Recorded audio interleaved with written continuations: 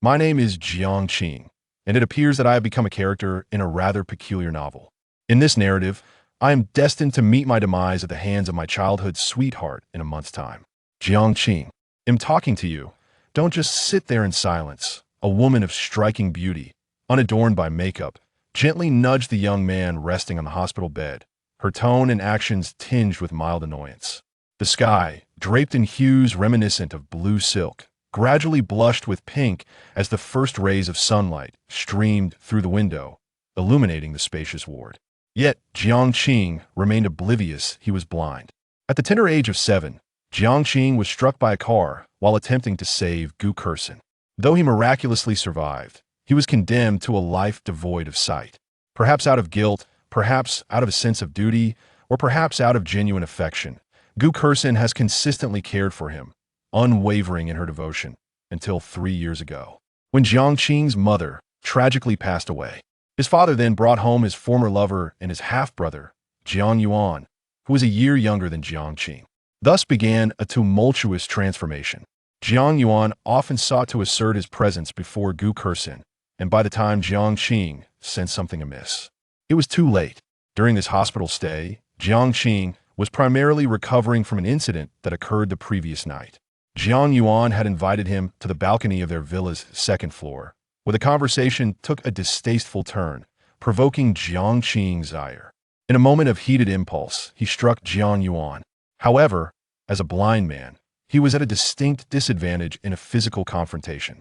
Jiang Yuan shoved him, causing him to collide forcefully with the balcony railing, which, as fate would have it, gave way. After a prolonged silence, seeing Jiang remain unresponsive, Gu Kursin crossed her arms and remarked, "You always do this, sulking in silence when you're angry." Xiao Yuan said that when you struck him, it was merely a reflex. He lightly pushed you aside, and who would have known that the aging railing would give way, leading to your fall? This is not Xiao Yuan's fault. You simply failed to hold your ground. Could you at least respond? Interrupted by her words, Jiang's mind turned coldly cynical. How could the original owner of this body harbor such deep affection for a woman like her? What kind of response do you expect from me? He retorted, his voice devoid of emotion. Gu Kursin was taken aback for a moment, clearly unsettled by Jiang's demeanor, and furrowed her brow as she continued, "I have repeatedly told you, Xiao Yuan is your brother, which makes him my brother too. My closeness to him is simply that of an elder sister caring for her younger brother. You always interpret it with such sordid intentions." Disgusting, faced with her accusatory deflection, Jiang curled his lips into a sardonic smile, responding, "Gu Kursin, I may be blind, but I am not foolish. How many times have you two shared intimate moments in front of me? Do you truly believe I am merely a pawn in your little game? Huh, don't tell me you two share a bond of friendship." Jiang was no longer the naive original. Such melodramatic entanglements were all too common in reality. Men understand men best. It all boils down to one phrase. First friends, then siblings, and eventually, they become darling. Upon hearing this, Gu Kursin's eyes flickered with a moment of panic, quickly regaining her composure, her tone low yet firm. "It seems your head has taken quite a fall. I am your girlfriend. How could I possibly kiss another?" Jiang let out a soft laugh, instantly dissolving the tense atmosphere. "Just a joke, have you forgotten? I can see nothing." The corners of Gu Kursin's mouth twitched, secretly relieved. That joke is not amusing at all. Knock, knock, knock. The sound of knocking echoed in the room, as Jiang Yuan, wearing half-rimmed glasses, stood at the door of the ward. With one hand tucked in his pocket and the other adjusting his glasses, he wore a gentle smile as he said, "Kursin, we have an important banquet to attend tonight. It's time to prepare. They'll ask the nurse to take care of things here."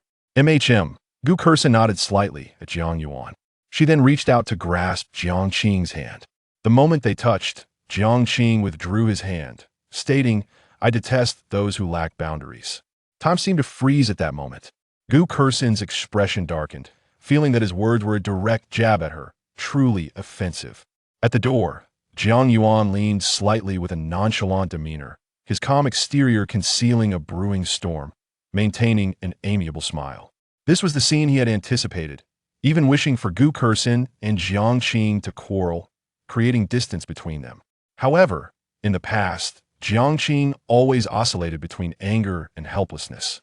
What was different today? Had he taken the wrong medication? Had he suffered a blow to the head? It mattered not. Jiang Qing's discontent brought Jiang Yuan a sense of satisfaction. He was determined to reclaim everything that was rightfully his: wealth, status, and the affection of those who loved Jiang Qing. Taking a deep breath, Gu Kersin endeavored to suppress her agitation. Her tone icy. "I'm quite disappointed in you. Perhaps I need to reevaluate our relationship if you possessed even half of Xiao Yuan's understanding." Stop right there. Every word revolves around Jiang Yuan. Can't you at least pretend? Jiang Qing, sensing the void around him, had no interest in prolonging the conversation. "No need to reconsider. Let's break up." The words "break up" struck like an arrow released from its bow, piercing deep into Gu Kersin's heart. Her pupils dilated, filled with confusion, hesitation, and struggle. She shook her head and spoke. "You're currently emotionally unstable. Once you are discharged, we can have a proper discussion." As her words faded, she rose and walked towards the door, her steps unusually heavy. After Gu Kersin departed, Jiang Yuan turned to Jiang Qing, whose forehead was bandaged, and with a smile remarked, "Rest assured, I will take good care of Kersin. By the way, I've instructed the nurse about your delicate stomach. Soft food is most suitable for you." Truly, a tiger fallen on hard times, bullied by dogs. Jiang Qing was neither fond of confrontation nor skilled in verbal disputes, but that did not mean he would not retaliate. No, no, no. The handsome Jiang Yuan shook his finger, a smile that did not reach his eyes. "Now, you're the one who's a stray dog, with no one standing by your side. 3 years. Hey, you have lost. Speaking of which, Gu Kersin is quite appealing." Suddenly, a fruit knife struck the door, strands of hair falling to the ground. Jiang Yuan's breath caught, and he immediately erupted in anger. "Damn it, you lunatic. Thank the law for protecting you, otherwise you would already be a corpse." Jiang Qing uttered the most chilling words in the calmest tone. Jiang Yuan felt a chill run down his spine, inexplicably sensing that the Jiang Qing before him was no longer the pitiful figure he once was. How unfortunate. He scoffed. Life is indeed precious, yet provoking a madman to desperation is hardly worth the risk. Upon hearing the door close, Jiang Qing on the sickbed appeared to ponder deeply. "I should have died. Why have I transmigrated into a book?" To transmigrate is one thing, but to be given such an identity, to be killed by Gu Kersin a month later, even if I alter the plot, it bears no significance. Time passed, and the hospital room door swung open. Once more Jiang Qing assumed it was a caregiver. "Hello, could you please pour me a glass of water?" The woman did not pour water. Instead, she seated herself upon Jiang Qing. A camellia petal slipped from her hair, falling to the floor. Startled, Jiang Qing attempted to push her away, only to realize too late that he had lost control of his limbs. "Who are you?" The woman cradled his face in her hands, admiring him for a long while, her voice soft and gentle. "Jiang Qing, this may be our last meeting. I truly wish to return to that world. I really miss you so much." Jiang Qing's head felt heavy, and he could not discern the woman's words, ultimately collapsing back onto the sickbed. As she gazed at the unconscious man, the woman gouged out her own eyes. She appeared to feel no pain, as if performing an act of utmost necessity. Simultaneously, a ghostly figure materialized, accepting her eyes and granting Jiang Qing a new pair. The woman tenderly caressed the boy's face, as though she were stroking her beloved, a sorrowful smile gracing her lips. "I have lost, defeated at the final hurdle, yet I have also taken away half of his divine authority. I am sorry. I know this is selfish, but you must survive. And then, see this world through my eyes." The waning sunlight bathed the earth, casting a golden veil over the hospital room. Jiang Qing slowly opened his eyes, lingering in a daze as his thoughts gradually coalesced. I can see." He stared at the ceiling, extending his right hand, yearning to grasp something, yet finding nothing to hold. No. I transmigrated into a blind male supporting character, destined to be killed by Gu Kersin in a month. The plot is indeed as such. The original character was blind until death. After a moment of internal lament, Jiang Qing straightened his back, massaging his temples as he murmured, "Could it be that my presence has altered the course of the narrative? My head aches. I cannot recall what transpired." He leaned back against the sickbed, striving to organize his memories, realizing that his current circumstances were rather grim. The original character's father held Jiang Yuan in high esteem, grooming him as his successor. His sister had long since sided with Jiang Yuan, viewing him with disdain for being blind. His girlfriend, Gu Kersin, was nothing but a fickle woman, consuming from one bowl while eyeing another. Those relatives preferred the sensible and intelligent Jiang Yuan over the reclusive Jiang Qing. This led to his demise at the hands of Gu Kersin, after which no one reported the incident, tacitly accepting it as an accident. Contemplating this, Jiang Qing narrowed his eyes. "You are rather pitiable, having been blinded and then rescued by Gu Kersin, perceiving her as a beacon of light in her darkened world. You are acutely aware of her affair with Jiang Yuan, yet choose to endure, believing that marriage would suffice. Fool! Your feelings are as easily deceived as your fleeting moments of clarity." Jiang Qing silently mocked, habitually biting his thumbnail, pondering a matter of great significance. Should he continue to live? Initially, death seemed a form of liberation, yet unexpectedly, he found himself within the pages of a book. He murmured to himself, "First, I must inquire with the doctor as to why I have regained my sight." He resolved to cease entangling himself in the chaos of irrelevant questions. Jiang Qing donned his shoes, his body still weak. He leaned against the wall, gradually making his way to the hospital room door.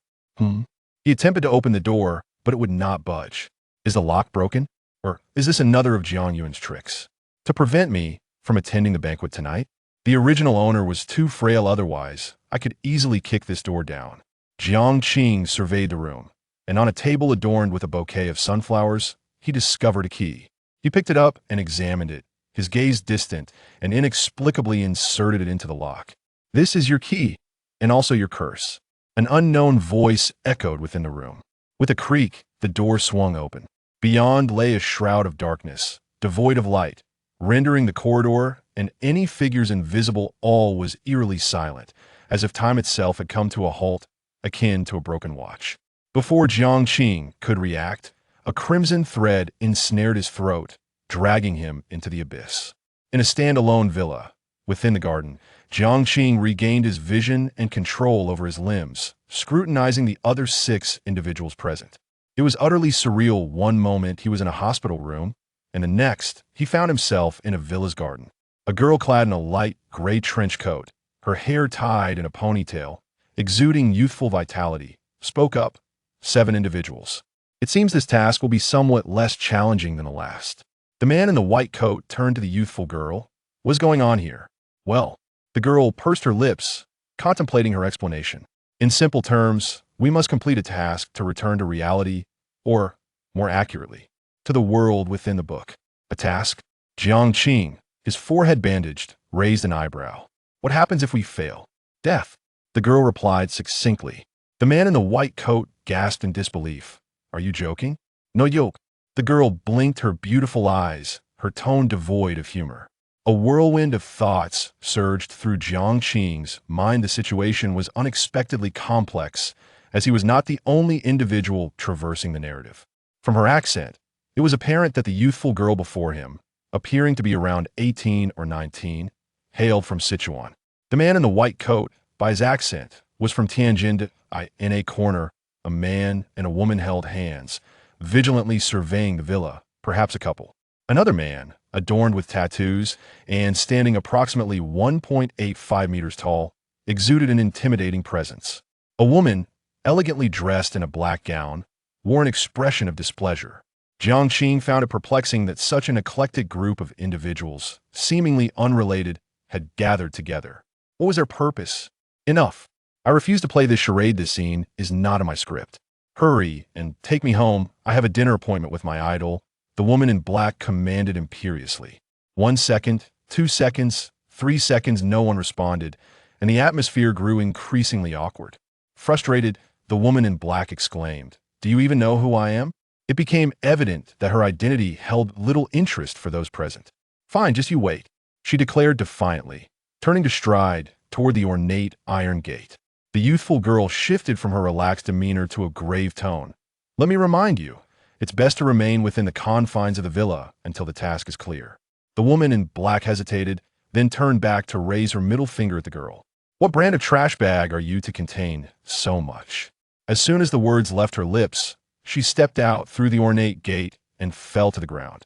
Everyone witnessed the unforgettable scene. Jiang felt a shiver of dread. It appeared as though the woman in black's right leg had been severed cleanly by a sharp instrument, while the dismembered leg moved toward the villa entrance, forcefully kicking the door open and hopping inside. Her agonized screams reverberated as she lay on the ground, pain coursing through her nerves, her eyes wide with shock. My leg! My leg! The tattooed man, momentarily stunned, rushed over to assess her injuries. What the hell? What kind of force does it take to sever a limb like that? He exclaimed. Hey, you in the white coat, are you a doctor? The tattooed man glanced back. The woman in black continued her wails, tears and mucus smearing her face as she regretted her actions. The man in the white coat shrugged. Does wearing a white coat automatically make one a doctor? Also, I don't respond to hey, my name is Song Pingon, and I despise being called that. Song Pingon? The youthful girl smiled gently. A name that signifies peace. How lovely. Imfong Yao Yao. I believe in metaphysics. Perhaps we should team up, and you can ensure my safety. Haha. Song Pingon deftly avoided her inquiry, countering, is this your first time? Not quite. This is my second task. So I possess a bit of experience as a newcomer. Feng Yao Yao admitted graciously while observing the subtle expressions of the others. The two continued their conversation, seemingly indifferent to the fate of the woman in black. Jiang assumed the role of an observer, opting for silence amid the uncertainty. Concerned that the screams might attract terrifying creatures, the mature man from the couple declared, let's get her inside. The tattooed man nodded, effortlessly lifting the woman in black and carrying her toward the open villa door. The group exchanged knowing glances and entered the house in unison. On the table in the living room lay 7 sheets of paper, each inscribed with the identical 3 statements. Prepare a dinner to be delivered to the basement. It is advisable not to venture elsewhere during the remaining time. Each individual is granted but a single opportunity to deliver the meal. The task duration spans 3 days, with an imperative to remain within the confines of the villa. These straightforward sentences weighed heavily, akin to a colossal boulder pressing upon the hearts of the mature men present. He, like Feng Yao Yao, was not a novice to such tasks. This marked their second encounter. This particular mission was shrouded in abstraction, devoid of substantial information, rendering survival a formidable challenge. The woman in the black dress had already succumbed to unconsciousness. Her form sprawled motionless upon the sofa. Jiang caressed the task paper, reciting the words repeatedly, an odd sensation welling within him. It is advisable not to venture. His gaze drifted toward the staircase, and his pupils dilated in alarm. What had previously been an empty stairwell now bore the presence of a single leg. The right leg of the woman in black stood rigidly there. Chapter 3. Task clue. To be candid, Jiang, having lived for over 20 years, was witnessing such a supernatural phenomenon for the very first time.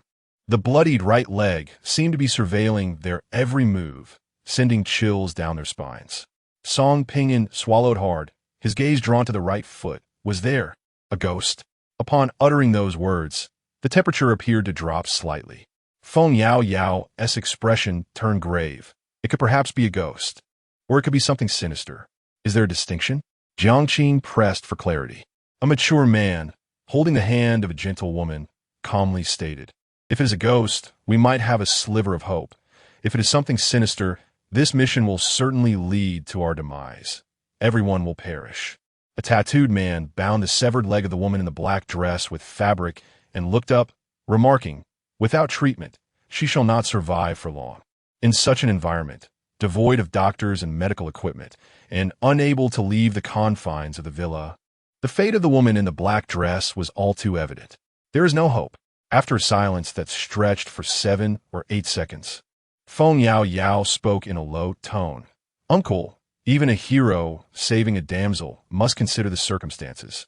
Do you comprehend our current predicament? Let me tell you, during my first mission, there were 10 actors, and I was the sole survivor. What we are facing are either ghosts or sinister entities that humanity cannot conquer. Song Pingon, with his hands tucked in his pockets, nodded in understanding. I get it. Martial artists do not engage with cultivators. It's a futile endeavor. How could humans possibly triumph over ghosts or monsters? Tap, tap, tap. The sound of footsteps echoed, and everyone gazed intently. That right leg hopped away, disappearing around the corner of the staircase, ascending to the second floor. This scene, though terrifying, did not shatter the composure of those present. Their mental fortitude was remarkable. The mature man settled himself firmly, fingers interlaced before his lips as he surveyed the group with a calm demeanor. He possessed an air of authority, his voice rich and resonant. Let us tally the participants in this mission. 3 elders for newcomers. I do not expect any contributions from you newcomers. Simply do not create chaos. 3. Feng Yao Yao's gaze fixed on the quiet woman. Are you two a couple? The mature man shook his head. My wife. Returning to the matter at hand, the task is to prepare a dinner to be delivered to the basement. It is evident that the ghost resides there, and we must concoct something it finds delectable. Otherwise, it may very well consume us. That is how I interpret it. What about you? Me? Feng Yao pointed to herself, contemplating her response. I enjoy playing escape room games. I believe that the key to determining whether we can create something it favors lies in the basement, but venturing there entails risks and the specter of death. At that moment, Jiang, standing by the window, interjected, Don't you find this peculiar? The group turned their gazes towards him. Jiang scrutinized the view outside. The environment clearly resembled an urban village, the surrounding houses particularly dilapidated. Then, who would construct an opulent villa of great value in such a locale? Feng Yao, lacking enthusiasm, dismissed his observation. You had me excited for a moment, thinking you discovered an important clue. Listen carefully. Every mission presents a strange environment. It is not remarkable. Not remarkable. Jiang silently echoed, yet an unsettling feeling lingered, elusive yet undeniable. The task at hand is to prepare dinner, yet observing the surroundings proves futile. The mature man's tone is indifferent, questioning who among them possesses culinary skills. What are you staring at? I usually order takeout, huffs Feng Yao, displaying a hint of pride. In this day and age, cooking is not particularly challenging. Rather, the difficulty lies in whether the dish is palatable. After a brief pause, Jiang smiled softly. I can cook. Before this ordeal, I was a chef at a 5-star hotel, proficient in the 8 major cuisines. While I may not claim mastery in every aspect, I can ensure the food tastes delightful. Upon hearing this, the mature man regards the young man with a bandaged forehead for the first time with earnestness. Among the 7 present, excluding the critically injured woman in black, Jiang is the most overlooked. After all, Feng Yao is seasoned, having participated in the task before. The heavily tattooed man exudes strength and is not to be trifled with. Song Ping'an adeptly integrates into the group, seeking to align himself with others. Only Jiang has maintained a distance, akin to a solitary wolf. The mature man retracts his gaze, noting that the clues are scant. With 3 days ahead, the first day is relatively safe. Everyone should search for clues on the 1st, 2nd, and 3rd floors, avoiding the basement. Are you sure the first day is safe? Song Ping'an expresses doubt. Upstairs, we might encounter that creature with the right leg. He shudders at the thought. The mature man rises with a cold laugh. If it isn't safe, shall we refrain from action? To survive, we must be proactive. If we cannot complete the task in 3 days, we will all perish. Understand? The couple departs the living room, heading straight for the kitchen. Since it pertains to dinner, the kitchen may harbor vital clues. Feng Yao jabs Song Ping'an's arm. Ignore him. Are you brave enough to accompany me to the 2nd floor? Count me in. Song Ping'an squints, displaying no fear. Sister, do you think ghosts are a thrill? What's wrong? Are you hungry? Can you eat anything? The two, emboldened, ascend to the 2nd floor while conversing. Jiang turns to the tattooed man, contemplating. The risks of acting alone are too high. We are all newcomers. How about we team up for mutual support?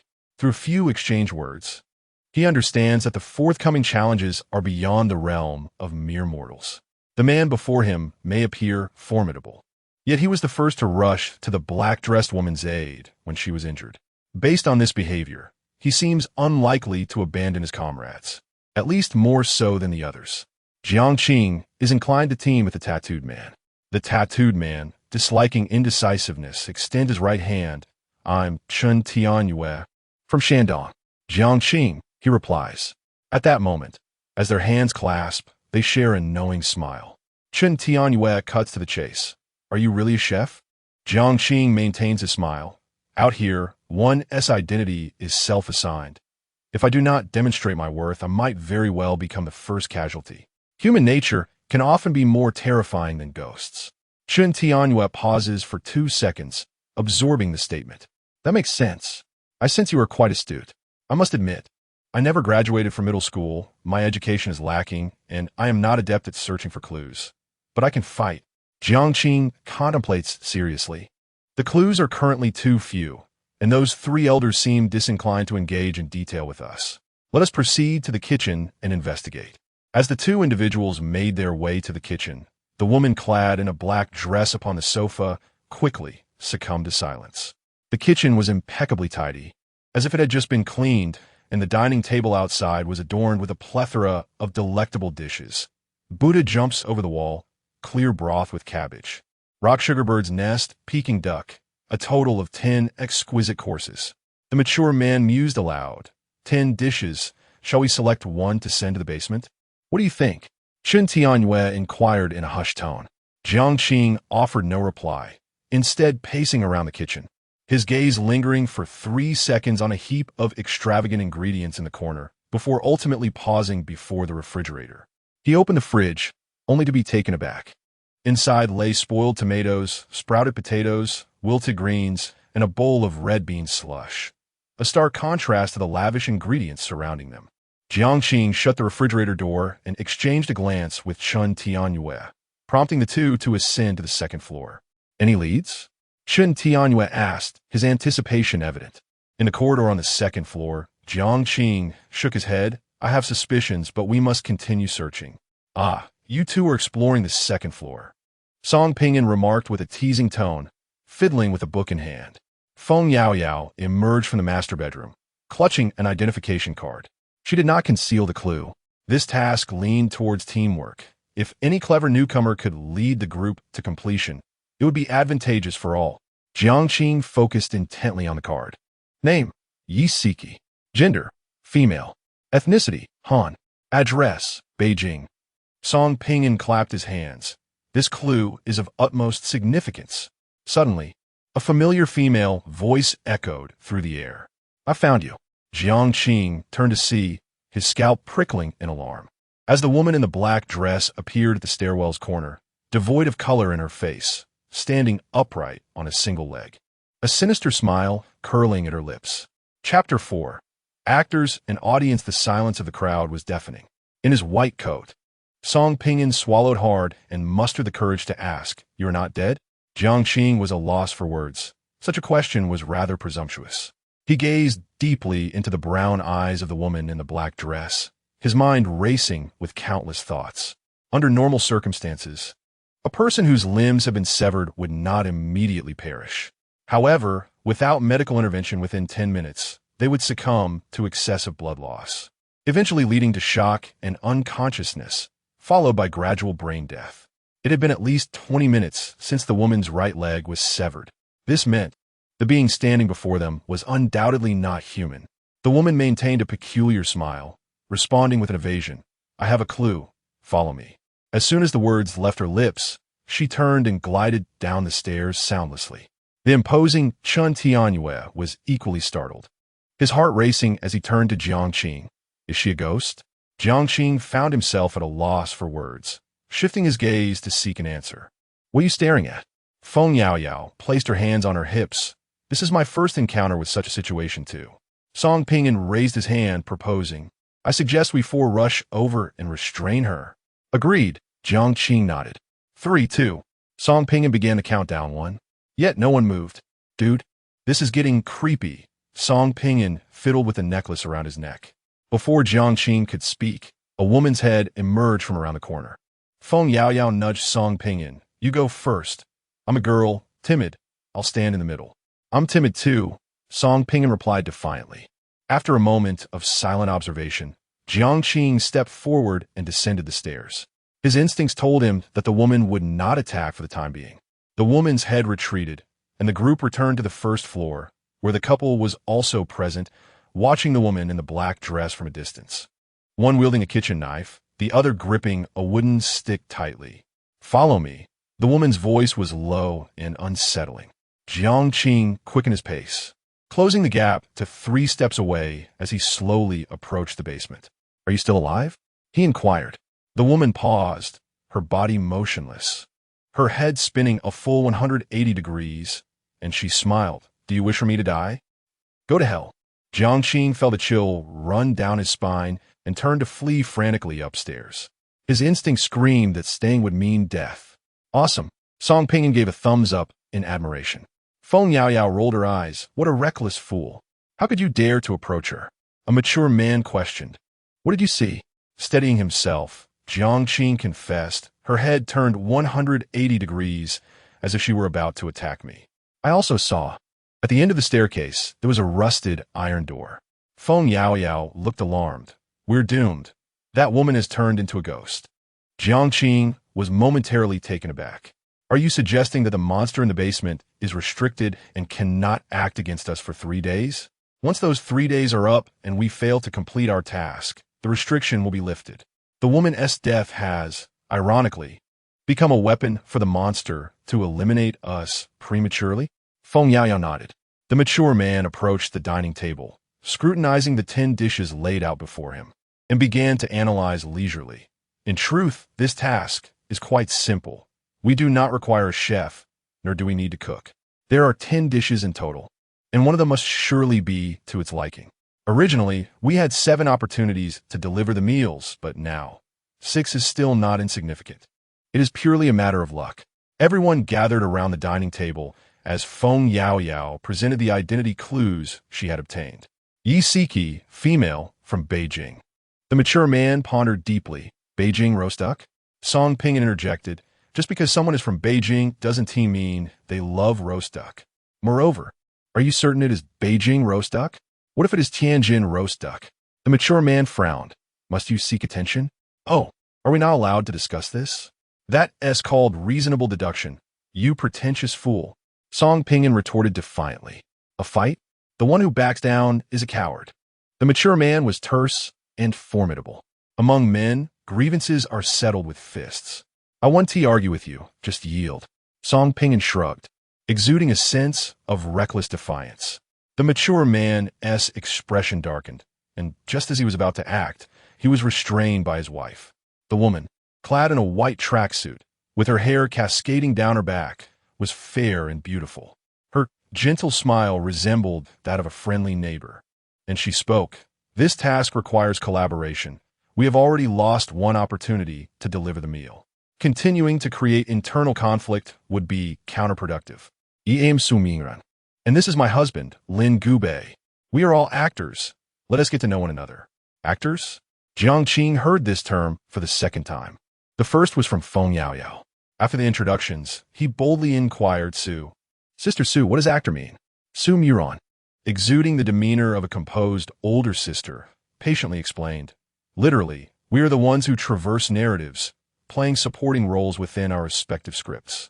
Not only must we confront the annual death plot, but we are also compelled to participate in a task each year. Over time, some have begun to refer to us as actors and the monsters as audience. These terms are indeed unflattering, as if we are merely a troupe of clowns." Jiang was taken aback. "An annual death plot? Then why? Is his death plot scheduled for a month from now? Is it targeted?" "Sister Su, you seem just like my own sister." Song Pingan quickly sought to establish a connection. "Regarding the script and the tasks, could you share more information with us?" Su Mingran's demeanor was approachable, in stark contrast to her husband Lin Gubei's character. After contemplating for 3 seconds, she stated, "We are quite similar to newcomers, possessing very little information. The only thing I can tell you is that there are a total of 25 tasks, and whoever reaches the end shall." At this point, Su Mingran's smile faded slightly, and she enunciated deliberately, "Ascend to divinity." Feng Yaoyao retorted, "The version I have uncovered differs from yours. Someone informed me that by completing 25 tasks, one can encounter a deity and fulfill a wish." The mention of a wish stirred the hearts of Jiang, Song Pingan, and Chun Tianyue. "Sister Su, I have another question," Jiang said with a solemn expression. Lin Gubei's fingers drummed heavily on the table. "You 3 newcomers have quite a few inquiries." Chun Tianyue remained silent, perplexed. You may ask, Su Murong urged, grasping Lin Gubei's hand, signaling him to remain calm. At this stage, it was crucial to deceive the newcomers into delivering meals.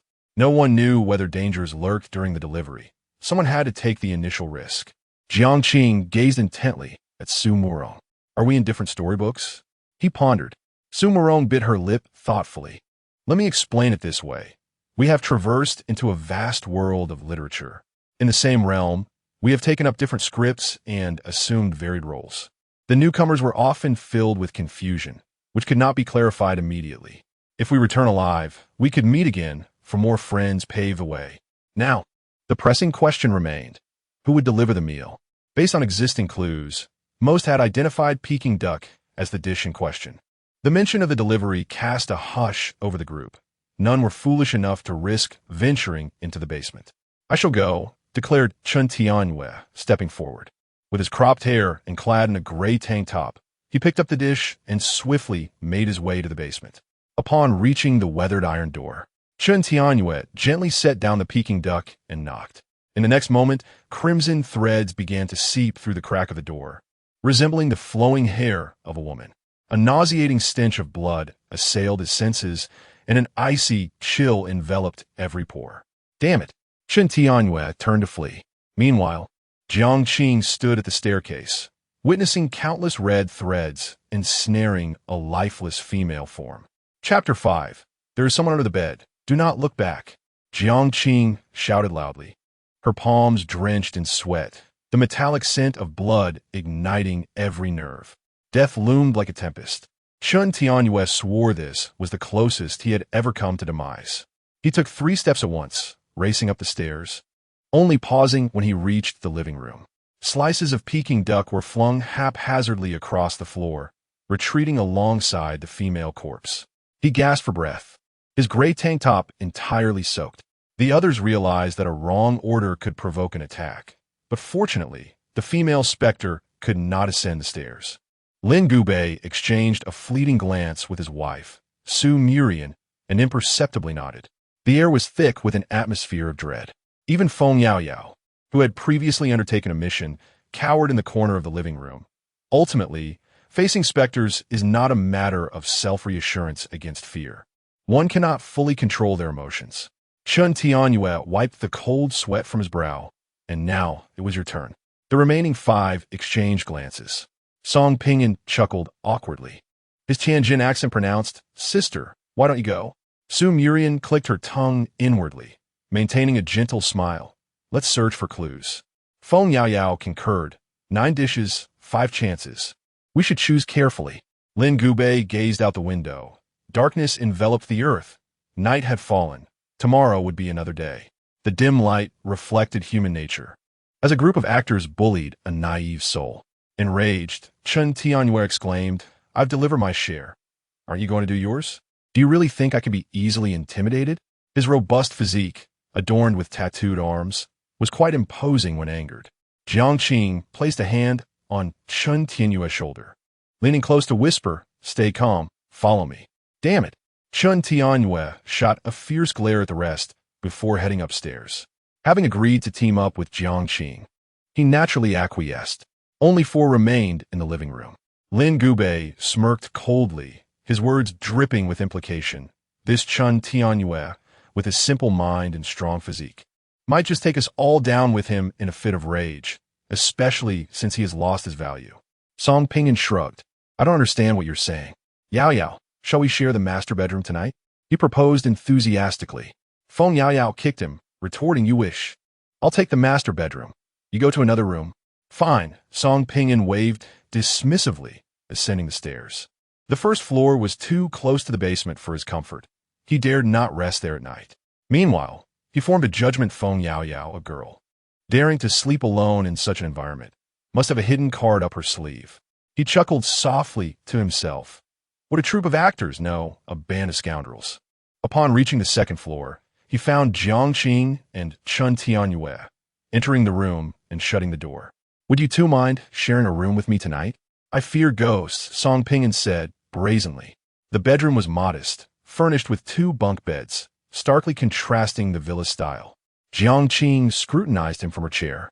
Sharing a room is acceptable, but you must provide us with a useful clue. Come on, we're all newcomers. Shouldn't we unite? Song Pinyin shrugged. Chun Tianyue looked down upon him. You, lad, your current behavior resembles that of a traitor. One moment you're with that girl, and the next you're trying to ingratiate yourself with us. What a joke. I'm certainly not a traitor. Song Pinyin wore a countenance that spoke of unutterable woes. I was merely gaming at home when a key inexplicably appeared on my desk. Upon picking it up, my body acted of its own accord, unlocking the door and leading me to this wretched place. Feng Yao, having undergone a prior mission, thought it best to cling to the strong, for survival is paramount. I am not foolish. I understand she is plotting against me. Should danger arise, I would undoubtedly be the sacrificial pawn.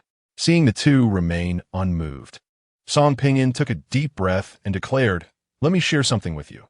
Feng Yao intends to sleep alone in the master bedroom tonight.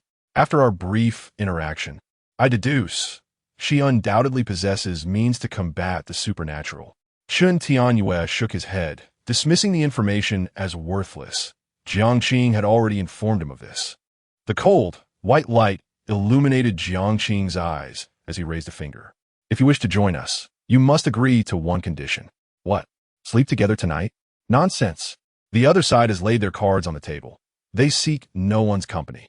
After all, that couple clearly did not require anyone's involvement." Song Pinyin sat beside the young man, awaiting further discourse in silence. Jiang, not one to beat around the bush, stated, "Tomorrow morning you will deliver meals, and I will determine what dishes you carry." "What? Brother share a bond, and you wish to play tricks on me?" Song Pinyin's eyes widened in astonishment. With prior experience in mind, who would dare to deliver meals? A single mistake could provoke an attack from a female corpse.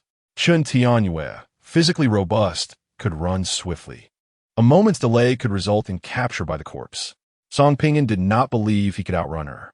Jiang wrapped an arm around the shoulders of the man in the white coat. "Listen to me. I will guide you to survival. Spare me. Who has to say you're the leader?" Song Pinyin shrugged off his hand. After a prolonged silence of several seconds, Song Pinyin asked earnestly, "Are you truly confident? At worst, we perish together." Jiang spoke lightly, treating life and death with indifference. "If you disagree, let us fight it out." Song Pinyin's expression fluctuated between hope and despair, and finally, with a firm resolve, he exclaimed, "Damn it, I'm in." The three formed an impromptu team. As the night deepened, Jiang lay on the bed, gazing at the wooden floor, his mind echoing a phrase. Complete 25 tasks to meet the divine and fulfill a wish. A wish. Suddenly, from the adjacent bunk, Song Pinyin spoke up. "Old Jiang, let us say 3 days from now, we fail the mission. Can we surrender? I mean, if we surrender, we only lose half, right? If I inexplicably perish here, I would truly be at a loss." Before Jiang could respond, Chun Tianyue, leaning against the window, interjected, "Given the current circumstances, 9 dishes and 5 chances, our odds are not low. Where do you find a child crying every day? Where do you find a gambler losing perpetually?" Song Pinyin sighed. "Melancholic, I have never won in games of chance. Entrusting one's life to fortune is a greater gamble than trusting strangers. Frankly speaking, had Su Murian accepted him, he would never have teamed up with Jiang or remained with Feng Yao.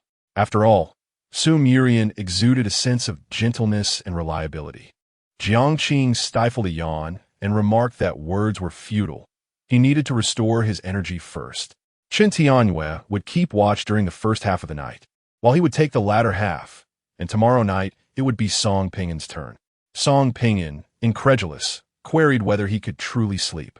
After all, this villa housed more than one malevolent spirit, and merely contemplating that notion sent waves of dread crawling over him like ants. It was hard to fathom how one could sleep soundly.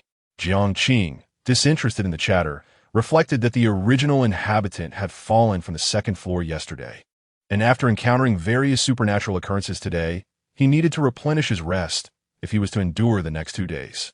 Could he withstand it? When both body and mind succumb to exhaustion, facing a specter becomes tantamount to courting death. Time slipped by, and an icy chill enveloped the air. Ding, ding, ding. Jiang Qing heard the tolling of a bell and, groggily, opened his eyes, his expression gradually shifting to one of astonishment. He had been sleeping on his side, and directly opposite him sat Song Ping'an in a white lab coat and Chun Tianyue in a gray vest, both watching him intently with anxious expressions.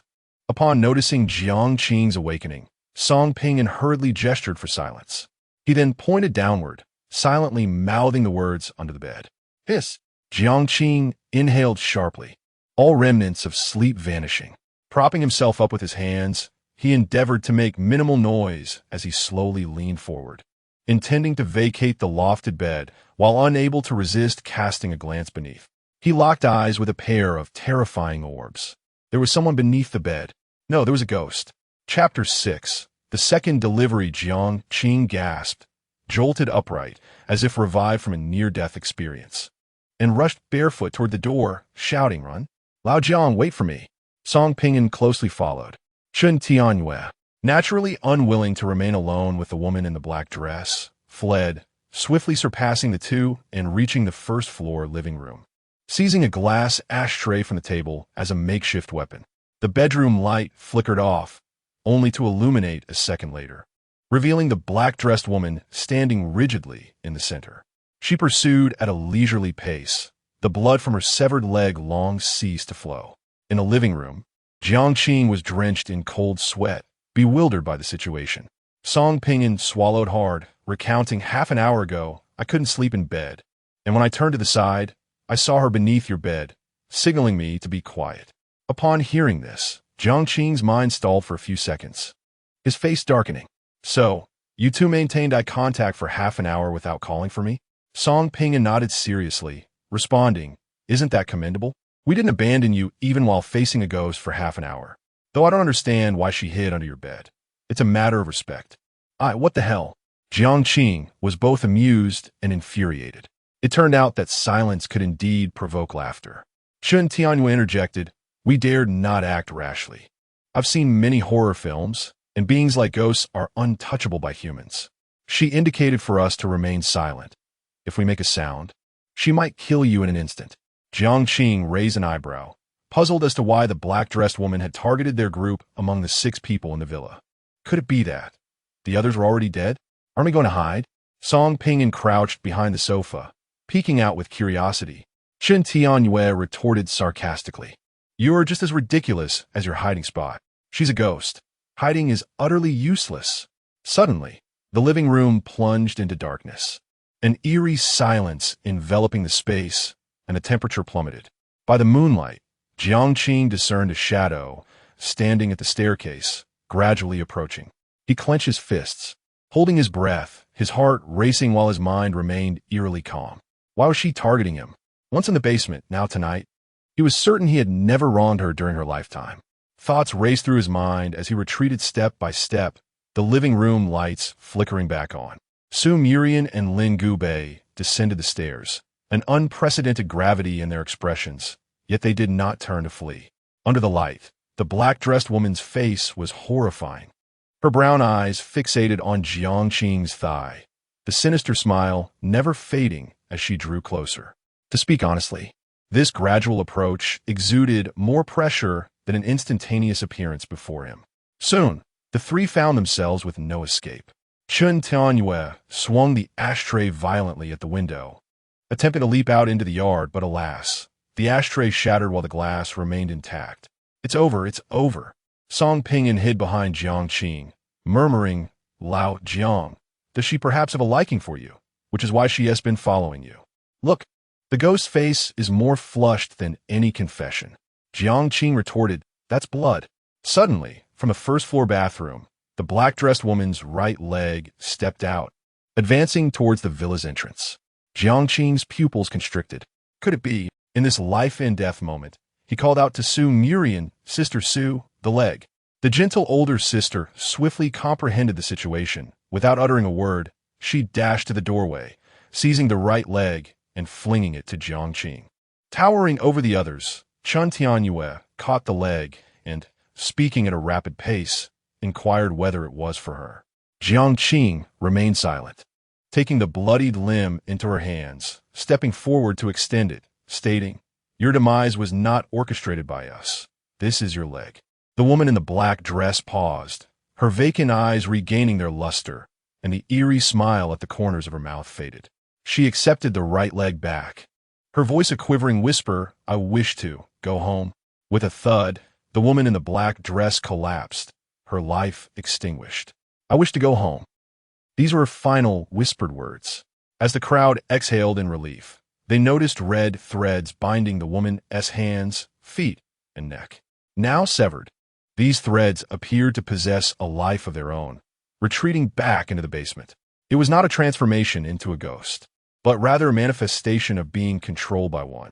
Feng Yao Yao, hiding in the corner, witnessed the entire scene, her eyes darting back and forth, lost in thought. Su Miran's voice was gentle. "How can you be certain that giving her the leg would not provoke an attack?" "Instinct," Jiang Qing replied dismissively. "Surviving the ordeal."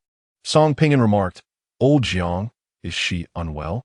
Instead of attacking Feng Yao Yao, she fixates on the three of us. His belief was that safety increased in numbers, as malevolent spirits typically preyed on the isolated.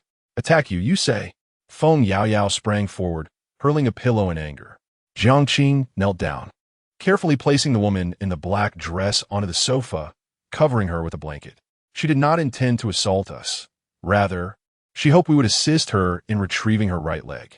In other words, had she truly meant to attack us, she could have done so stealthily, without the need for theatrics designed to terrify. As for why she focused on the three of us, Jiang Qing paused, glancing at Su Miran. They must possess something that frightens the spirits. Su Miran smiled, but remained silent. Feng Yao Yao changed the subject, speculating that those red threads might still control the corpse, posing a true threat to our lives. With a countdown of 3 days, we may not survive the night. The atmosphere grew oppressive. After a moment of contemplation, Lin Gubei's voice resonated with gravity. "There is no time for rest. We must accomplish our task tonight. You kid, go deliver the food." Song Pingan was taken aback, plopping down onto a single sofa, crossing his legs defiantly. "You can give directions, but do not point at me." "I'm not going. Come at me if you dare." Their gazes clashed, tension thick in the air. "Make a move?" Song Pingan remained unfazed. "My two brothers are here. If you dare to touch me, the three of us will beat you senseless." "Do you really think you're the captain?" "The only flaw of those with a thick skin is their thick skin." Jiang Qing bit her thumbnail. "You should go." "Old Jiang, let us not cause trouble." "Not causing trouble. I'm trying to survive. Listen to me." Song Pingan hesitated for 3 seconds before standing up. "Fine. I entrust my life to you. If I die, I'll haunt you from beneath your bed every night, terrifying you." Su Miran was astonished, observing that Song Pingan appeared to be a rebellious individual, unlikely to heed anyone's commands. Yet, within mere hours, Jiang Qing had persuaded him to gamble with his life. "I underestimated him," Su Miran muttered to herself. The newcomers paid no heed to the elders. They strolled to the dining table, fixated on the remaining 9 dishes. "Old Jiang, what shall we choose?" Song Pingan inquired. Jiang Qing's lips curled into a subtle smile as he entered the kitchen, retrieving a large steamer. "Only children make choices. I demand all 9 dishes at once." "Marvelous." Song Pingan clapped his hands in delight. The three swiftly began to plate the food. Lin Gubei grew anxious. "Wait, you're breaking the rules. This could spell disaster for us." "TSK," Song Pingan flexed his wrists. "Little Lin, are you looking for trouble? We are truly capable of dealing with you." Faced with such blunt threats, Lin Gubei felt a surge of anger, but restrained himself. He was no weakling in a fight. Yet taking on 3 was hardly favorable, especially since he needed to protect Su Miran. Jiang Qing patted the back of the man in the white coat. "Remember, when you reach the basement door, set down the items, knock on the door, and then decisively turn and run. Do not linger." "I don't care if I die. I'll be sleeping under your bed every day," Song Pingan declared with a touch of arrogance. Jiang Qing felt a wave of exasperation wash over him. While his words were crude, they were undeniably true. This marked the second delivery. The 5 of them stood at the stairway, witnessing Song Pingan descend step by step with the steamer in hand. Upon reaching the corner, Old Song spotted the weathered iron door, took a deep breath, and steadied his nerves. He approached, set down the steamer, knocked on the door, and turned to run, executing the actions seamlessly. The iron door swung open, and a mass of red threads enveloped a female corpse, lunging towards Song Ping'an. "Ah, old Jiang, my upper bunk, save me." Chapter 7. A sense of contrast as Song Ping'an rushed around the corner, a hand as desiccated as a branch grasped his shoulder. Despite his swift reflexes, he could not evade the pursuit of the female corpse. Jiang Qing's heart sank to the depths of despair, and almost instinctively, he dashed forward, seizing one of Song Ping'an's hands, yet no amount of strength could alter their fate. He turned to the girl and shouted, "You must have a way to save him. I promise to bring him back alive. Save him, and I shall owe you a favor." It was not that Jiang Qing was particularly benevolent.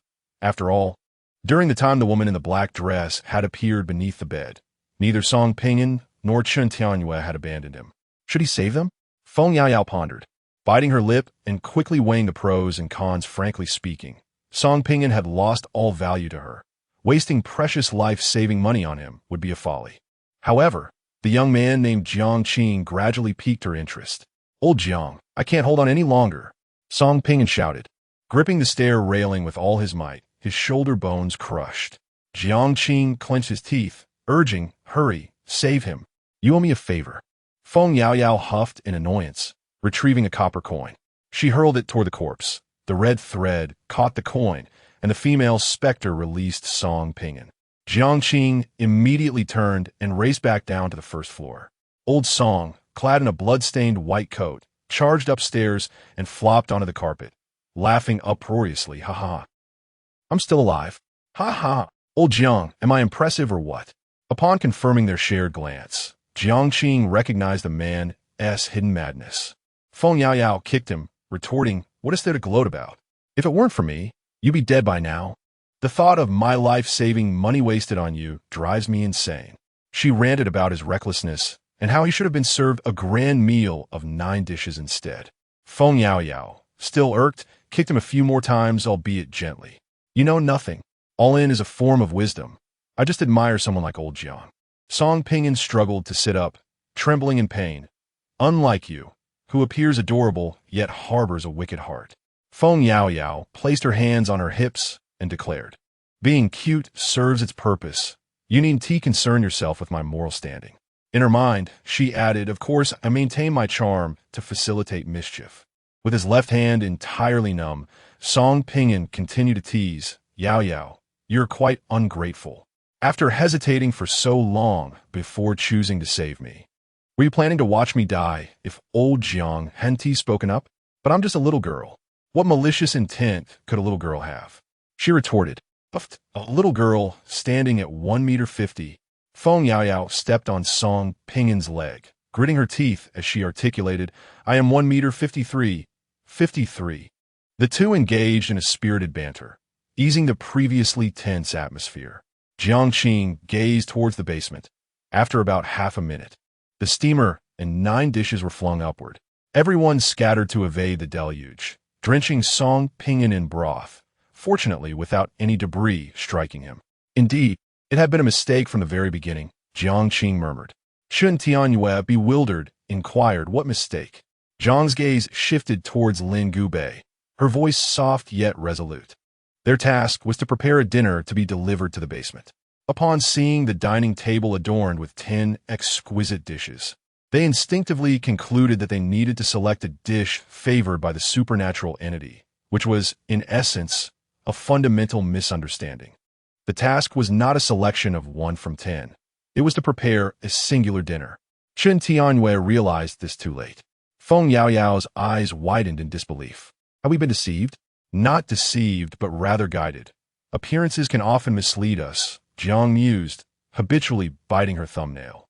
Faced with the opulent villa, one might assume the owner to be affluent, indulging in lavish feasts, especially with the 10 renowned dishes laid out before them. I once questioned why such a 3-story villa was erected in a village surrounded by modest 6- or 7-story buildings, with cramped spacing and poor lighting, their walls aged and crumbling. This villa stands out, almost like a crane among chickens. Su Murian, clad in pristine white sportswear, paused, pondering, and inquired, Are you suggesting that what we see is merely an illusion? Jiang shook her head, uncertain if it was indeed an illusion, but the disparity felt overwhelming. Feng Yao Yao pursed her lips, recalling the women's clothing found in the master bedroom's closet. Cheap, at most 50 to 60 yuan, accompanied by some off-brand lipsticks priced around 20 yuan each. This villa, worth at least 10 to 20 million, belongs to a mistress who wears 50 yuan outfits and uses 20 yuan lipsticks? It defies logic. Moreover, what affluent household would place two unsightly bunk beds, reminiscent of university dormitories, in their bedroom? The contrast is too stark. Lin Gubei, hands tucked into his pockets, questioned, what does this signify? Can't wealthy individuals be understated? Can't they wear inexpensive clothes or use cheap lipsticks? Ha! A nitpicker, retorted the injured Song Pinyin, raising his middle finger at Lin Gubei. You truly lack understanding of women, Feng Yao Yao countered earnestly. Even disregarding the extremely wealthy, consider a woman earning 3,000 yuan a month. Ask Sister Su, would she use a 20 yuan lipstick? Su Murian raised an eyebrow, responding, I wouldn't dare apply cosmetics under 1,000 yuan on my face, including lipsticks. After all, you get what you pay for. For instance, lipsticks made from natural cochineal are relatively safe and pose no harm. Those cheaper alternatives may contain inexpensive artificial pigments, risking heavy metal contamination and health hazards. 1,000. I only spend 300 to 500 on makeup, Feng Yao Yao mused enviously. She must be quite wealthy. Lin Gubei tapped his forehead with a clenched fist, pondering the matter.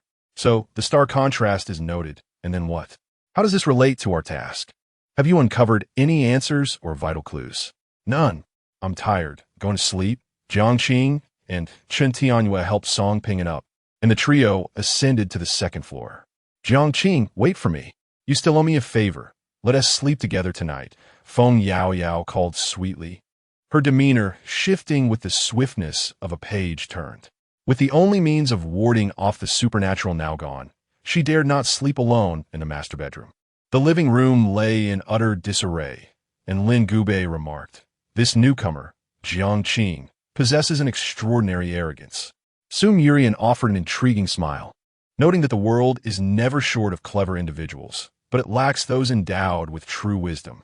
The fact that the unruly Song Pinyin was willing to gamble his life and boldly chose to serve 9 dishes at once already attests to Jiang Qing's exceptional nature. As his wife praised another's wisdom, Lin Gubei felt a pang of jealousy, asserting, I too am a person of great wisdom. Indeed, my husband is the most formidable. Su Murian cooed gently, as one would to a child. There is no need for you to harbor animosity towards them. Ultimately, we are not so different from the newcomers.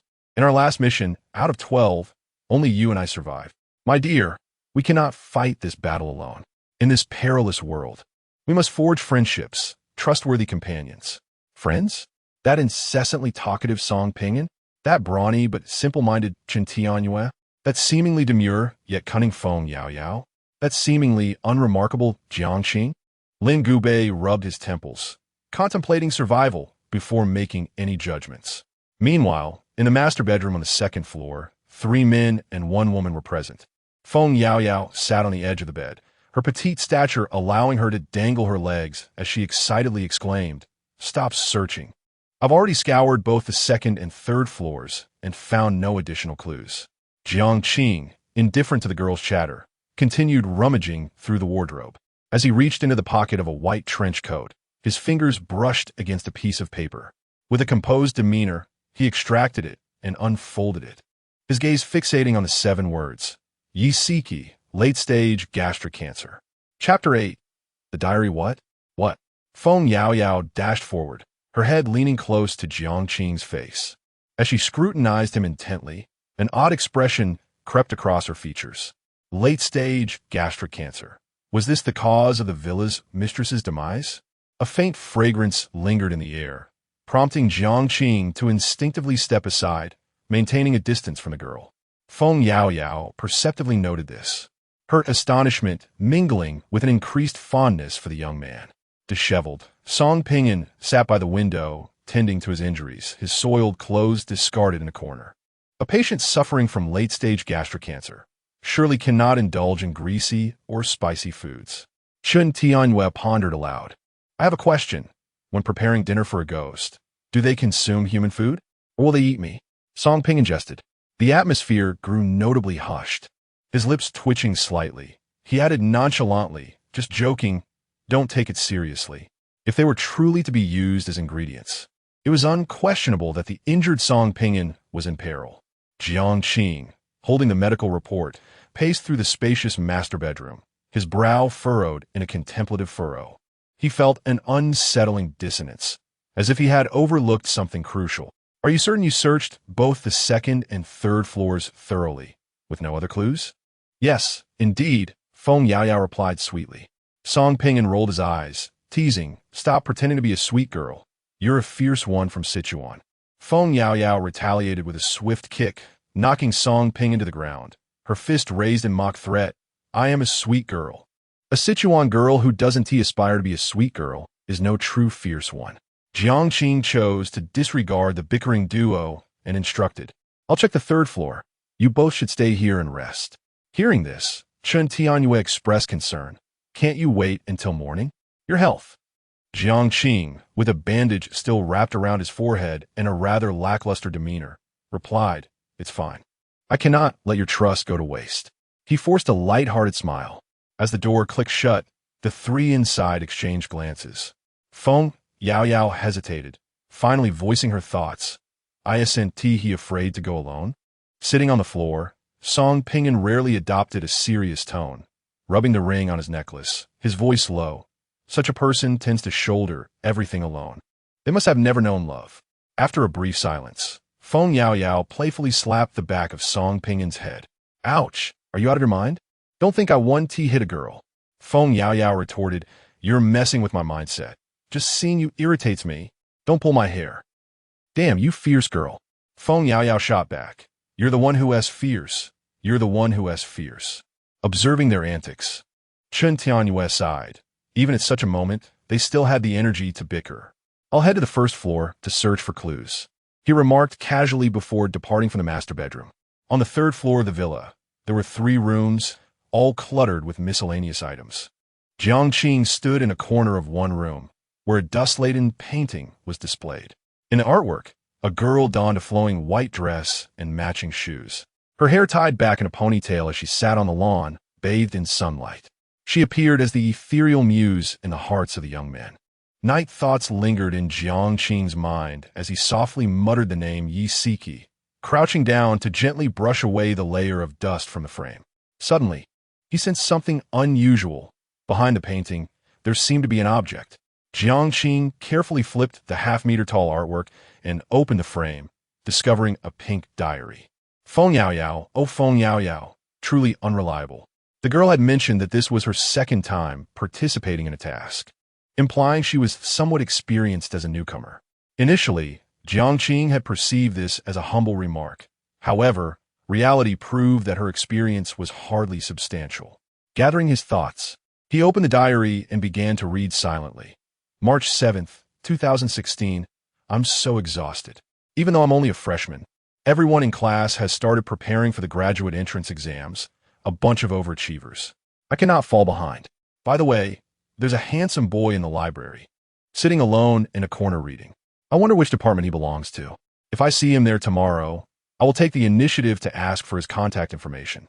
Go for it, Yi Siki. July 13th, 2016. Today I accomplished something significant. I confessed to Meng Wanzhou on the playground. Just thinking about how his face turned red makes me so fond of him. He's utterly adorable. I swear, I will cherish my boy for a lifetime. May 1st, 2017. I'm feeling down. I met Zhou's mother, and she was not kind to him at all. Although Zhou mentioned that his father passed away when he was 17 and that his mother remarried, I didn't expect. Zhou feels like a guest in his own home. June 27th, 2018. My junior year has come to an end, and I still plan to take the graduate entrance exams. Zhou supports my decision and is preparing to take the exams alongside me. January 1st, 2019. This is the first New Year's Eve we spent together. The fireworks were beautiful. Zhou opened up to me, saying that before meeting me, he had never been firmly chosen by anyone. At that moment, I felt immense sorrow. He is such a kind-hearted boy, yet has endured so much. July 3rd, 2019. We drank a little and talked a lot. I asked him how much he loves me. Haha, such a straightforward guy. He said, the moment you entered my heart, no one could compare. Jiang paused. The subsequent entries lacked dates. I successfully made it through. The graduate entrance exams were exhausting, constantly practicing problems. Unfortunately, Jojo did not pass. I comforted him for a long time and took him to the amusement park. Watching the sunset from the Ferris wheel was truly romantic. We rented a small room in the urban village for 450 yuan a month. Although it was less than 10 square meters, I planned to decorate it well, creating a home that belonged to us. That night, we didn't have time to buy blankets. So Jojo held me tightly as we slept on the hard wooden bed. He vowed to work hard, promising that soon enough, he would buy me a grand villa. Today, I went to the hospital for checkups. The results revealed late-stage stomach cancer. I am utterly devastated. I am only 25 years old, and I do not want to die. I could not hide it any longer. It was the first time I saw him kneeling on the ground, tears streaming down his face as he cried. He comforted me repeatedly, assuring me that everything would be all right, urging me to find solace in my treatment at the hospital. My suffering was profound. He toiled tirelessly from dawn till dusk, dedicating all his earnings to my care. Even my parents, persuaded by my brother, chose to abandon me. Yet he refused to give up. Recently, my hair loss had escalated, and we visited a barbershop. At the moment my head was shaved, he turned his back to me. That foolish man must have cried again. I wished for him not to weep, not to weep. He proposed to me, but I did not accept, claiming a lack of sincerity, requesting that he propose again on July 13th, the day I confessed my feelings for him. Jojo, I am truly sorry. I can no longer endure this. I have left you a voice recording, which will be sent to you after my passing. The diary ends here. Jiang's mind was flooded with thoughts. It was wrong. That ghost was not Yisiki, but Meng Wanzhou. No.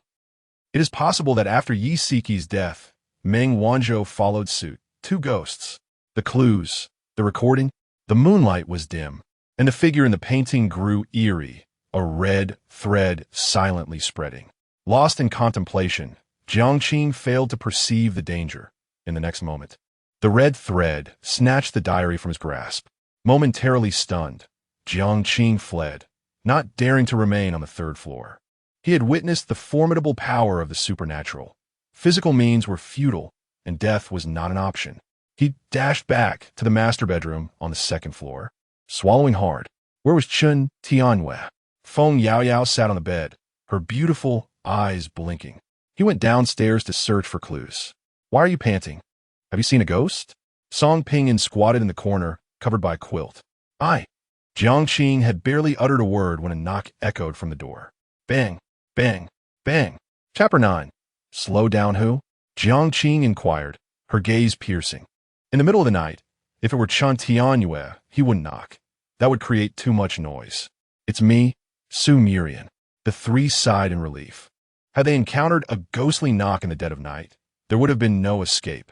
So far, they were oblivious to the situation concerning the spirits in the basement, knowing only that the entities could not leave the confines of the basement and possessed the ability to control corpses, with little else known, leaving them at a disadvantage.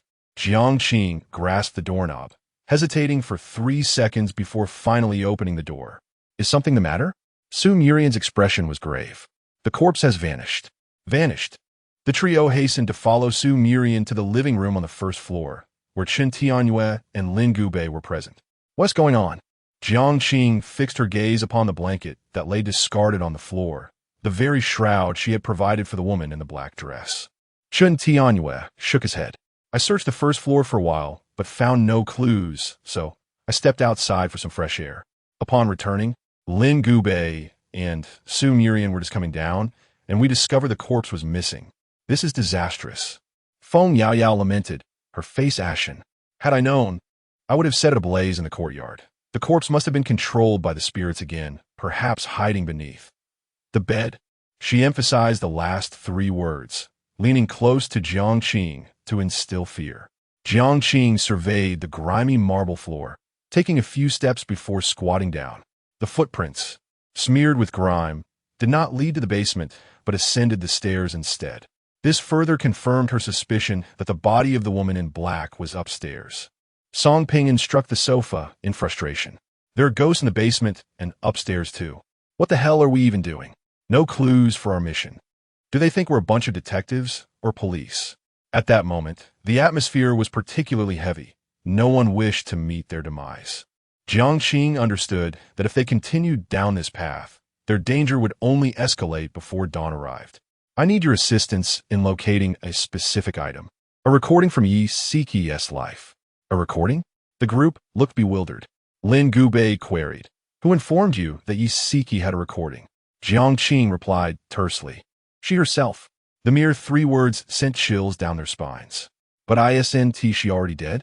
Chen Tianyue trusted Jiang judgment. Though not particularly astute, he was proactive. As time ticked away, the two pairs began to rummage through the villa. They opted not to search in unison primarily because it would hinder their escape in case of danger.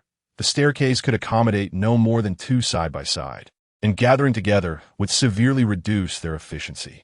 Jiang and Chen Tianyue remained on the first floor, discreetly warning Feng Yaoyao not to ascend to the 3rd floor. Thus, with Feng Yaoyao and Song Pinyin on the 2nd floor, Lin Gubei and Su Murian made their way to the 3rd floor. Dead friends don't hinder the living. In truth, they had searched multiple times without finding any significant leads or recordings. Suddenly, a piercing scream echoed from the 3rd floor. Jiang jerked her head up. Su Murian had been attacked. Shall we assist? Chen Tianyue inquired earnestly. Assist with what? She will not perish, since Feng Yaoyao possesses tools to combat specters. Su Murian must also have her own means. There is no need for us to fret over her safety, Jiang remarked in a calm tone. Tap, tap, tap. Feng Yaoyao hurried down the stairs, clutching a mobile phone. Brother Jiang, I found a phone beneath the mattress in the master bedroom. A phone? Jiang's eyes lit up, for recordings are most likely to be stored within such devices. Yet, their phones had no signal, rendering them utterly useless save for telling the time. A password? Only 2 attempts remaining? Jiang paused in confusion. Feng Yaoyao, feeling somewhat guilty, admitted, I tried, but I entered the wrong code 3 times. Chen Tianyue couldn't help but curse. You fool. If you're lacking in intelligence, don't even attempt it. I'm sorry. I didn't mean to, Feng Yaoyao replied, biting her lip in distress. The sound of footsteps and objects shattering echoed from above, and Jiang scrutinized the phone, feeling despondent. With only 2 attempts left, should they fail, the phone would be locked. Password, 6 digits. Think, come on. Jiang paced back and forth, then suddenly halted before the window, struck by inspiration. Confession. Without hesitation, he entered the 6-digit code, 160713. The screen unlocked successfully. Feng Yaoyao stared in disbelief. Just once. Could it be? This guy's a genius? Jiang discovered a recording on the phone, inhaled deeply, and pressed play. Hi, have you missed me? After I left, did you remember to eat on time? I'm doing quite well here, free from the pain of chemotherapy. Without a care in the world, still the same girl with flowing hair. The girl's voice, sweet yet tinged with frailty, resonated. The only thing I truly think about is you, because I know you won't take good care of yourself. You're so foolish, so silly. Silly boy. Don't cry, I'm always here. Though we haven't had much money over the years, those were the happiest times of my life. You love my red bean smoothie. I left a bowl in the fridge, perhaps this is the last time. I have but a small request. When I'm gone, you must take good care of yourself. The girl's voice broke into tears. Jojo, I miss you so much. Will you forget me quickly? Will you soon find a new girlfriend? I dream of marrying you. They say death is not the end, but forgetting is. Can you forget me slowly? Slowly. I truly love you. As the recording concluded, Feng Yaoyao's eyes glistened with unshed tears. Jiang set the phone down, walked to the fridge, and retrieved the bowl of red bean smoothie. He felt a chill at his fingertips, his gaze growing increasingly profound as he comprehended everything. The villa and the affluent life were but a dream woven by one Zhou for Yi Siki. Jiang, holding a red bean slush, approached the staircase when Feng Yaoyao suddenly grasped his arm. Do not act impulsively. This may very well be a trap. I refuse to believe the task is so straightforward. Whether it is a trap or not. We shall discover that through experience, Jiang interjected, cutting off the girl's words. Observing her frail silhouette, Song Pinyin could not restrain himself from exclaiming, "Old Jiang, don't die." At the staircase's entrance, Jiang turned back with a smile and replied, "If I were to die, I would haunt you beneath your bed every day." Ugh, how repulsive. Song Pinyin feigned disgust. Jiang then averted his gaze, waved goodbye over his shoulder, and departed. The sounds of pursuit echoed from above as he stood before the weathered iron door of the basement, gently tapping twice. With a creak, the door opened slightly.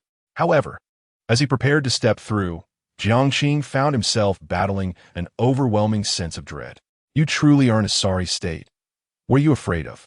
Ghosts? They are merely grotesque beings, nothing to fear. You have faced death once. Be brave. He reassured himself before pushing open the iron door. What greeted him was a cramped rental room. The walls were adorned with wallpaper of various hues. A cheap wardrobe stood in the corner, accompanied by a table and 2 plastic chairs. Behind the table lay a wooden bed, upon which a horrifying female corpse lay motionless. Jiang paid little heed to the corpse, instead fixating his gaze on the man by the window. After a moment of silence, the man spoke first. And I perceive things differently. The man in black retorted, "Do you find me insufficiently terrifying?" Jiang nodded in response. The man in black let out a silent laugh. There is nothing peculiar about that. Before my demise, I was human too. Chapter 10. Yearning the words spoken were as good as unspoken. Jiang silently scoffed. He scrutinized Meng Wanzhou, cloaked in a black trench coat that concealed his gaunt figure. His complexion was devoid of color, and his eyes held a hint of melancholy. One could ascertain from those eyes alone that he must have possessed considerable beauty in life. After a moment's contemplation, Jiang placed the red bean smoothie on the table. "Have I fulfilled my task?" he inquired. Meng Wanzhou did not respond directly, but instead retorted, "Indeed, have you completed it?"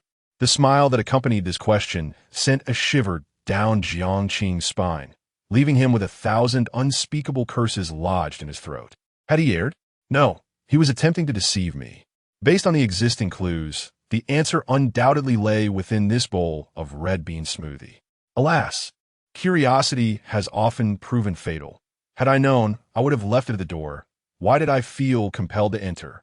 A whirlwind of thoughts swirled in Jiang's mind, rendering his body rigid. He wished to flee. Could he escape? Meng Wanzhou savored the scene with a twisted sense of amusement. Slowly approaching, his right hand brushing the edge of the bowl. His gaze softened as he recounted, "Originally, my game was titled Seeking Love. The arena spanned the entire city, requiring the discovery of 7 memory fragments and 7 letters at various locations: schools, hospitals, parks, and urban villages. Eventually, I grew weary and defied his commands. As a consequence, I was demoted to the novice village. Relishing my newfound leisure, I altered the game as parameters and clues, and for 3 years, I refrained from taking a life. You surmise that I could not leave the basement, yet the truth within my game is that there are no rules. I could eliminate you all in an instant." Upon hearing this, Jiang found himself unexpectedly at ease, taking a seat. "So, what are you trying to convey?" Meng Wanzhou settled into a chair as well, still struggling to comprehend. "This is not merely leniency. It is akin to unleashing an endless ocean. The girl named Feng Yaoyao, in the last game, among 10 actors, she alone survived. That couple in the previous game, out of 12 actors, only 2 remained. I am quite merciful, am I not?" Jiang nodded, politely uttering a thank you. The emaciated Meng Wanzhou appeared taken aback, murmuring the word "thank you" repeatedly. He chuckled. "You are the first human to express gratitude for the bizarre." "Bizarre?" Jiang raised an eyebrow. "What distinguishes a ghost from the bizarre?" Meng Wanzhou extended a finger, summoning a red thread that coiled around a nearby spoon, lifting the red bean smoothie. "Is it time?" Chi-Chi's culinary skills are exceptional. The smile on his lips was uncontainable as he praised his girlfriend. Jiang shook his hand in refusal. "I'll pass." Meng Wanzhou scooped a mouthful of the red bean smoothie, chewing thoughtfully as he informed, "The bizarre is far more potent than a ghost. They are humans awakened by miracles in their former lives. Under normal circumstances, one would not encounter the bizarre in a level 5 difficulty game. Oh, I nearly forgot. You are a newcomer and may not grasp the difficulty classification. There are 25 games, categorized into 5 levels based on the sequences 1, 3, 5, 7, and 9.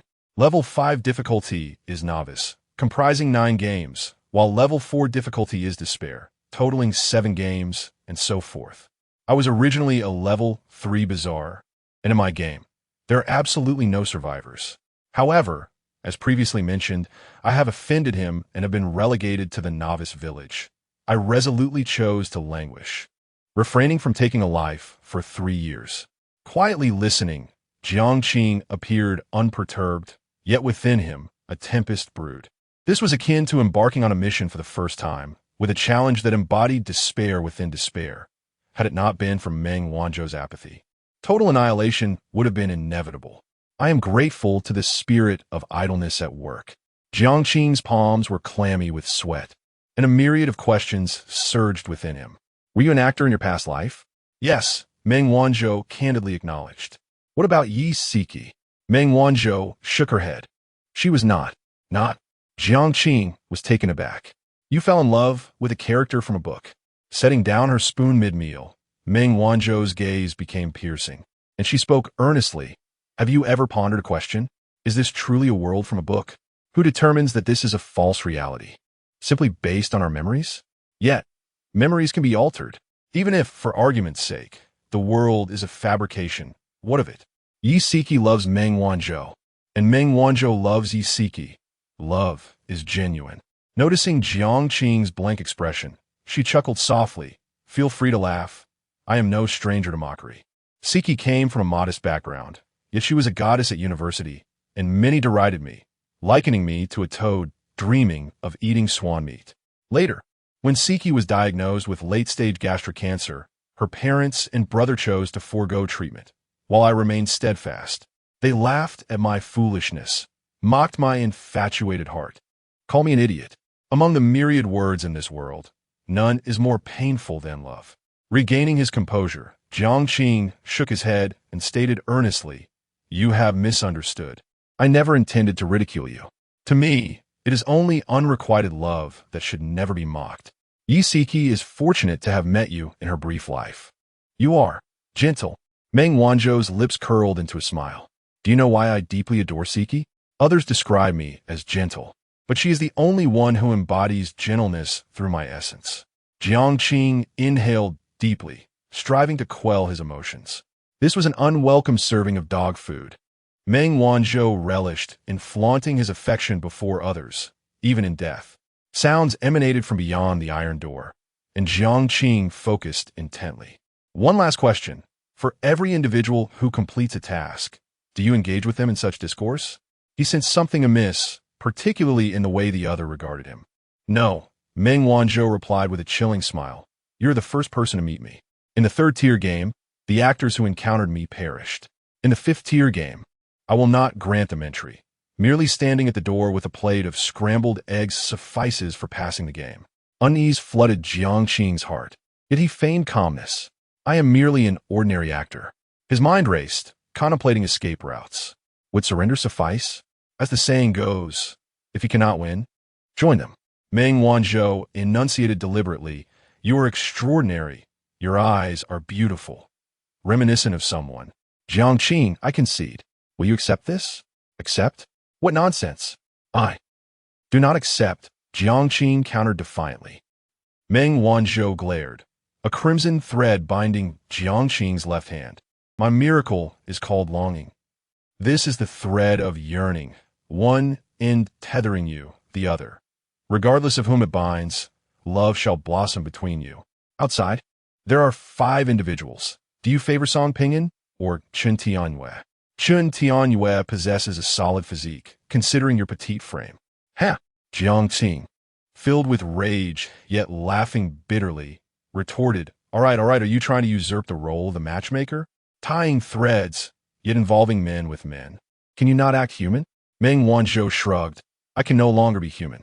One last question. If I lose, will you accept it? What exactly do you intend to do? This is not an answer. Gazing at the other end of the thread, drifting towards the iron gate, Jiang tightened his lower body and gritted his teeth, declaring, I accept. In the next moment, Meng Wanzhou's form began to fade, cryptically stating, do not be anxious. We shall meet again. Do not burn that woman's corpse. She will replace me and become the new master here. Remember, the game has only just begun. As Meng Wanzhou vanished, Jiang exhaled in relief. The pressure exerted by her was overwhelming. He surveyed the shabby rental apartment, then rose and stepped through the weathered iron gate, making his way to the living room. Unbeknownst to him, dawn had already broken. Golden light spilling forth as a group awaited his arrival. Chapter 11. Letting go in the hospital ward, Jiang gazed out at the setting sun, then glanced at the date on his phone, murmuring, Feng Yao Yao did not deceive me. The timeline in the task world differs from that of the book.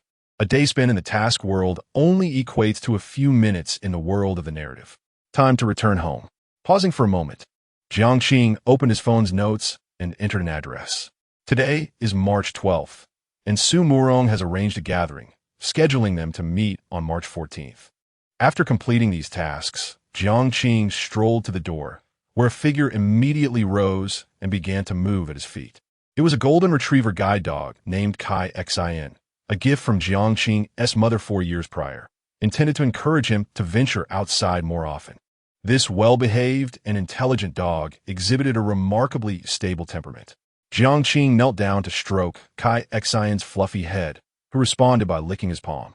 Having spent a day in the hospital, only this golden retriever had kept vigil at the door. As for the caregiver Jiang Yuan mentioned, Jiang chuckled softly, suspecting that his younger brother had not actually hired anyone to care for him. It was certain that my recovery of sight is unrelated to the hospital. Perhaps it is the power of supernatural forces. This newfound ability must remain confidential. It shall serve as my protective guise. Life is akin to a play, all about performance. And henceforth, I shall strive to be a competent actor. He resolved to survive, to complete 25 tasks, and to fulfill a singular wish. Kai Xin whimpered, expressing concern. I'm fine. Let us go home, Jiang replied with a gentle smile. He took the guide dog's leash, bypassed the nursing staff, and quietly exited the hospital. Passing a glasses store, Jiang purchased a pair of sunglasses to further conceal his identity. He resided in an upscale community near Wuyue Plaza, featuring spacious flats and detached villas. His father, a businessman, had earned considerable wealth in his early years, enabling the purchase of a villa worth over $3 million. However, they were not exceptionally affluent. Their fixed assets ranged from $700,000 to $1 million, and they struggled to liquidate even $100,000. Their living conditions could only be described as adequate, considering the expenses of raising 3 children. Upon returning home, Jiang released Kai Xin and strode into the kitchen in search of food. This scene left Kai Xin tilting his head in confusion. There were no leftovers. Let us have some bread and a glass of milk. Jiang glanced over to see Kai Xin sitting before an automatic feeder, his paws scratching at it until kibble tumbled out. Quite the clever canine. Having never owned a dog before, Jiang found this amusing. Kai Xin, come here. The golden retriever immediately dashed over, exhibiting high obedience and no possessiveness over his food. After testing this a few times, Jiang patted the dog's head. All right, go eat. He settled on the sofa with a glass of milk, narrowing his eyes in contemplation. The original owner's father and stepmother were out of town and would not return for the next couple of days, while his younger sister was in her freshman year, residing on campus. No wonder Jiang Yuan dared to provoke the original owner. He must have tampered with the balcony railing on the second floor, perhaps regretting not having succeeded in ending the original owner's life. Had the original owner fallen to his death, he could have easily claimed it was an accident. If I were to eliminate him, would the plot be altered? At 11 o'clock at night, the door swung open, and Gu Kersin assisted the inebriated Jiang Yuan into the house. Kersin, I love you. I truly adore you. All right, I love you too, now hurry. Gu Kersin turned on the light, her expression visibly flustered. Jiang Qing. Her head buzzed with a sense of shame akin to being caught in an affair.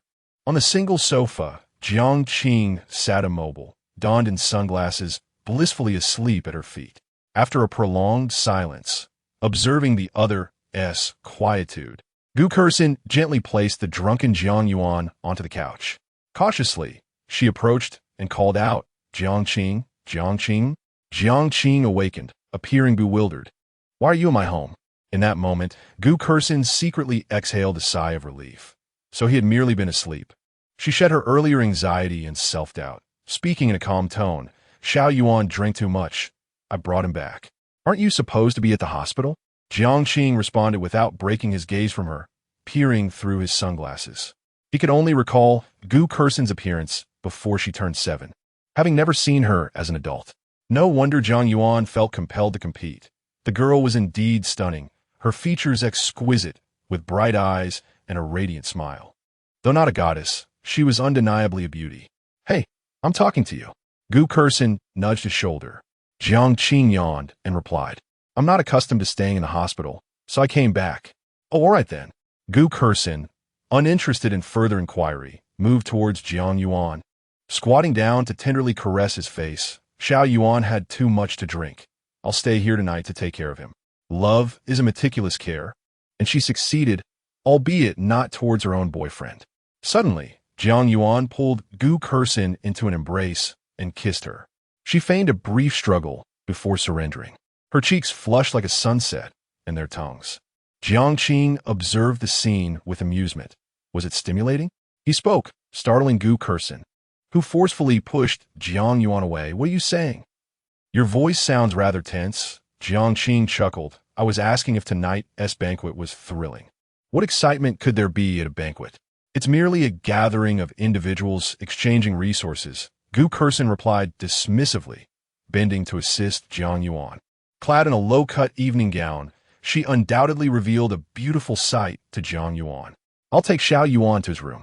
As her footsteps faded, Jiang Qing adjusted his glasses and quipped, "Gu Kursin, one cannot conceal affection for a single person, but if one loves two."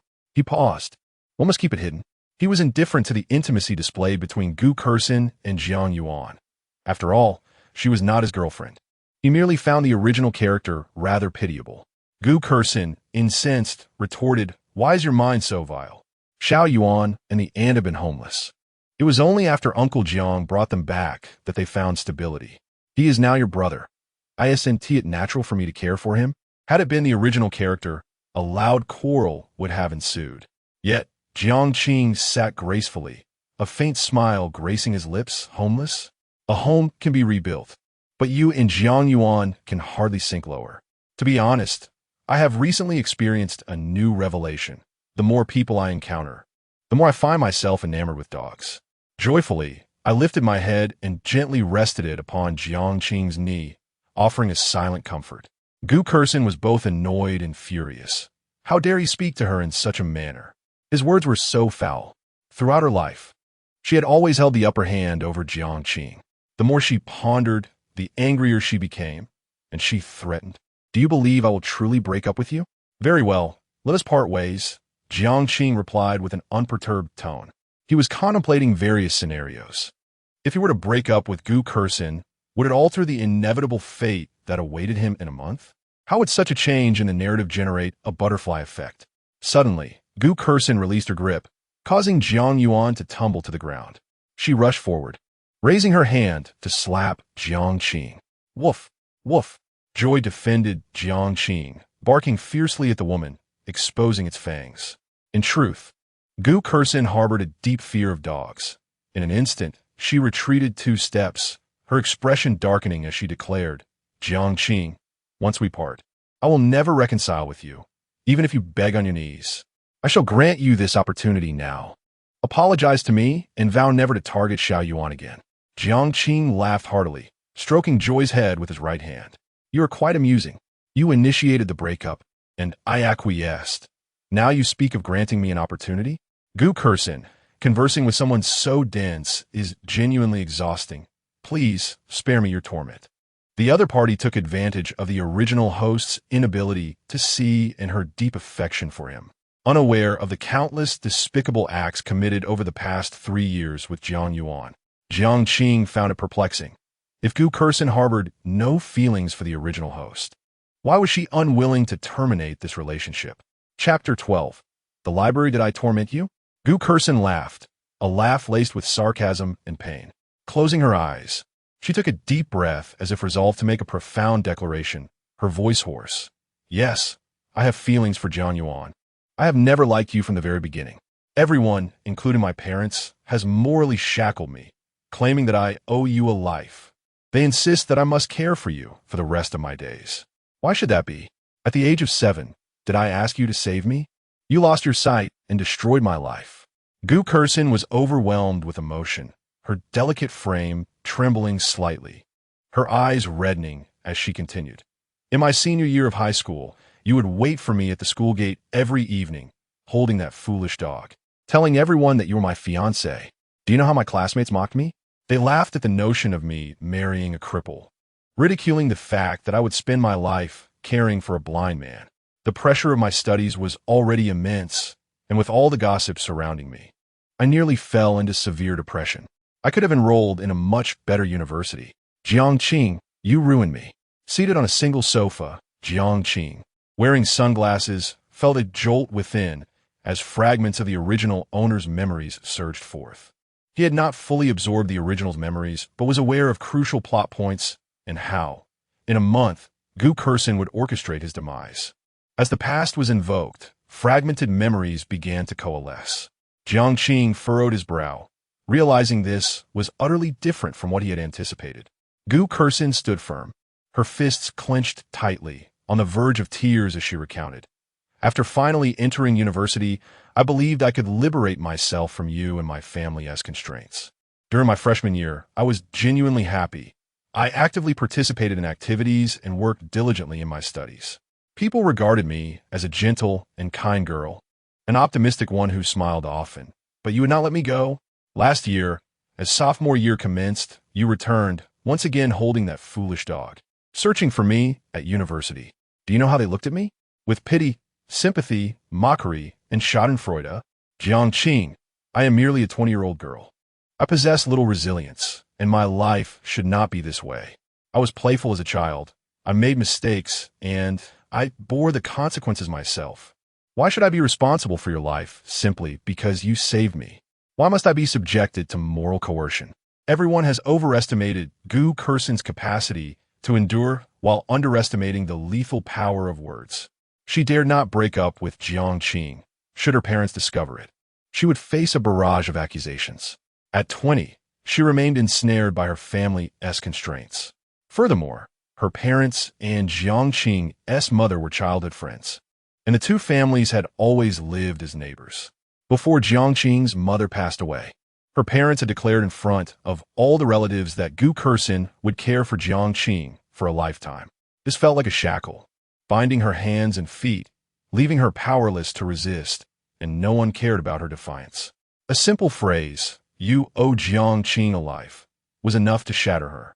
Gu Kursin bit her lip, tears cascading down her cheeks as she choked out in a loud voice. Why did you save me back then? Wouldn't it have been better if I had died? I have never professed my affection for you, nor have I acknowledged you as my fiancé. You all bully me. Only Jiang Yuan has said that what I owe you has been repaid.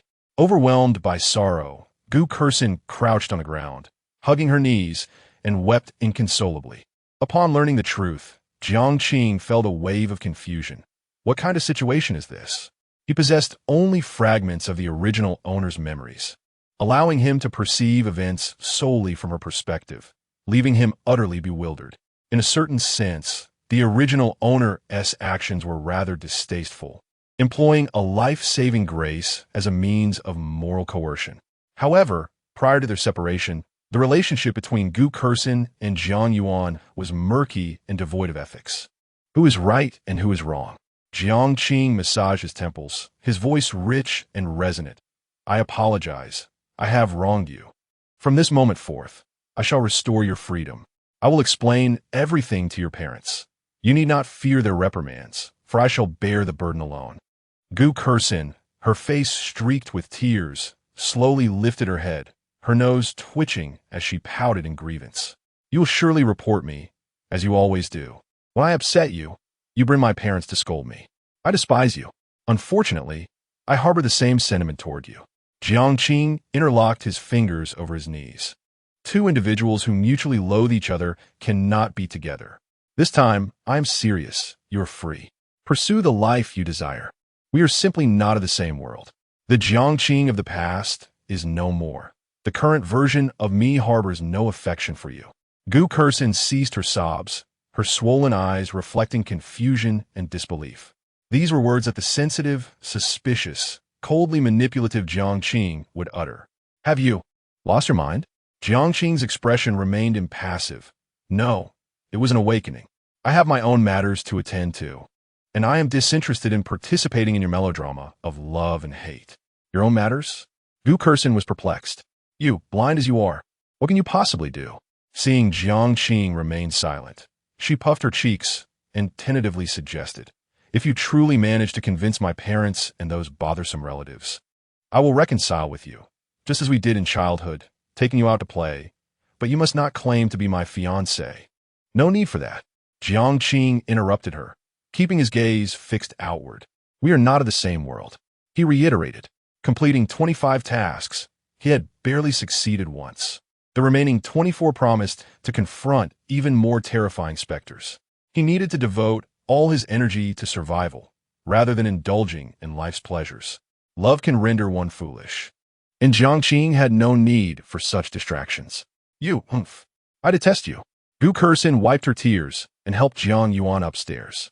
Kaisen, with a displeased expression, nudged Jiang's palm, whimpering softly. It was certainly not a foolish dog. It comprehended all of its owner's commands. Displeased, Jiang yawned and gently stroked Kaisen's head, leaning against the soft sofa and drifting into slumber. In his dreams, Jiang found himself in a vintage library. Hundreds of bookshelves adhere to the walls, forming an irregular, cylindrical space. In one corner, an antiquated fireplace burns smokeless charcoal, emitting a faint glow and warmth. At the center of the library, a deep red carpet lies beneath, with 11 single sofas placed haphazardly. On one of the sofas, a gaunt man clad in a black trench coat is engrossed in a book. Meng Wanzhou sets aside his reading, a peculiar smile curling at the corners of his mouth as he raises his hand in greeting. I told you, we would meet again. Jiang's mind goes blank, fear and unease rapidly spreading within him. How could this be? Was the mission incomplete? Were my experiences tonight merely illusions? No. Could this man truly invade my dreams? Meng Wanzhou relishes the scene, aware that he would never again witness Jiang's terror in this library. This is Jiang's realm. In other words, he is the deity here. Don't just stand there. The prime seat is reserved for you. Meng Wanzhou gestures toward the adjacent sofa. Jiang remains unmoved, pondering for a considerable time before questioning. You asked me to utter the word accept as a means for you to escape the realm of the mission, correct? Meng Wanzhou fiddles with a thread of longing, affirming halfway. I have merely shifted from one prison to another. You might interpret it as aligning oneself. So, would you be interested in making a deal? Chapter 13. Offline gathering. Jiang inhaled deeply, his expression gradually settling into contemplation. What transaction? The flickering light from the fireplace illuminated the two of them. As Meng Wanzhou whispered softly, I wish to walk with you to the very end, to meet the divine. I want to resurrect Yi Siki. In exchange, when you find yourself in peril, I can temporarily lend you my miracle. Jiang was momentarily taken aback. A miracle? Can we lend? It seems you are truly unaware, Meng Wanzhou murmured lightly. You are the master of this library, and I dwell here. Should you wish, you may utilize my miracle. However, you are human, and I am an anomaly. Overuse of my power could result in a backlash, either a shortening of your lifespan or a swifter demise. Everything comes at a cost. The situation was increasingly perplexing. Jiang was, after all, merely an ordinary person with a limited capacity for comprehension. In just one day, he had encountered an overwhelming deluge of experiences, pushing him into a state of mental overload. Not wanting to ponder too deeply, he paced to the main seat and lightly tapped his forehead with his right hand. What is a miracle? Can I awaken? Meng Wanzhou poured him a cup of hot tea and animatedly recounted, to create a miracle is to possess one.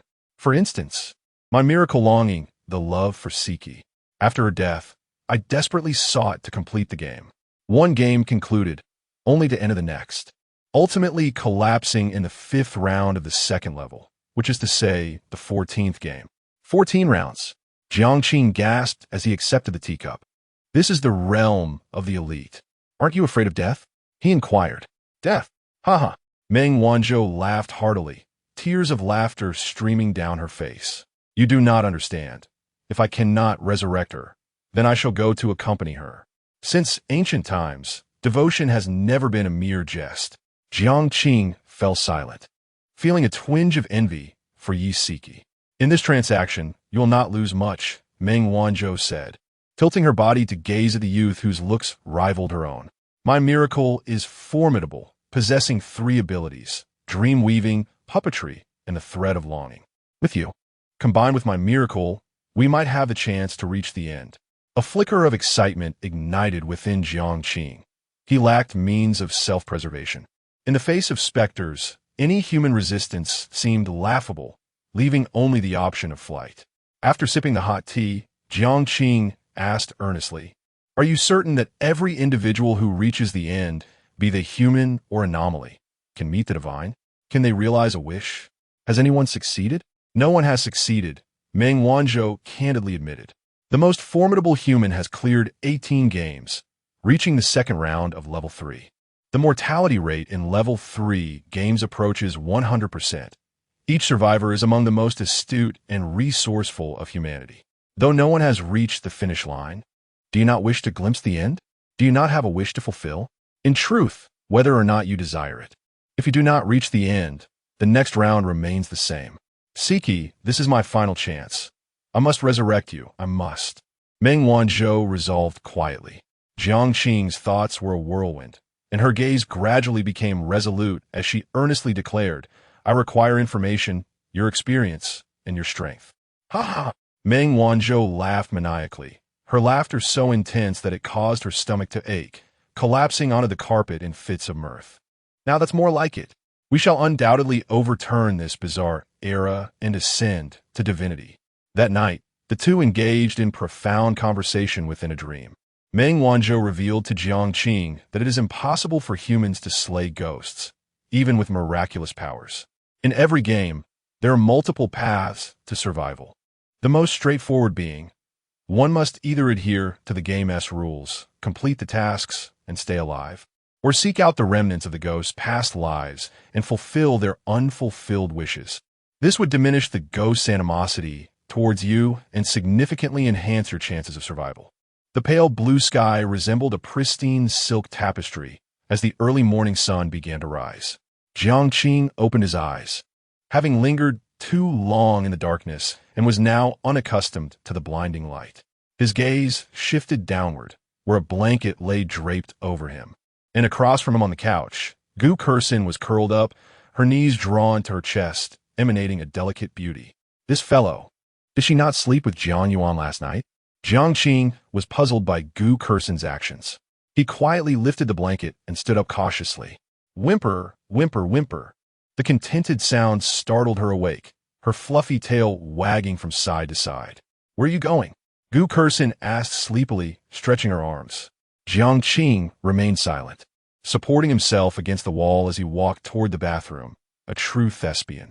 What a grudge, Gu Kursin muttered, hoping he could resolve matters with her parents. It was Saturday, and Gu Kursin, a sophomore, had no classes.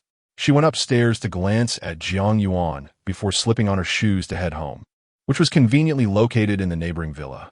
Jiang reclined on the sofa, listening to the news on his phone, his mind wandering. With a confident stride, Jiang Yuan descended the stairs, looking dapper in half-rimmed glasses and pajamas. He lazily sat beside Jiang and provocatively remarked, Bro, did you know?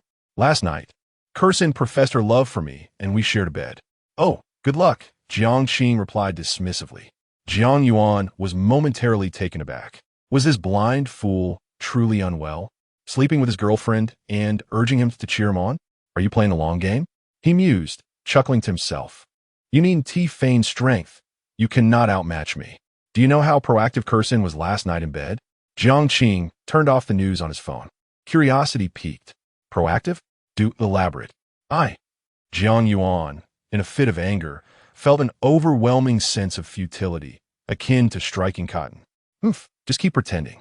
He then picked up his phone and messaged someone saved as Mom. Jiang Yuan, Mom, is it not resolved yet? Mother, focus on pursuing Gu Kursin. Nothing else matters. Jiang Yuan, I do not fancy that Navi girl.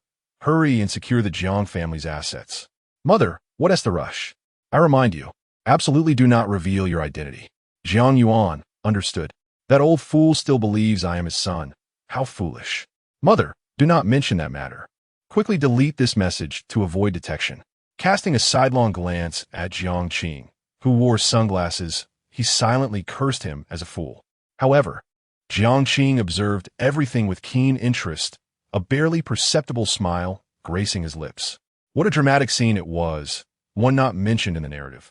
Perhaps it was due to the fact that I would perish a month later. It turned out that Jiang Yuan was not my half-brother. The Jiang family's wealth was modest, merely comprising 3 properties and a vehicle, totaling around 7 to 8 million. Was it truly worth their 3-year wait? And what of Gu Kursin? Are you aware of Jiang Yuan's assessment of you? Jiang preferred not to meddle in affairs that did not concern him. He merely sought to alter the trajectory of his impending demise. He deleted the message records, where Jiang Yuan had deliberately stated that Kursin had messaged him to meet, suggesting he stay home and play with his dog instead. How childish. Not a ripple of emotion stirred within Jiang. To provoke someone, one must first identify the appropriate point of contention. Using inconsequential individuals or matters merely renders one a jester in the eyes of the other. Thus, a tranquil day passed. On March 14th, a weekend, precisely at 9 in the morning, Jiang took his golden retriever for a stroll. The subway was bustling with people. The dog, cheerful yet diligent, curled its tail and obediently lay at his feet. Half an hour later, Jiang arrived at the financial district in the dusk area. Locating the Red Rose CAF. Suddenly, a pair of hands covered his eyes, and a familiar voice emerged from behind him. Guess who I am? Sweet girl. Bingo. You got it right. Jiang turned around to find the girl on her tiptoes, a radiant smile illuminating her face. Feng Yao stepped back a few paces, twirled in place, her loose dark green sweatshirt slipping from her shoulders to reveal delicate skin, complemented by light blue jeans, her ponytail high and lively. Do I look good today? Jiang replied half-jokingly. It suits you well, though perhaps a bit old-shouldered and rather sly. This is called fashion. You simply lack the appreciation for it, Feng Yao retorted, hands on her hips, playfully fierce. Suddenly, a figure approached swiftly.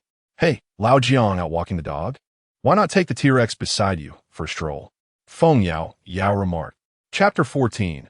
A New World. The garrulous Song Pinyin, clad in designer attire, with one hand tucked in his pocket and the other clutching the keys to his sports car, bore a smug grin that invited annoyance. Feng Yao grasped Jiang arm to steady herself and delivered a swift kick, exclaiming, You insufferable fool. I've told you 100 times. It's sweet girl, sweet girl. The intent to strike cannot be concealed. Ouch! Song Pinyin, having received a kick to his abdomen, hurriedly stepped back. Old Jiang. Quickly tie her up with a rope. The Tyrannosaurus becomes ferocious and may bite. This pair, akin to a legendary dragon and phoenix, engaged in a verbal sparring match as if they were sworn enemies from a past life.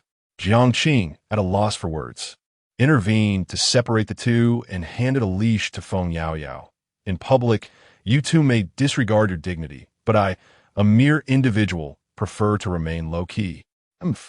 Feng Yao, with a haughty demeanor, crouched down to rub the face of the golden retriever. What's its name? Happy. Jiang adjusted his sunglasses and continued. It is my guide dog. I am visually impaired. Do you understand? Feng Yao, momentarily taken aback, comprehended the role play. Girls are often defenseless against fluffy creatures, and she busied herself in playful antics with Happy. Jiang's gaze settled on the shoulder of the handsome man. How is your injury? Song Pinyin boasted. The medical techniques in this world are remarkable. External and bone injuries can heal in just a day or two. I strongly suspect that the creator of this world intentionally designed it this way, hoping we would complete our tasks in good health. Of course, this author seems rather uneducated. They say it takes 100 days to heal from a serious injury. Suddenly, a thunderous sound erupted from the clear sky, startling those in the vicinity. Song Pingin's expression stiffened. No way. Not even a single cricket's chirp? Feng Yaoyao pounded her chest, glaring at Song Pingin. See what your careless words have wrought. Jiang pondered, recalling that Su Murian had mentioned another term for actors in the context of ghosts. Audience. They exclaimed in unison. Indeed, we are the actors, and they are the audience, perhaps. Jiang paused. They have been watching us all along. The bustling financial street felt unusually vibrant, yet a chill crept down their spines. Song Pingin complained.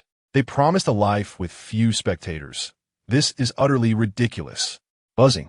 A sleek motorcycle approached. Chen Tianyue, clad in a black leather jacket and wearing a helmet, parked his bike in the designated spot. Wow.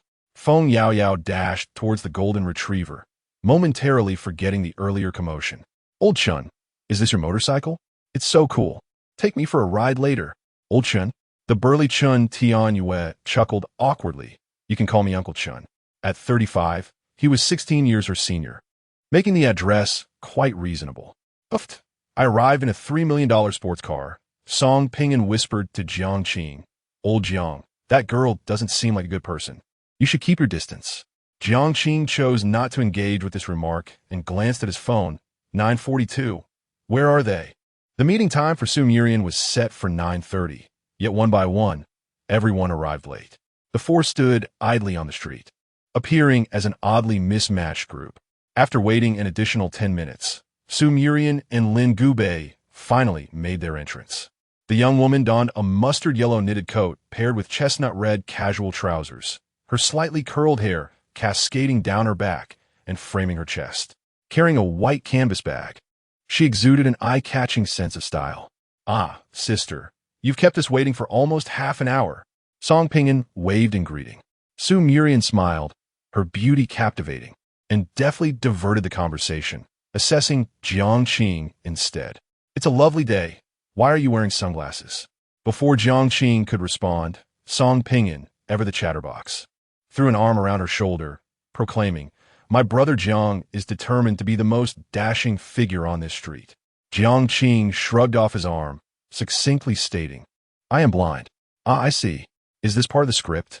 After exchanging a few pleasantries, the six of them ascended to a private room on the second floor of a CAF. The warm sunlight poured through the windows, illuminating every corner. As Su Murian elegantly took her seat, I have an important matter to discuss with you all. I have conducted some research, and there are tens of thousands of actors in the world of the book. Among them, numerous factions exist, with two of the most powerful being Liberation and Dream Pursuit Society. To be frank, the likelihood of completing 25 tasks alone is exceedingly slim. We must unite and establish our own faction. What are your thoughts?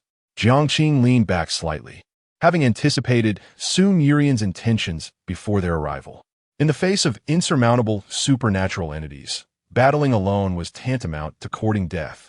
Having an ally could pave the way, provided that ally was trustworthy and dependable. Sister Su, I have two questions. First, with so many actors, are there enough scripts to go around? I mean, is it possible for multiple actors to exist within a single script? Second, what is the significance of forming a faction when we are merely newcomers? Upon hearing Jiang's inquiries, the others turned their gazes towards Su Murian, awaiting her response. After a moment's contemplation, Su Murian spoke softly. I can assure you that each actor's script is unique. While tens of thousands may seem like a large number, consider that our nation, Daxia, has a population of 1 billion. In practical terms, each individual interacts within a limited circle, and those who can influence our decisions are exceedingly few. Thus, you need not worry about encountering other actors in your script. As for the formation of a faction, Su Murian sighed lightly. Tomorrow marks 1 year since Lin and I entered the world of the book. During this time, we have interacted with members of the Dream Pursuit Society. To join, one must complete 3 tasks and disclose 1 script. Disclosing 1's script entails significant risk. Jiang, do you realize? That group of audiences is toying with us. The death plot unfolds once a year. If the script remains unchanged, death is inevitable. Altering the storyline will only escalate the challenges of subsequent tasks, creating an inescapable trap. Moreover, if others become acquainted with your narrative and eliminate the protagonist within your script, it constitutes a significant alteration. The greater the shift in the plot, the more formidable the challenges of the subsequent tasks will become. Other factions are also less than welcoming to newcomers. After listening intently, Jiang and the others gazed thoughtfully. It was indeed a deadlock. Feng Yaoyao raised her hand, expressing her agreement to establish an organization with a few of them, asserting that newcomers are potential assets. As they gradually grow stronger, they would eventually become figures of seniority. Chen Tianyuan nodded in assent, stating that if the majority of tasks revolve around deciphering, he would require a clever companion. Song Ping'an shrugged, declaring that he is not one to shy away from camaraderie, hence he would join their endeavor. The three turned their attention to the only remaining silent figure, Jiang. Taking a deep breath, Jiang smiled gently, asking Su Jia, "What shall we name our organization?" "New World," Su Murian replied without hesitation. She elaborated, "In our organization, there are no hierarchies. We shall focus on three principal objectives. First, to share experiences and intelligence. Second, to assist one another in completing tasks. Third, to survive." A profound silence enveloped the group as the waiter entered the private room, delicately placing cups of coffee upon the table. Once the waiter departed, Jiang lifted his cup with earnestness, stating, "Though we are merely a band of novices, pitiful souls who could perish at any moment within this game. The only certainty in life is the unpredictability of the future. Here's to our survival." The group raised their cups in unison. To survival. Chapter 15. Script types. The bitter taste of coffee coursed down my throat, gradually giving rise to a rich aroma. Jiang set down her cup, her gaze growing increasingly somber. "I wish to engage in a second game today. Who among you is willing to join me?" Lin Gubei furrowed his brow. "Today? Are you joking? We have just completed a task and are entitled to a year of respite. We ought to utilize this time to enhance our abilities, such as improving our physical fitness." Jiang shook her head. 25 games. If we truly complete one game per year, that would take 25 years. I do not wish to wait. I aim to finish 20 games within 3 years. That is my personal objective. Her declaration left everyone present in utter astonishment. Completing 20 games in 3 years equates to finishing one game every month and a half. Su Murian gently pressed her lips together, patiently advising Jiang, "You are intelligent and rational. In the last task, you led us to survival, but that does not guarantee the next task will bear the same difficulty. There is no need to stretch yourself too thin. Take some time to relax." Jiang firmly rejected this notion. "We lack experience in confronting the supernatural. Practice is the most expedient route to growth." "I am with you," Chen Tianyue declared, thumping his chest and gesturing towards Jiang with an expression of trust. Song Ping'an crossed his legs, stating, "If old Chen dares, then I have no reason to hesitate. Let us go." These three exuded a sort of calm madness. Feng Yaoyao clicked her tongue, hesitating for 3 seconds. "This is my third task. It shouldn't be too difficult. Let us do it." Lin Gubei, taken aback, lightly tapped his forehead with a clenched fist. "Are you not being overly idealistic? Each task allows for a maximum of 3 people per group. And we need to merge keys." "Only 3? Feng Yaoyao asked, bewildered. Having spent 6 months in the world of books, she was ignorant of many things. "Keys? Merging?" Jiang inquired, puzzled. Lin Gubei demonstrated directly, summoning a bronze key into his hand with a mere thought. Su Murian produced her own key, and upon their contact, they fused into one. Beneath the bronze exterior, a pure white pattern emerged. Each actor possesses their key hidden within their heart. When needed, it will materialize with a thought. The fusion of keys lasts a maximum of 10 seconds, during which any door can be opened, granting entry to the task world, Su Murian elucidated. Before long, the fused keys separated, returning to their respective owners. Song Ping'an marveled, "Incredible hidden in the heart. What are you staring at?" Feng Yaoyao covered her chest. "Look again. and I'll poke your eyes out. Jiang summoned her key, thoughtfully inquiring, is there no other way? The fusion limit is 3 keys. Yet there are 4 of us wishing to participate. Su Murian took a sip of her coffee. There is a way. You 4 can pair up to merge your keys, simultaneously opening the door, which could lead you to the same task. Pairing up. Jiang gazed at Chen Tianhua. In the next moment, Feng Yaoyao tugged at his sleeve. We'll be a team. Jiang pondered, analyzing the situation. In terms of intelligence and strength, Chen Tianhua and Song Pingan would form a better pairing. She now had her own trump card, and bringing Feng Yaoyao along would pose no significant issue. Moreover, should they unite, it would result in a formidable quartet. The sudden ringing of a mobile phone interrupted Jiang's train of thought. He raised an eyebrow, fixating on the caller ID displayed on his phone. Xine baby. Opting not to answer, he ended the call, contemplating a change in the contact's name later. All right, I shall team up with Feng Yaoyao, while Song Pingan partners with Xine baby is calling again. Just as Jiang was about to hang up, Su Murong smiled and said, answer it. It might be something significant. The others gazed at him with curiosity. Everyone relishes a good gossip. After a moment's hesitation, Jiang picked up the call. What is it? Where are you? If you have something to say, say it. If not, I'll hang up. Don't hang up. Uncle Jiang and Aunt Qin are returning tonight. Our families planned to have dinner together. I don't have time. I'm with friends. That's that. Friends? Where did you get friends? Hey. Jiang hung up, rolling his eyes as he looked up. No need to speculate. She's not my girlfriend. Hee.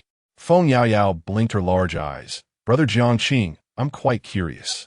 What genre is your script, given your intelligence? Jean? Jiang lightly tapped the table, swiftly organizing his thoughts. It's a melodramatic tale of childhood sweethearts falling in love. What about you? Song Pingan's eyes lit up. That script is brilliant. Unlike mine, which revolves around a wealthy heir gradually being sidelined after inheriting a company, a business war narrative. Chen Tianhua crossed his arms.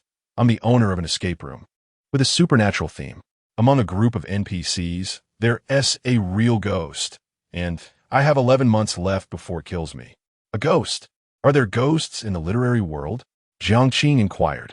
The script is structured that way, but I'm not privy to further details, Chen Tianhua sighed. While other scripts involve romance or wealthy heirs, his was grounded in the underworld. Feng Yaoyao swung her legs. My script isn't any better. I'm a freshman, plagued by a group of bullies. Ultimately, the original character, unable to endure the humiliation, commits suicide. Upon mentioning scripts, Su Murong chuckled bitterly. My script is equally distasteful. I'm a university professor being humiliated by a group of wealthy kids. Tomorrow marks my death scene, where they will kidnap me in an empty corridor, leading to an accidental death. The solution is simple. I'll take a leave tomorrow and stay home all day. Lin Gubei lit a cigarette, taking a deep drag before exhaling a cloud of pale smoke. A glint of ruthlessness flashed in his eyes as he spoke in a low, grave tone. I will eliminate those wealthy kids. As for my script, it's a police thriller in this literary world. I play the role of a policeman assigned a perilous mission tomorrow. Like Su, I plan to take a leave to avoid the death scene. The atmosphere suddenly turned somber. None of their narratives seemed promising. In addition to confronting spectral entities within the game, they must also navigate the machinations of the powerful within the literary realm. Jiang sipped his coffee and shifted his gaze. Is that copper coin of yours available for purchase? Inattentive, Feng Yaoyao was momentarily taken aback. It sold out. I was fortunate once when I encountered a Taoist on the street. He told me my brow was dark, foretelling a calamity. He sold me an amulet for 30,000 yuan. By the way, 30,000 yuan, I need to pay you back. Song Pingan exclaimed in disbelief. You actually want 30,000 yuan? You, a rich second-generation heir, and I, a mere university student? Can we even compare? Come on, just give me your bank account number. No, I want cash. Seriously, who carries cash these days? I don't care. There's a bank nearby. Go withdraw it. Feng Yaoyao had been raised with strict discipline. Her parents frequently checked her phone for spending records. That 30,000 yuan was the accumulated lucky money from her childhood. and she knew her parents wouldn't discover it for the time being. After chatting for a while, they decided to find a secure location for their next game. Inside the bank, Song Pinyin withdrew 30,000 yuan in cash, rolling his eyes as he handed it over to the girl. "Boss, you're generous." Feng Yaoyao was absolutely delighted, a smile stretching across her face. As they exited the bank, Feng Yaoyao held 10,000 yuan in her left hand and 20,000 in her right, striding confidently. Under the sunlight, Song Pinyin gazed at her retreating figure and called out, "Hey, aren't you going to conceal that?" Feng Yaoyao waved the stack of money in her hand. "I already have concealed it. Don't be shy. I'll treat you all to milk tea from Mishua." The large cups. Jiang rubbed his forehead, wondering if he could manage such a teammate. Chapter 16. The second game before long. The group of 6 stood by the street, each holding a cup of milk tea, courtesy of Feng Yaoyao. Refusing to drink was not an option. Feng Jie firmly declared that not partaking would signify a lack of respect, implying that abstaining would jeopardize their friendship. This predicament left Song Pinyin, accustomed to savoring high-end coffee, utterly speechless. Ultimately, he proposed a solution. "I possess a villa that is seldom visited. We could temporarily utilize it as our gathering place. It is relatively safe during our mission." "Very well."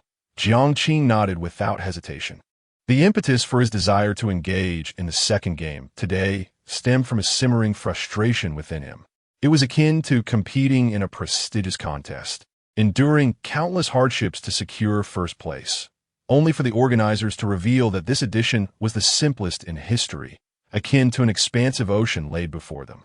In that fleeting moment, it felt as though all his efforts had been rendered futile and devoid of meaning. Suddenly, a Volkswagen, valued at around 200,000, halted at the curb, and a demurely dressed Gu Kersin emerged from the passenger seat, quickly spotting the young man with a golden retriever. Her brow furrowed as she called out, "Jiang, why didn't you answer my calls?" Gu Kersin's unexpected appearance left Jiang taken aback, propelling him into a state of bewilderment as he pondered, "How does she know I am here?" Delving into his memories, he recalled a prior incident when the original owner of his body had lost their way during a solitary outing, only to return home late at night with the police as assistants. Despite her lack of involvement, Gu Kersin's parents had reprimanded her severely, leading to her binding her phone to his for real-time location tracking. Troublesome. Perhaps I should acquire a new phone, Jiang grumbled inwardly. Seizing the opportunity, while Gu Kersin was still approaching, he turned to Chun Tianyue and implored, "Could you help me out by scaring her away?" Chun Tianyue, contemplating his request, removed his black leather jacket, draping it over his shoulder, revealing a black tank top adorned with tattoos on one arm. His imposing physique and aloof demeanor unmistakably conveyed a menacing presence. Observing this transformation, Gu Kersin, a college student, was indeed intimidated. She had never encountered such a person. Meanwhile, Jiang Yuan parked the car and swiftly approached, positioning himself protectively in front of Gu Kersin. He admonished, "Brother, why didn't you answer Kersin calls? You, a blind man, wandering outside. What if you encounter a wrongdoer?" His words carried an underlying implication. Chun Tianyue wrapped his arm around Jiang shoulders, dismissively retorting, "Get lost. Jiang is my little brother. I'm looking out for him. Who do you think you are, daring to lecture me? Oh, could it be that you are the meddlesome little interloper in someone else's romance?" Song Pinyin tossed the car keys with a casual flick, casting a glance at Gu Kersin. "Old Jiang, your taste seems questionable. With a girl of his caliber, I could summon 8 for you in a single night. I almost forgot you're blind." You all Gu Kersin and Jiang Yuan were incensed beyond measure. Lin Gubei lit a cigarette, his piercing gaze exuding an aura of superiority as he indifferently remarked, "Have the mistresses become so brazenly open these days?" Jiang had mentioned that his narrative revolved around childhood friends falling in love, making the dynamics among the three rather apparent. Faced with this formidable group, Jiang Yuan's face flushed crimson, and he found himself unable to utter a single retort. He was internally raging, struggling to comprehend when Jiang had become acquainted with such a peculiar group of individuals. One resembled a mafia boss. Another was a cynical scion of wealth. A third exuded maturity and authority, while a fourth was a chic and poised woman, and the last was a sweet and endearing girl. This was utterly preposterous. He was well aware of Jiang Qing's social circle, or rather, the absence of one. She had no friends at all. Aside from incessantly clinging to Gu Kersin, she spent her time at home playing with her dog or simply daydreaming. Jiang Yuan's silence left Gu Kersin somewhat disappointed. She had little patience for boys who were cowardly. However, she quickly adjusted her mindset, mustering her courage to take a step forward and declare, "Jiang Qing, come home with me. You drove all the way from Wuyua Plaza to Financial Street just to take me home. Are you suffering from some grave illness?" Jiang Qing's tone was tinged with annoyance. Having never been in a romantic relationship, he could not fathom Gu Kersin's thoughts, nor did he wish to know them. The previous night, they had already spoken their truths and parted ways. He hoped to sever all ties with her. It must be said that Jiang Qing's irritable tone struck a blow to Gu Kersin. Not long ago, he had behaved like a devoted admirer, showering her with warmth and concern daily, and a mere good night from her would send him into a blissful, sleepless night. The stark contrast in his demeanor was too much for Gu Kersin to bear. Lin Gubei discarded his cigarette and interjected, "Kids, the adults have matters to attend to. We have no time for your trivial love triangle games. Hurry home." With that, he took Su Murian's hand and walked toward a lavish Mercedes worth over 500,000. Waving his hand dismissively, Song Pinyin, "Remember to send the villa's location in the group chat." In the CAF, they had established a group for convenient information sharing. Song Pinyin shrugged, "Yao Mei, come with me." "Yao, your sister, call me sister." Feng Yao Yao kicked him playfully and led her golden retriever towards a nearby sports car valued at 3 million. Chun Tianyue took Jiang Qing along, mounting a sleek motorcycle. Throughout this entire spectacle, Jiang Yuan dared not utter a word, his eyes betraying a deep-seated jealousy. That was the latest model of sports car, priced over 3 million. How could a useless individual like Jiang Qing possibly know such affluent heirs? The engine roared to life with a hum. Gu Kersin clenched her fists, threatening Jiang Qing. "If you refuse to come home with me, I will never speak to you again." The motorcycle sped away, and Jiang Qing remained silent. At the traffic light, Chen Tianyue curiously asked, "Do you like that girl?" Jiang Qing was taken aback. "Are you blind, or am I?" "Of course. I don't like her. But your insults are quite refined. Have you ever been to Hong Kong? Or Guangdong?" He shifted the topic, unwilling to discuss Gu Kersin. Chen Tianyue, eyes fixed ahead, recounted, "I once hung out with a big brother. I've been to many places and fought numerous battles.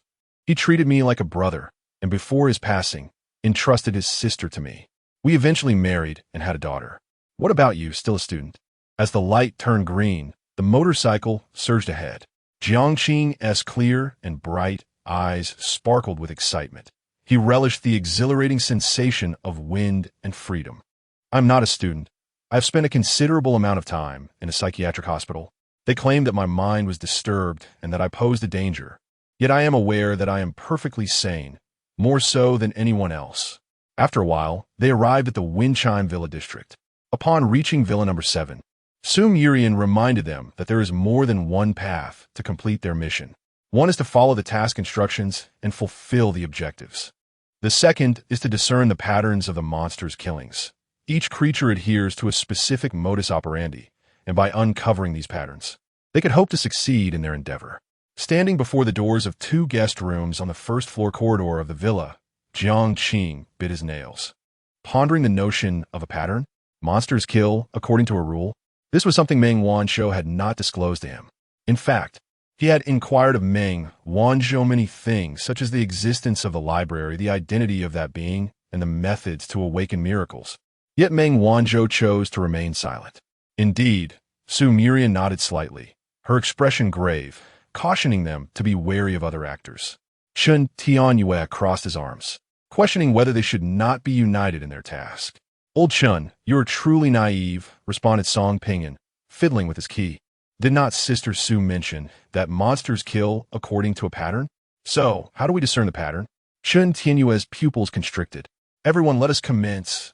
Jiang Qing inhaled deeply. He and Feng Yao Yao's keys touched. The 4 of them formed 2 groups, simultaneously inserting their keys into the locks to open the 2 guest room doors. The darkness behind the doors seemed capable of devouring souls. An eerie childlike voice echoed throughout the villa. Search, search, find your friends, find. I have found you. A gloved hand, pale and ghostly, clutched Jiang's neck, dragging him into the shadows beyond the door. Chapter 17. Hide and seek. The dim light illuminated the seats, casting an eerie glow upon the crimson carpet. This was a screening room, where a vast silver screen flickered with static. In the front row sat 20 individuals. Jiang regained her focus and hurriedly ascertained whether Song Pingyan and Chun Tianyue were also participants in this game.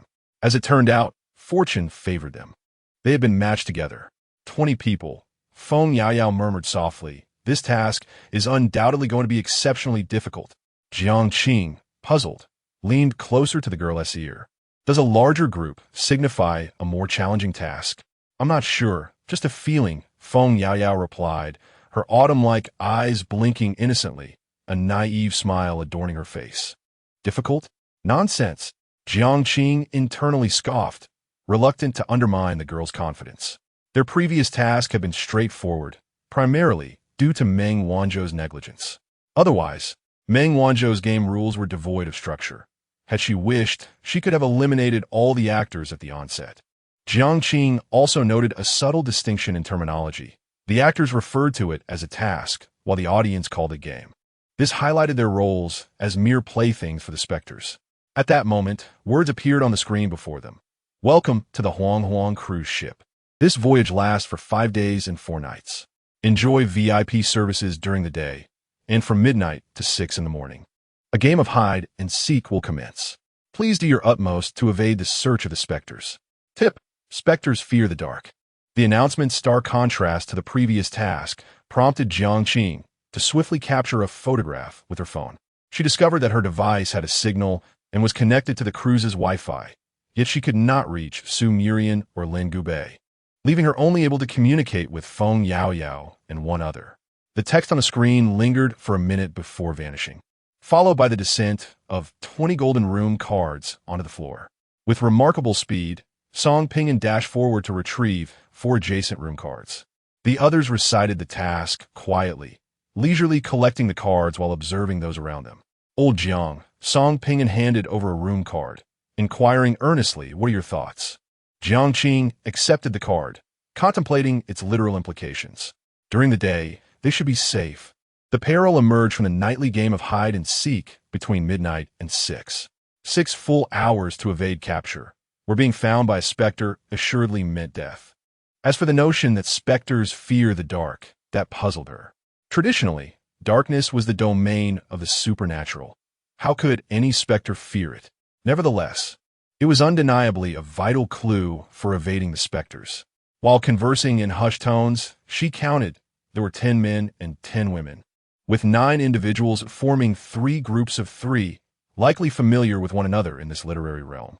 Standing on the elevated platform of the screening room, Jiang Shuyu scanned the assembly with her wise eyes and spoke. "May I inquire, how many tasks have you all undertaken? This will assist me in gauging the difficulty of our current endeavor, which benefits us all."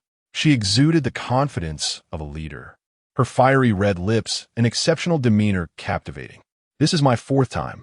I'm also on my 4th.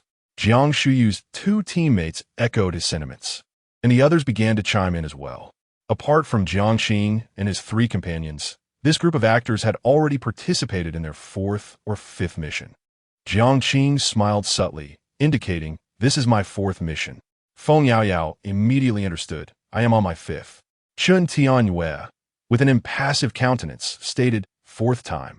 Song Pingyan, with a cheeky grin, declared, "A bunch of youngsters, this is my 7th time." Silence enveloped the group, a silence more profound than words. Jiang's lips twitched. He had underestimated the audacity of this brazen individual who dared to speak such words. The others gazed at Song Pingyan with a mix of astonishment, admiration, and an ulterior motive to befriend him. In their eyes, anyone who had survived to their 7th mission was already a formidable figure.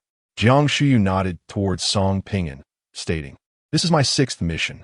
Averaging our experiences, the difficulty of this current task should be relatively moderate, positioned within the middle tier of level 5 challenges."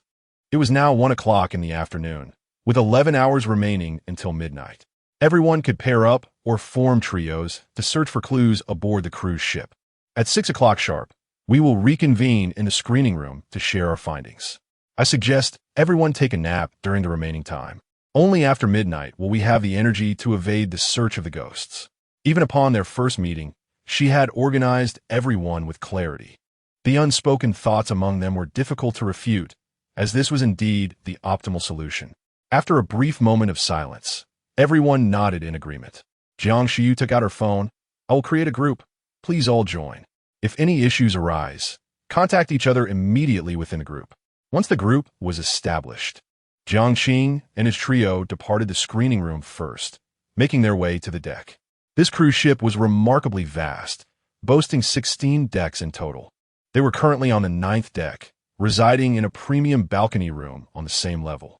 With no one else around, Feng Yaoyao, filled with indignation, kicked Song Pingyan playfully, exclaiming, "You must be out of your mind.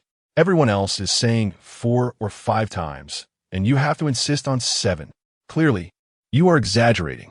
Song Pingyan hid behind Chun Tianyue, peeking out, "You don't understand. This is a diversion.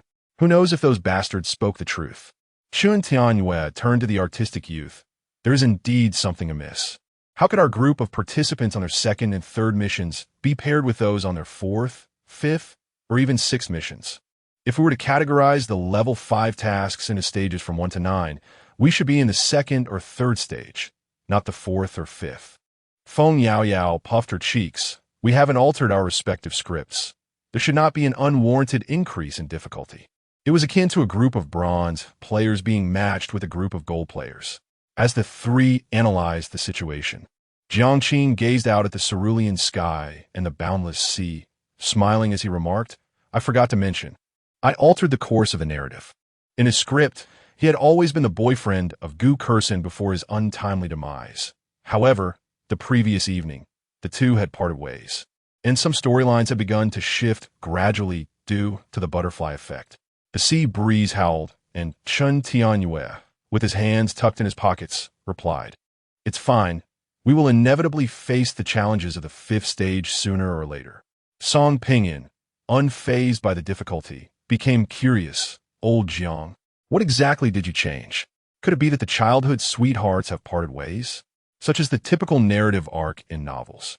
After the breakup, the childhood friends gradually realize each other's worth, leading to a poignant sense of regret, culminating in a dramatic pursuit. Enough." Jiang raised her hand to halt the conversation, remarking on your vivid imagination. "We ought to focus on surviving the game of hide and seek at midnight rather than gossiping about me." Song Pingyan leaned against the railing, adopting a casual tone. "This is simple. The cruise ship is vast. As long as that ghost does not cheat or exploit any advantages, we can easily find a place to hide. I wager my life that it will never find me. What if we're discovered?" Feng Yaoyao glared at him. "Then I would simply give it a life," Song Pingyan jested. Bathed in the warm sunlight, Jiang removed her sunglasses, revealing her striking eyes, and stated solemnly, "The task surely cannot be that straightforward. There are too many perplexing questions. Why does the ghost fear the dark? Why is the game of hide and seek only played at midnight? Is it truly safe during the day? Most importantly, could this mission involve more than one ghost?" Chapter 18. Inquiring for information. After Jiang finished his analysis, a profound silence enveloped the group for several seconds. If the game featured only a single ghost, with 20 actors scattered about, perhaps by sheer fortune, someone might survive until the final day. However, if there were multiple ghosts, the difficulty of this task would be unprecedented. After a moment of contemplation, Jiang organized, "I shall team up with Feng Yaoyao, while the rest of you form another group. While the daylight lingers, let us search for clues, particularly inquiring with the staff if there have been any recent fatalities aboard the cruise. All right then, let us reconvene here at 5 o'clock." Song Pingyan waved his hand in farewell. Chun Tianyue expressed no objections and followed Song to seek the elevator, aiming for the upper deck. The midday sun blazed brightly as Feng Yaoyao adjusted the collar of her dark green hoodie, her voice sweet as she asked, "Where are we headed now?" "Do not shout. I am not your brother," Jiang replied, standing at the railing, contemplating their next move. Let's first dine at the VIP restaurant. It tends to attract a considerable crowd, and I believe we might uncover some valuable information. The back of the room key indicated the floor and location of the VIP restaurant, and the pair ascended to the fourth floor via the elevator. Throughout the journey, Feng Yao gazed about in wonder, her words flowing freely. The lives of the affluent are truly distinct. This is my first time on a cruise. I had hoped to come here with friends after graduating high school, but upon seeing the ticket prices, 3,000 to 4,000, it was far too extravagant for me. She was merely an ordinary girl, devoid of a wealthy family background, exceptional beauty, or admission to prestigious universities. Simply a typical young woman. Jiang smiled gently. You're still young. After graduating from university, secure a good job, and once you have earned some money, you can travel wherever your heart desires. You speak as if you were ancient, she retorted playfully, and by the way, I have no interest in empty platitudes. The likelihood of me striking it rich is far less than my chances of completing 25 games. As she bounced along, her ponytail swaying, she cheerfully declared, once I encounter a deity, I shall wish to become a fabulously wealthy woman, with an abundance of money to last a lifetime. The girl's dreams, though simple, were refreshingly genuine. They chose a window-side table, and a waiter brought the menu for their selection. After ordering, Feng Yao swung her legs, reflecting on how participating in this task had broadened her horizons. Jiang, seated directly across from her, chuckled softly at her definition of having seen the world. It was not merely dining at an upscale restaurant or embarking on a sea voyage. Rather, it was the ability to confront the unfolding complexities of human nature with composure. In the midst of their conversation, Jiang noticed a solitary man seated by the window, sipping red wine, an expression of sorrow etched on his face. He rose and approached, taking a seat opposite the man. Hello. The man's drinking abruptly halted, his displeasure palpable. I prefer not to share a table with others. Feigning ignorance, Jiang continued. There seems to be something amiss on this cruise lately. Have there been any deaths? At this inquiry, the man's demeanor visibly shifted, panic flashing across his face as he hastily took a sip of wine to mask his reaction. I do not understand what you are implying. He set down his glass. Rising to leave, Jiang grasped the man's wrist with a grip so fierce that he grimaced in pain. Don't be in such a hurry to leave. Let us converse. Are you perhaps the murderer? He was merely speculating, aiming to discern something from the subtle shifts in the man's expression. I'm not, the man instinctively retorted. Realizing his predicament only afterward, he became increasingly agitated, shouting, Waiter, there's a lunatic here. Jiang released the man's wrist and replied solemnly, Sir, be cautious. I might sue you for defamation. As the waiter approached, the man scoffed and strode out of the VIP restaurant. Jiang dismissed the waiter and returned to his previous position, succinctly stating, That individual is suspicious. Aren't we going to follow him? Feng Yao inquired, eager to take action. You go check which floor he takes the elevator to. For now, avoid any contact, Jiang advised. On the 12th deck of the ship, by the open-air swimming pool, Song Pinyin lounged comfortably on a deck chair, basking in the sunlight. With a languid tone, he said, Old Chun, don't wear such a serious expression. There is plenty of time, and taking a break won't hinder our progress. While Jiang and Feng Yao are diligently searching for clues, we are here indulging ourselves. It seems rather unfair. Chun Tianyue sighed, perplexed by the thoughts of this imbecile. Song Pinyin scoffed, diligently searching for clues? Who told you that? I wager that old Jiang is either dining in the restaurant or has taken Yao out of the bar. Why? Chun Tianyue asked, confused. Isn't finding clues supposed to be the most crucial task at hand? Song Pinyin accepted a drink from the waiter and took a sip, saying, Old Chun, you are too naive. This cruise ship has a total of 16 decks. Its vastness makes it futile for just a few individuals to scour for clues, and it's unlikely they would uncover anything useful. The reason I believe old Jiang might be in the restaurant or bar is that it is noon, mealtime. Moreover, the bar, bustling with a myriad of people, is an ideal place to gather information. Oh, look, a solitary beauty. Pay attention. I shall only demonstrate once. Song Pinyin set down his glass and approached the elegantly dressed woman, greeting her with a devil-may-care attitude. Beautiful lady. All alone? Leave, she replied. exuding a demeanor that suggested she was not to be trifled with, akin to an ice queen. Isn't it a bit inappropriate to suggest such an encounter on our first meeting? Song Pingyan, known for his audacity, boldly sat beside her. He took out his phone, ostentatiously showing her a 9-digit balance, and smiled. Let me introduce myself. I'm Xiao Shuai. Seeing you here all alone, I thought I'd keep you company for an hour, and for that, I could offer you 100,000. Is that sufficient? He had previously discovered that the currency from the literary world could be utilized in this task-oriented realm. The Ice Queen melted instantaneously, her demeanor softening as her hand brushed against Song Pingyan's abdominal muscles. Chatting here is rather dull. Shall we retire to a room for a more private conversation? No, I adore the sea. Song Pingyan shrugged off her hand, for after all, the sea was a wondrous thing. One could gaze upon it in joy, leap into it in despair, and immerse oneself in it when funds were low. The woman, rebuffed both physically and verbally, remained unfazed, even finding his character intriguing. Shun Tianyue, unable to watch any longer, thought to himself, this is pure monetary indulgence. Who would be so foolish as to think they would only teach once? What a spectacle! The young woman playfully winked at Song Pingyan. What is your profession, handsome brother? She adeptly provided emotional value, her soft call of brother eliciting a sense of delight. Do not inquire into matters that are best left unasked. Simply know that my wealth is my most radiant attribute, while everything else merely serves as a supplementary bonus.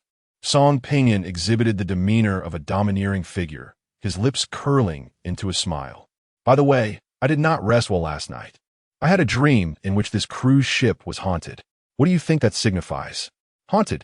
The young woman's complexion paled immediately, and after a moment of hesitation, she stammered, no, surely not.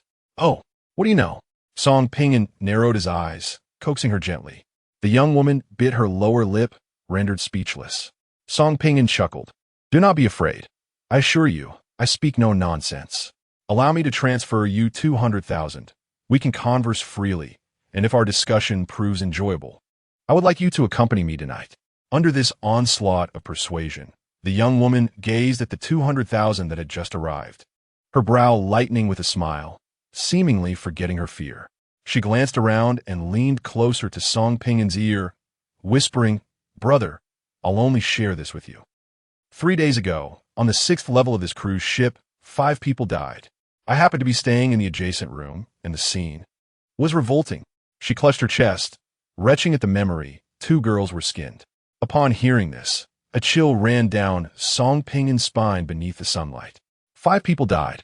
5 ghosts. Chapter 19. The young girl, upon accepting the grim reality, Song Pingyan feigned nonchalance and inquired, Do you know the identity of the deceased? I do not, replied a woman dressed in a revealing outfit, pursing her lips in thought. At the time, there were 7 of us present. A middle-aged man called for the waiter, stating that room 6444 emitted a foul odor accompanied by a pungent scent of blood. When the door was opened, I caught a glimpse inside and nearly fainted. After that, the corridor was sealed off, and the guests were relocated to other rooms.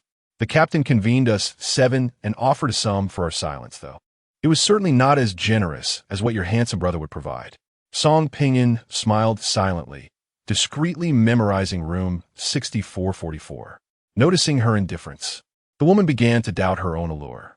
She shed her coat, revealing a seductive swimsuit, and gently entwined her arm with Song Pingyan's, her earlier tension dissipating as she smiled radiantly. Since that day, some guests have reported hearing knocking at midnight, accompanied by the sound of a girl weeping, saying things like, I am afraid of the dark, yes. The girl repeatedly murmured, I am afraid of the dark, which is quite terrifying. The tale of hauntings spread swiftly, leaving everyone too fearful to venture to the 6th floor. This is all I know. Handsome brother, tonight. A faint smile graced Song Pingyan's lips as he produced his room key and handed it to her. Come find me at midnight. Let us not miss our encounter. With that, he lifted a glass of sparkling wine and strode away from the open-air pool deck. Chun Tianyue followed closely, exclaiming, Why did you give her the room key? What did she say? Song Pingyan did not withhold any information and recounted the details he had gleaned, chuckling, Old Chun. Is there not a possibility that the 20-room keys assigned to us are, in fact, a means for the spirits to pinpoint our locations? Goodness, that is a rather astute angle. I had not considered it. Chun Tianyue exclaimed, astonished. He then furrowed his brow. What if that woman is killed by ghost? Let her die. If that is her fate, Song Pinyin shrugged indifferently. What kind of place is this? A realm of spirits. Whether it is that woman or the others, they are all mere NPCs. It is far better for NPCs to explore the rules of the spirits' killings than for us to put ourselves in peril. In short, the death of a friend does not threaten the survival of the self. Preserving one's own life is paramount. When one cannot guarantee their own survival, how can they possibly care for the survival of others? Chun Tianyue opened his mouth, shifting the topic. Where to next? The 6th floor? Not going there, Song Pinyin halted, casting a look of incredulity at him. Everyone knows the 6th floor is haunted, and given the uncertainty of whether the spirits will act during the day, why will we go there? To meet our demise? You, with your burly frame, seldom engage your mind. Hand me the room key. Let us first upgrade our accommodations. The 6th floor? Old Jiang will likely go. We can leave it to him. Chun Tianyue playfully slapped the back of his head. What else with the attitude? Just because you think you're tough, don't assume I'm afraid of you. Song Pinyin struck a fighting pose, declaring, I've trained, and I have never backed down from a 3-on-1. The two began to grapple in a secluded corner. Moments later, Song Pinyin clutched his waist and conceded, All right, enough. You truly lack a sense of restraint. Give me the room key. With his back against the glass, Chun Tianyue tugged at his collar, exuding an aura of cool charisma. Should we upgrade the cabins for Jiang and Feng Yaoyao? After all, you have the means. Song Pinyin, seated beside Chun Tianyue, chuckled softly. This is merely a conjecture of mine, untested in practice. What if upgrading the cabins makes things even more perilous? Among the 4 of us, someone must survive until the end. Thus, my apologies, old Chun. I'm taking you on a gamble. You rascal. Chun Tianyue ruffled Song Pinyin's hair, intentionally disheveling his hairstyle. The first lesson my elder brother taught me was the value of loyalty. One's head may be severed, blood may flow, but the bond of loyalty must never be forsaken. Although you can be quite irritating with your sharp tongue and pretentiousness, I will accompany you in this gamble of life. The camaraderie between men transcends the bounds of time. Song Pinyin's pupils dilated suddenly, his eyes tinged with a hint of red as he turned away, pushing Chun Tianyue's hand aside. Do not touch me, you brute. 2 grown men together is rather repulsive. By the way, a word of caution, be wary of old Jiang. Hey, that is not fair. Are you trying to sow discord between Jiang and me? Chun Tianyue lightly patted his shoulder, a hint of displeasure on his face. Song Pinyin gazed up at the pale blue sky, exhaling slowly. You are foolish, lacking understanding. My instincts warn me that old Jiang is a madman, the kind who cannot even control himself when he loses his mind. I even suspect he has made a pact with a ghost. A pact with a ghost. Chun Tianyue's expression turned serious. What do you mean? Song Pinyin fiddled with the golden room card, lowering his voice. The last mission was too simple. Old Jiang delivered dinner to the basement and remained there for 20 minutes. During that time, what did he witness? What did he discuss with the ghost? We are utterly in the dark. Moreover, it seems he is holding his breath, eagerly anticipating a second mission.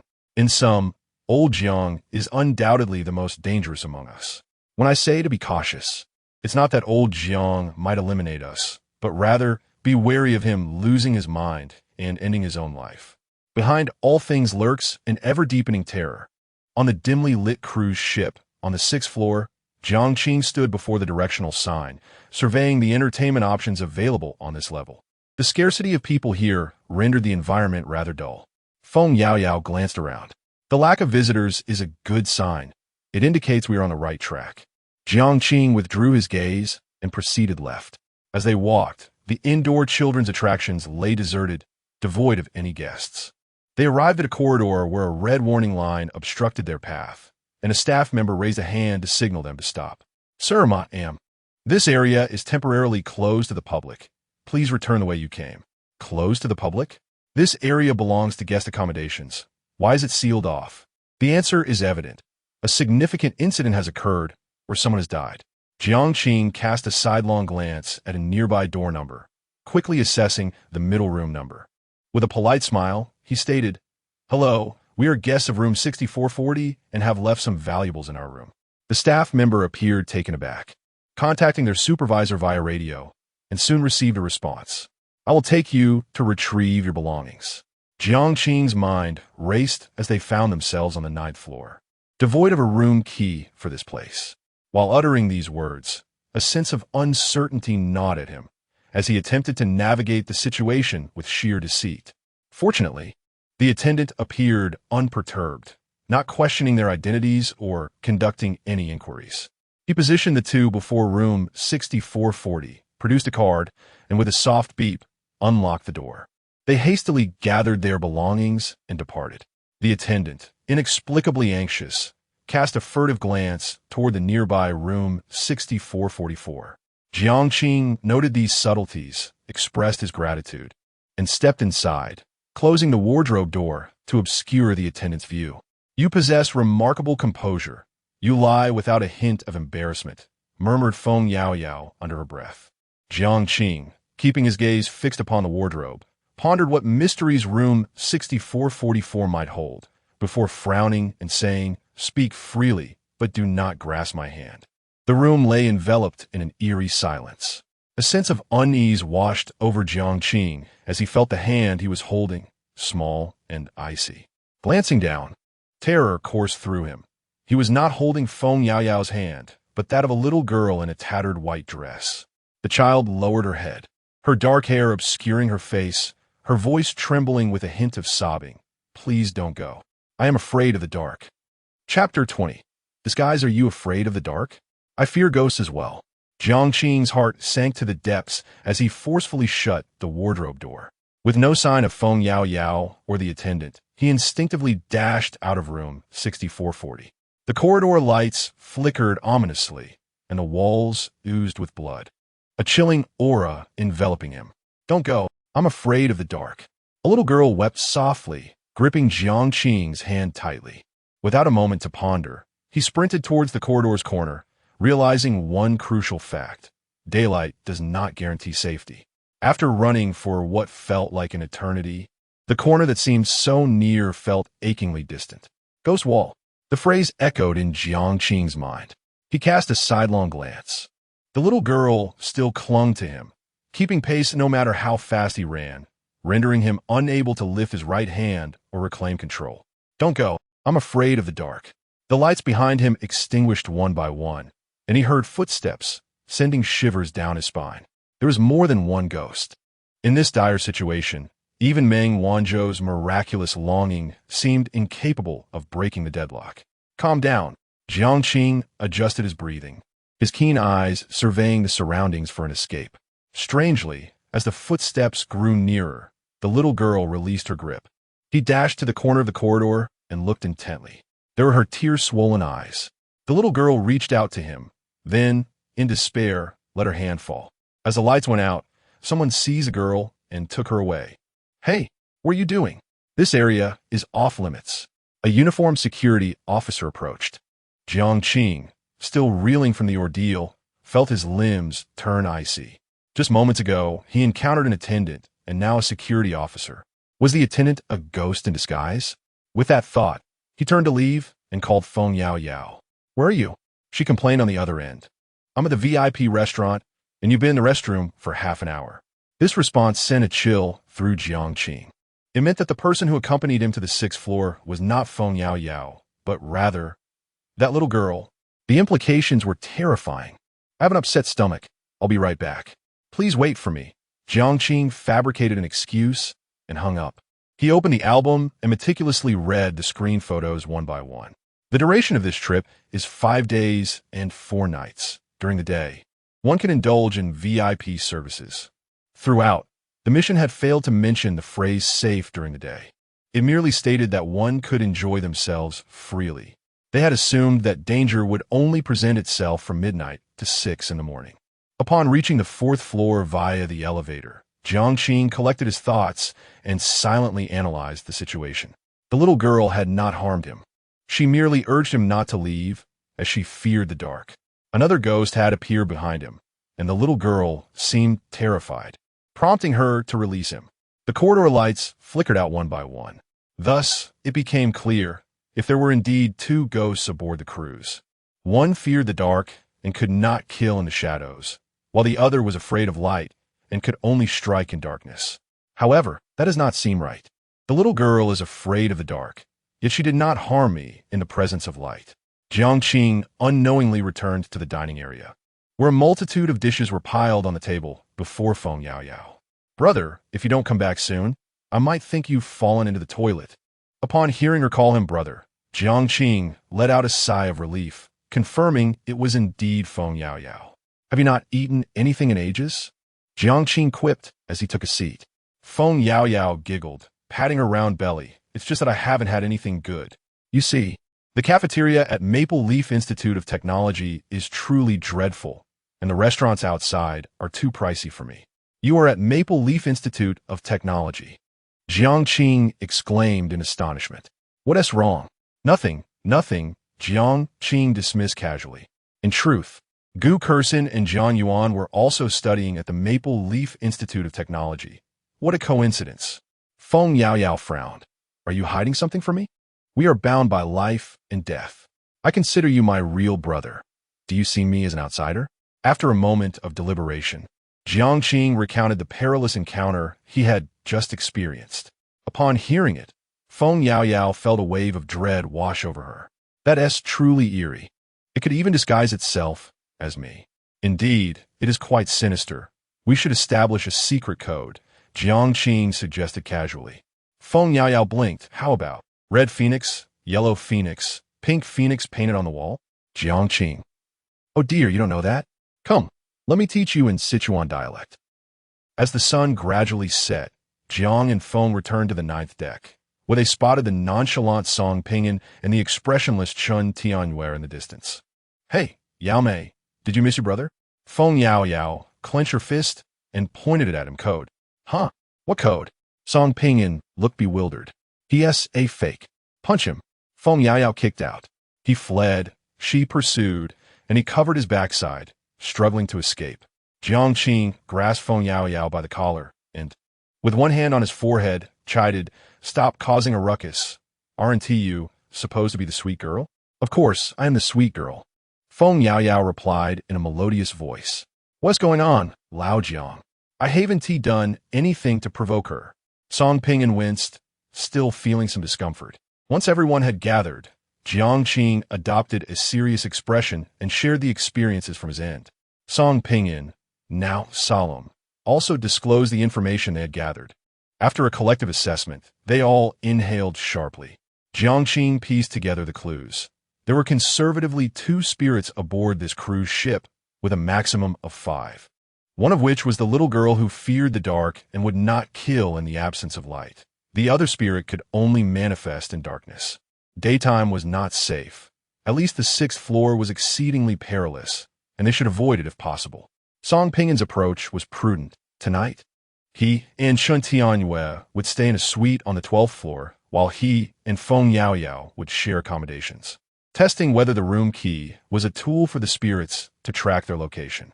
Feng Yaoyao gasped, her cheeks flushing. Is that appropriate? I snore while sleeping. Jiang retorted, what are you thinking? The latter half of the night is for hide and seek, not for sleeping. Feng Yaoyao turned her gaze away haughtily. I'm just concerned for your well-being. I'm single, so it doesn't matter, but you have a girlfriend? What girlfriend? That was merely a script arrangement, and besides, I have already parted ways with her. Jiang had never truly liked anyone before entering this narrative. His only close female companion was a fellow patient in the psychiatric hospital. The doctors all claimed he was insane, insisting that the girl had died before his admission. After conversing for a while, as the clock approached 6 in the evening, the group strolled towards the screening room. This particular theater seemed to have been prepared exclusively for them, free from any disturbances. Jiang counted the individuals present, his gaze settling upon 19. One was missing.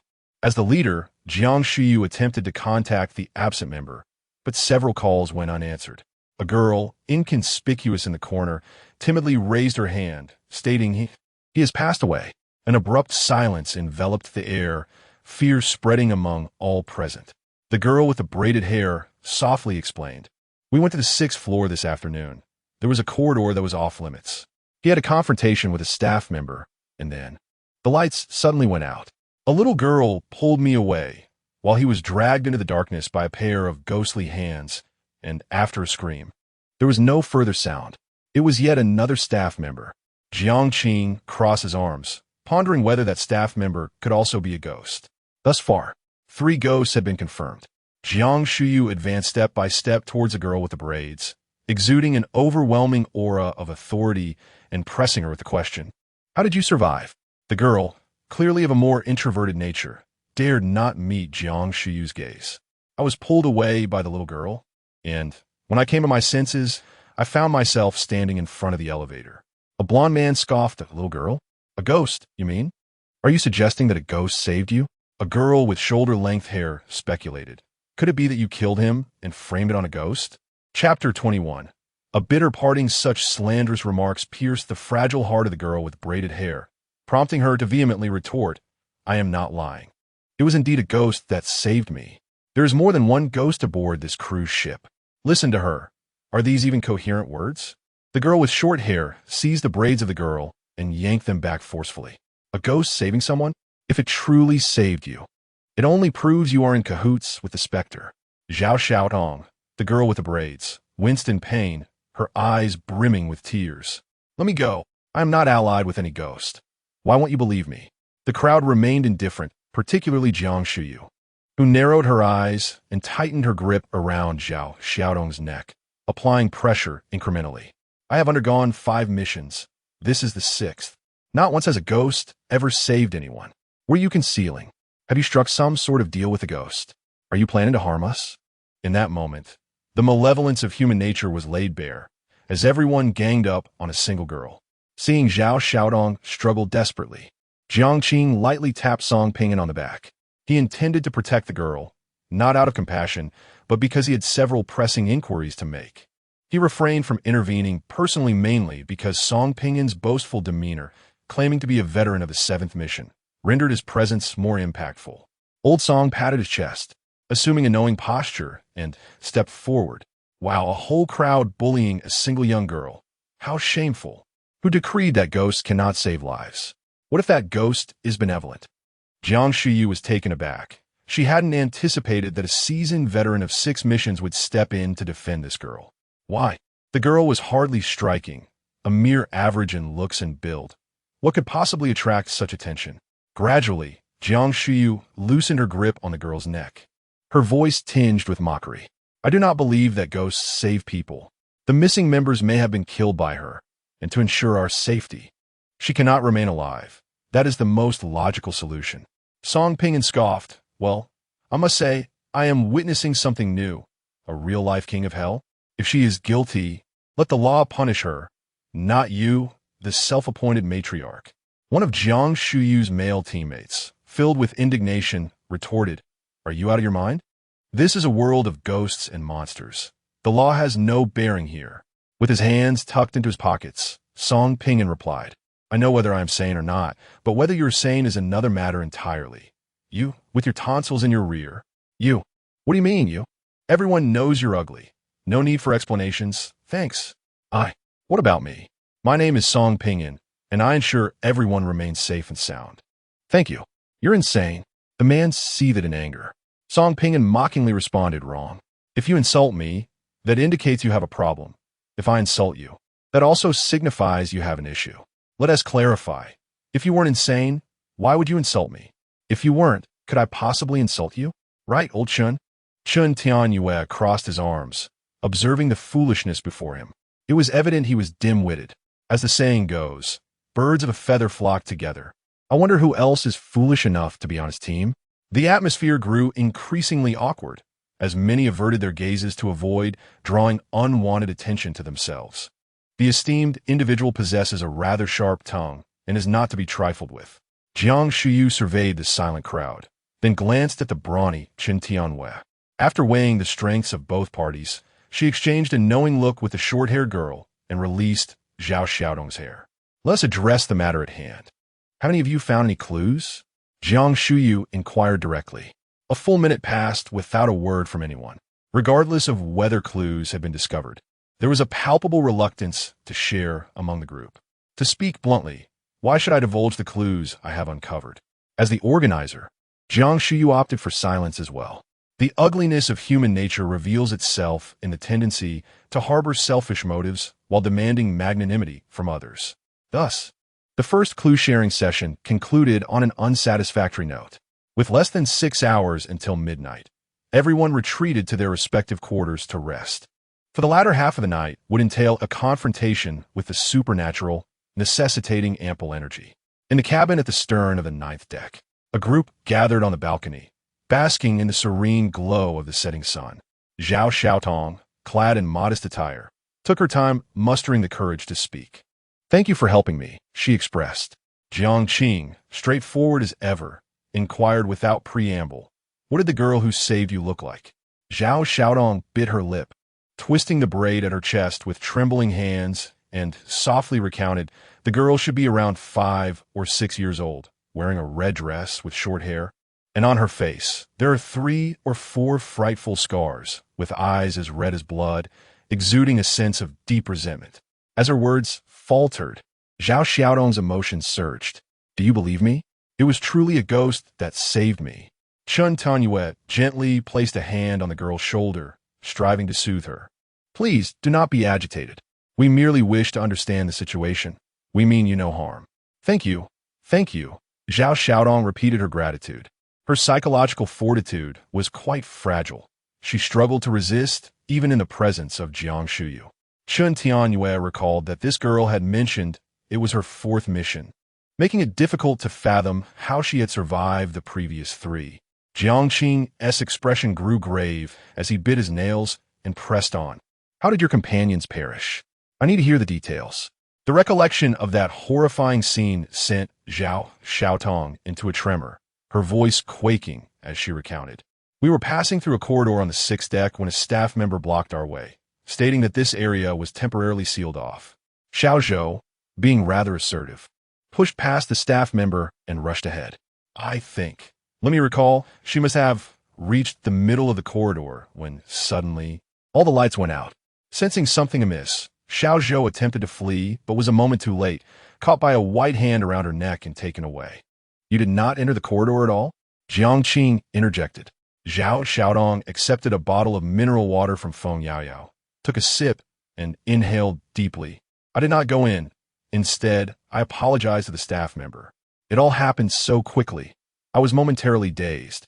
After Xiao Zhou was taken away, there was a scream and then silence. The staff member also vanished. The girl in the red dress grasped my hand and led me to the elevator, urging me to flee quickly. I know this sounds absurd, but I swear to the heavens. Jiang Qing interrupted. "I believe you." At a moment when no one else would, one person stepped forward and declared, "I believe you." In that moment, Zhao Xiaodong was overwhelmed with emotion, tears streaming down her face as she repeatedly murmured her gratitude. "Thank you." She was truly a fragile girl, ill-suited for the demands of this task-laden world. Jiang Qing waved her hand dismissively, urging her to return and rest. "Here is a hint for you. Do not turn off the lights tonight. It will be prudent to prepare some flashlights and ensure you remain in well-lit areas." But the task prompt indicated that ghosts feared darkness. Shouldn't we avoid being in dark environments? Zhao Xiaodong sniffled, appearing small, pitiful, and helpless. Jiang Qing maintained her impassive demeanor, stating, "Believe it or not, it's up to you. Now go back. We need to rest." I trust you." Zhao Xiaodong bit her lip. "Thank you." She seemed to take pleasure in expressing her gratitude, waving goodbye to everyone as she exited the room. Song Pingan leaned against the balcony railing, donning Jiang Qing's sunglasses with a flare, and inquired, "Old Jiang, have you discerned any clues?" Jiang Qing sat on the edge of the bed, fingers interlaced over her knees, and spoke slowly. "We have confirmed the existence of 4 ghosts. The girl in the white dress, the girl in the red dress, a waitress, and the ghost in the darkness. The first 3 do not fear light, and have not shown any intent to harm us. Once could be coincidence, but twice is certainly not. This indicates that the girls and the waitress are good ghosts. The unknown ghost fears light, and its killings must occur in the dark. By this logic, I predict that 4 people will die tonight. Feng Yao Yao gasped, 4 people will die. Why? Chapter 22. The knock on the door, even the self-proclaimed clever Song Pinyin found himself at a loss. Why 4 individuals? Why not eliminate all the actors lurking in the shadows tonight? Why does old Jiang appear more dashing than I do? Song Pinyin pondered a multitude of questions, both serious and frivolous. Jiang's gaze shifted to the left, surveying the sunset beyond the window. How many days does this mission last? He inquired. 5 days and 4 nights. Feng Yao Yao replied without hesitation. Furrowing his brow, Song Pinyin remarked, 4 nights, 20 actors. Are you suggesting that 5 must perish each day? One has already met their demise. So does that imply 4 more will die tonight? Jiang shook his head, his tone a blend of calmness and seriousness. It's not that 5 must die each day, rather. In the absence of understanding the patterns by which the supernatural entities claim lives, 4 are likely to perish tonight. After all, they are the audience. If I were to attend a film and witness all the main and supporting characters perish within the first 10 minutes, it would undoubtedly be a dreadful movie. To keep the narrative engaging and ongoing, there must be a cap on the number of fatalities each day. In short, the death toll on the first day will not exceed 5, and since we have gleaned some understanding of the supernatural's patterns, we have a reasonable chance of surviving the first day. As for the others, the hints within the mission state that ghosts fear the dark will be their undoing. It all hinges on luck. Pausing for a moment, Jiang picked up the remaining bottle of mineral water from the table, took a sip, and continued, of course, much of this is conjecture, and we lack the evidence to substantiate it. Our understanding of the supernatural and this world is insufficient. Every step must be taken with caution. We may triumph over them countless times, yet a single defeat could be fatal, though it seems profoundly unfair. Such is the reality. Entering the room, Song Pinyin flashed a confident smile. What is there to fear? The strong never lament their circumstances. Old Jiang possesses intellect. I wield wealth, and old Chun boasts strength. United, we are invincible. Feng Yao Yao, seated on the bed with her hands propping up her chin, muttered, I don't merely complain about the environment. I also resent the strong. You all exclude me. You know nothing. This is called protection. We handle the perilous tasks while you simply reap the rewards. Song Pinyin retorted as he approached, attempting to ruffle the girl's hair, only to receive a sharp bite in return. Ouch, let go. Are you a dog? Jiang chuckled at the scene. You two should head back to rest. The dark spirits might turn off the lights. Be sure to prepare some illuminating items. Did you hear that? Scram. Feng Yao Yao kicked Song Pinyin. He seized her ankle, jesting. Good thing you're not wearing a skirt. Otherwise, you would have exposed yourself. I'll end you, she threatened. Song Pinyin dashed out of the room, musing to himself, this girl is truly fierce. Not a fraction as gentle as my sister. Once the two departed, tranquility returned to the room. Jiang, feeling no fatigue, strolled to the balcony and settled into a lounge chair to admire the sunset, seeking a moment of relaxation for his mind. Tap, tap, tap. Feng Yao Yao approached barefoot, blocking his view. Brother, aren't you going to sleep? Upon hearing this, Jiang raised an eyebrow. Why do you call me brother? Feng Yao Yao, with her captivating eyes, gazed earnestly and said, I'm an only child, and I've always yearned for a gentle brother who would cherish and protect me. When I was young, seeing other girls being picked up by their brothers after school filled me with envy. You as a boy, do not comprehend the thoughts of a girl. Pausing to reflect, Jiang Qing shook his head, acknowledging his lack of understanding. If you feel insecure and need someone to protect you, there's no need to call me brother. We are friends, and I will assist you to the best of my abilities. See, I told you, you do not understand a girl's feelings, Feng Yao Yao pouted. A girl's feelings? Jiang Qing silently repeated, a figure appearing in his mind. A girl who loved to sit beneath the camellia tree. A girl who accepted her. A girl who once told him, how dare you underestimate my love for you? As Jiang Qing gazed at the setting sun, his eyelids grew heavy, and he unknowingly drifted into slumber.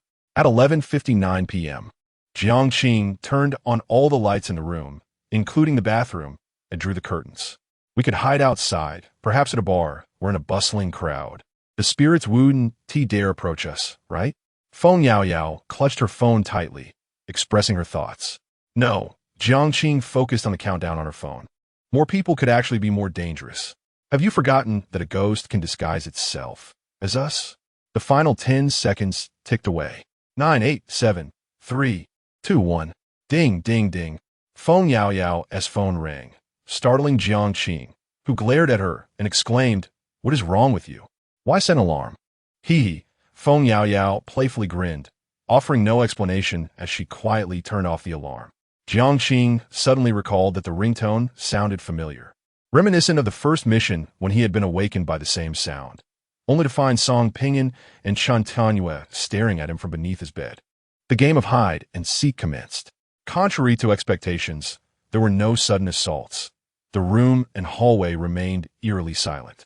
After a while, Feng Yao Yao could not resist leaning closer to Jiang's ear, whispering, "Brother, are you scared?" "No." "Well, okay, I am," Jiang admitted, then countered. "What about you?" Feng Yao Yao swallowed hard. "I'm more afraid. What if 4 or 5 ghosts come to catch us? Can't you hope for something good?" Jiang playfully tapped her on the head. The sound of footsteps suddenly echoed, and Jiang swiftly covered Feng Yao Yao's mouth, signaling her to remain quiet. The figure outside their door paused. "Are you in there?" "I know you are in there. I see you." Feng Yao Yao stiffened, too frightened to move, her breathing becoming cautious. "Not here."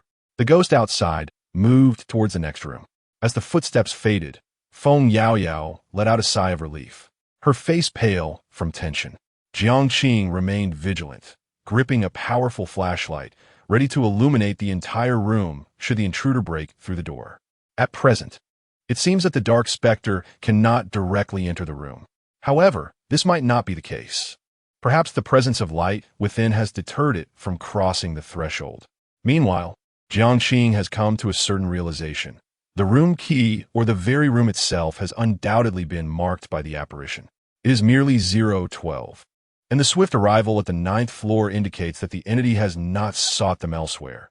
Its target is evidently precise. In the pitch-black chamber, a woman with short hair and a man with yellow hair exchanged anxious glances. The short-haired woman trembled, stating, "I believe I heard footsteps." The specter, fearing darkness, would not assault them indoors. The man with yellow hair was drenched in cold sweat. In such a dark environment, each passing moment served as a psychological trial for them.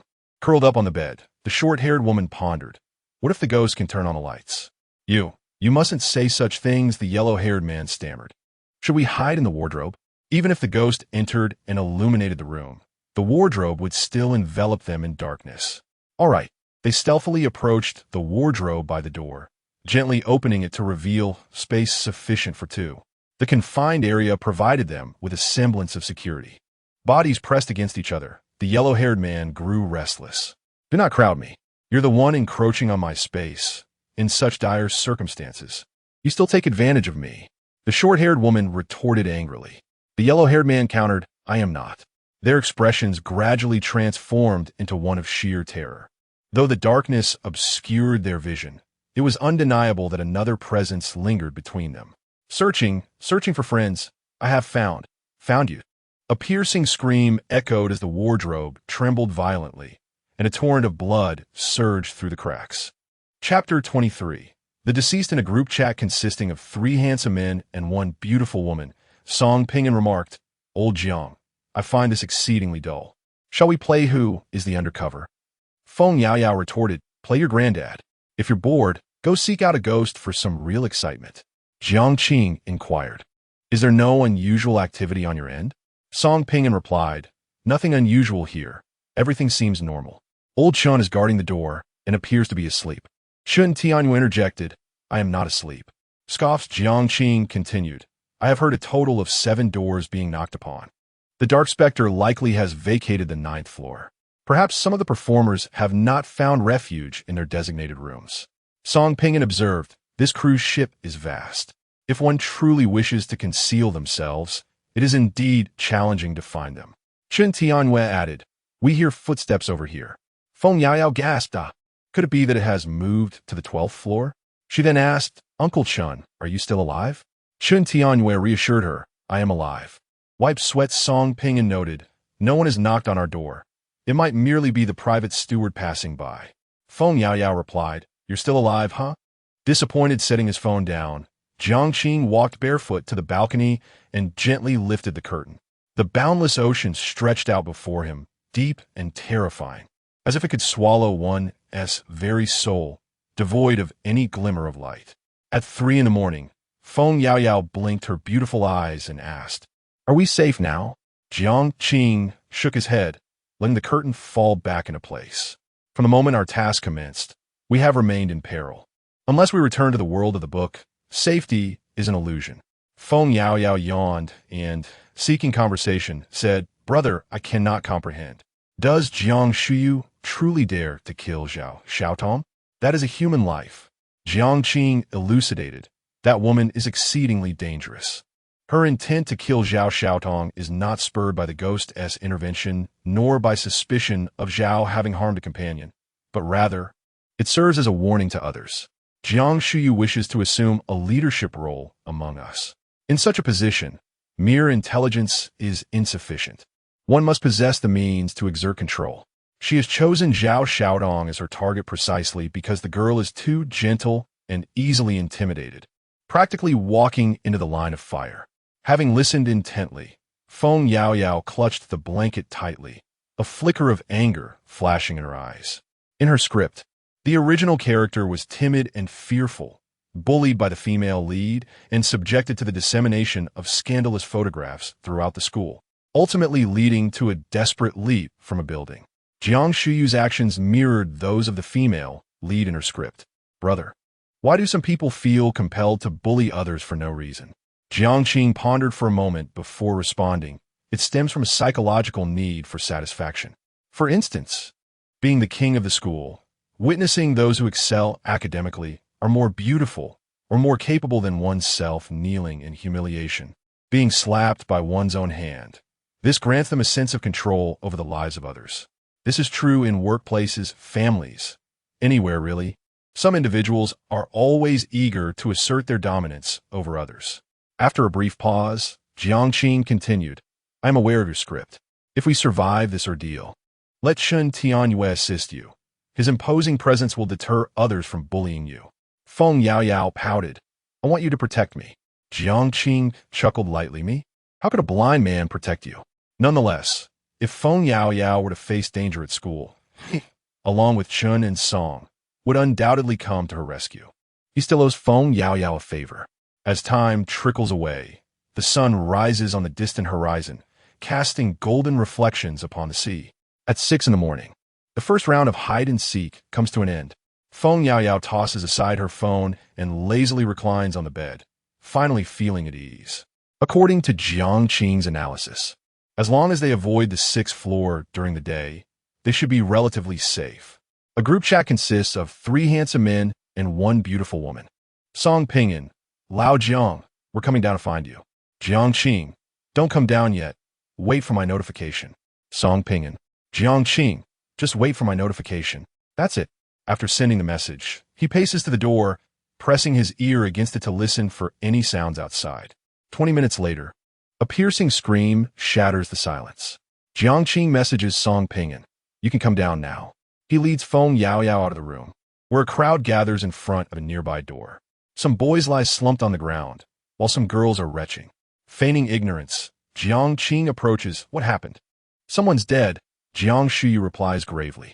The acrid scent of blood fills the air, and Jiang's face pales as he gazes upon the scene. Before him lie 2 skinned corpses in the wardrobe, their limbs broken, their skin meticulously laid out on the bed, blood splattered throughout the room. Ugh! Feng Yao glances at the gruesome sight and runs to the side to vomit, the bitterness of bile rising from her empty stomach. The brutality of the supernatural methods exceeds their expectations. Jiang's eyelids twitch as he counts the people present, 13 in total. Aren't there supposed to be 4 more? Remarks the balding middle-aged man. In the next moment, Song Pinyin and Chun Tianyue arrive, bringing the total to 15. There's a room unlocked, the short, plump man calls out, waving his hand to gather everyone. As they push the door open, the stench of blood assaults them, leaving the group in silence. Chunks of flesh litter the room, resembling scattered pieces of a disassembled puzzle. Zhao Xiaodong squats in the corridor, weeping uncontrollably, her emotional defenses crumbling. Jiang Qing covers Feng Yaoyao's eyes, unable to withstand the gruesome scene himself, and averts his gaze. His words confirm the grim reality, for people have indeed perished. In the span of just one day, 5 out of 20 in their group have died. The difficulty of their task is evident. Jiang Shuyu closes the door and inquires in a low voice. Did you hear anything unusual last night? The balding, middle-aged man recalls. Someone was knocking on the door last night. I heard the knocking too, but it wasn't at my door. It seemed to go on until around 1:30 in the morning, then there was silence. The group exchanges their experiences from the previous night, each recounting their tales. Jiang Shuyu's gaze shifts to Song Pingan. You weren't in your room last night? Who said we had to stay in our rooms? Song Pingan retorts, pulling out a prestigious gold card. Look, I upgraded my cabin to the most expensive suite. Why would I want to stay with you idiots? The silence that follows is deafening. You could upgrade? The supernatural entity surely isn't just targeting our few rooms, right? You're so selfish for not telling us. In response to the accusations, Song Pingan digs at his ears and scoffs. Should I notify you if your mother is about to give birth? The mind is a remarkable entity. It is often said that spending time with certain individuals can diminish one's intellect, and I find this assertion hard to dismiss. To illustrate, these 4 fools undoubtedly left the lights on last night, despite the adage that ghosts fear the dark. Their insistence on illumination raises the question. If they do not meet their demise, who will? This chaotic display of distraction is a game that Old Song plays with remarkable finesse. He shows little regard for the lives of these simpletons, blaming the uneven paths of fate for their shortcomings.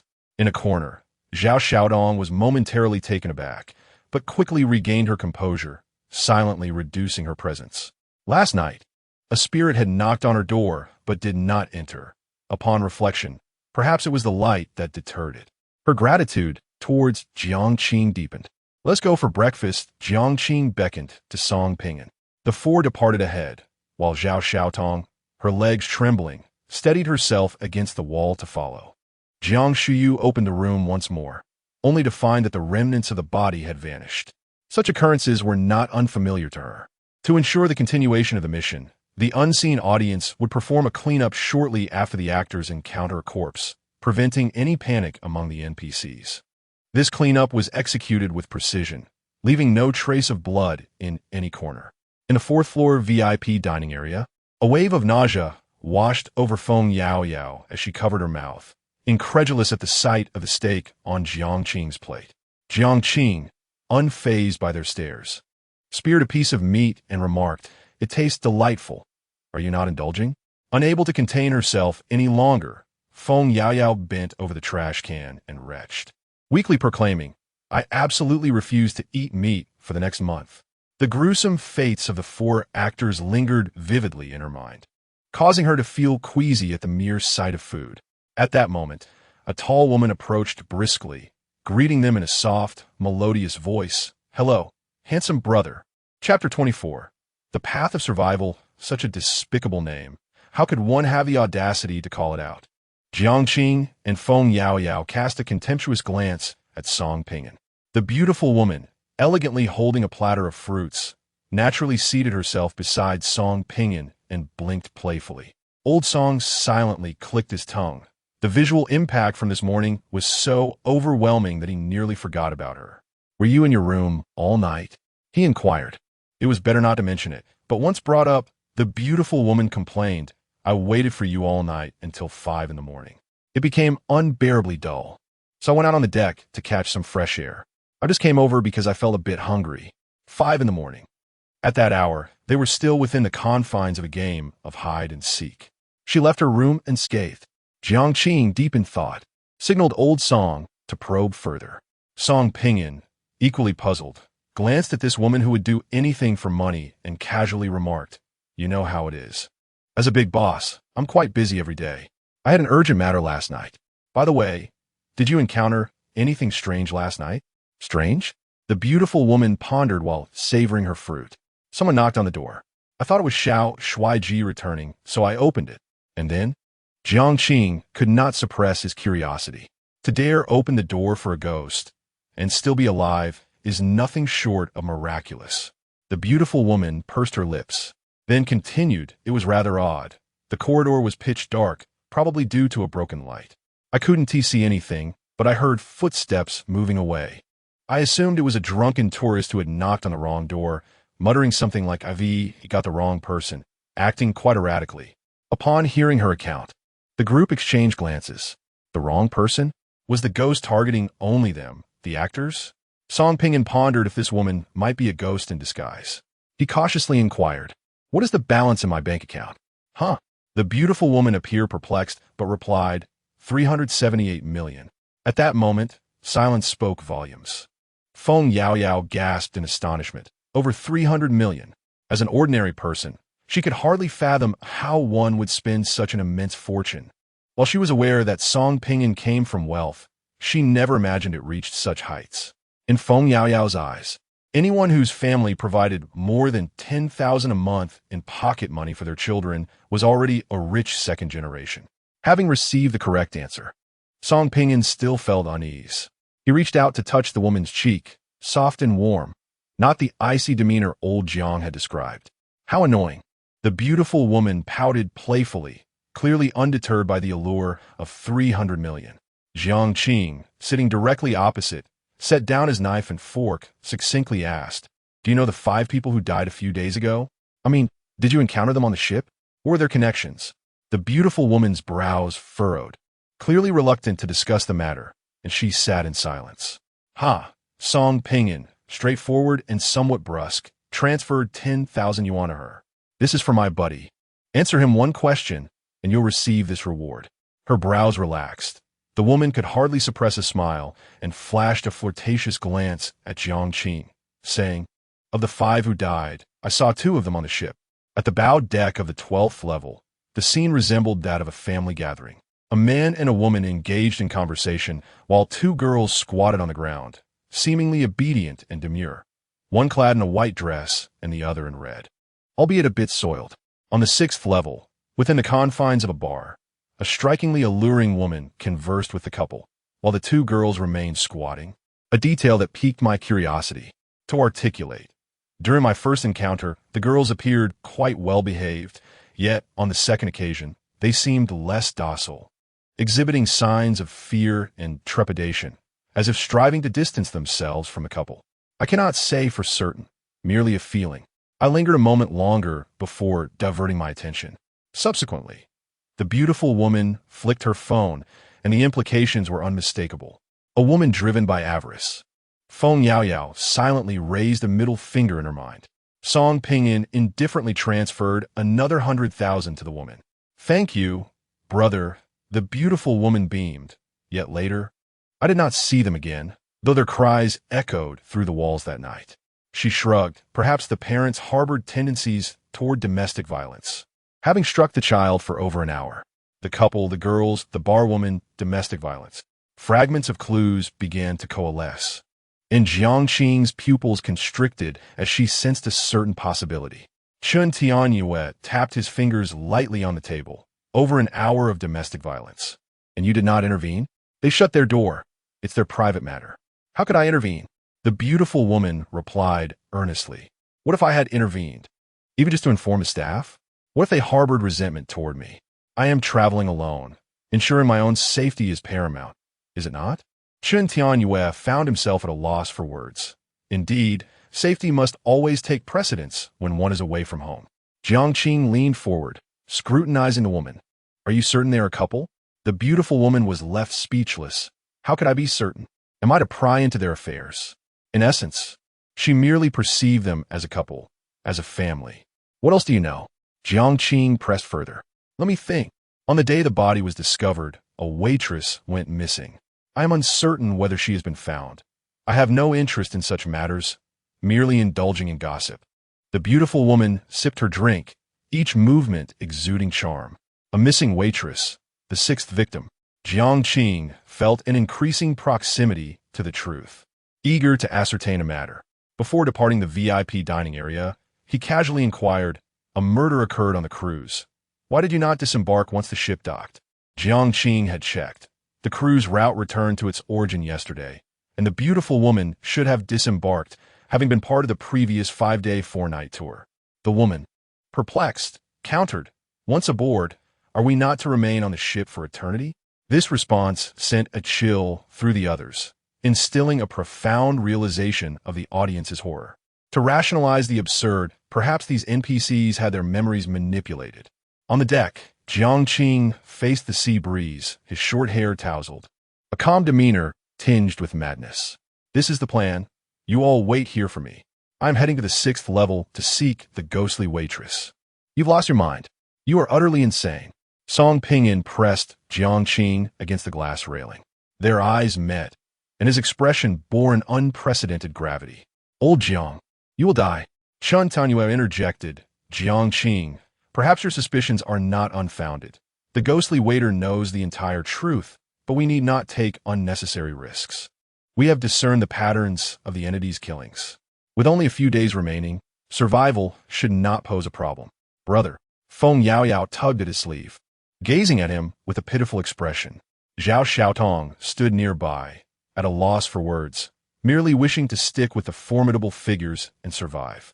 Jiang gazed out at the boundless sea and remarked in a calm tone, "What patterns? That avoiding the 6th floor during the day ensures safety, and leaving the lights on at night guarantees security?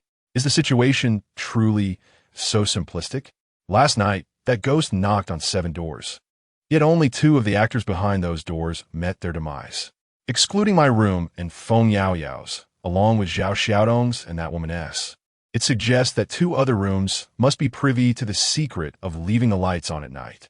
In other words, the patterns we believe we hold are no longer secrets. It is likely that some individuals possess more comprehensive knowledge than we do." He paused for a moment, taking a deep breath. "Let us not forget, there are 6 deceased, yet only 4 ghosts have manifested thus far. Will the remaining 2 adhere to these 2 patterns?" Song Pingyan found it difficult to fathom, realizing that his thought process was not on the same level as Jiang's. Such calmness, such analysis, such audacity. Was this merely his second mission?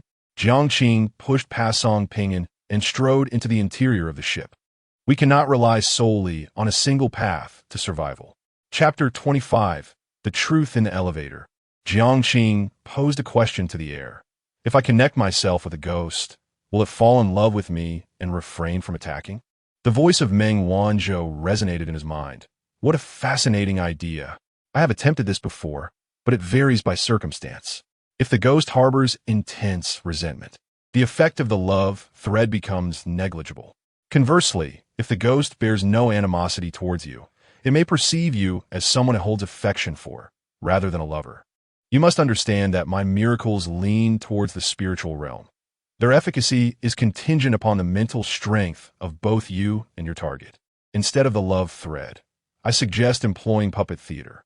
Complete control is unattainable, yet I assure you that whether the entity is human or ghostly, maintaining control for 3 seconds is certainly feasible.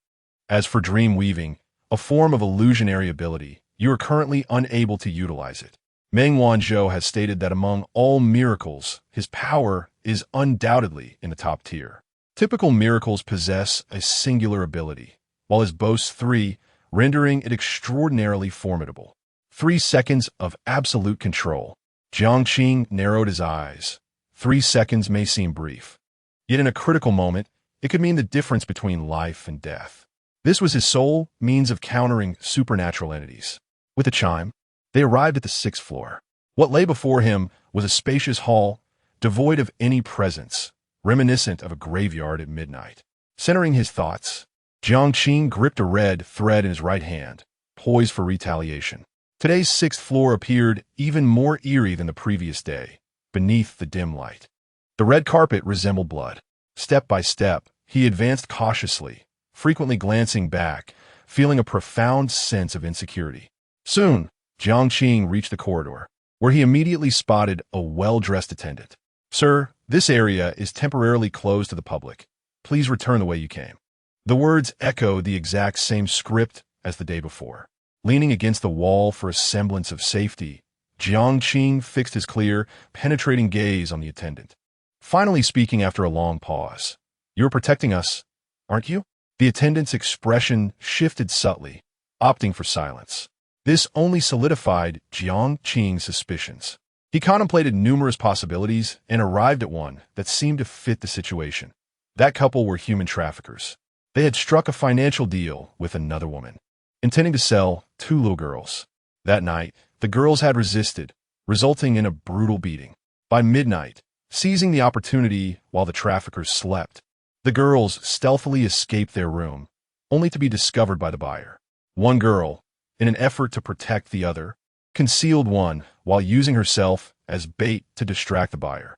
As a light at the end of the corridor extinguished, something moved within the darkness. Jiang's heart raced.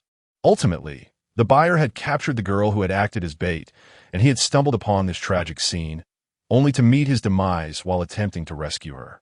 The buyer was a woman, making the likelihood of her being the murderer slim. However, the couple of traffickers was also present, searching for the little girls, correct? One by one, the corridor lights flickered out, and a chilling aura of death swiftly enveloped the space. Jiang tightened his grip on the red thread. The hidden little girl, cowering in a dark environment, was terrified of the shadows and unable to suppress her sobs, ultimately being discovered. He shifted his tone. What is your last wish? I shall help you fulfill it, and you must assist me in return. The server stood rigidly in the cold storage room, the chill permeating the air. As the last light in the corridor extinguished, Jiang caught sight of 3 sinister faces illuminated by the dim glow of a corner lamp. In a moment of desperation, the ghostly server blocked the path of the 3 apparitions. Run. Jiang gritted his teeth, vowing, I will find your body, I swear. In the next instant, his hands were seized, one by the girl in a red dress and the other by the girl in white, who pulled him away in haste. Behind them, anguished screams echoed, as lights flickered out one after another. Jiang frantically pressed the elevator button, and as the doors opened, he dashed inside. A glance back revealed the 2 girls locking eyes with him, their faces, hands, and necks marred by ghastly scars. The extent of their suffering in life was unimaginable. The elevator doors began to close slowly. Suddenly, a ghostly hand reached in, followed by a head. Jiang felt a grip around his neck, his feet slowly lifting off the ground. In a state of dread, he gasped out, Meng Wanzhou, switch! Darkness clouded Jiang's vision as he kicked the ghostly buyer in the head. As the specter tumbled out of the elevator, a crimson thread ensnared the 3 ghosts, holding them firmly for 3 precious seconds. Without haste, Meng Wanzhou pressed the button for the 9th floor, the entire sequence flowing seamlessly. The elevator ascended, and Jiang panted heavily, narrowly escaping death within its confines. Meng Wanzhou's voice echoed in his mind. Don't act recklessly today. Longing is not your miracle. Using it once a day is already its limit. Jiang, trembling with excitement, gasped, I just kicked the ghost. Meng Wanzhou replied, is that really what matters? No. He realized this had revealed something important. Ghosts were not truly insurmountable. Jiang burst into laughter. Do you think we could devise a way to kill ghosts? His excitement was uncontrollable. To kill ghosts. Meng Wanzhou's mind momentarily faltered. As the elevator reached the 9th floor, the doors opened, and Jiang stood up from the floor, regaining his composure. He returned to the deck, waving at Song, Chun, Feng, and Zhao, signaling that everything was handled. Handled? Song Pingan questioned, confusion etched on his face. Under the sunlight, Jiang recounted his deductions and experiences, omitting the existence of Meng Wanzhou, merely stating that 2 girls had saved him. Even without first-hand experience, the others listened with bated breath. What a reckless move. Chun Tianyue frowned. How did you deduce it was human traffickers? Her. Jiang pointed at the taciturn girl with braided hair. Zhao Xiaodong was taken aback. Me? I don't know anything. Jiang nodded. She provided me with a crucial clue. Mentioning the red dress girl's face bore 3 or 4 scars. Then, in the morning at the restaurant, that woman said she heard the girls crying, suffering domestic abuse for over an hour, but she was unsure if they were the girls' parents. Furthermore, upon meeting them at the bar, she sensed the girls were doing their utmost to distance themselves from that couple. Everything became clear. Real parents would not be cruel enough to inflict domestic violence on their 2, 5, or 6-year-old daughters for over an hour, even to the extent of disfiguring them, leaving no part of their bodies unscathed. Feng Yaoyao countered, not necessarily. In backward and feudal mountain villages, instances of parental abuse towards children are all too common. Don't provoke Lao Jiang. Be wary of his retorts, Song Pingan remarked. Feng Yaoyao paused to collect her thoughts as Jiang Qing continued. That server. Initially, I could not comprehend why the buyer and that couple would wish to end his life. The only plausible explanation is that the server witnessed something he should not have, necessitating his silencing. After his demise, he lingered in that corridor, serving as a warning to all not to venture forth. It was a form of protection. Feng Yaoyao puffed her cheeks and inquired, "But why did he initially permit you to enter?" Jiang Qing mused. There is a saying, "It is difficult to dissuade a ghost intent on death." He likely offered but a single warning. If one persisted in their desire to enter, he would not intervene. Let's seek out the server's remains. There must be significant revelations awaiting us. Song Pingan nodded in agreement, suggesting they inquire with the staff about the location of the cold storage. The four advanced, but had scarcely taken a few steps when Jiang Qing turned back to Chen Tianyue. What troubles you? Chen Tianyue remained stationary, his head bowed in contemplation. I cannot fathom why, among the 6 ghosts, only the buyer and the couple fear the light. What's so perplexing? It's a form of constraint. If they were unafraid, we would have long been annihilated, Song Pingan replied nonchalantly. Jiang Qing shook his head, because their deeds are not meant to be illuminated. Chapter 26. Betrayal clad in a black vest, Chen Tianyue's gaze fixated on Jiang Qing's face. Astonished for quite some time, he exclaimed, "Is that so? Can it be interpreted in this manner?" Feng Yaoyao bit her lip in contemplation, pondering her clandestine actions, which perhaps rendered her fearful of the light in death. I suspect that old Jiang's cognitive structure diverges from ours, Song Pingan remarked, expressing his discontent. The disparity in thought processes among individuals is indeed vast. Jiang Qing shook his head, acknowledging that merely grasping this rule does not guarantee survival.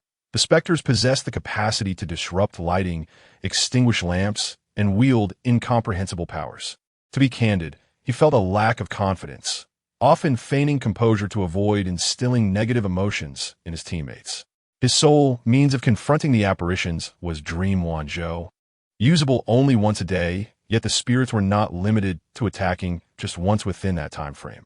He required more clues and sought the assistance of the ghostly waiter, the girl in the red dress and the girl in white. Humans cannot contend with specters, but the apparitions are different, even if they cannot be defeated. Buying some time to facilitate an escape would suffice. Perhaps finding the ghostly waiter's corpse could enhance their rapport, Jiang Qing mused. In the corridor, Zhao Xiaodong timidly raised her hand and spoke. Esteemed ones, I have encountered a similar task before in a mountain village, where we had to remain for a week. On the first day, someone uncovered the rules governing the ghost killings, and all 15 of us survived unscathed. However, by the 6th day, the specter managed to temporarily disregard these rules and became terrifying, claiming the lives of 12 of us within an hour. Fortunately, one of the esteemed individuals possessed a sealing artifact that momentarily restrained the ghost, allowing only 3 of us to survive until the mission's conclusion. It may be the same this time. The specter could grow stronger on the final day, engaging in a frenzied slaughter. Chen Tianyue's heart sank. Disregarding the rules? Song Pingan muttered under his breath. Sealing artifact? Feng Yaoyao appeared bewildered. How difficult? The atmosphere grew inexplicably heavy. Zhao Xiaodong feared she had misspoken and looked at Song Pingan with a pitiful gaze. Esteemed one, I did not lie. You surely understand such matters. Understand? What does this young master know? Song Pingan retorted, feeling somewhat awkward. Could you refrain from using terms that this young master cannot comprehend? He cleared his throat, adopting a serious demeanor. I have experienced this type of task several times. I have always led the group to success. Puffed. Feng Yaoyao rolled her eyes dramatically then. If danger arises, you can tackle the single-line tasks instead of my brother having to do it every time. Song Pingan shifted the topic. Brother? Why do you call him brother? None of your business. Humph. Feng Yaoyao replied, proud and defiant. Jiang remained silent, silently committing the term sealing artifact to memory, intending to inquire about it with Dream Wanzhou later. That infatuated fool revealed nothing to him, leaving him at a disadvantage. If there were insights gleaned from previous experiences, their chances of survival would be significantly enhanced. After a while, under the influence of Song Pingin's monetary prowess, the group descended to the third basement level. As the door to the cold storage room swung open, a blast of frigid air greeted them. Jiang inspected the area before halting in a corner, his complexion darkening. Someone had indeed been there. A large pool of blood remained, along with fragments of skin, yet the body was conspicuously absent. Did someone beat us to it? Chen Tianyue furrowed his brow. Song Pingyin adopted a serious demeanor. Who could be old Jiang? Jiang shook his head, initially believing he was the first to grasp this lead. However, it seemed that among the remaining actors, there were quite a few astute individuals. The corpse had clearly been disposed of. Handling a body at sea is an effortless task. It's quite cold. Let us find a different place to discuss. Feng Yaoyao said, rubbing her shoulders. Dressed only in a camisole and a sweatshirt, she could hardly endure the chill after spending too long in the cold storage room. She envied Uncle Chun's physique. He seemed unaffected in just a tank top. Jiang removed his pure white coat and tossed it to Feng Yaoyao, reluctantly searching once more. Nothing, he sighed. Old Jiang, let us go. There's nothing here, Chen Tianyue and Song Pingyin lamented. The group returned to the deck, where the sun shone brightly, dispelling the coldness from their bodies. Jiang's mood soured. A clue earned at the cost of his life had been seized by another. Who could it be? Jiang Shuyu? This was her sixth mission. Perhaps she had indeed mastered a means of acquiring vital clues without risking herself. Grasping the railing with both hands, Jiang gazed at the sea, gradually finding inner calm. Brother, are you all right? Feng Yaoyao stood to his left, her voice gentle and soothing. It's all right. If danger truly arises, I will protect you, even if just for a minute, hee. Jiang chuckled at the girl's playful remark. In a minute, a ghost could kill you 60 times. His peripheral vision caught Zhao Xiaotong engrossed in her phone, sparking a sudden suspicion. Judging from the ghostly waiter's demeanor, he was undoubtedly the first to dare confront him directly and unveil the truth. I obtained the clue and headed to the cold storage. It only took 20 minutes. Could it be? Feng Yaoyao poked Jiang's cheek. What are you thinking? You've ignored me for ages. Nothing, Jiang smiled, then turned to Zhao Xiaotong. Since you've chosen to trust us, join our group chat. We will communicate any developments promptly. Thank you, big brother, Zhao Xiaotong replied, excitement evident in her voice. As night fell at 1 a.m, Jiang and Chen Yaoyao ascended to the 12th floor, residing next to Song Pingyin and Chen Tianyue. Naturally, Zhao Xiaotong was not left out. Song Pingyin had arranged for her to have a suite. In the group chat, Jiang initiated, any updates? All is normal. I'm dead tired, Song Pingyin responded. No abnormalities on my end, Zhao Xiaotong added. Well, I have something to share. After we separated to rest, I discovered a potential escape route, Jiang explained. Those three ghosts not only fear the light, but also places with many people, as their actions must remain concealed. If the situation turns awry tonight, we should head to the bar. It would undoubtedly be safer than staying in our rooms. Understood, Song Pingyin acknowledged. I have a question, Chen Tianyue interjected. Thank you. Jianggu. Zhao Xiaotong expressed her gratitude. After sending the messages, Jiang's lips curled into a smile as he quietly awaited the fish to bite. Feng Yaoyao lay on the bed, swinging her legs. Brother, do you suspect Zhao Xiaotong might betray us? I'm not certain. We shall have answers by morning. Jiang exhaled, appearing slightly weary. Time passed, and before long, the sun breached the horizon. After a full day of silence, a message finally appeared in the large group chat. I am Li Bai. Damn it, there has been a death. Hurry to the bar on the 11th floor. The moment the news broke, the group of 20 erupted with messages. What? Who died? Are you out of your mind? Go to a bar in the dead of night? I am Li Bai. I don't know who it is. The face is disfigured, but it's a male. Within a mere 10 minutes, the living began to flock to the bar on the 11th floor. The scene was gruesome. A headless corpse sprawled on the sofa, fingers floating in a glass. and a disfigured head placed on the table. Jiang quickly counted the people present, 14. As expected, the others were bewildered. Wait, this is a male corpse. Everyone was accounted for, except for Zhao Xiaodong. Could it be that the supernatural beings have begun to kill NPCs? Jiang approached the body, feigning an examination of the wounds, while discreetly searching the pockets, coldly stating, Zhao Xiaodong wouldn't dare to come. This is not an NPC, but her companion who died on the 6th floor. In an instant, the expressions of those present were filled with intrigue. Those who had survived to this point were not foolish. Feng Yaoyao suddenly realized that during our visit to the cold storage, she had contacted this person, claiming the clues first. That treacherous scoundrel. I saved her, and she betrays us. Song Pingan wore a grim expression. Jiang discreetly retrieved an item from the corpse's pocket and then glanced at his phone. Zhao Xiaodong had exited the group chat. Chapter 27. Fury. The balding middle-aged man began to launch an attack, pointing at Song Pingan and declaring, Stop pretending to be innocent here. On the first day, Boss Jiang intended to eliminate her, yet you defend her. You two must have something going on. No, you are undoubtedly plotting against us, aiming to bring about our demise. Boss Jiang? How quickly they resoared to calling him a boss. Perhaps the old woman Jiang Shuyu informed them that one could only survive after midnight in a well-lit place. Thus, these fools aligned themselves with Jiang Shuyu, explaining why the survival rate was so high last night. Song Pingan scoffed. He was quite displeased at that moment and had no desire to engage with these imbeciles. Of course, Old Song did not blame Jiang. Everyone has moments of misjudgment, and no one can guarantee that someone close won't stab you in the back. The short, stout man chimed in. What? No more to say? You all deserve to die. The 10 actors glared at the 4 with shared animosity. Chun Tanyue smashed a bottle of wine onto the table, shards scattering everywhere, his gaze fierce as he proclaimed, There are no laws in this place.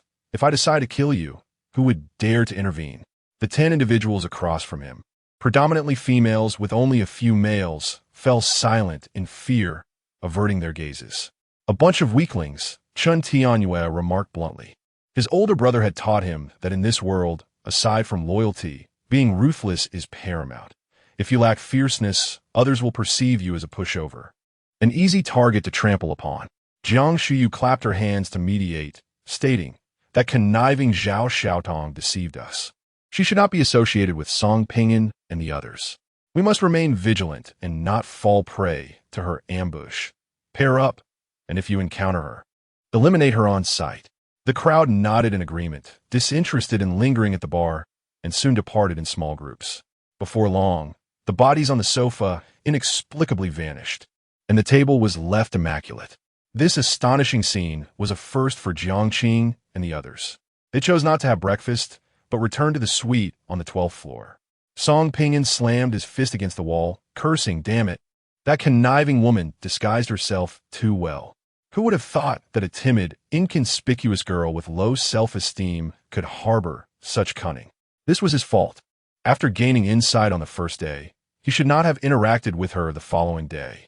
Upon reflection, how could someone who survived the first 3 tasks truly embody the frail persona she portrayed? Jiang voluntarily accepted responsibility, realizing that in his pursuit of clues and survival, he had inadvertently overlooked the presence of certain individuals. Feng Yaoyao puffed out her cheeks and said, Brother, this isn't your fault. She is too deceptive. No one could have anticipated that she was setting a trap from day one.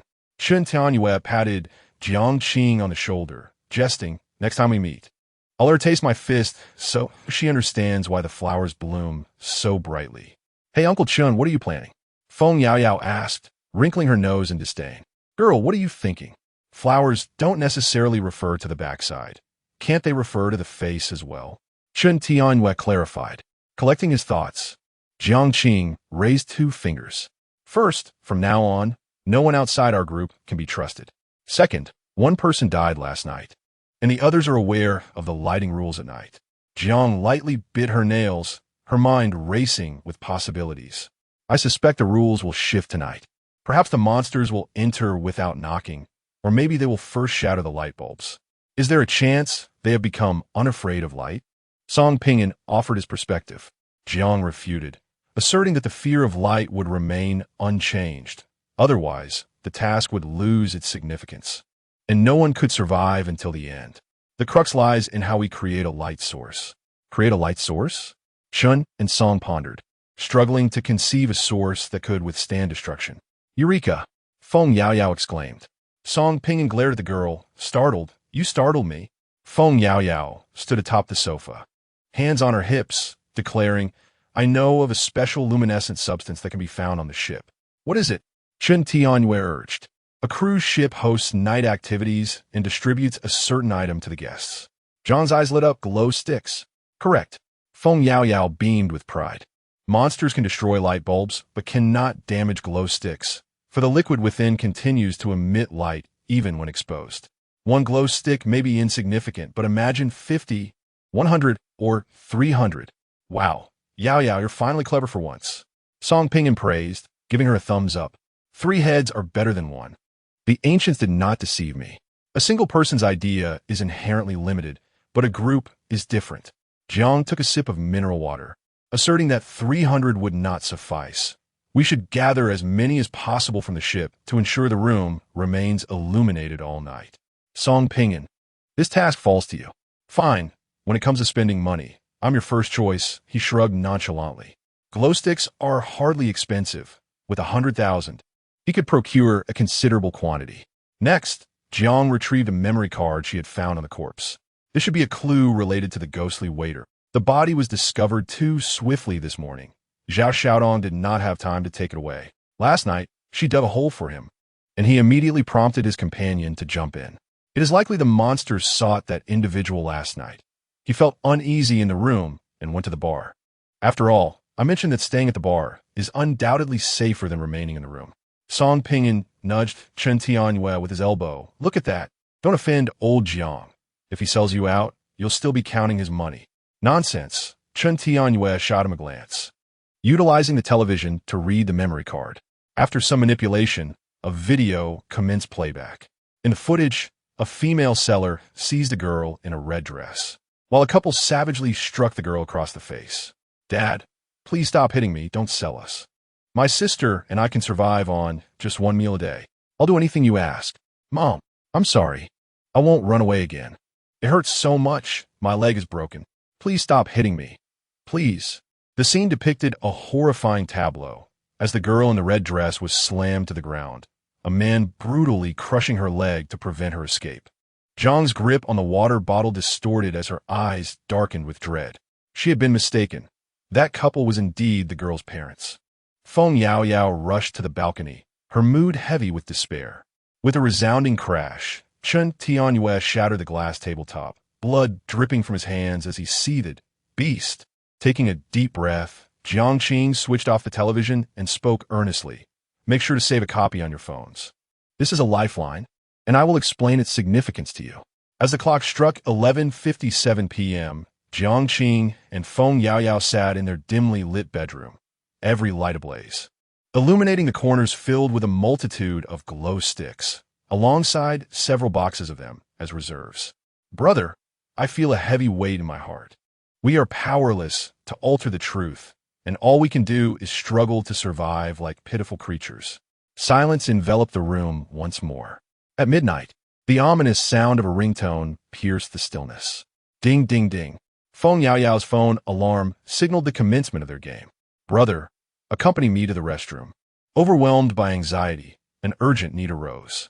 Despite the modest size of their suite, Feng Yaoyao dreaded the thought of venturing alone to the bathroom, fearing that a specter might emerge from any shadowy corner. Jiang Qing nodded, stepping out of the bedroom to stand guard at the bathroom door, which remained ajar. After Feng Yaoyao finished, she lingered by the mirror to wash her hands, but in an instant, the lights extinguished. A piercing scream shattered the silence. Jiang Qing kicked the door open, his mind blank with shock. The bathroom's ceiling had been breached, revealing 3 phantoms lurking in the darkness. Their spectral hands seized Feng Yaoyao's head, twisting it with brutal force. The girl's headless body collapsed. Chapter 28. Midnight silence enveloped the room, akin to a broken pocket watch.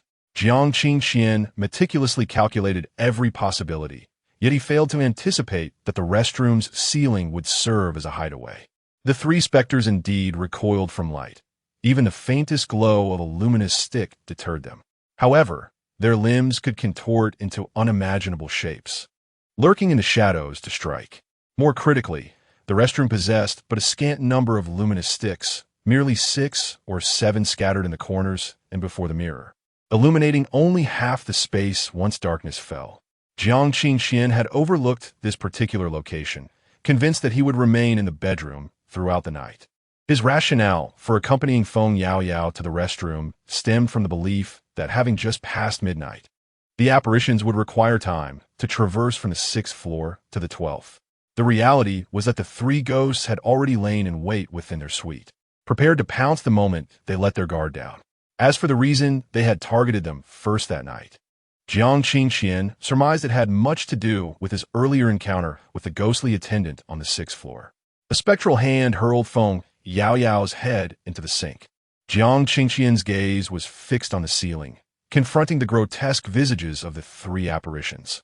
With a thunderous bang, the bedroom door slammed shut, extinguishing the living room lights. The luminous sticks flickered to life, casting clarity upon the surroundings. There was no time for anguish, guilt, or anger. The three specters commenced their assault, their ghostly hands creeping along the darkened walls. "This place is no longer safe. We must flee," echoed the voice of Meng Wanzhou in his mind. "Not safe." Jiang Qingxian was taken aback, witnessing a ghostly hand seize a towel from the restroom and casually toss it over the nearest luminous stick, a cunning act that sent chills down his spine. They had anticipated that the specters might destroy the luminous sticks, yet they never envisioned the use of objects to shroud the light. An ingenious tactic indeed. Searching for friends, searching, discovering a child hiding in the shadows. A chilling laughter reverberated through the living room. Jiang Qingxian spun around and dashed toward the balcony, grasping the safety rope he had secured earlier, leaping downwards. They had prepared multiple escape routes. Should the interior become perilous, they would swiftly descend to the lower floors. As 1/3 of the luminous sticks were obscured, the buyer ghost and the couple ghosts stood upon the balcony, peering down below, unable to locate Jiang Qingxian's silhouette. Perhaps he had fled to the 11th or 10th floor. After a brief moment, the three apparitions vanished from sight. Meanwhile, Jiang Qingxian did not land on the 11th or 10th floors, but rather on the balcony of the 9th floor. This was fortuitously his room from the first night, brightly lit, with luminous sticks densely carpeting the floor, serving as a secondary sanctuary in times of peril. Damn it! Jiang Qingxian could not suppress an expletive, striking the wall with a fist. They had meticulously planned for every contingency, considered all possibilities, and he had promised to ensure Feng Yaoyao's survival. Jiang Qingxian gritted his teeth, feeling the insignificance of humanity in the presence of these malevolent beings, utterly powerless to resist. The specters had effortlessly snapped Feng Yaoyao's neck, leaving him no opportunity to intervene. Meng Wanzhou sighed, reminding him that everyone must take responsibility for their own lives. It was not his fault. "Not my fault?" Jiang Qing let out a low growl, realizing that he should not have allowed her to go to the restroom. Even resolving the matter within the confines of the bedroom would have sufficed. He mistakenly estimated that it would take at least 5 minutes for the specters to traverse from the 6th to the 12th floor. This was a grave misjudgment on his part. She is merely 19 years old. Brother, brother, I'm hungry. Brother. Jiang Qing took 2 steps back and sat on the bed, his head bowed in contemplation. After a considerable pause, he exhaled deeply and retrieved his phone to send a message in the group chat. "Jiang Qing, we have been attacked. What about you all? Song Pinyin, all is normal. Chen Tianyue, is anyone injured? Jiang Qing, Yao Yao. Song Pinyin, what happened? Song Pinyin, hurry up and type. Jiang Qing, Yao Yao is dead." An eerie silence enveloped the group chat. In the bedroom, Song Pinyin stared blankly at his phone, his lips moving silently. Dead? The lively figure of the girl flashed through his mind, his chest heaving as he struggled to stifle his breath. Chen Tianyue gently patted his back, asking, "Do you have feelings for her?" Taking a deep breath, Song Pinyin murmured, "In reality, I have a younger sister who is 8 years my junior. the same age as Feng Yao Yao, of similar height, with an equally fierce temperament, who laughs heartily. Who can strike me? And Lao Chun. I do not blame Lao Jiang for failing to protect her. He must have fought valiantly.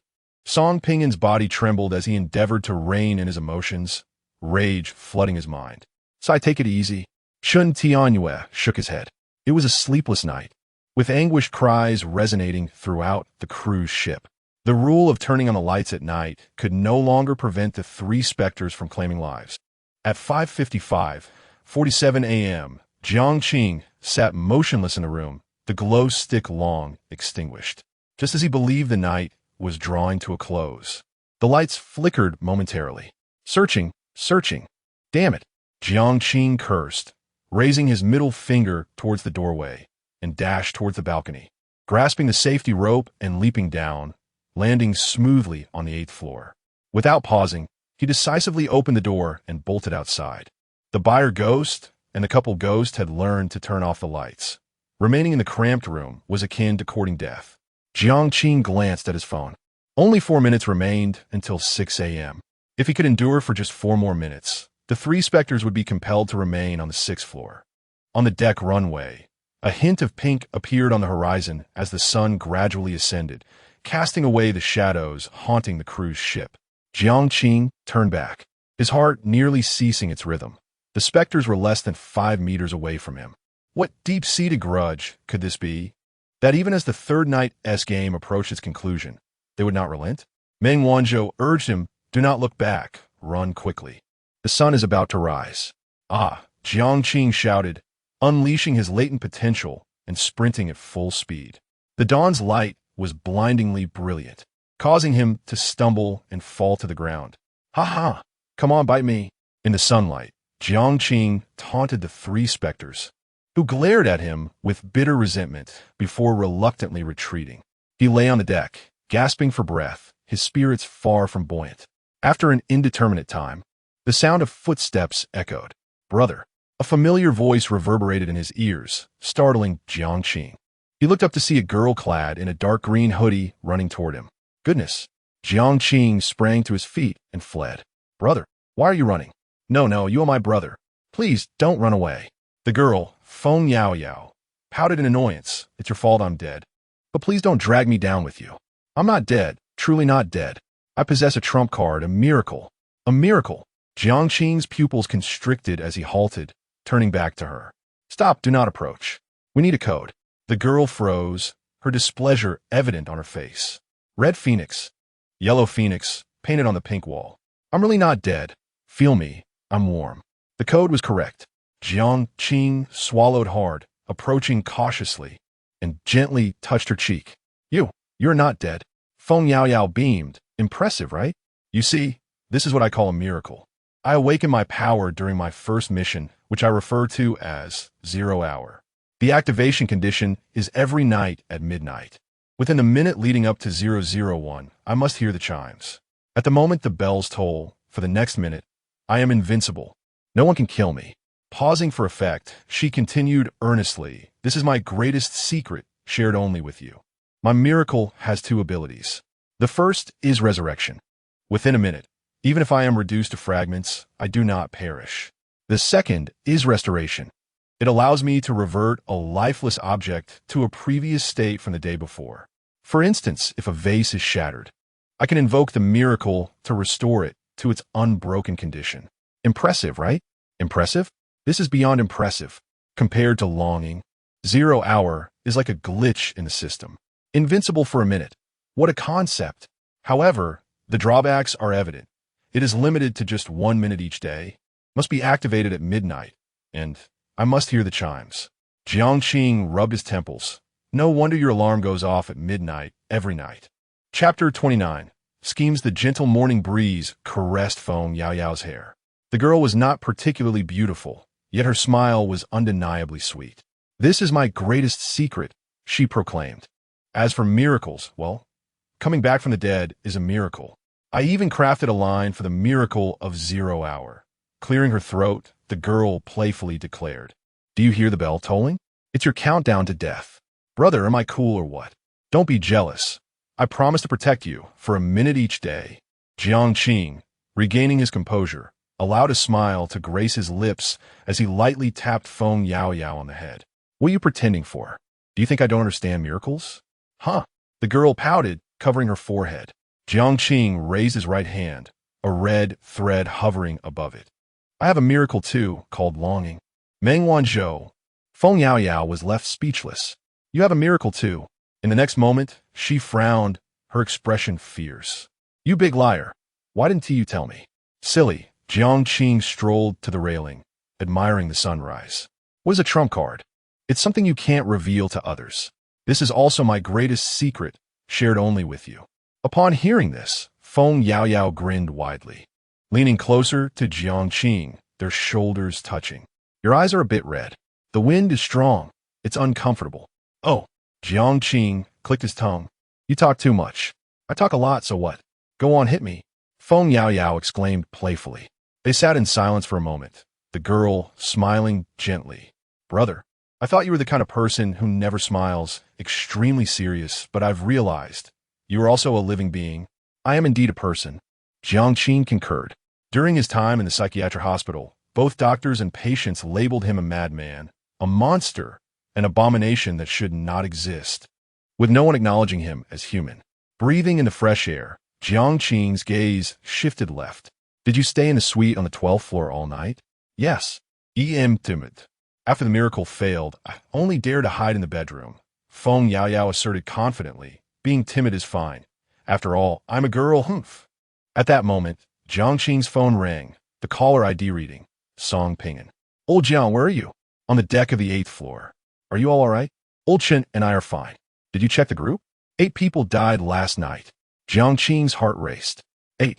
No, that was incorrect. It was 7. Yaoyao was unharmed, just slightly injured. Damn, I told you. How could that mother Tyrannosaurus die? Feng Yaoyao, eavesdropping, grew furious. You are the mother Tyrannosaurus. Your whole family is mother Tyrannosaurs. Jiang pushed the girl's face aside. Honestly, she did not enjoy being touched by the opposite sex. Who died? Where are the bodies? Apart from the 4 of us, only Jiang Shuyu, Wenjing, and Zhao Xiaodong survived. Most of the bodies are concentrated in the rooms on the 10th floor. Jiang Shuyu took photos and sent them to the group. There's one more thing. You all hurry to the 12th floor. After hanging up, Jiang and Feng Yaoyao made their way to the 12th floor, catching sight of Song and Chun from a distance. Yao Mei, you're not dead. Song Pingin exclaimed, unable to hide his smile. He had been engulfed in sorrow throughout the night, mourning the tragic demise of Feng Yaoyao. Now, it felt good. Where are you hurt? Let me see. The girl kicked up her leg, huffing, mind your own business, don't touch me, or I'll hit you.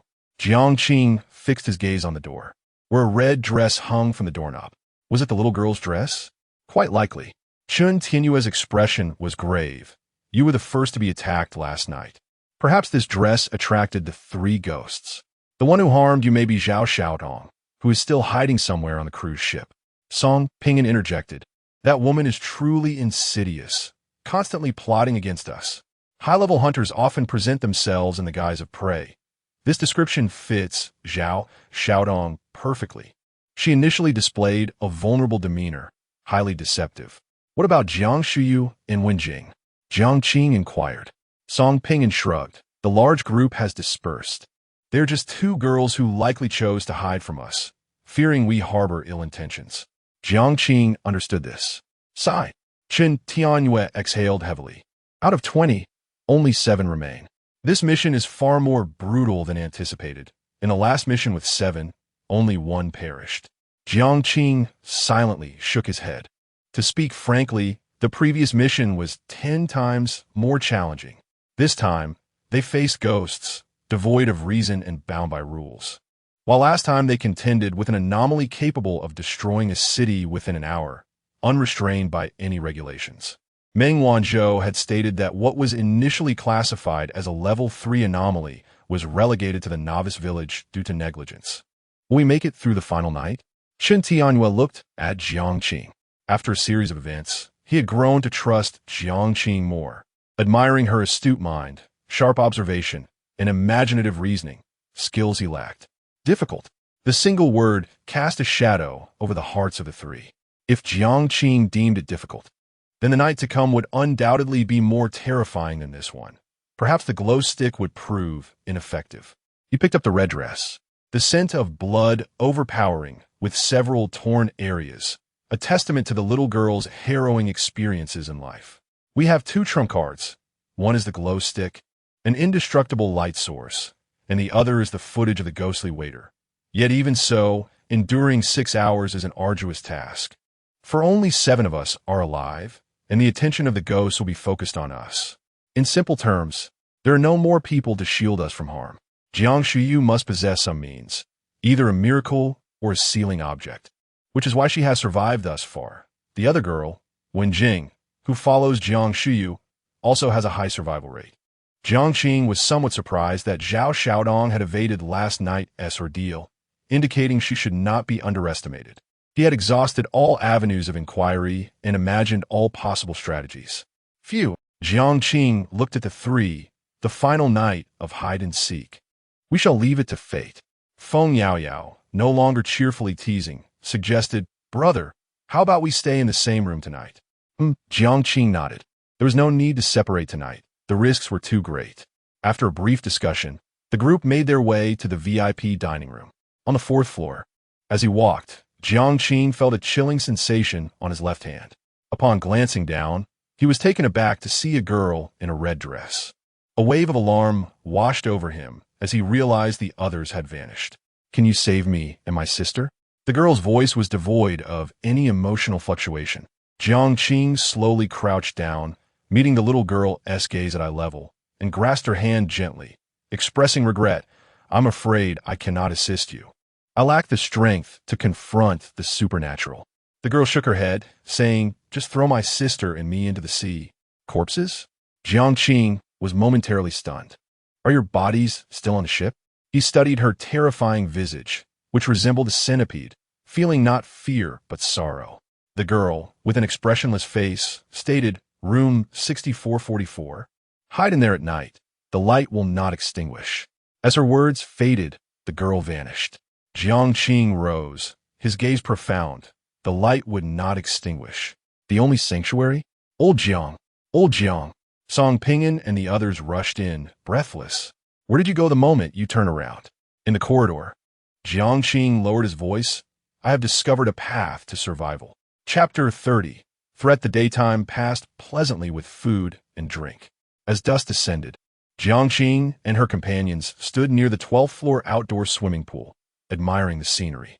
Feng Yaoyao held a glass of orange juice, biting down on the straw, enviously exclaiming, "How grand! Isn't it heavy?" "Huh!" Song Pingan chuckled. "You can't deny it. You're rather ordinary." Feng Yaoyao turned her face away. "How can one bring peace to the world with such a flat chest?" "You lecher." Song Pingan retorted. "Why am I a lecher? They're merely playing in swimsuits by the pool.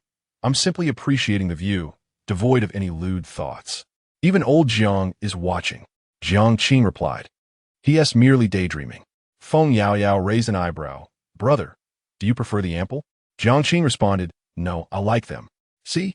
My brother is a fan of modesty," Feng Yaoyao teased. She added, "Yao Mei, you truly misunderstand man. Man is synonymous with being contradictory." Song Pingan winked at Jiang, wearing a knowing expression. Jiang, speechless, turned away from the pool, but upon raising her head, she met a pair of intense eyes. Zhao Xiaodong, on a higher deck.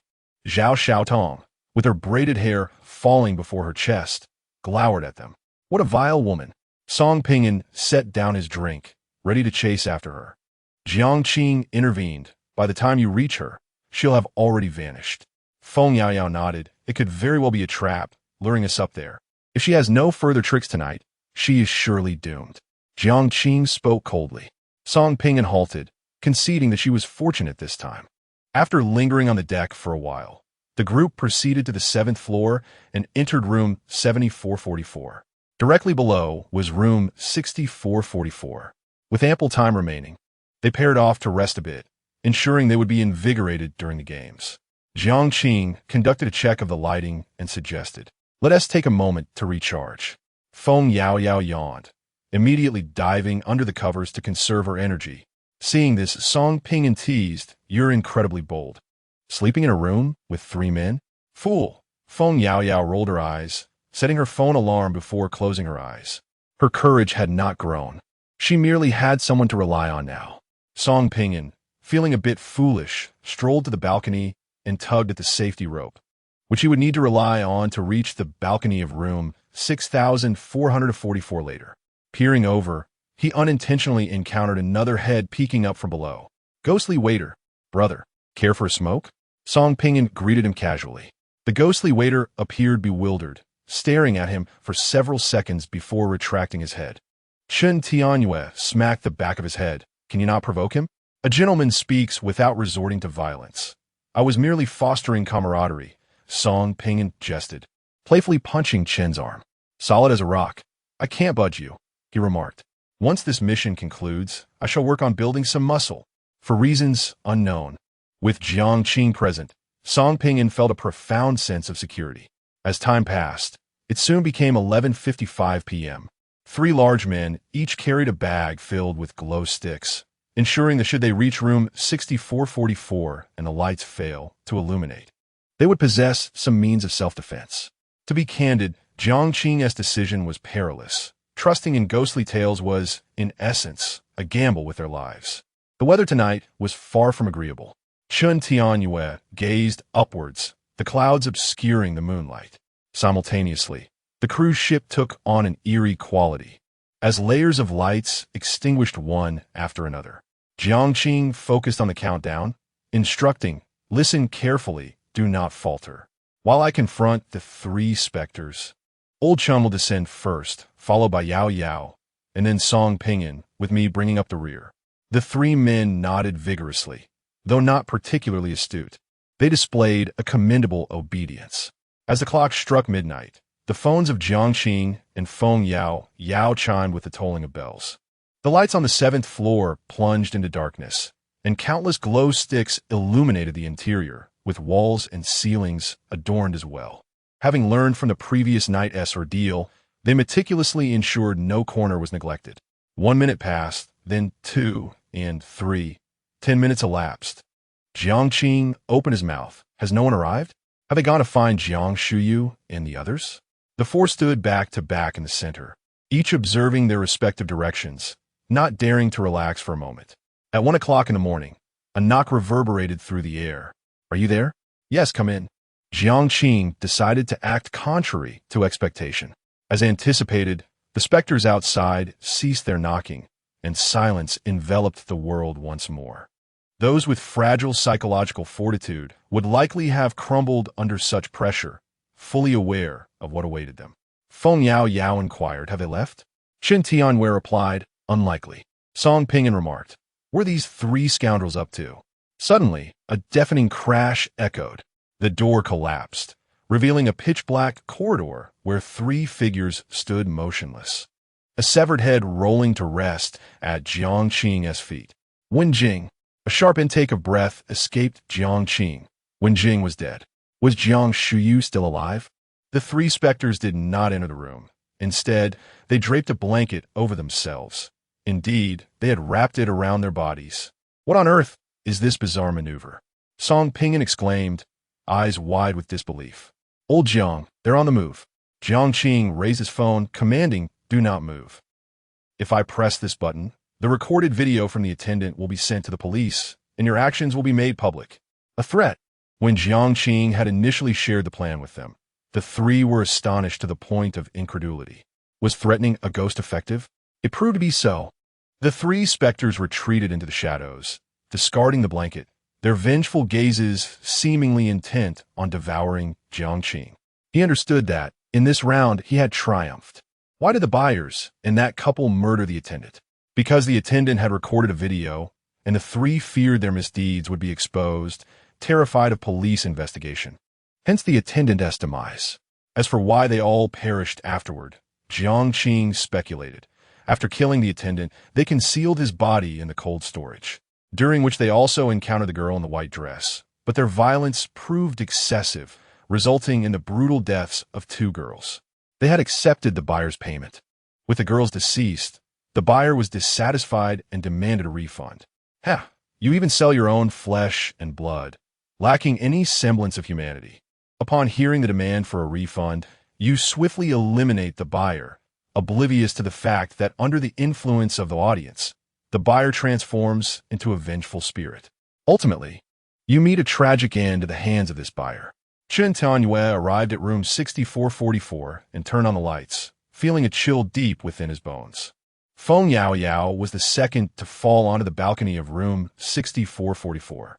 In room 7444, Song Ping'an grasped the safety rope, urging Lao Jiang to flee. Jiang Qing retreated step by step as three spirits once more enveloped themselves in the quilt, undeterred by the glow sticks, inching closer. What does this mean? Are you intent on killing me regardless of the consequences? Jiang Qing dared not look back, fearing that in that fleeting moment, a monster would snap his neck. Lao Jiang, I've reached 6,444. Song Ping'an's voice echoed, prompting Jiang Qing's lips to curl into a smirk. Apologies, but we have triumphed. Meng Wanzhou. 3 crimson threads ensnared the buyer's spirit and the couple's spirit, effectively immobilizing them for 3 seconds. Jiang Qing tightened his grip on the safety rope and leaped down, landing safely on the balcony of 6,444. The sight before him was one of devastation. The room was a disarray of bloodstains on the walls.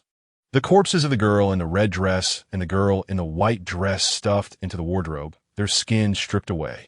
Entering the room, Jiang Qing secured the balcony door and drew the curtains. Throughout the entire cruise ship, only the lights in this single room could be illuminated without damage. Feng Yaoyao's expression was laden with concern. They were too cunning, using quilts to conceal their bodies. What if they descend to find us? It's all right, Jiang Qing reassured, standing before the wardrobe and shaking his head. The path to survival lies within this room. They certainly cannot breach this door. During the day, they do not remain in the room, but roam the corridor outside, for this space belongs to the sanctuary of the staff and the girls. Chen Tianyue questioned. Then why don't we act during the day?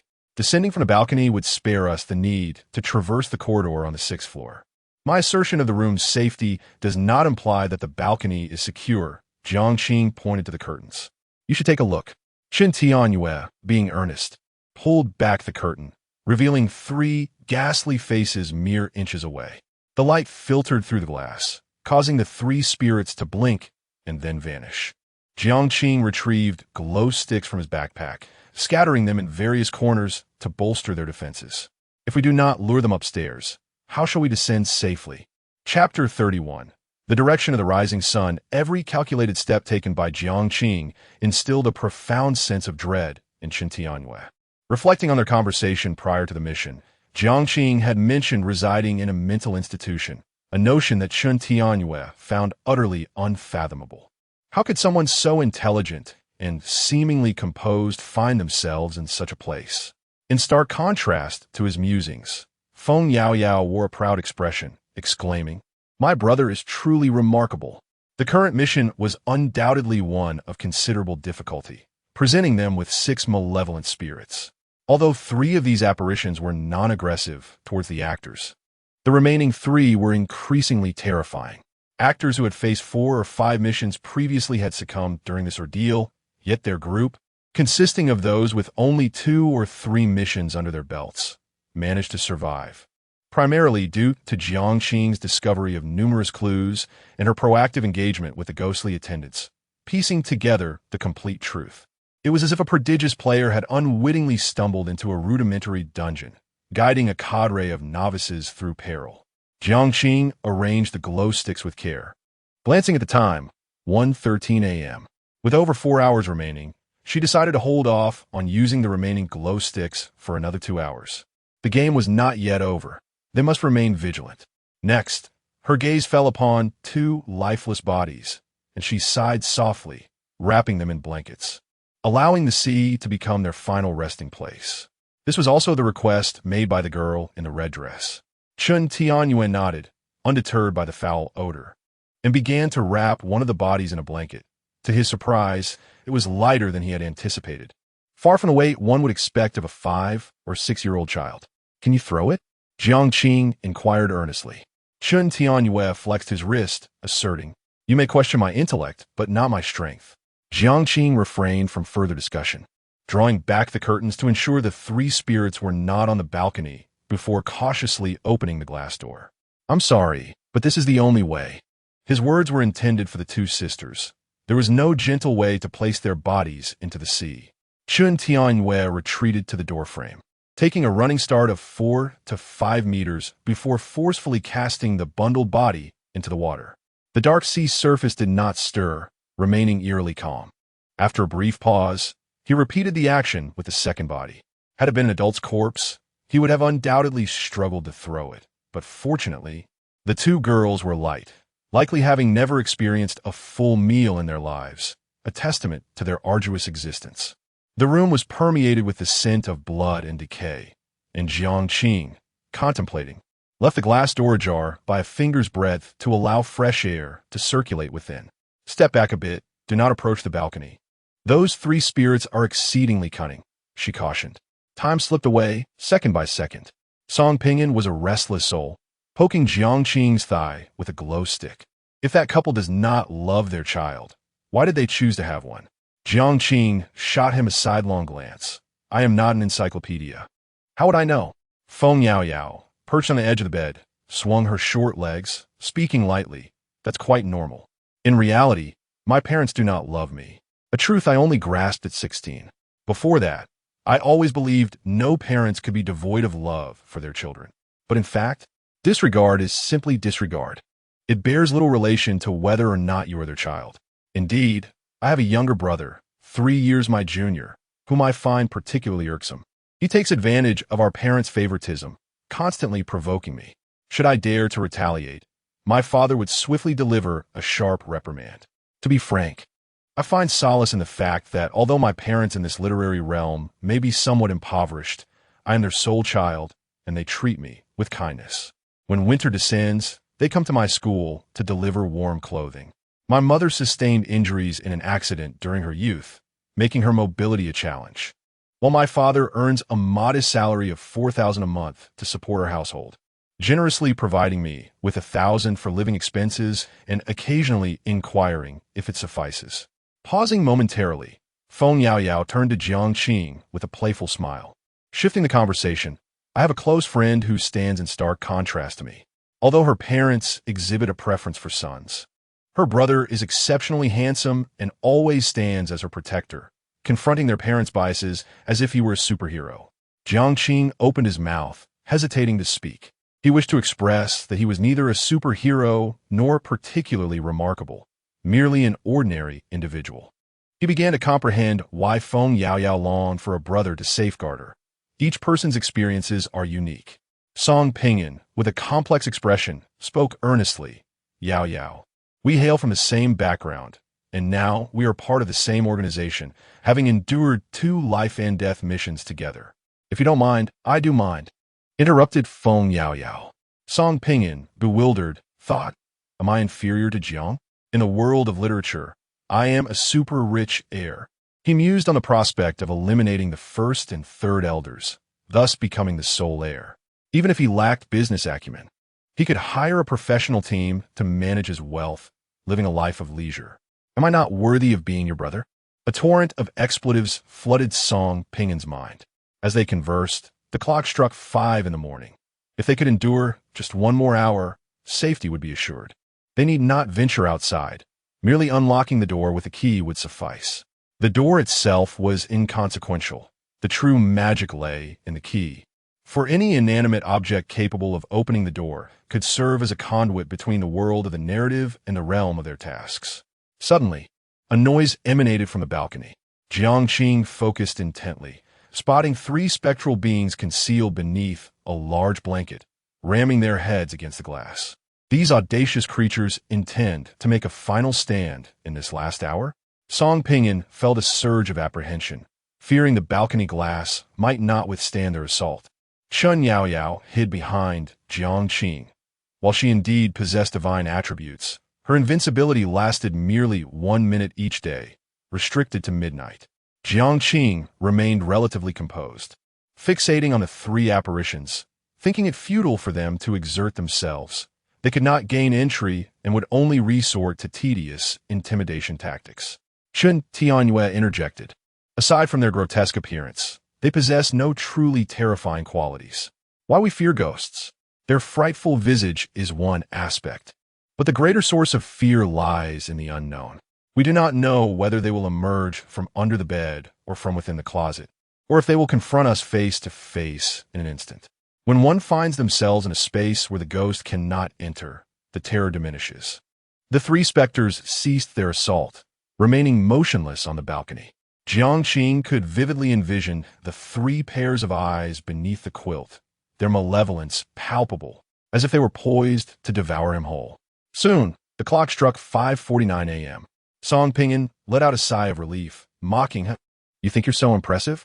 Come on in. Just a few nights ago, you tried to frighten me. What are you?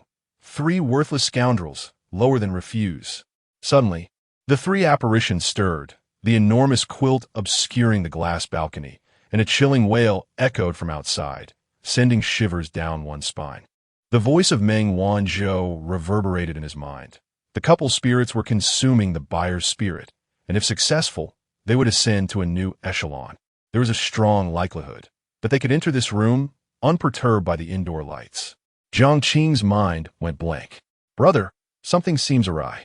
Feng Yaoyao felt an inexplicable sense of dread. The quilt concealed the glass, leaving them oblivious to the horrors unfolding on the balcony. The screams were utterly terrifying. Jiang Qing's cold sweat streamed down. Two spirits were feasting upon another, and if they succeeded, evolution would ensue. This room might not offer sanctuary any longer. The group felt their limbs grow icy as they realized the final night of their game of hide-and-seek was drawing to a close, and the spirits showed no intention of sparing them. What deep-seated grievances did they bear? Song Pinyin swallowed hard, addressing the spirits outside. Hey, it was just a joke. It doesn't have to come to this. The cries of the buyer's spirit grew increasingly faint, and they distinctly felt the temperature in the room plummeting. Jiang Qing gestured for everyone to retreat to the door. The quilt fell away from the glass, revealing a balcony stained crimson with blood, the couple's spirits now grotesque.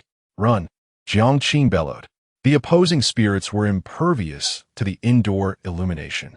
As the door swung open, Chun Tianyue took the lead, followed by Feng Yaoyao, with Song Ping in third and Jiang Qing bringing up the rear.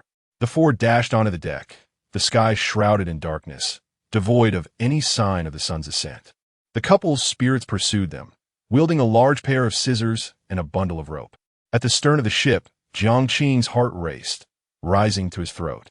In the next moment, he felt a ghostly grip seize his ankle, slamming him to the ground with excruciating force. It was over. The thought of those two words flashed through Jiang Qing's mind. At the critical juncture, the girl in the red dress blocked the father, while the girl in the white dress obstructed the mother. The girl in red turned back, shouting at Jiang Qing, "Run! Don't look back! Head towards the direction of the rising sun. Run." Chapter 32. Your Name's Time seemed to come to a standstill in that very moment. Jiang Qing struggled to articulate the tumultuous emotions swirling within her, gritting her teeth as she rose and sprinted forward, unwilling to glance back. Do not harm my sister. It hurts. You're all villains. The voice of the little girl echoed behind her.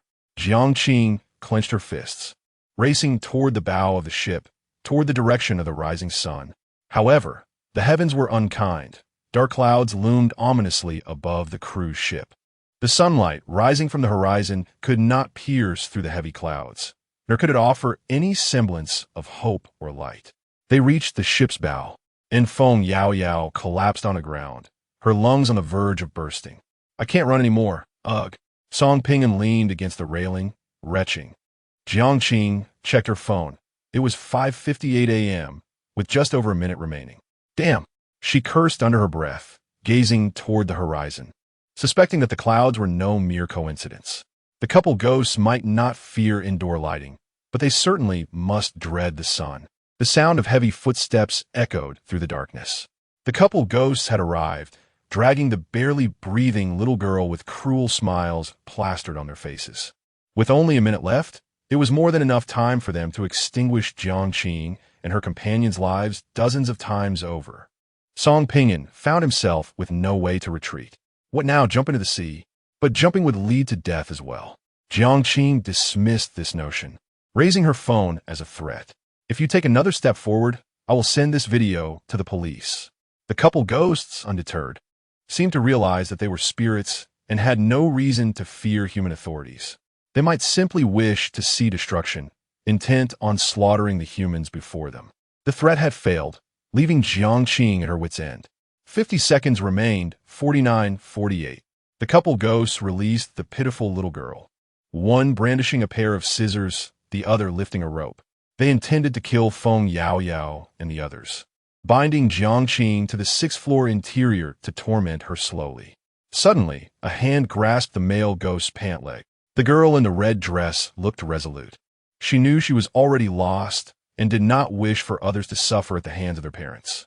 She could not save anyone, not even herself. Yet she still reached out. The male ghost paused for a moment, his expression dark and foreboding, an aura of malevolence radiating from him. He stomped on the head of the girl in the red dress, then kicked her aside. The girl gazed weakly at Jiang and the others. That look pierced deep into Chun Tianyue's heart. He recognized that expression, that despair. Daddy, what is leukemia? It doesn't hurt. Daddy, don't cry. Mommy. Daddy is back. Daddy, am I going to die? That gaze was identical to his daughter's just before she passed away. She had only been 7. Chun Tianyue's chest heaved violently, the suppressed rage breaking through his rationality. Uncle Chun, Feng Yao shouted in alarm. Come back. With bloodshot eyes, Chun Tianyue charged at the couple ghosts, his voice hoarse as he shouted, You're unworthy of being parents, unworthy of living in this world. You are nothing but beasts. The clouds began to dissipate, the dawn-esque light coalescing around his fist. Can you withstand the love of a father forged over 7 years? In a mysterious cinema, the eerie beings conceal themselves in darkness, observing a game of hide-and-seek. Intriguingly, in such circumstances, a miracle awakens. This marvel of humanity poses a threat to us. The dawn of miracles brings forth hope and illumination, a nemesis to all that is dark. One of the specters rises, declaring the game at an end, and I shall seek other diversions. Humanity is quite fascinating, referring to the apparitions as audience, oblivious to the fact that these entities are unworthy of such seats. Mere pawns in our game. Another specter chuckles and speaks. Have you not noticed? That human, Jiang, has invoked longing. All the specters turn serious. On the 6th deck of the cruise ship, as reason is consumed by rage, do not underestimate even the faintest specter. Even a deity would be struck down. Chun Tianyue undeniably landed a blow on the male specter, who collapsed to the ground, immobilized. The dawn's light purifies the ghostly essence, rendering it unable to move for 7 seconds after being struck. The female specter is bewildered. Can a human truly touch a ghost? She slashes Chun Tianyue's arm with a scissor-like motion, blood staining the deck. Old Chun grits his teeth and retaliates with a punch. 2 specters are forcibly subdued as the sun's radiance disperses the shadows of the cruise ship. They emit anguished cries, and 7 seconds later, they hastily retreat into the vessel. The couple of ghosts has failed, losing their only chance to eliminate Jiang. At 6 in the morning, the final game of hide-and-seek concludes. Chun Tianyue collapses to the ground, tears blurring his visage as he recalls his deceased daughter and his lonely, desolate wife. A miracle? Jiang, recovering from shock, contemplates the ability to inflict harm upon the specters. It seems no other force exists apart from this miracle. Although the miracle cannot vanquish the ghosts, the 7 seconds of respite grant a glimmer of hope for survival. Sister, a voice captures Jiang's attention, prompting him to look over. A girl in a white dress kneels beside a girl in a red dress. Jiang approaches and reaches out to assist the girl in the red dress, only for his hand to pass through her form. Indeed, without the miracle's blessing, a human cannot actively touch a specter. He withdraws his hand, squatting down, and speaks as gently as possible. Does it hurt? The girl in the red dress remains silent, shielding her horrific scar with her hand.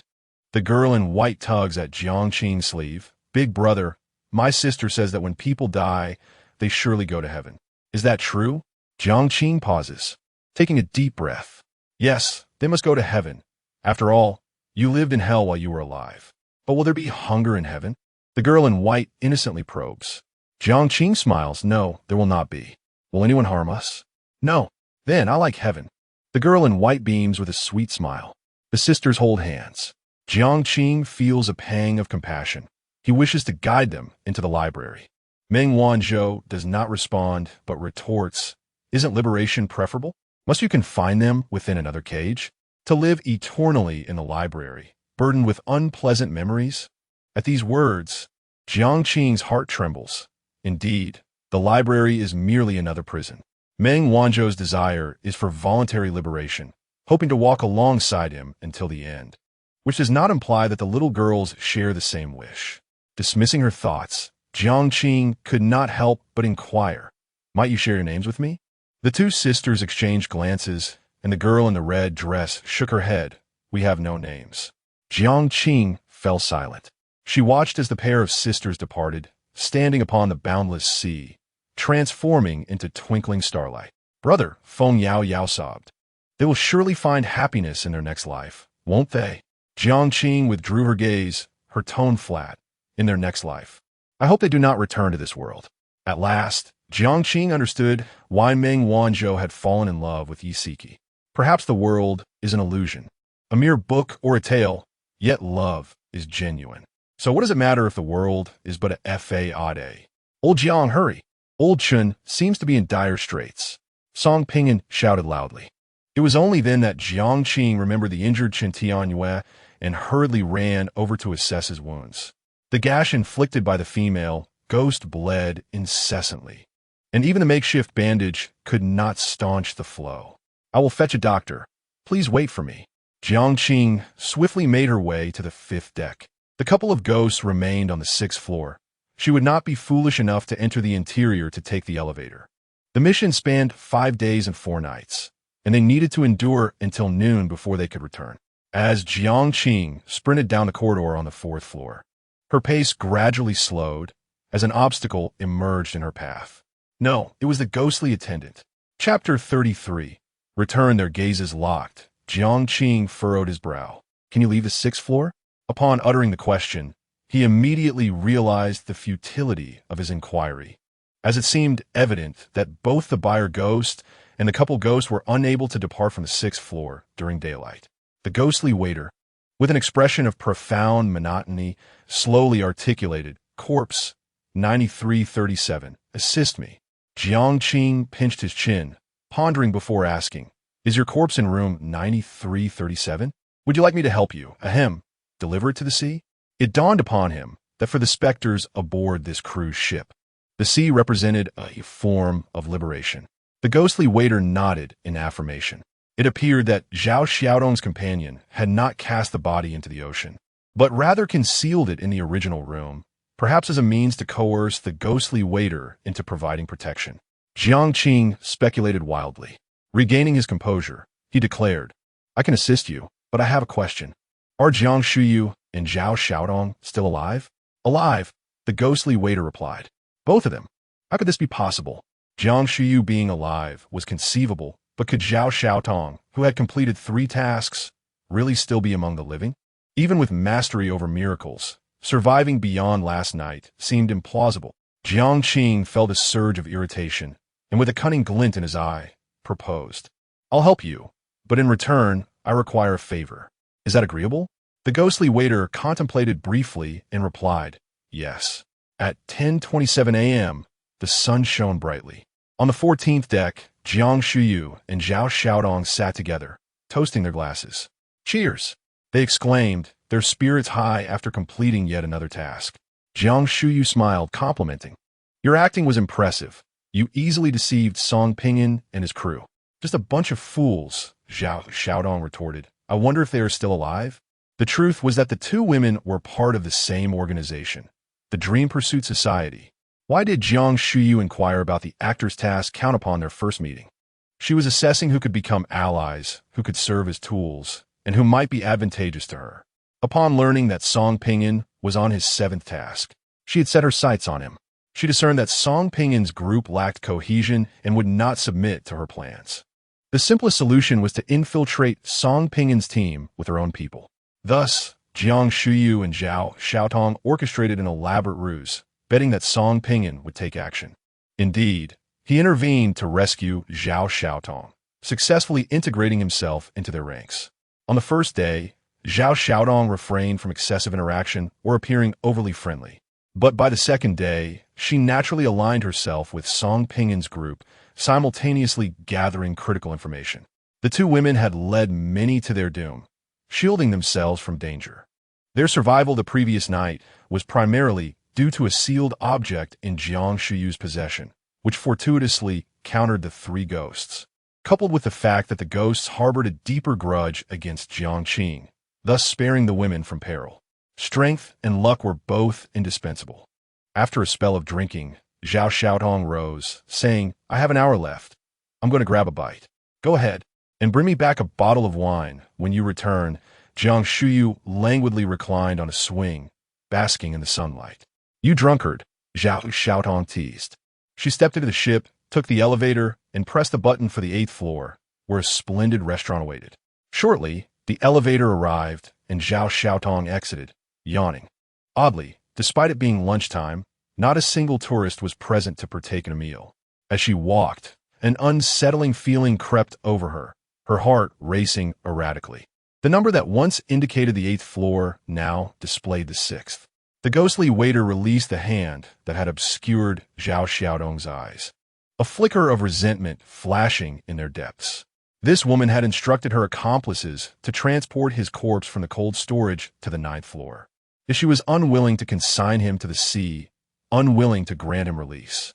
Even without Jiang Qing's request, the ghostly waiter would have resolved to eliminate Zhao Xiaotong that very morning. The ghostly veil, realizing too late, Zhao Xiaotong dashed towards the elevator in a frenzy. But it was too late. The spectral couple manifested, seizing her limbs and forcefully twisting them apart.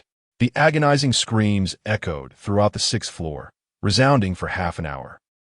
Meanwhile, on the deck by the open-air swimming pool, Feng Yaoyao and Song Pingin were playfully tussling.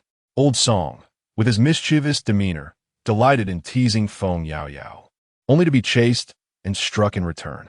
Jiang Qing harbored serious doubts about this fellow's penchant for masochism. Nearby, the revitalized Chun Tianyue leaned against the railing, his gaze lost in the azure expanse. In a low yet resonant voice, he posed a question. "After 25 games, do you believe you can conquer 20 within 3 years?" The importance of confidence was irrelevant. What mattered was my willingness to risk everything. Jiang Qing chuckled softly. Chun Tianyue murmured, "I'm willing to gamble my life as well. I cannot remain in this world. I must return to where I belong, and swiftly." 3 years prior, my daughter, merely 7, succumbed to leukemia. My wife endured 3 years of anguish before beginning to heal, and if I were to vanish suddenly, she would undoubtedly shatter. She has lost everything. She cannot afford to lose me again. Jiang Qing's beautiful eyes shimmered with ripples. "Your daughter has passed away?"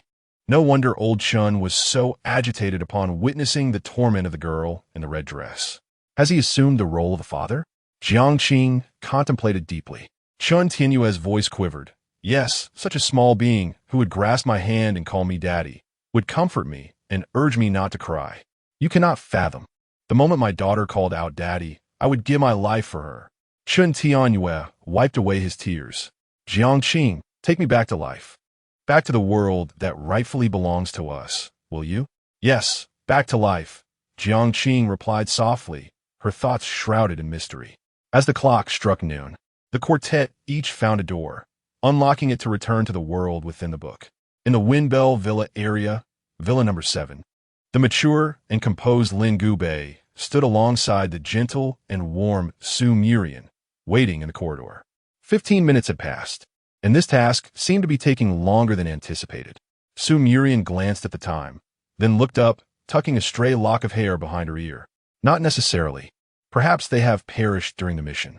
Lin Gubei remained pessimistic, believing Jiang Qing was too impetuous. With a full year of safety to enhance her skills, why rush into the next task? It was utterly irrational. With a creak, The door swung open, and Song Ping sauntered out, nonchalantly. "Ah, isn't this Lin? Waiting for you." "Song?" Lin Gubei's lips twitched in annoyance. How could this fool have survived? Here he was, in his own villa, being insulted on his territory, with the audacity to call for Sister Su to deal with him.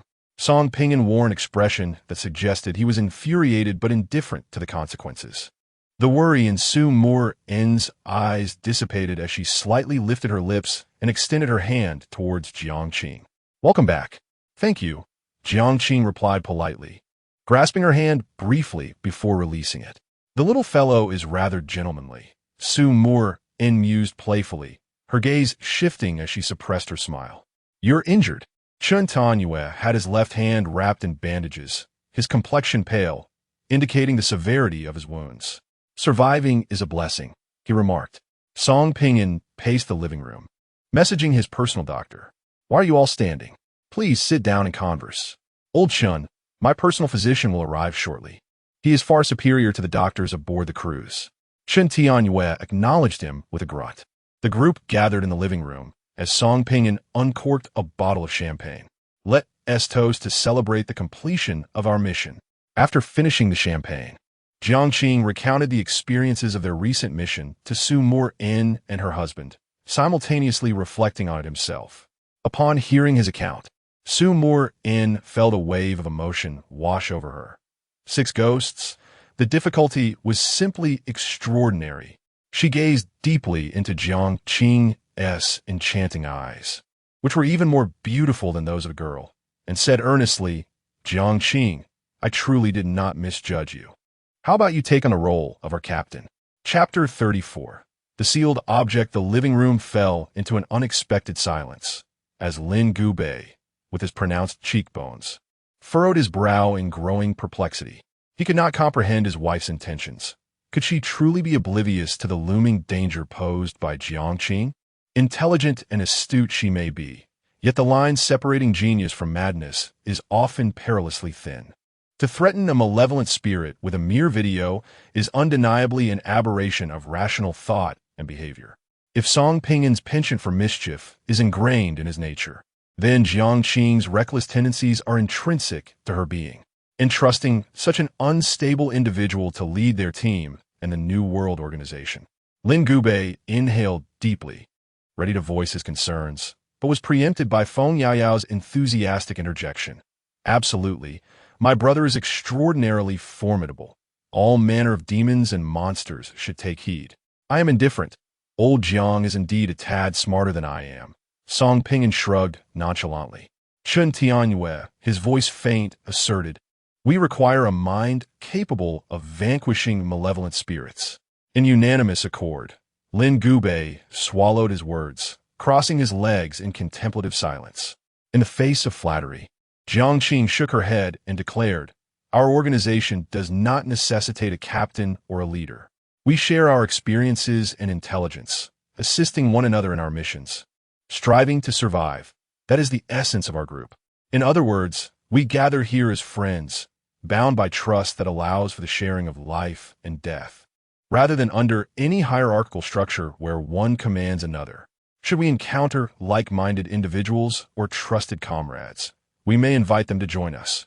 However, if a hierarchy exists, the potential for betrayal looms should someone seek to undermine their peers for personal gain during missions. As it stands, this arrangement is ideal. We are friends who entrust each other with our lives." Su Muran focused her gaze on the young man's face, a smile of realization breaking through after some time. "I apologize. I was inconsiderate and unwittingly thought of the Dream Pursuit Society model." "Jiang, oh Jiang, what manner of person are you? Had I known, my husband and I should have joined you in that game of hide and seek. Alas, such musings are futile. Ultimately, my husband and I dare not take unnecessary risks." With a torrent of thoughts swirling in her mind, Su Muran found herself experiencing a rare fondness for a man other than Lin Gubei, though her admiration remained strictly platonic. As she was a devoted wife, Jiang lifted her glass, taking a sip, and shifted the conversation. "Are you well acquainted with the Dream Pursuit Society?" Calming her thoughts, Su Muran nodded gently, recounting, "My husband and I have navigated this world for nearly a year, striving to gather more intelligence while adhering to the original script. We have also engaged with some actors in the process. As for the Dream Pursuit Society, it is rather peculiar. Feng Yaoyao's eyes sparkled with curiosity. Peculiar? Su Muron affirmed with a nod, continuing, there are two major organizations. The aim of liberation is to free all actors, while the Dream Pursuit Society seeks to achieve godhood. They aspire to dominate this world, unwilling to return to their original reality. I have heard that their internal organization is quite chaotic. They dare to engage in any transaction. Their influence within the world of literature is dreadfully formidable, comparable to the tycoons depicted in television dramas. I once acquired some internal videos from the Dream Chaser Society, where attractive young men and women were treated like dogs, standing naked before a group of masked individuals, as if they were mere commodities. Upon hearing this, Song Pingin's expression turned serious. He acknowledged the danger they posed. Did you consider joining the Dream Chaser Society? Feng Yaoyao inquired, perplexed. Lin Gubei sighed, explaining that they were unaware of the organization's true nature when they contemplated joining. But after conducting some investigations, they recognized the unsettling reality and chose to distance themselves, refraining from any further contact. You have been in this world for a short time and do not comprehend that the task world is as perilous as the literary realm. On one side, there are malevolent spirits, and on the other, dangerous humans. 3 months ago, Su Su was assassinated. Assassinated? Feng Yaoyao exclaimed, rising in excitement. Does such an outrageous profession truly exist?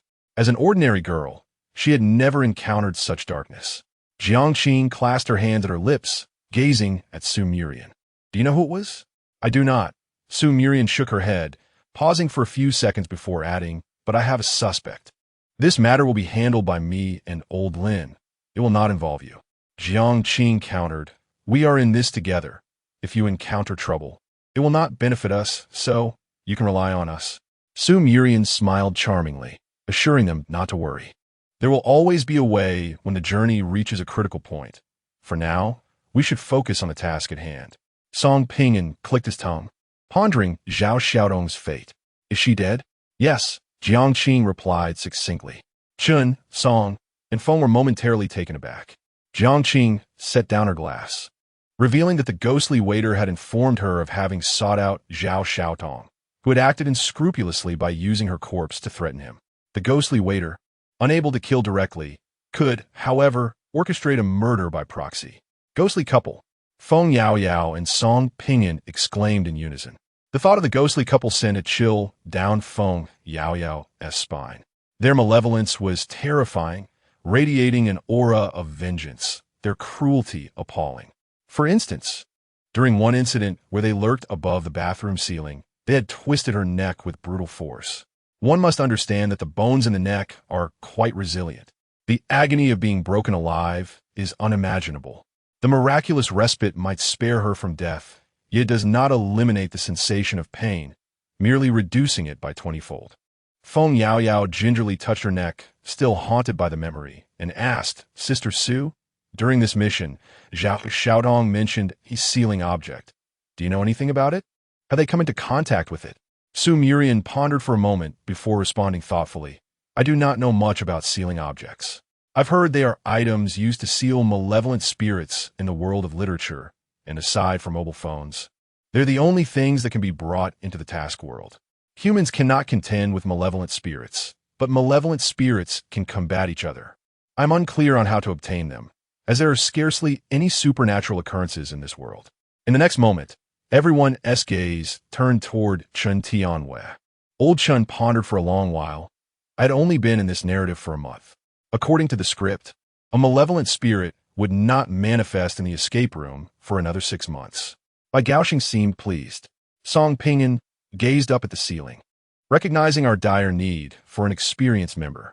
However, having learned from Zhao Xiaodong's experience, my trust in others had waned considerably. His observation was astute. The primary drawback of an organization formed by novices is the disparity in information. Jiang lowered her head, silently communicating with Meng Wanzhou. During our inaugural mission, was a copper coin tossed by Yao Yao a sealing object? What are you chuckling about? Don't toy with my mindset. No? Then why did you spare Song Pingyan at that moment? As I mentioned, I haven't taken a life in 3 years. The woman in the black dress violated the venue's rules and was consequently dispatched by them, an opportunity one seized to avoid killing. I genuinely wished to eliminate Song Ping'an. At the instant he mistakenly delivered the wrong dish, he was already doomed. Coincidentally, Feng Yaoyao tossed a copper coin, providing me with a justification to spare Song Ping'an. Jiang was taken aback, having believed the copper coin had saved his life, yet the truth was that Meng Wanzhou simply did not wish to commit murder. Does this imply? Jiang directed her gaze towards the adorable girl beside her, earnestly advising Yao Yao, do not be swayed by the words of charlatans in the world. Silly girl, you allowed 30,000 to be swindled away just like that. Chapter 35. The confession session. The dark green hoodie slipped slightly, revealing a delicate shoulder, while Feng Yaoyao was filled with questions. Brother, are you referring to that copper coin? Yet, the coin indeed repelled the vengeful spirit and saved Song Ping'an. Jiang gently tapped the girl's head, asserting, just listen to me. You're being foolish. I am not foolish. Feng Yaoyao puffed her cheeks, resembling a sulking child. This scene piqued Su Muron's curiosity, and she asked uncertainly, are you two in a romantic relationship? Jiang shook his head, while Feng Yaoyao clung to his arm, declaring, this is my brother, just like a real one. Having faced multiple life-and-death situations together, the girl truly regarded him as her brother. Su Jia, is Shaolin really your husband? Feng Yaoyao inquired with a hint of gossip. You don't seem very close. Lin Gubei felt a wave of frustration. Song Ping'an, that fool, called him Shaolin, and now Feng Yaoyao followed suit. He was nearly in his 30s, almost the same age as Chun Tianyue. Su Muron chuckled. We are indeed married. It's been 12 years. I married Lao Lin when I was just 21. Young couples often enjoy being affectionate in public, indulging in displays of affection, which we also experienced. However, in the end, the way Lao Lin and I interact has become normal, simple and unpretentious, yet deeply connected. Of course, when we do indulge, it's in the privacy of our bedroom. Her gentle appearance belied the boldness of her words, creating a striking contrast that radiated a sense of maturity. Feng Yaoyao blushed, instinctively covering her mouth, hesitant to inquire further. Lin Gubei sighed. Outwardly, his wife appeared soft and gentle, yet she was, in truth, a woman of wild spirit. Jiang shot a glare at Feng Yaoyao, who looked pitifully back, wondering why Su Muron considered them as her own. With the atmosphere thickening, Su Muron elegantly crossed her legs and smiled, proposing, for the sake of our harmonious future interactions, I suggest we hold a confession session, focusing on 2 points, the methods we possess and the direction of recent events over the past year. Song Ping'an's interest was piqued. Sister, are you sure you want to engage in such an exhilarating session? Everyone harbors secrets, and daring to play a confession game signifies true trust. Chun Tianyue glanced at the young man, recalling the miraculous awakening Jiang had advised him to conceal. Is there anything that cannot be shared with a friend entrusted with one's life? Su Muron challenged. Jiang lightly tapped his knee, conceding, all right, you go first. A flicker of admiration crossed Su Muron's eyes. She was not fond of indecisiveness. At her core, she was a straightforward woman, decisive in her actions. She pressed her lips together, rapidly organizing her thoughts, and vividly articulated. During my first mission, I awakened a power known as a miracle. My miracle is audience. This miracle possesses 2 abilities. The first is to diminish my sense of presence, to the extent that at maximum effect, you would not even notice me passing by. The second enhances my observational skills, enabling me to notice minute clues at a glance, as if I had gained a divine perspective. However, observation does not equate to analytical prowess. I can effortlessly discern clues, yet the ability to connect them relies on my intellect. This remains my greatest secret. In all honesty, I am quite sincere. Song Ping'an was taken aback. A miracle? What on earth? He suddenly realized that aside from himself, Jiang, Chun Tianyue, and Feng Yaoyao remained remarkably composed. Was he being isolated? The sunlight outside was warm as Chun Tianyue shrugged, exclaiming that he too had awakened a miracle. After his awakening, a voice echoed in his mind, revealing that his miracle was called Dawn. He possessed two abilities. One was hope, which required direct interaction with malevolent spirits, allowing him to exert control over them for 7 seconds and thus create an opportunity for escape. The other was illumination, a power seemingly exclusive to him, capable of partially healing injuries akin to a form of treatment. Feng Yaoyao bit her lip, and Jiang nodded in her direction. Very well, I too possess a miracle. Name 0 hour. After the girl introduced her miracle, the expressions of the crowd were a tapestry of myriad emotions, particularly vibrant. Undoubtedly, Feng Yaoyao's miracle was of conceptual significance, albeit with a limitation of activation solely at midnight, rendering its practicality considerably diminished. Song Pinyin chuckled wryly. Old Jiang, you wouldn't happen to possess a miracle as well, would you? Rest assured, Jiang gently patted his shoulder. Before Song Pinyin could revel in his momentary joy, he heard a voice proclaiming, I have one. Song Pinyin responded, my miracle is called longing, possessing but a singular ability to draw a red thread between any two beings, reminiscent of the deity of love, yet its effects are not coercive. For instance, if I were to connect two strangers, they would instantly develop a mutual fondness. If I connected two adversaries, their animosity would wane, yet it would not reach the heights of love. It could also transcend species, connecting humans and dogs, for instance. By the way, where's my dog? Jiang suddenly recalled that she had not seen her golden retriever for a while. The group fell silent, lost in thought about the imagery of humans and dogs, a sight too beautiful to contemplate. Sister Su, where's my dog? Jiang reiterated. Huh? Oh. Su Muron pointed towards the yard. It's outside, basking in the sun. Jiang rose and opened the glass door leading to the courtyard, discovering her golden retriever lounging in the corner. The dog perked up its ears, turned its head, and immediately wagged its tail, approaching with its tongue lolling. Good boy. Jiang affectionately stroked its happy head. Happy, come over here and give your sister a hug. Feng Yaoyao called out with outstretched arms. Yet, Happy remained steadfastly by Jiang's side, as a professional guide dog would, adhering to its principles and not rushing over at the mere call of a name.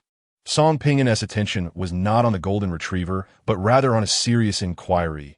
Old Jiang, is it truly possible to transcend species? Upon hearing this, the others regarded him with bemusement. Song Pinyin hurriedly clarified, I have an adversary. If I can make them fall in love with a dog, imagine the chaos that might ensue. Ha ha, what a magnificent miracle. Brother, don't go about creating chaos, especially not with me. Our relationship is purely sibling. Feng Yaoyao timidly interjected. Su Muron chuckled awkwardly and added, well, dear brother, I am married now. Please do not involve me. Jiang spat out her tea. 1,000 expletives lodged in her throat. What does it mean? Please do not involve me. Sister Su, is it appropriate to utter such words in the presence of your husband? As expected, Lin Gubei wore a grim expression. I firmly believe that love is not merely dictated by a red thread. I am not so trivial as to be disinterested in women.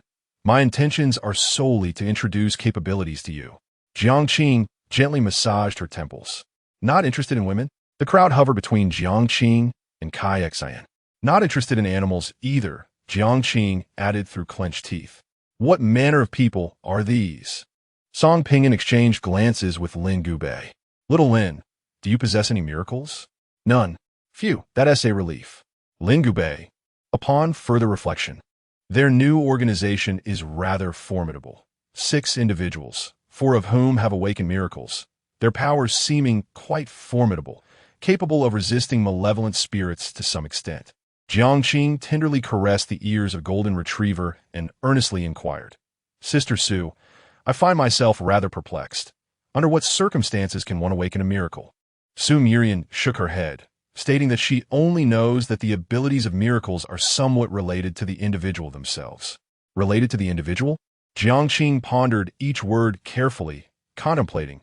Chun Tianyue's miracle is dawn, symbolizing hope and light. He wishes for his daughter, afflicted with leukemia, to recover.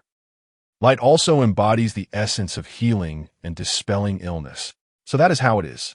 Chapter 36 Commonalities. Jiang speculated that the awakening of miracles necessitates the fulfillment of two conditions: unwavering obsession and being driven to the brink of despair. The notion of unwavering obsession must resonate, and regrets may manifest themselves in miraculous forms. So, what do Yao Yao's resurrection and restoration signify? What has she endured, yet clings tenaciously to life, driven by an intense desire to survive? Furthermore, what items does she yearn to reclaim? Jiang fell into deep contemplation when Su Muron interrupted, summoning her key and elucidating. According to my investigations, I have discerned that the key is pivotal to miracles.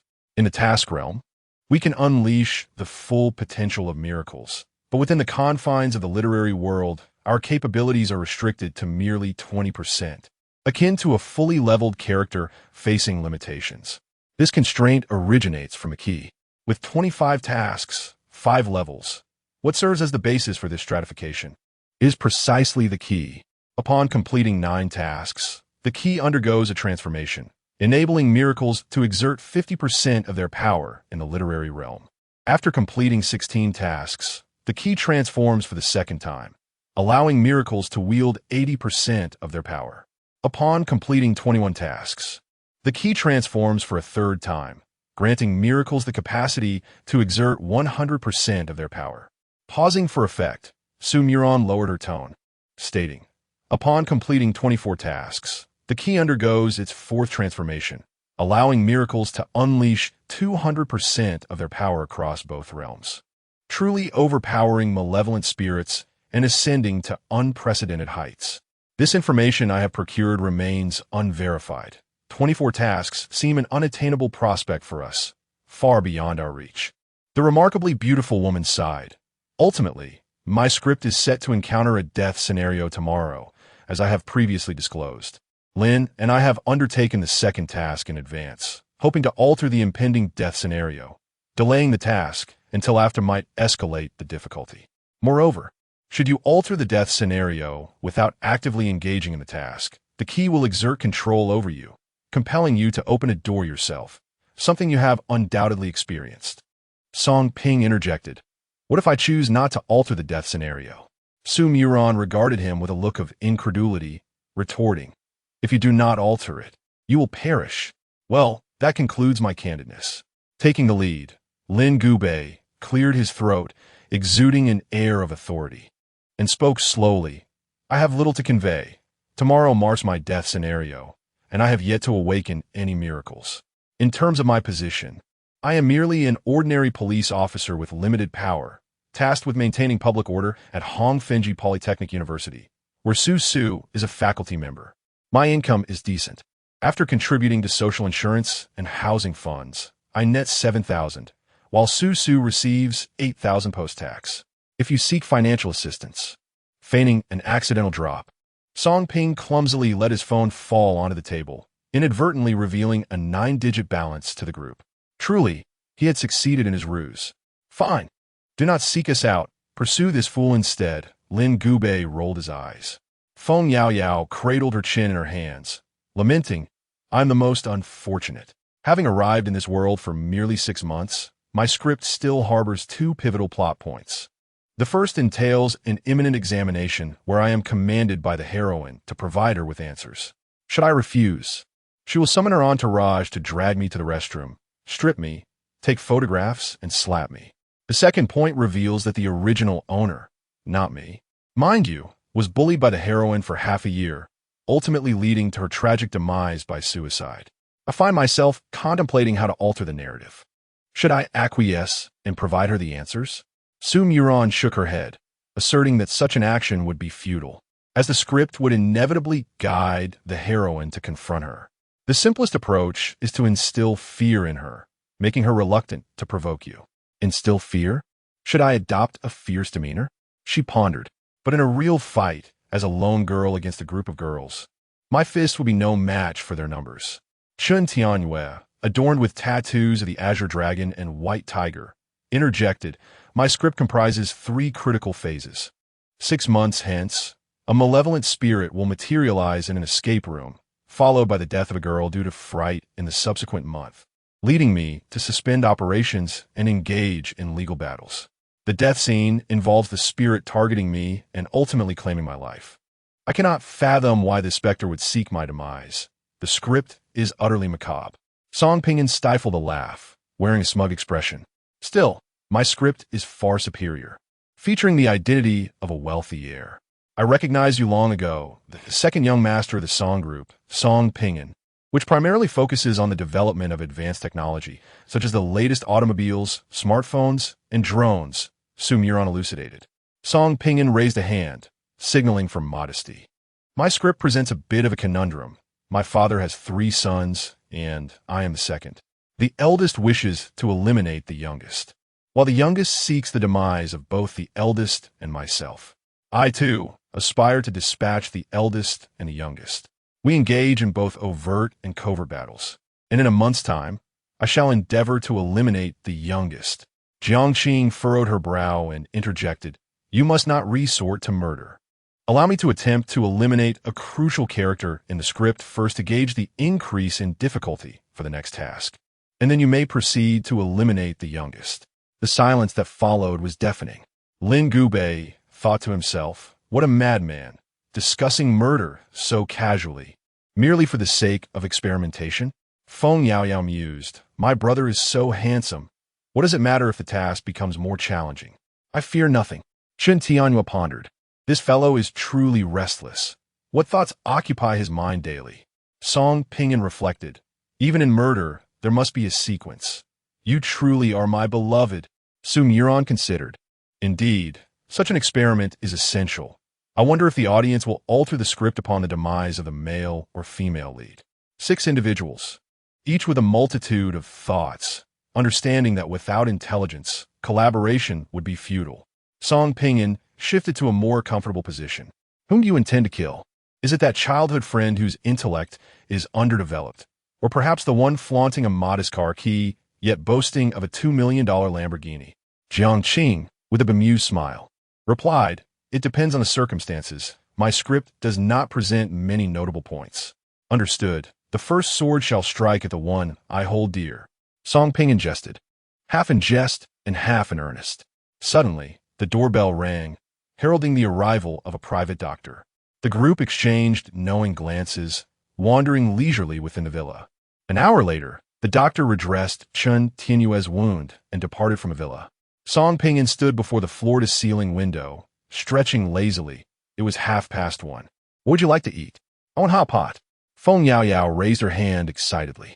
Song Pinyin, much like Jiang, indulged Yaoyao. Very well, hot pot it is. Any dietary restrictions? None to speak of. Feng Yaoyao chuckled playfully.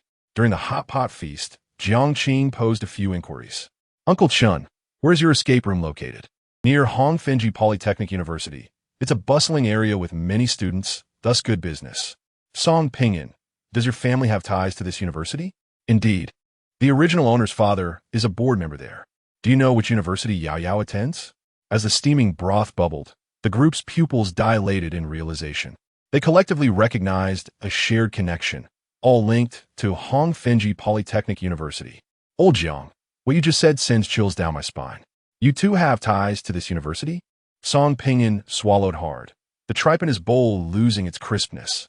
Jiang nodded. The protagonists in my script are both enrolled at this university. Chapter 37. 2 Families. A coincidence? Jiang was not one to believe in coincidences. All coincidences might well be manifestations of inevitability. According to the memories of the original owner, he understood that the world depicted in this book consisted solely of a nation known as Daxia, which bore striking similarities to Earth's Huaxia in terms of population, provinces, cities, and cultural diversity. They resided in Blue Ocean City, a first-tier metropolis boasting a population of 30 million and numerous districts. In such a vast city, the convergence of 6 individuals at a single university, or rather, their connections to this institution, seemed to Jiang far from coincidental. As for the realm beyond Daxia, he found it perplexing, referred to as the land of chaos, a place where ordinary citizens were forbidden to tread. The world within the book was perilous beyond his imagination. Jiang mused to himself. Were vengeful spirits terrifying? Indeed, They were, yet their singular aim was to extinguish your life. In contrast, human nature was far more terrifying. The adversary would not seek your demise outright, but rather toy with your existence. He thought of the female protagonist from Feng Yaoyao's script and the affluent heirs from Su Muron's narrative. Lost in contemplation, Jiang Qing felt overwhelmed. The legal system in this world was stringent. How could he discreetly commit murder? Those who had taken a life knew that the act itself was simple, but the subsequent disposal of the body was a daunting challenge. He could not afford to land himself in prison for a mere experiment. That would be an unworthy endeavor. After a full minute of silence, Su Muron raised an eyebrow, appearing deep in thought as she spoke. I've heard rumors of hauntings in the girls' dormitory. Could it possibly involve us? I mean, do the audience wish for us to address this matter? Feng Yaoyao's expression stiffened. Sister Su, please don't scare me. I live on campus, and haven't heard anything about this. The teachers in the office have gossiped about it, but I'm not certain. Which dormitory do you reside in? Su Muron inquired. There are 2 girls' dormitories at the university, Baiyin Dormitory and Lantian Dormitory. Lantian Dormitory, Feng Yaoyao replied nervously. Sumuran smiled gently. Don't worry, they're talking about Baiyin Dormitory. Phew, oh heavens, the world of tasks is dangerous enough. Must they introduce vengeful spirits in this narrative? Couldn't they grant us a safe passage? Feng Yaoyao silently grumbled while sighing in relief. Brother, will you come find me for lunch tomorrow? Jiang Qing paused, holding his chopsticks as he contemplated. Sure, I have no plans for tomorrow. I'll also take the opportunity to visit the university. After finishing their hot pot meal, Chun Tianyue decided to return home to recuperate, while Lin Gubei and Su Muron offered him a ride. A golden retriever rested its head on Jiang Qing's lap, whimpering adorably. Happy, I'll take you for a walk, Feng Yaoyao exclaimed, particularly fond of furry creatures, especially golden retrievers, known for their gentle nature. With Jiang Qing's permission, Happy followed the girl outside to frolic. Song Ping and handed the young man a bottle of cola. What's next?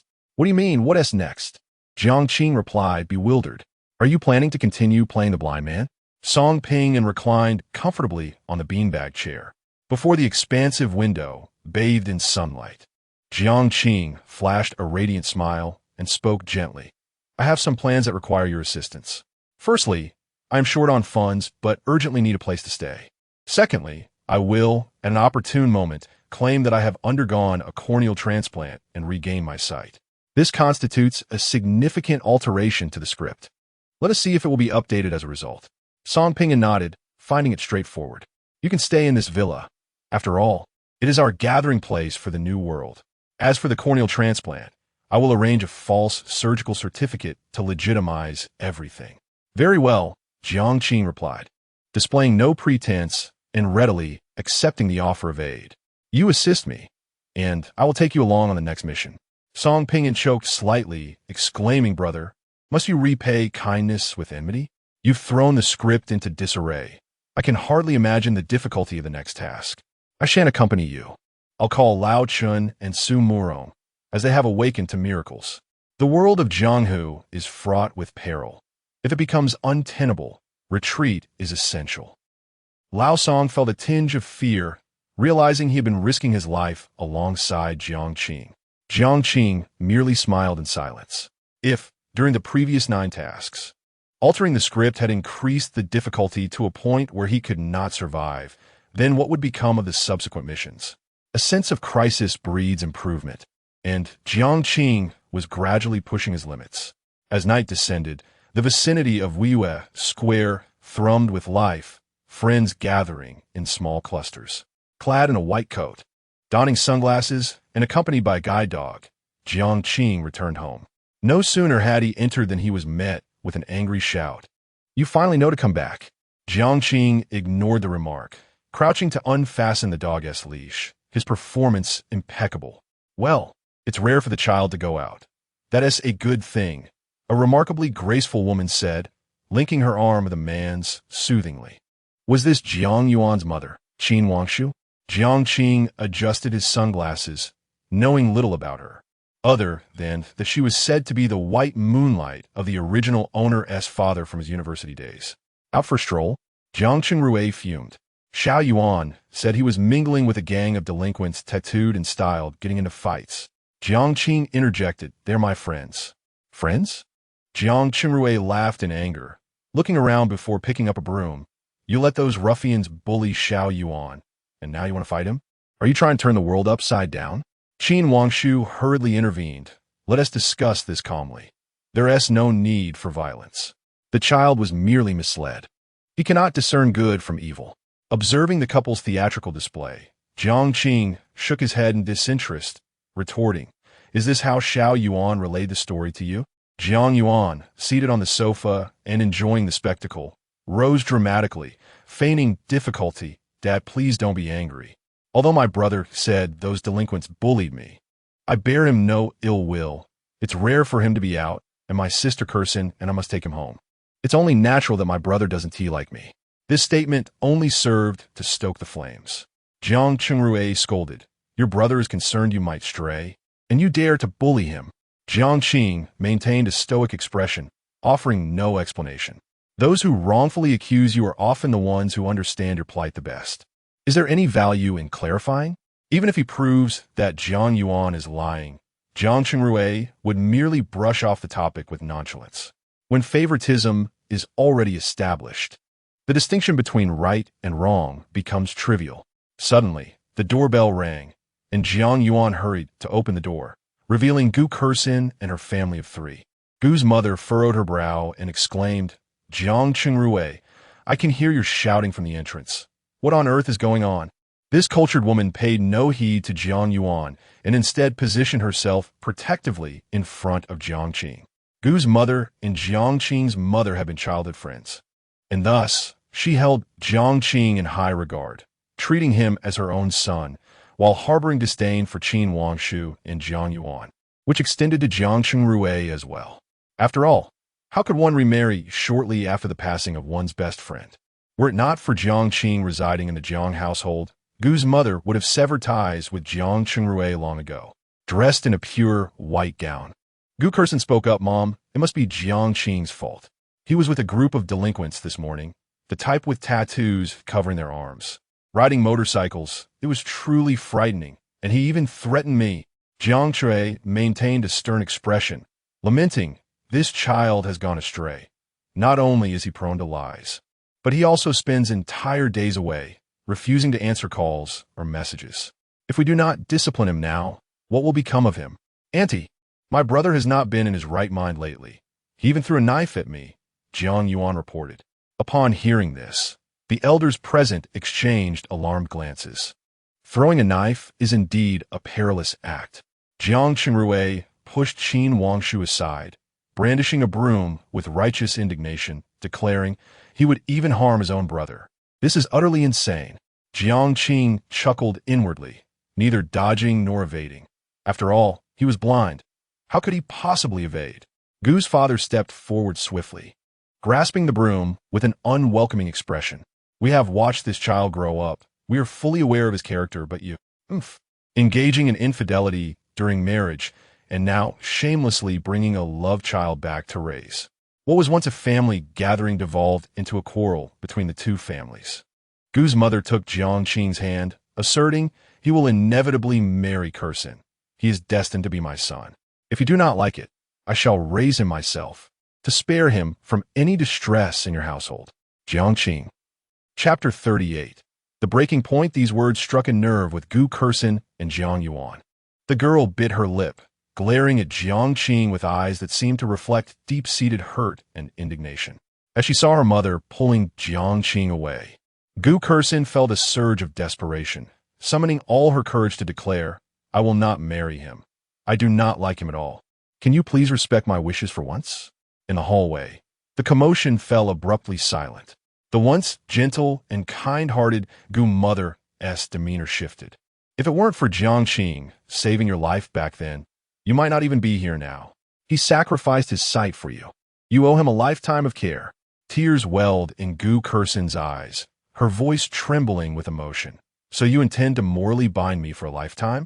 You and Dad are both university professors. Well read. Do you not understand the concept of marital freedom?" Gu mother felt a choking sensation in her chest. She knew full well what marital freedom entailed, yet she believed her daughter owed Jiang Qing a debt of life. The once handsome and cheerful boy had become despondent after losing his sight, retreating into seclusion for weeks on end, filled with self-doubt and despair. She felt it was her daughter's duty to take responsibility. Having lived a life of clarity, Gu mother thought, what harm could come from a moment of confusion? Otherwise, she would feel she had failed Jiang Qing's mother. Jiang Yuan stepped forward. Annie, what era are we in? There is no longer any compulsion to marry a daughter off against her will. Kursin does not like Jiang Qing. Marriage is a lifelong commitment. Do you wish for your daughter to endure a life of misery? To live in an unhappy marriage, only to resent you in her old age? Mind your own business.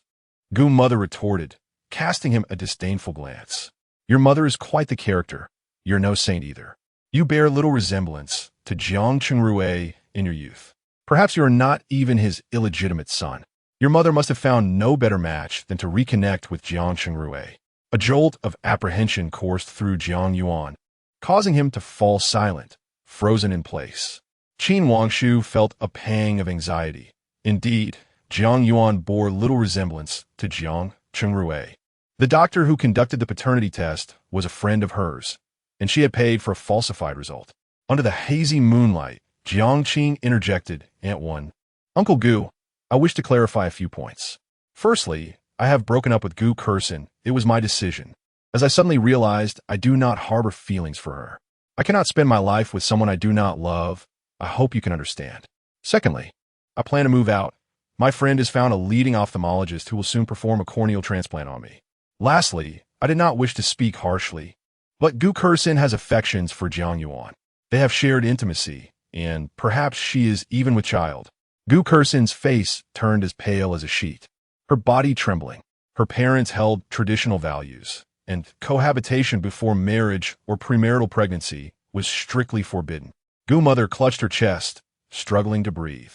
She had long suspected something was amiss between her daughter and Jiang Yuan. She had warned Gu Kursin to keep her distance from him. Yet who would have known they had already crossed that line? The situation spiraled out of control. As Jiang Yuan stammered, I didn't. He is lying. He loves to lie. Kursin and I are completely innocent. Gu Kursin's emotions surged. Mom, Jiang Qing wants you to turn against me. How could I possibly be involved with Jiang Yuan? I only see him as a brother. A brother? A most intriguing discourse. Gu Kursin, I had no intention of severing ties with you. Yet your relentless collaboration with Jiang Yuan to slander my name leaves me no choice but to respond with indifference. The debts owed to you belong to the original owner, not to me, Jiang Qing. He retrieved his phone, summoned Xiao AI, and commanded it to open the album and play the latest video. The voice-controlled interface activated, and the video commenced. In the footage, Gu Kursin and Jiang Yuan were entwined on the sofa, sharing passionate kisses, seemingly inseparable. Gu's father, his face taut with anger, raised his hand and struck Gu Kursin, exclaiming shamefully, "The act of kissing in itself is trivial. The true issue lies in the fact that she embraced another man right before her boyfriend." Alas, Gu's father had never anticipated such shameless behavior from his daughter, shattering his worldview. The crowd's emotions surged, yet few pondered why Jiang Qing had recorded this moment or how he could ascertain it was a kissing video without seeing it. Of course, Jiang Qing had his own justification. If questioned, he would simply state that he had inadvertently activated the recording that night, and while out with friends today, one of them had stumbled upon the video on his phone and informed him. With matters escalated to this level, Gu's father and mother forcibly escorted Gu Kursin away. Both, possessing considerable cultural refinement, expressed their indignation vocally along the way. Gu Kursin glanced back, casting a desperate look towards Jiang Yuan for assistance. Jiang Yuan deliberately averted his gaze, refusing to meet her eyes. His actions were indeed unscrupulous. Engaging with his brother-esque girlfriend could irreparably damage his reputation. As the Gu family departed, Jiang Chunmei regarded Jiang Yuan with a newfound sense of unfamiliarity towards his younger son. In his mind, the obedient child would never lie. He was typically clever and considerate. Naming his elder son Qing and his younger son Yuan revealed his bias, as he deemed the elder son less significant, believing the younger would achieve greater heights. Jiang Yuan, anxious and with his head bowed, took the initiative to admit fault. Father, apologize. That night I was intoxicated, and Sister Curson escorted me home. That is how we erred. I admit to having a slight affection for Sister Curson, but I have never crossed any boundaries. Any insinuations of cohabitation or pregnancy are mere fabrications by my brother. He doubted Jiang Qing could produce further evidence. At such a moment, denial was their best course. Jiang Qingrui inhaled deeply to compose himself, discarding the broom. He stated, Jiang Qing has expressed disinterest in Gu Curson. If you wish to pursue her, do so. I am not an antiquated parent. Young people should have the freedom to love. He wished to disengage from this matter. The current business climate was fraught with difficulty. Initially intending to borrow money from the Gu family, the relationship had now soured beyond repair, leaving him embarrassed to ask for assistance. Qin Wangshu felt a tremor of anxiety and hurried upstairs, intending to offer Jiang Chengrui solace. The entrance hall fell silent once more. Jiang Yuan smirked coldly, thinking to himself, I underestimated you. A blind man recorded a video. Does he comprehend its significance? Yet it matters little. What my transgressions? You possess but a single piece of evidence against me. It alters nothing. You are unequivocally defeated. Jiang Qing chuckled silently. I have faith in you. For reasons unknown, Jiang Yuan found this statement peculiar. It bore little harm, yet was laced with potent insult. It felt as if everything he held dear was merely discarded refuse to the other. Continue to feign strength. Jiang Yuan clenched his fist and turned to pace the living room. As night fell, Jiang Qing, in her bedroom, removed her sunglasses and murmured to herself. That mother and son duo conspired to seize the Jiang family's wealth. Yet in reality, the Jiang family is nearly destitute. Jiang Chengrui desires for me to marry Gu Curson, to maintain the ties between our families and secure the resources of the Gu family. No, whether I marry Gu Curson or Jiang Yuan does not alter the outcome. On the Gu family side, Aunt Wen and Uncle Gu are university professors with decent incomes, while the older generation of the Wen family were businessmen, leaving Aunt Wen with assets worth several million. Is Jiang Chengrui coveting those assets? Had it not been for the original owner's mother aiding Jiang Chengrui years ago, providing him with capital for his ventures and helping him expand his network, he would not have achieved his current success, a quintessential example of a phoenix man. After sorting through the relationships, Jiang Qing's understanding of the narrative became clearer. Who did he wish to kill? The voice of Meng Wanzhou echoed in her mind. Standing by the window, Jiang Qing gazed into the night, deciding to hold off for now. I need to verify certain matters. When will you commence the next game? Meng Wanzhou pressed. Jiang Qing replied succinctly, next Saturday.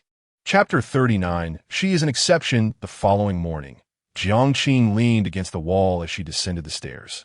Upon hearing her footsteps, Jiang Chengrui called out, Come and have breakfast. However, Jiang Qing feigned ignorance and walked steadily towards the door. This behavior furrowed Jiang Chengrui's brow. Are you planning to go out and fool around again? Stopping in her tracks, Jiang Qing replied with a blank expression. Was I not clear enough yesterday? At her words, Jiang Chengrui slammed his palm on the dining table, startling Qin Wangshu and Jiang Yuan. You never step outside. How do you expect to make friends? I even found you the best ophthalmologist available. Do you think opportunities will simply fall from the sky? Jiang Yuan feigned concern. Brother, hurry and eat breakfast. Don't provoke Dad. Jiang Qing chuckled. It seems you have misunderstood something. I am not seeking your opinion. I am merely informing you. Dressed in luxurious attire, Qin Wangshu's mind went blank. Is this really Jiang Qing? The one who would go an entire day without uttering a word? The self-deprecating and gloomy Jiang Qing? After 3 years in the Jiang household, it was the first time Qin Wangshu had heard Jiang Qing speak to Jiang Chengrui in such a tone, as if she had transformed into a different person. Provoked by her defiance, Jiang Chengrui's anger ignited, and he seized a stick to discipline his son. Happy, the golden retriever, positioned itself protectively in front of Jiang Qing, baring its teeth and emitting low growls. Damn it, even a dog dares to bark at me. Jiang Chengrui, both amused and enraged, retorted, Jiang Qing, you are indeed just like your mother. Your inherent pride makes you look down upon me. Do you think I cannot survive after leaving your mother? And what about Jiang, your sister? The only time she acknowledges me is when she wants money. Otherwise, she stays away, telling me not to interfere with her life. Huh, you three share the same character. Jiang crouched down to stroke Happy's head casually, saying, "You seem to suffer from more insecurity than I do as a blind person. Why is that? Do you consider yourself a Phoenix man? Is it shameful to have extramarital affairs? Do you believe that after my mother's passing, you cannot manage a small company?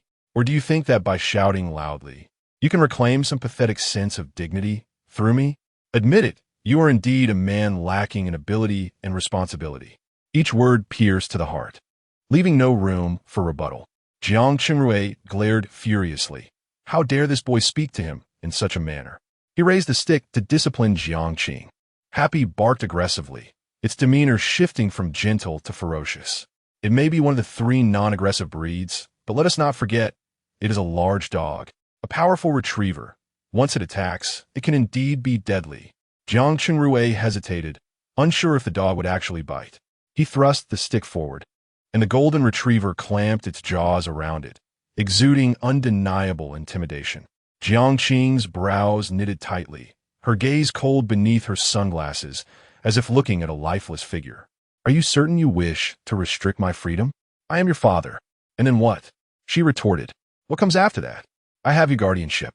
You are not allowed to leave and must obey me." Jiang Qing, with one hand controlling Happy, spoke in a low yet firm tone. "You are mistaken. I am 20 years old this year. Where I wish to go is my prerogative, especially since. Do you truly dare to keep me here?" Jiang Yuan was not mistaken. "I have been feeling rather unhinged lately. What if one fateful night, while you all slumber peacefully, I were to wield a knife, stealthily, quietly, and plunge it into you? How intriguing that would be, wouldn't you agree?" These words sent shivers down the spines of Jiang Qingrui and his companions. "Darling, let him go. He is far too dangerous. I can't bear to share a roof with someone like him." The fear etched on Qin Wangshu's face was unmistakable. This fellow is truly insane. Jiang Yuan swallowed hard, his palms slick with perspiration.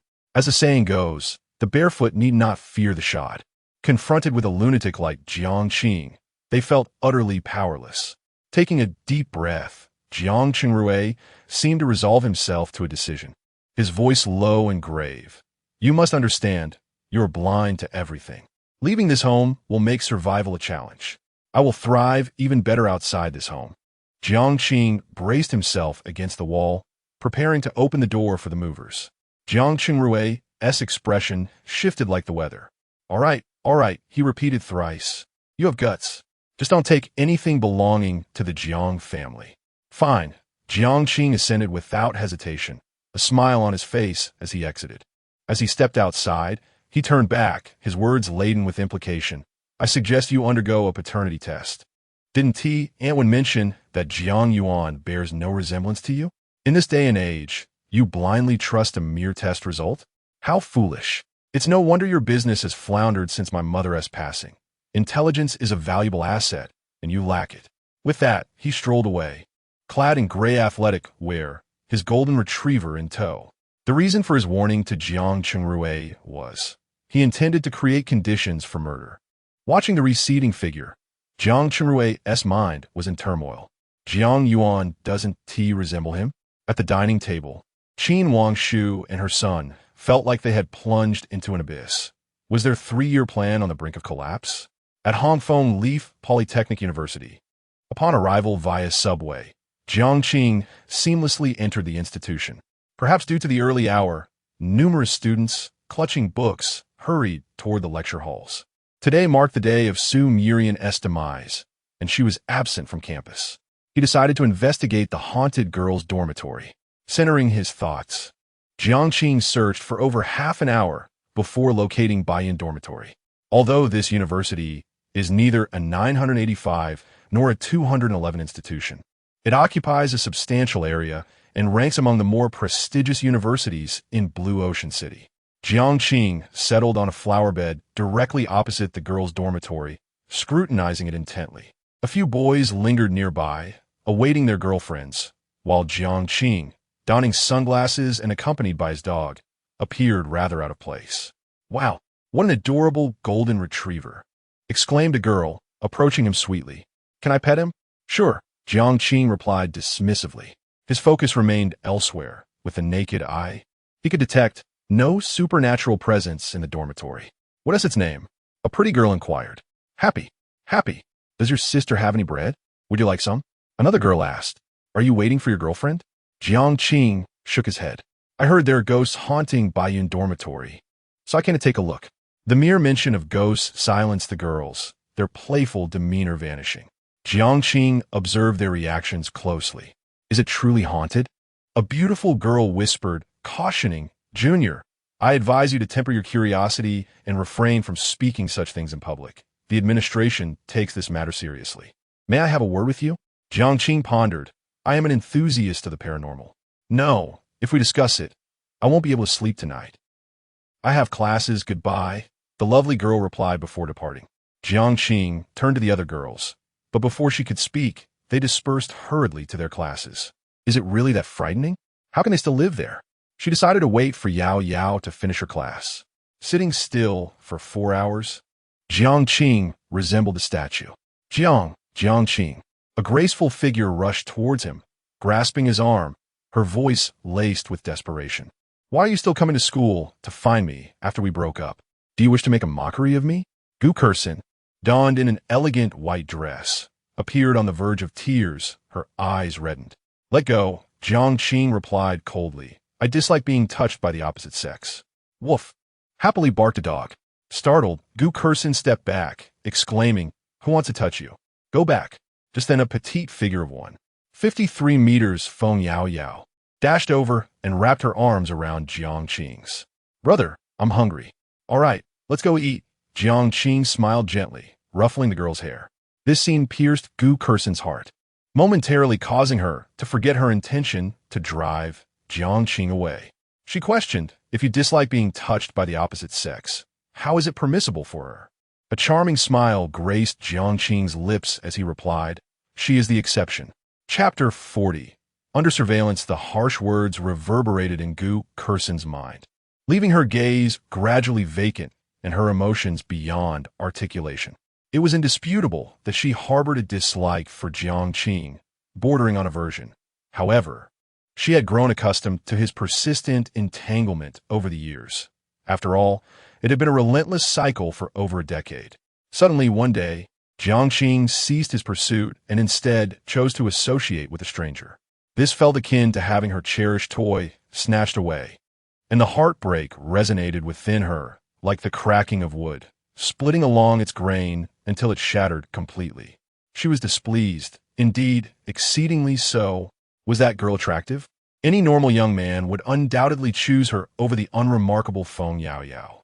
Gu Kursin possessed undeniable allure. She was renowned as the goddess of the mathematics department, standing at a height of 1.68 meters, with a well-proportioned figure, exquisite features, and hailing from a distinguished family of university professors. Suitors flocked to her in droves.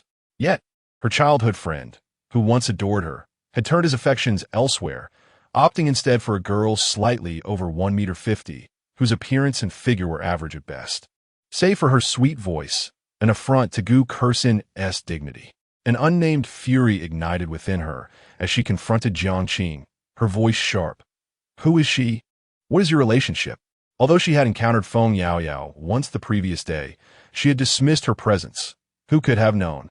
With a devilish grin, Feng Yao leaned her head on Jiang's shoulder and declared, Can't you tell? I'm his girlfriend. His girlfriend?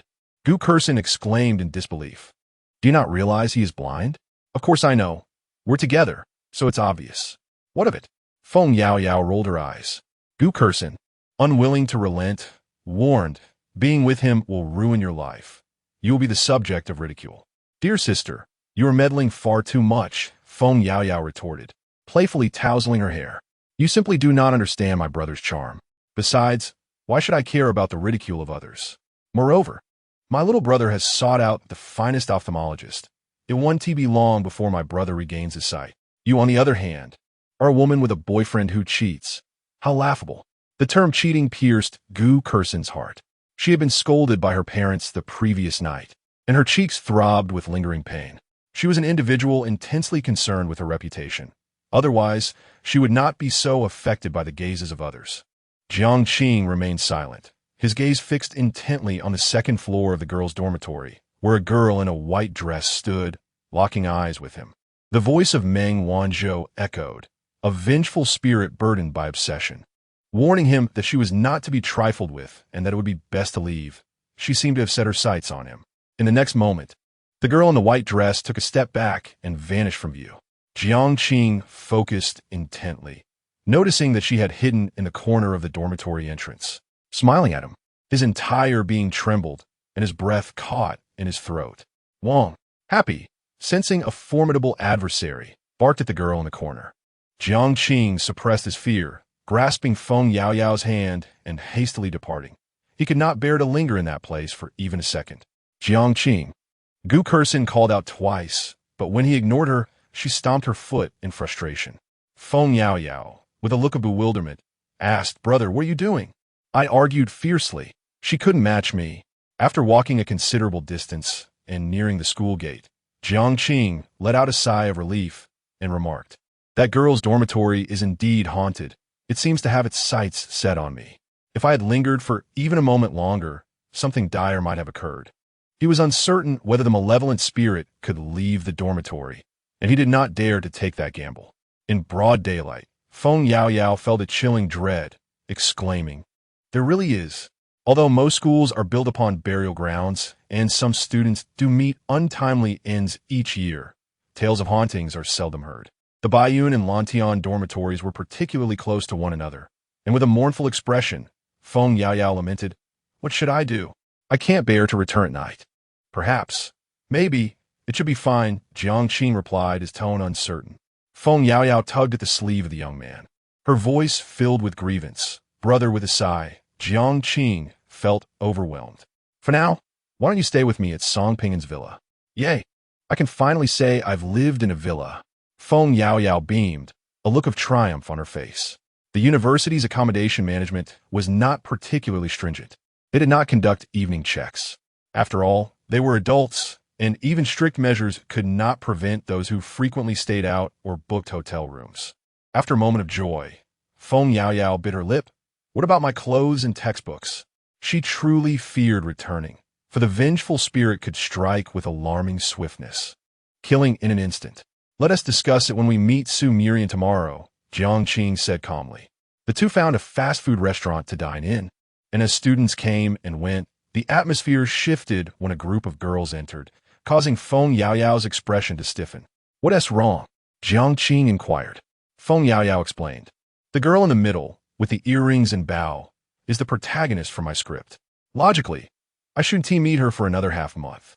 Are you implying that by bringing you here to eat at the school gate, I have inadvertently altered the plot and caused an early encounter with the main character?" Jiang raised an eyebrow, glancing at the group of girls. By an unfortunate twist of fate, their gazes collided. Chao Yajun sneered, "What are you staring at? Do you think wearing sunglasses makes you look cool? You're just a poser." Jiang averted his gaze, not wishing to engage. But Feng Yaoyao would not let it slide, retorting angrily, "Am I looking at you? Narcissism is a disease. Perhaps you should take your medicine before stepping out next time." "You fool." The atmosphere grew tense. There were 5 girls on the opposing side, while only 2 stood with them. Chao Yajun tossed aside her disposable chopsticks with an air of superiority, beckoning with a finger. "You're quite bold. Not many dare to speak to me like that. Care to chat in the park across the street?" Nearby students watched with keen interest, and some recognized Chao Yajun, whispering among themselves, "That girl is in trouble."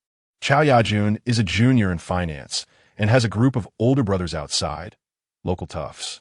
Feng Yaoyao stood up, declaring, "Let them come. Those who back down are cowards." As soon as she spoke, she leaned toward Jiang and whispered, "Brother, you take on 3, and I'll handle 2. Jiang was taken aback, replying, "Doing this will alter the storyline. Do you understand what I mean?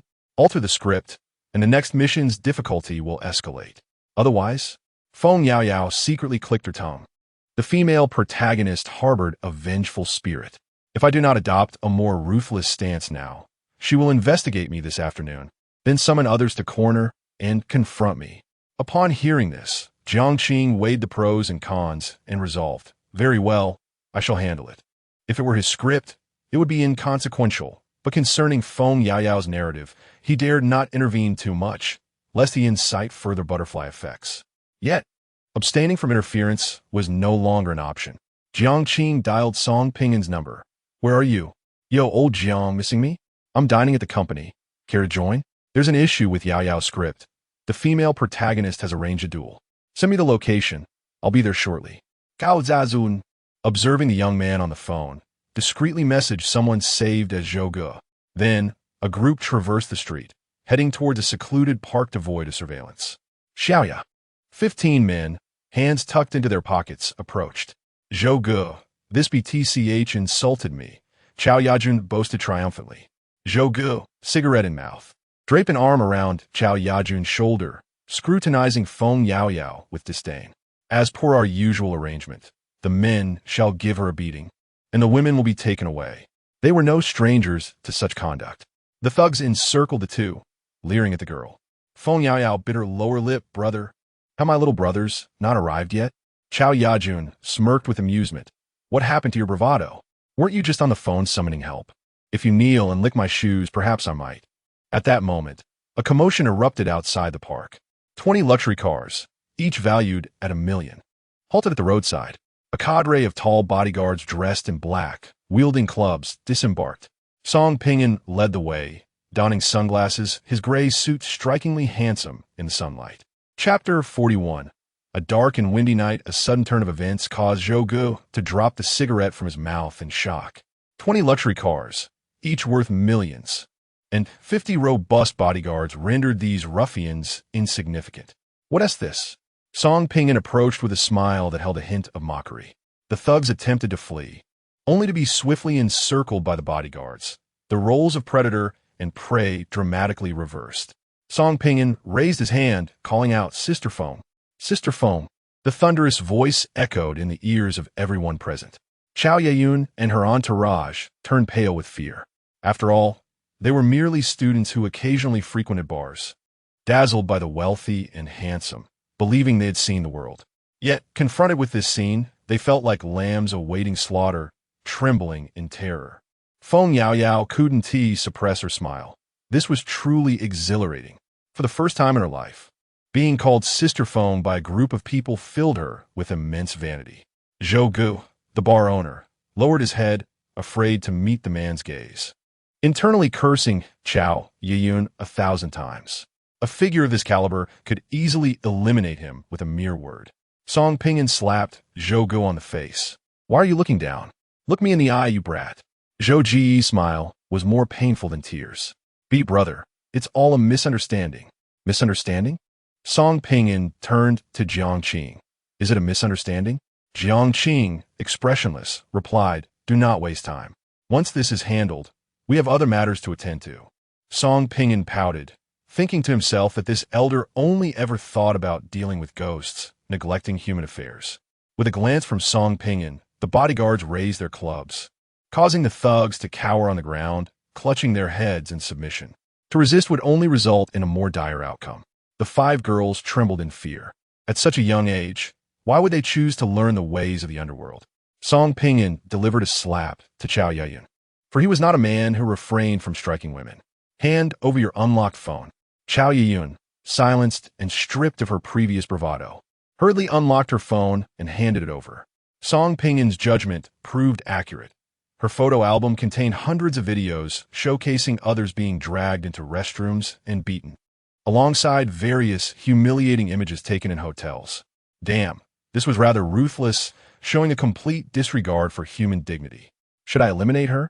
Or perhaps send her to prison? That wouldn't do. Lost in thought, Song Pingin called out, Jiang, take a look at this. Chao Yayun trembled with anxiety, fully aware of her actions.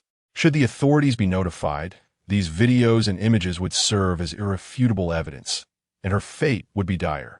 Yet, confronted by a throng of imposing bodyguards, she dared not resist, even imagining that if she did, the handsome man might command 50 bodyguards to. Jiang perused the phone, narrowing his eyes slightly. Give her 10,000. Song Pinyin was momentarily taken aback, but complied. Drawing from his previous experience when Feng Yaoyao requested cash, he had stashed 100,000 in the car. Take it.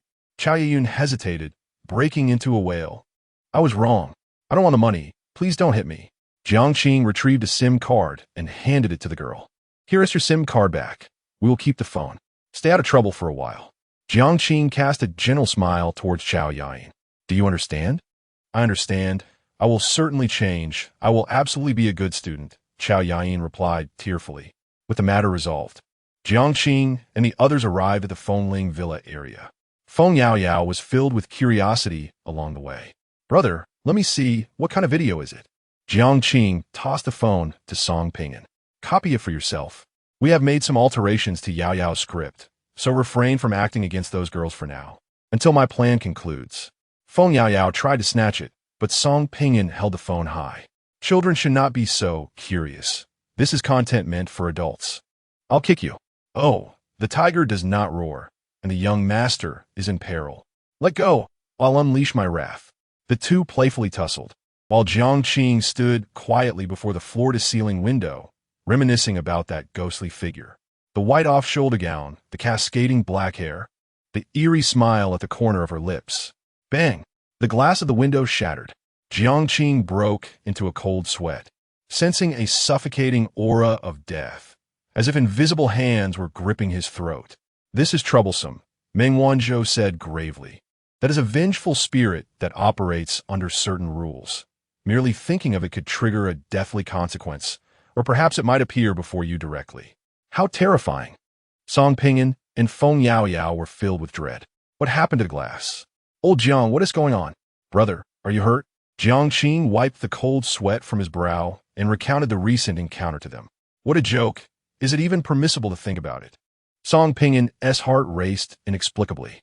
Fortunately, neither he nor Feng Yaoyao had encountered that ghost. Merely thinking of it had no effect. Jiang Qing exhaled deeply. I have become entangled in this matter, so do not involve yourselves. What are you saying? Song Pinyin wore a righteous expression. Of course, I will not interfere. Jiang Qing replied. Go to hell. Feng Yaoyao kicked him and then expressed her concern. This is too frightening. With a distance of 5 or 6 kilometers, that ghost can still reach you. Perhaps. Jiang Qing raised his hand to interrupt. I will investigate this matter. Listen carefully, focus on your studies, and avoid the buy-in dormitory. If we are all targeted, the situation will only become more complicated. Understood, Feng Yaoyao responded. Subsequently, Song Pinyin returned to the company for a meeting, while Jiang Qing and Feng Yaoyao went shopping for daily necessities. Happy accompanied them, wagging its tail as it munched on its dog food after shopping. As night fell, after Feng Yaoyao had fallen asleep, Jiang Qing took an umbrella and quietly slipped away. At 1 a.m, Wuyue Plaza was eerily silent, with only the occasional drunken passerby. Jiang Qing entered the community and sat on a bench by the lake. Facing the surveillance camera, he quietly inquired, Is this distance sufficient? Almost, Meng Wanzhou replied. An invisible red line spread, unseen by ordinary people. Meanwhile, at the Jiang family villa, the living room lay in disarray, with the strikingly elegant Qin Wangshu sprawled on the sofa. Her eyes were swollen from crying, her face etched with fatigue, and beside her lay a paternity test result. Yesterday, the words of Gu's mother, coupled with Jiang Qing's remarks this morning, ultimately instilled doubt in Jiang Chengrui's mind. Ignoring the refusals of Qin Wangshu and Jiang Yuan, he forcefully took Jiang Yuan to undergo a paternity test. Given the esteemed reputation of the top-tier hospital, Qin Wangshu could not possibly fabricate the results. When a verdict was revealed, Jiang Chengrui's face turned ashen, having unknowingly raised another's child for 3 years. The fury he felt was beyond imagination. As for the issue at hand, Qin Wangshu, with her thick skin, lamented and proclaimed her errors. Professing her profound love for Jiang Chengrui and pleading for a second chance, insisting on taking Jiang Yuan back to the Jiang family villa. The outcome? Jiang Chengrui wreaked havoc in the living room, unleashing his wrath upon the mother and son, before retreating to the second floor to drown his sorrows in alcohol. By now thoroughly intoxicated, at 3 a.m, exhausted from weeping, Qin Wangshu fell asleep on the sofa as did Jiang Yuan. The night was deep and shrouded in darkness, the moon concealed by ominous clouds. Suddenly, in her slumber, Qin Wangshu rose barefoot and made her way to the kitchen to retrieve a knife. Step by step, she ascended to the second floor, gently opening the master bedroom door, where the air was thick with the stench of alcohol. Jiang Qingrui lay sprawled on the carpet, having consumed an excessive amount of liquor, completely oblivious to his surroundings. With a swift stroke, the knife pierced his heart. Another thrust, and his neck was slashed. A third, and his skull was penetrated. After a barrage of strikes, Jiang Qingrui's body lay in a gruesome state. Qin Wangshu turned and descended the stairs, standing in the living room, drenched in blood, before Jiang Yuan.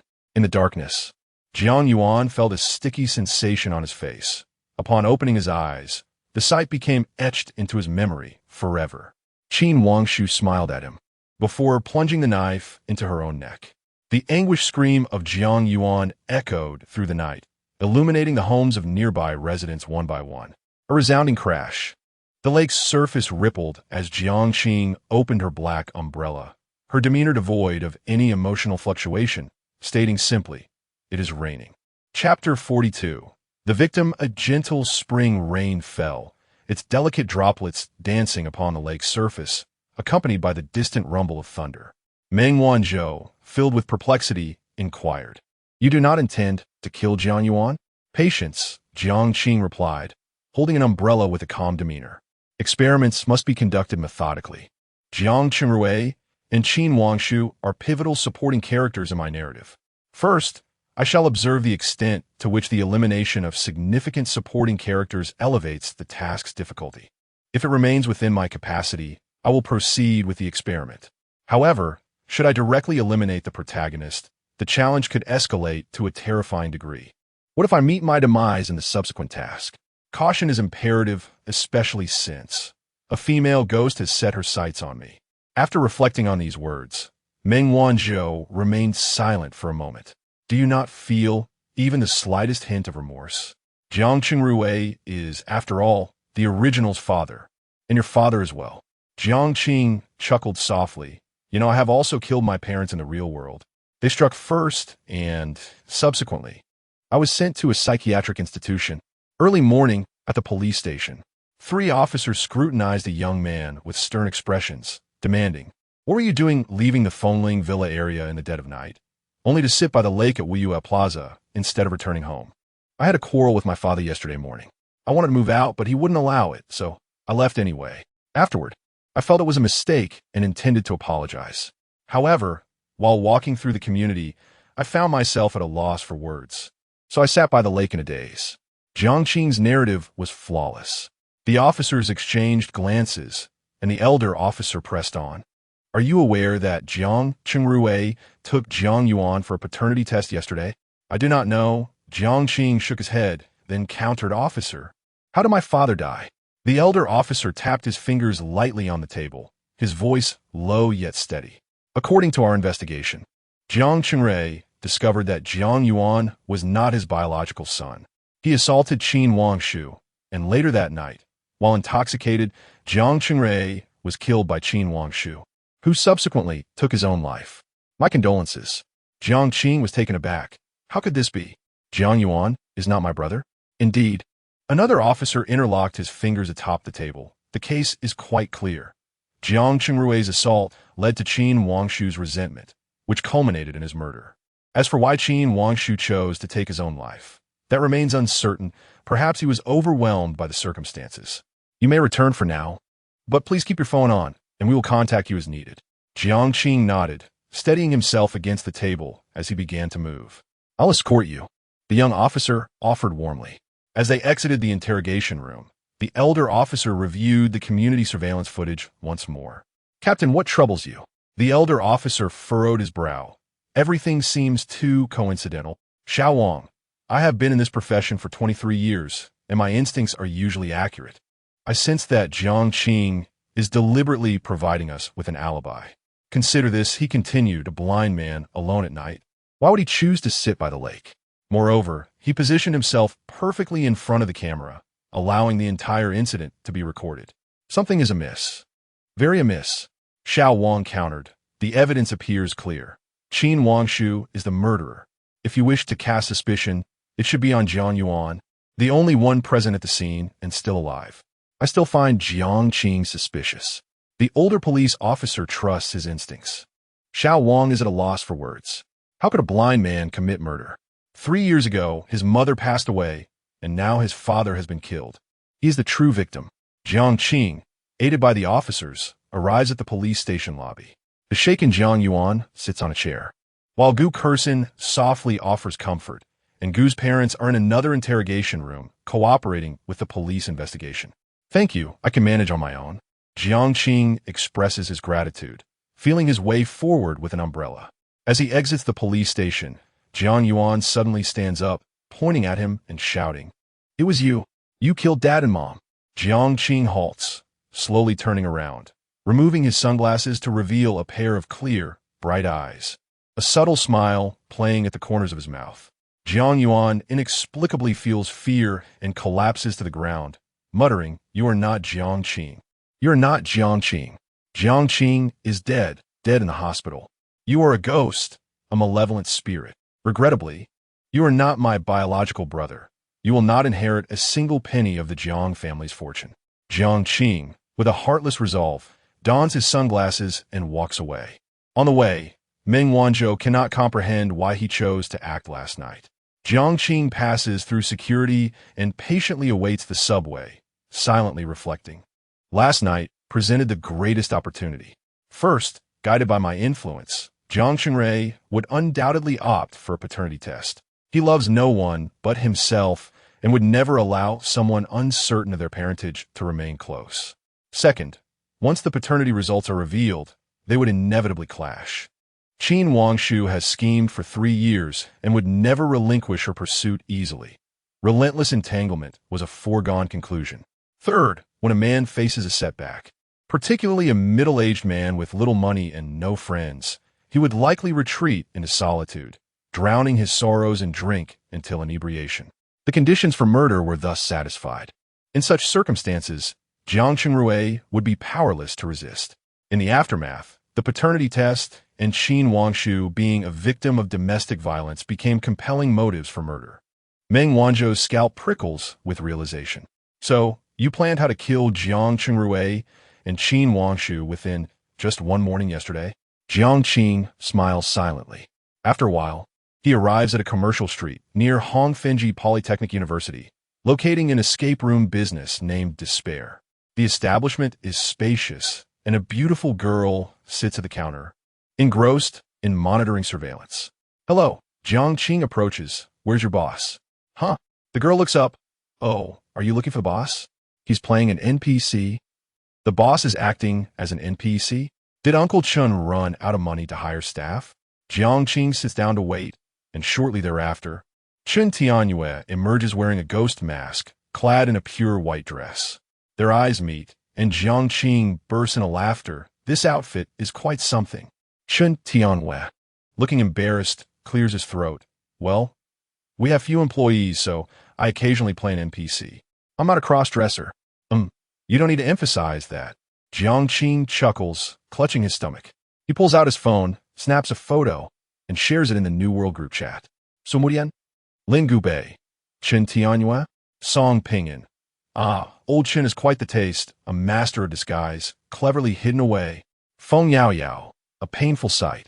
JPG Jiang Qing. I'm with Uncle Chun, who has time to come over. Lin Gubei, busy. Su Murian, I have no class right now. I'll be there shortly. Lin Gubei, not busy anymore, I'll come right away. There is no greater devotion than this. Song Pingyan, you all carry on. I'm currently engaged in a quarrel with a third brother, maintaining steady performance. Feng Yao Yao, woe is me. I have an early class. What a painful realization. Chen Tianyue's face flushed, casting a glare at Jiang Qing before dashing to the changing room. Upon emerging once more, he donned a black shirt and a pair of jeans. His short hair slicked back, exuding coolness. Are you healed? Jiang Qing inquired. Not a major issue, Chun Tianyue replied, stretching his arms, then quietly asked, Are you going to participate in the next mission? Jiang Qing shook his head. Today is Tuesday. I plan to take action on Saturday. Take me with you. Uncle Chun, I am conducting an experiment. The next mission will be perilous, perhaps even more so than the last. You lack confidence? Chen Tianyue expressed his astonishment. Jiang Qing's tone was gentle yet tinged with resignation. Missions are always fraught with uncertainty. Chapter 43. Before the mission commences, the room echoed with piercing screams, prompting Chen Tianyue to exhale deeply. Indeed, when confronted by malevolent spirits, humanity is engulfed in uncertainty, perpetually cast in the role of the underdog, akin to wretched creatures struggling for survival in a quagmire. Jiang Qing reached out and gently patted old Chun on the shoulder, asserting that it wasn't all so dismal. We have awakened the miracle, and our next step is to procure 1 or 2 sealing items from the world of the book. Based on Su Muron's descriptions, I deduce that the miracle leans towards completing the mission, ensuring self-preservation, and countering the nefarious actors, while the sealing items are inclined towards restraining malevolent spirits, or even devouring them. We have witnessed the fate of the buyer ghost, devoured by the couple ghost. Only a ghost can contend with another ghost. Chen Tianyue nodded before shaking his head, remarking, that may be true, but the acquisition of sealing items is exceedingly difficult, all tied to the malevolent spirits.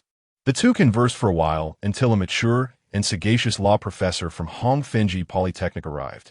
Su Muron, clad in a bespoke professional outfit, her graceful hair cascading over her shoulders and back, donned a pair of gold-rimmed glasses, holding a law book, her every expression exuding an alluring innocence.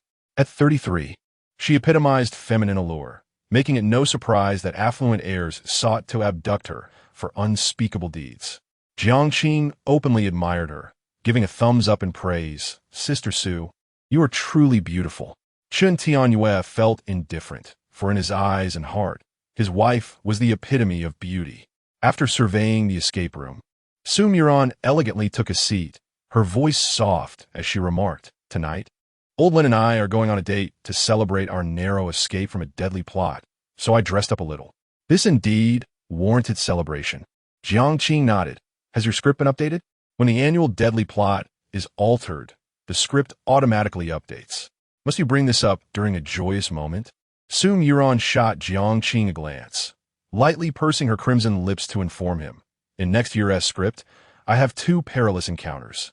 The first occurs on a certain night 2 months from now, when I am kidnapped on my way home, enduring 7 days of captivity and torment, ultimately falling under the control of the male lead in the script, becoming what?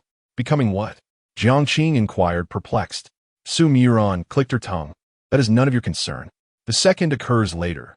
The male lead, having grown bored, sells me to a place called Midnight.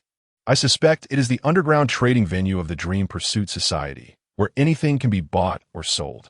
Upon hearing this, Jiang Qing appeared contemplative.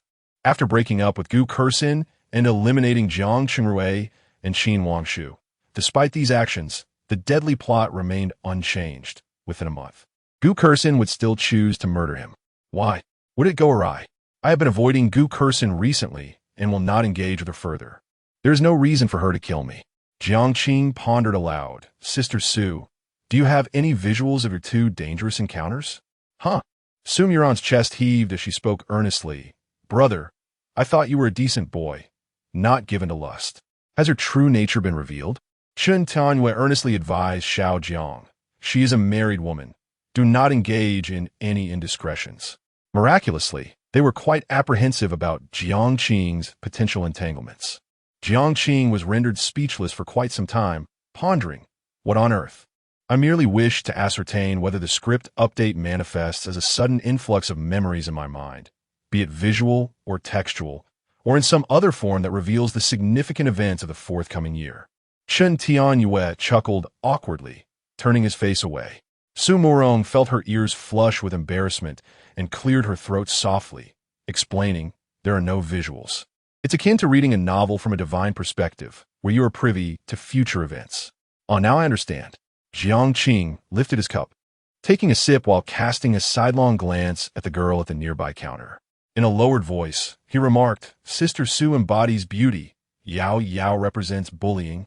Uncle Chun symbolizes the supernatural. Song Pingan denotes business warfare. Lin Gubei is involved in politics, and I am entangled in romance. Comparatively, my narrative is the most uncomplicated. Su Murong shrugged. Being exceedingly beautiful can also be a curse.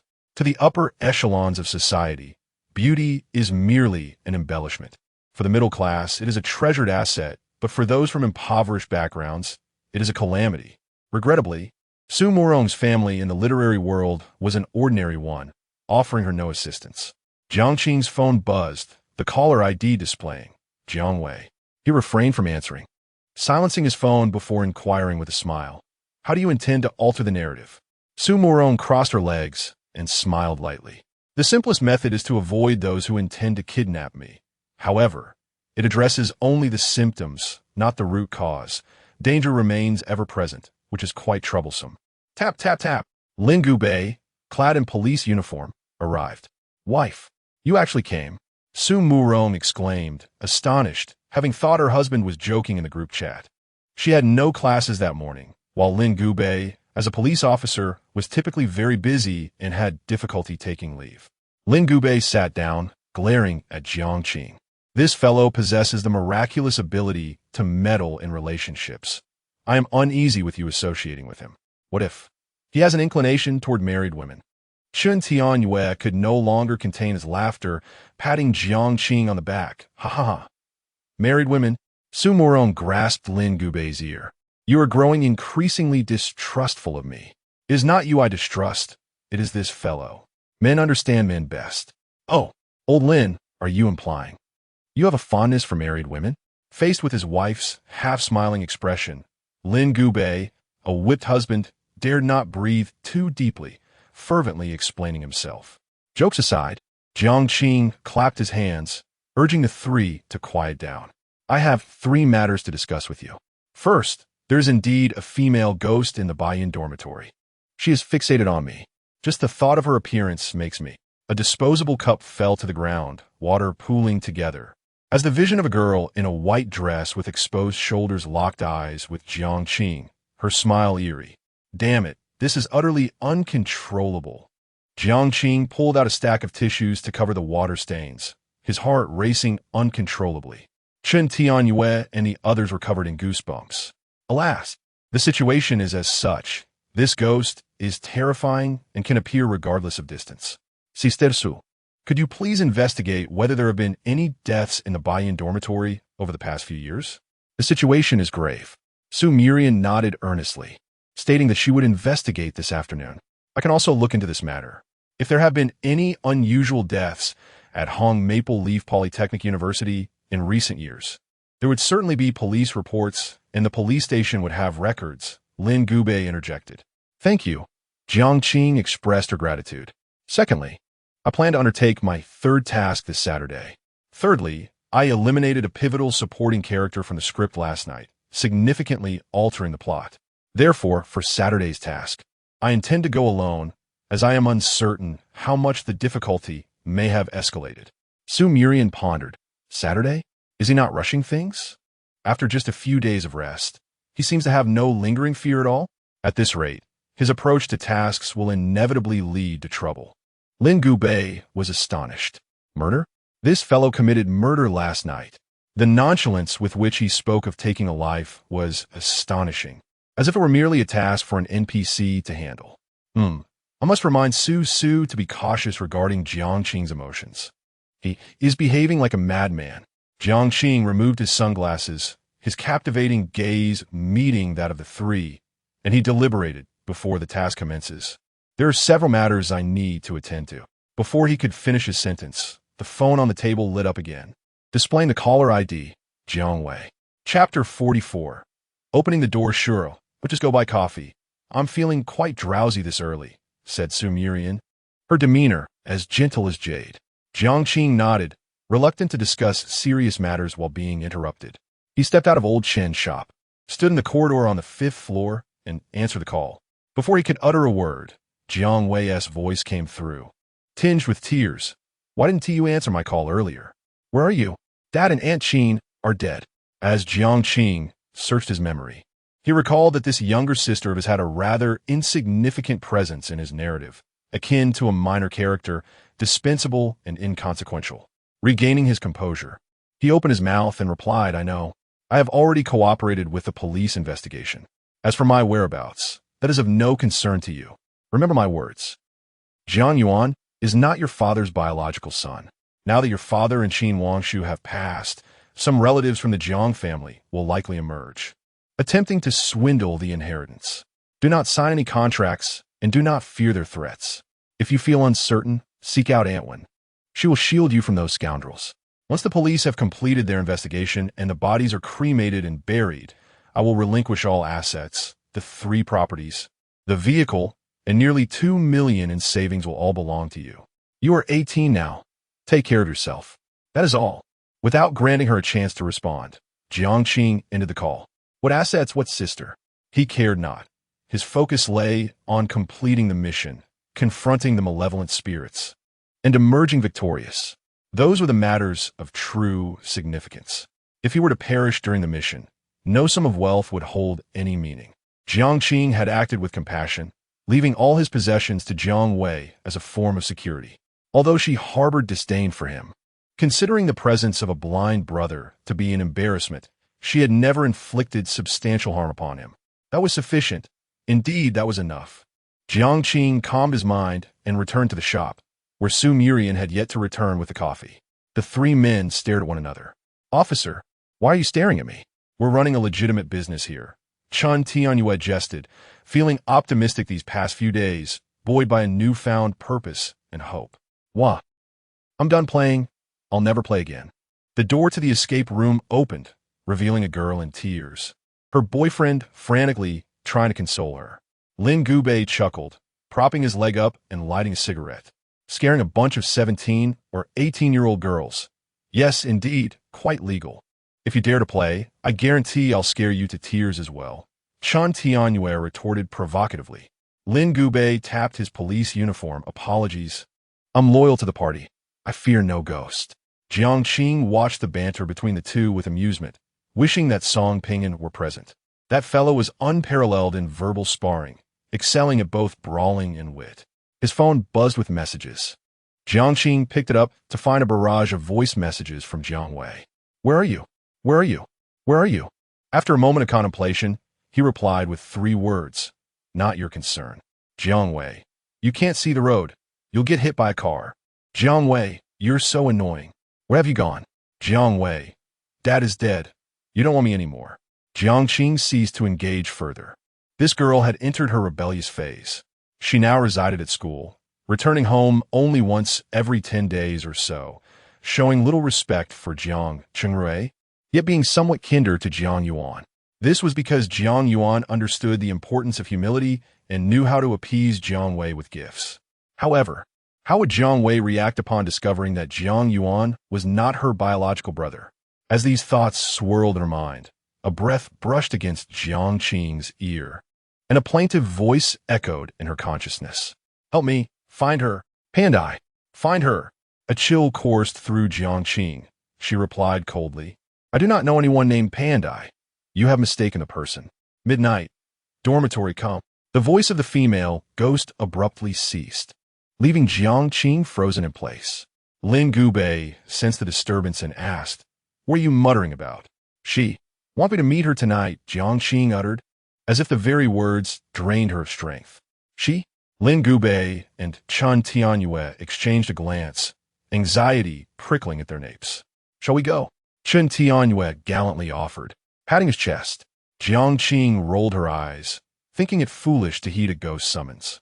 Then what should we do? Chun Tianyue scratched the back of his head, disliking the burden of deep thought, recognizing that action might not yield results. Jiang Qing tapped the table, stating, She asked me to find someone named Pandai. Pandai?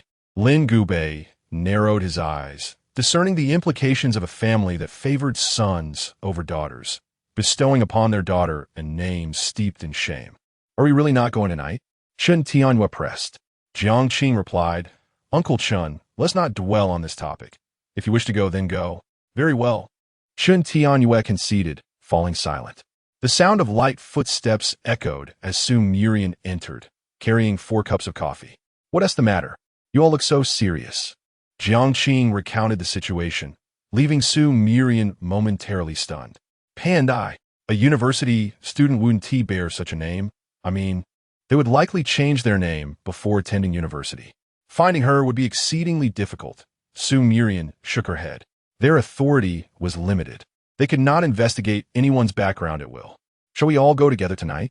Chen Tianhua suggested, but the three exchanged glances, refraining from pursuing the idea. Time swiftly passed, and soon it was Saturday. Over the past few days, Jiang had been occupied. After the police closed the case, he made an appearance to oversee the cremation of Jiang Chengrui's body, leaving the matter of Qin Wangshu's remains to Jiang Yuan. Jiang Yuan had caused quite a stir for 2 days, making simple demands for a 3 million yuan apartment and $1 million in cash, yet no one paid him any heed. The Jiang family's assets consisted solely of one apartment registered under Jiang Chengrui's name, while the other 2 were under Jiang Qing's and Jiang Wei's names. Jiang Qing planned to transfer all properties to Jiang Wei, ensuring he retained no assets. Naturally, these transactions could not be completed in a day, and he anticipated a prolonged entanglement with Jiang Wei. In the Fengling Villa district, "I don't care, I want to go." Feng Yaoyao threw a tantrum, clinging to Jiang Qing's leg. She had deliberately donned a black athletic outfit and inexpensive sneakers, prepared for swift escape during the mission.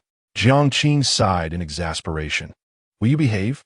"Brother, I am the most obedient." "Well then, be obedient and do not go." Feng Yaoyao replied, "You wicked person." Su Muri interjected, "I believe it is too perilous for you to venture alone. It would be wise to bring Yao Yao and Song along." Song Pingyan's eyes widened in disbelief. "Sister, we have no grievances." "Listen to me," she continued. "The script concerning Yao Yao has already undergone a significant alteration, which escalates the difficulty of the task. As for Song Pingyan..." Su Murian pressed her lips together. Song Pingyan, perplexed, queried, "What does imply? Are you suggesting I merely serve as a filler?" Su Murian turned to Jiang Qing. "I merely offer a suggestion. Your task is primarily contingent upon you. Brother, disregard that idiot. Let us, as siblings, confront the malevolent spirits together." Feng Yaoyao's playful yet inexperienced nature shone through. Jiang Qing inhaled deeply, resolved, "Very well, the 3 of us shall proceed together. But I never said I would go. You show no respect for me." Song Pingyan protested vehemently. Su Murian smirked. "Do you not desire to awaken a miracle? Xiaolin has not awakened either." Song Pingyan pointed towards the man sipping tea. Lin Gubei chuckled. "In a single team, a maximum of 3 may join. Jiang Qing and Feng Yaoyao occupy 2 spots. And I shall certainly accompany my wife, so good luck, little Song." Jiang Qing summoned the key, followed by Feng Yaoyao, as 2 keys merged. "Do not feel compelled. This venture is indeed dangerous," Jiang Qing began, but his words were interrupted as a 3rd key integrated. "Damn it, if we are going, then we must not allow Xiaolin to look down upon me," Song Pingyan asserted defiantly. "Have you made up your minds?" Jiang Qing inquired with gravity. Feng Yaoyao, both eager and apprehensive, remarked, "Brother, I shall protect you for 1 minute each day, and in return, you shall guard me for 1,399 minutes daily." Song Pingyan shrugged. "Let us go then. If I perish, I shall haunt beneath your bed daily." Each individual must take responsibility for their own choices and life, and upon receiving affirmation, Jiang Qing inserted the key into the lock, turning it gently clockwise. As the door swung open, a cascade of words erupted forth, ensnaring the 3 like a noose and drawing them into the abyss. Chapter 45. The game of inspiration. The early morning class is a nightmare from which every university student cannot escape. In the classroom, 15 actors sit in their respective positions, having lost control over their bodies. In the last row, the delicate-featured Yang Yi gazes ahead, a flicker of peculiarity flashing in her eyes. It is she, Jiang Shuyu. Rumor has it that she successfully completed her 6th task last week and was promoted to an executive position by the Dream Pursuit Society. In just a week, she is participating in yet another task. What a confident woman she is. Yang Yi silently counts. 15 people. Is this my 9th task? According to the experience of my predecessors, the actors in the first 9 tasks will never be matched with those in the subsequent tasks. I'm a most senior actor in this game. However, the ninth task is a threshold. It is said that there is a 1% chance of encountering a bizarre entity. I hope I am not that unfortunate. Once this task is completed, my key will undergo a transformation. In the world of books, miracles can exert 50% of their power. And I can also apply to become a high-ranking member of the Liberation faction. Jiang, he feels a wave of satisfaction, not overly concerned. Not only did he awaken a rare miracle during the seventh task, but he also possesses a sealed item. As long as this task does not involve a bizarre entity, but rather a normal vengeful spirit, victory is assured. Ah, isn't that big sister Jiang? At the sound, everyone turns to see a rather youthful man, clad in white casual attire, gazing at a woman with a mischievous expression. Song Pinyin blinks. Sister, please don't glare at me. I prefer the young. You're over 30, nearing 40, almost 50, and by 60, you're heading for the grave. I truly have no interest. Don't glare. I know I'm handsome. You're just attracted to my physique. But I must commend your courage. We just had a thrilling encounter last week. And here we are again. Brothers, allow me to introduce. This lady is Jiang Shuyu, who caused the demise of over 10 people in the last task. Tread carefully. Shut up. Jiang Shuyu retorts, fuming. Her mind is buzzing. How could she encounter this fool again? These three individuals are so eager to participate in the tasks. Do they fear dying in the process? Song Pinyin clicks his tongue, feigning urgency. Look, my sister Jiang is getting flustered. Brothers, don't stare. Sister Jiang is shy. Whoever looks must take responsibility. Marry her, support her, and she'll bear you 8 sons. The gathering consists of veterans who have completed 6, 7, or 8 tasks. And under normal circumstances, they would not laugh, unless they cannot help it. Very well, Jiang Shuyu responds, her anger transforming into a smile, threateningly. I hope you survive until the task concludes. Song Pinyin accepts her blessing with delight. May your words be prophetic. I certainly won T perish before you. I have connections that transcend the heavens. Do you? He taunts. What do you have? In the previous task, Jiang Shuyu had gathered a group, leading many to their doom. Although Song Pinyin was not among them, it was clear that she was not a benevolent person, and he decided to draw her ire first. Feng Yao Yao wished to lower her head in embarrassment, but found herself unable to do so. Brother, being with him is so embarrassing. Jiang Qing remained silent. Perceiving Song Pinyin's scheme, he suddenly felt that bringing Song Pinyin along was indeed a wise choice. This fellow had an exceptional knack for understanding people's psychology and was essentially his mouthpiece. After the last mission, Jiang Qing had pondered why Zhao Xiaotong had managed to survive until the 4th night. The only plausible answer was that Jiang Shuyu had saved Zhao Xiaotong. But why would she save her? After all, Jiang Shuyu had initially intended to eliminate Zhao Xiaotong. The answer was evident. Jiang Shuyu and Zhao Xiaotong were in cahoots, orchestrating a performance. Zhao Xiaotong had acquired information from Jiang Qing and then related to Jiang Shuyu, who subsequently used that information to manipulate the others, reaping the benefits for herself.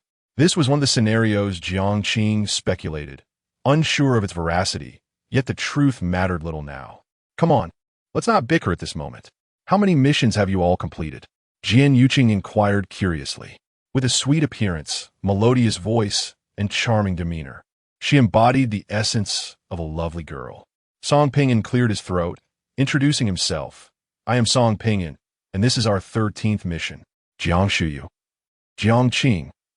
In the back row, the handsome Yang, he shook his head, stating that those with fewer than 9 missions would not be matched with those who had completed 9 or more. Oh no, this is a mess. No one informed me. Song Pinyin feigned unconsciousness. Yang Yi gazed out the window. The sky was overcast, with a faint crimson moon visible. Yet the clock on the wall indicated it was now 7:59 a.m. No, it was 8 o'clock. In an instant, a series of white words appeared on the enormous blackboard. Your senior, Wen Wanpan, is currently writing a novel, but her creative process has left her in distress. Within 7 days, assist her in completing the novel, and you must return to the classroom every day at noon to engage in a game of inspiration with her. Hint, your senior has a preference for girls.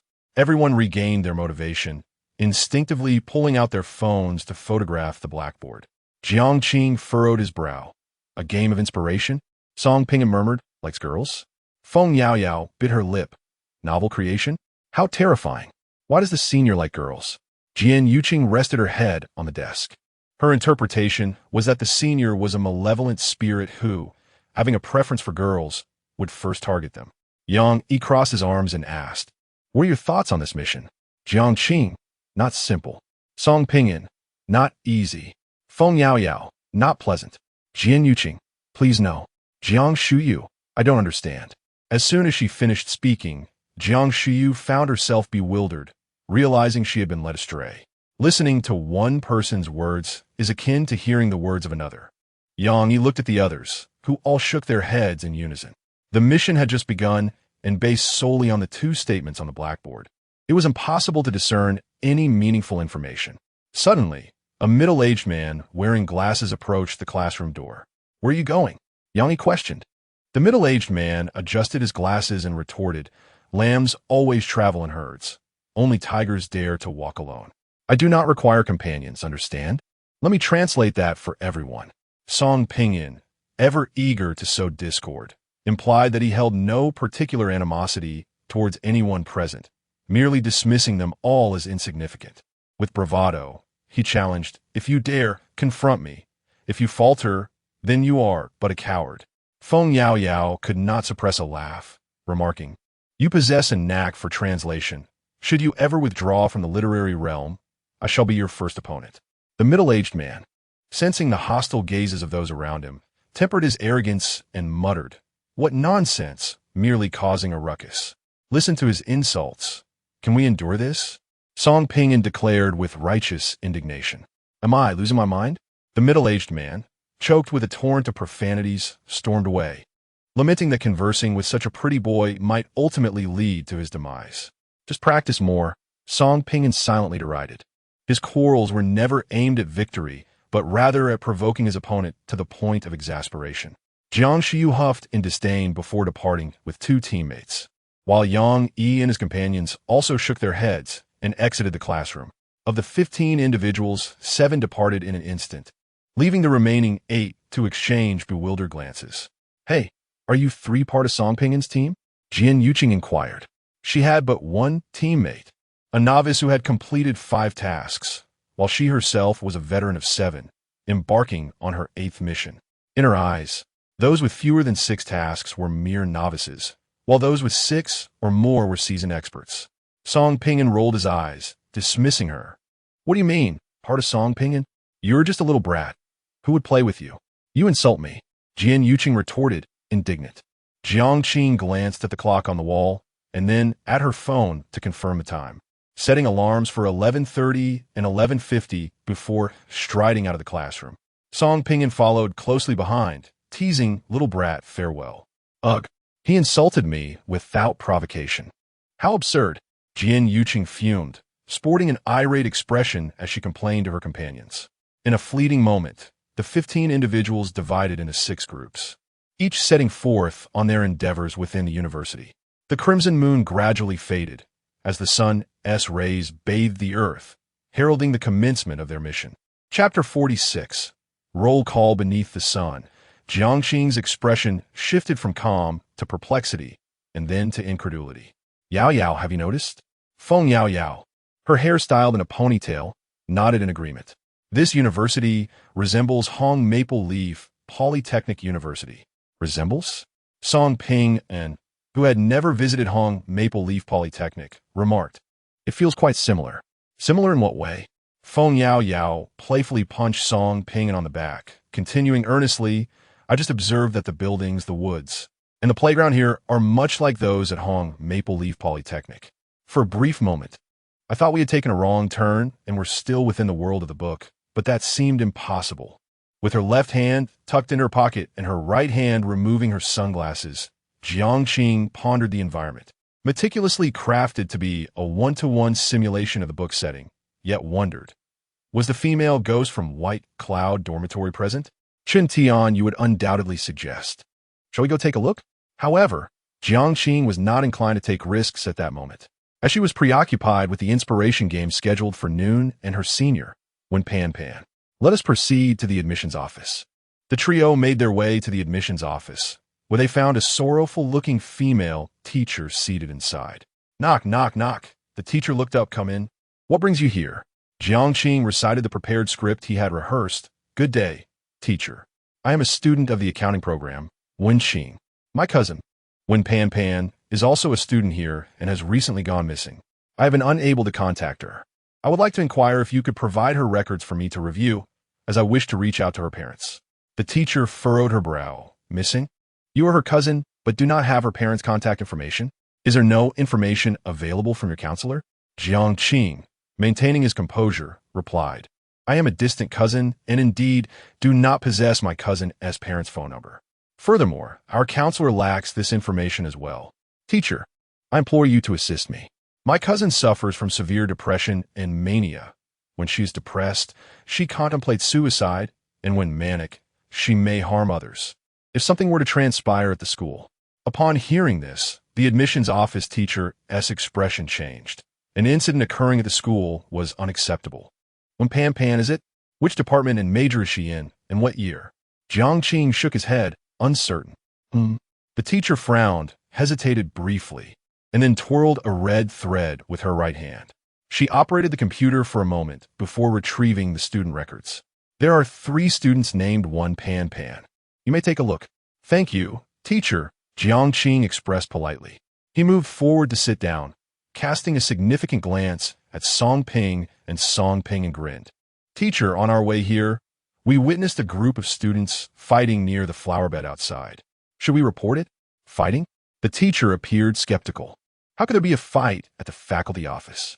She paced down the corridor, while Song Ping signaled an okay gesture to Jiang, following closely behind. Once she departed, Jiang clicked on the information for the 3 girls. Having no time to scrutinize further, he swiftly took a photo with his phone, completing the task in 20 seconds. Meanwhile, outside the office, the voice of Song Ping echoed, Teacher, I swear I am not lying. Someone must have intervened. The commotion was quite alarming. Did you not hear it? The female teacher, feeling somewhat disgruntled, entered the office and inquired, Did you find it? Yes, thank you, teacher. I will make a call now. Goodbye, Jiang replied dismissively. As the red line disappeared, the 3 swiftly departed under the bewildered gaze of the teacher. Every day brings a new set of troubles, she lamented, taking a sip of water before resuming her work. On the tree-lined path, Feng Yao trotted along on her short legs, pouting. You all lie without batting an eye. Little girl, this is the world of adults. You wouldn't understand. Song Ping feigned maturity in his response. Feng Yao scoffed. I wouldn't believe a word you say. You might as well be a puppy. Brother Jiang is only lying for a mission. You're being incredibly hypocritical. I even stood up for your brother. Jiang, with his head bowed, examined photos on his phone. 3 girls named Wen Pan. One a sophomore, 2 juniors studying journalism, law, and physics, respectively. Shall we each call one of these 3 numbers? Feng Yao and Song Ping remained silent, confirming with a phone call. If the ghostly Wen Pan answers, how shall I begin? Cousin, I am your distant cousin. Where are you? Are you out of your mind? Jiang chuckled lightly, teasingly. These are the 3 photos by noon. Once we meet Wen Pan, we will know who she is. Song Ping leaned closer to Yao Mei and whispered, See? Jiang is quite cunning and rather scheming. A bit.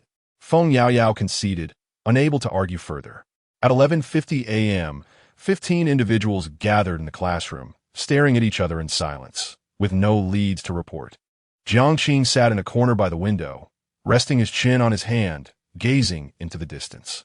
Sunlight filtered through the treetops, casting a soft golden glow on his tousled hair, rendering him both tranquil and handsome. In contrast to Jiang's serenity, Song Ping exchanged glances with Jian, who was visibly irritated. Old Song, why are you staring at me? He questioned. You're the one staring.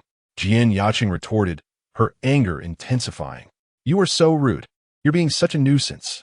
Song Ping mimicked the girl's tone, teasingly. With her hands on her hips, Jian warned, You're going to get yourself into trouble. Go ahead. Hit me. Song Ping provoked, effortlessly disarming her with his words. Jian eyes glistened with unshed tears as she slumped over her desk, sulking. Many remarked that her anger resembled a pout, yet she was genuinely upset. Feng Yaoyao scoffed. What a weirdo. What do you mean I'm a weirdo? Song Ping'an replied. Perplexed. She wants to hit me. I let her, but she doesn't. Why is that my fault? I've always been a model student, caring for my classmates. All right, if you can't keep your mouth shut, go pick a fight with Sister Jiang, Feng Yaoyao said, casting a sideways glance at the girl. Jiang Shuyu. Moments later, at precisely noon, the classroom fell into a sudden silence. The sound of footsteps echoed in the desolate corridor, growing increasingly closer. Jiang Qing withdrew her gaze and turned towards the open classroom door. The senior paused at the entrance, rapped 3 times on the door, and nodded gently to the crowd before stepping inside. A living person? Jiang Qing was taken aback. The girl was clad in a simple floral long dress, her hair cascading down her back in a somewhat disheveled manner. Clutching a diary, she bore heavy dark circles beneath her eyes, her demeanor rather lackluster. Ascending the podium, she remained silent, instead picking up a piece of chalk and inscribing on the blackboard, "My name is One Pan Pan." A profound silence enveloped the room. After a considerable pause, Jiang Qing broke the stillness with a round of applause, her face adorned with a smile as she welcomed the senior. The others appeared bewildered, unable to comprehend Jiang Qing's actions. To their surprise, the senior proceeded to write 2 words on the board. "Thank you." A blush crept upon her cheeks, revealing a hint of girlish shyness, her personality distinctly introverted. Old Jiang is trying to curry favor. Song Ping'an suddenly realized. This spirit is rather polite. Their assumption that when Pan Pan was a ghost stemmed solely from the belief that only a malevolent spirit would engage in their games. The senior continued to write on the blackboard. Today's theme is to have 3 students recount a personal experience of a supernatural nature, excluding the tasks from the world. Next, I will call names. The students fixated on the phrase "call names," each feeling a shiver run down their spine. At the instant the senior turned, more than half of the students lowered their heads, unwilling to meet her gaze. The remaining students either stared out the window, chose to zone out, or feigned calmness. Feng Yaoyao thought to herself, "Please don't call on me. Please don't call on me." Song Ping'an mused. I graduated 5 or 6 years ago. Why am I still facing this situation? Jian Yuqing reflected.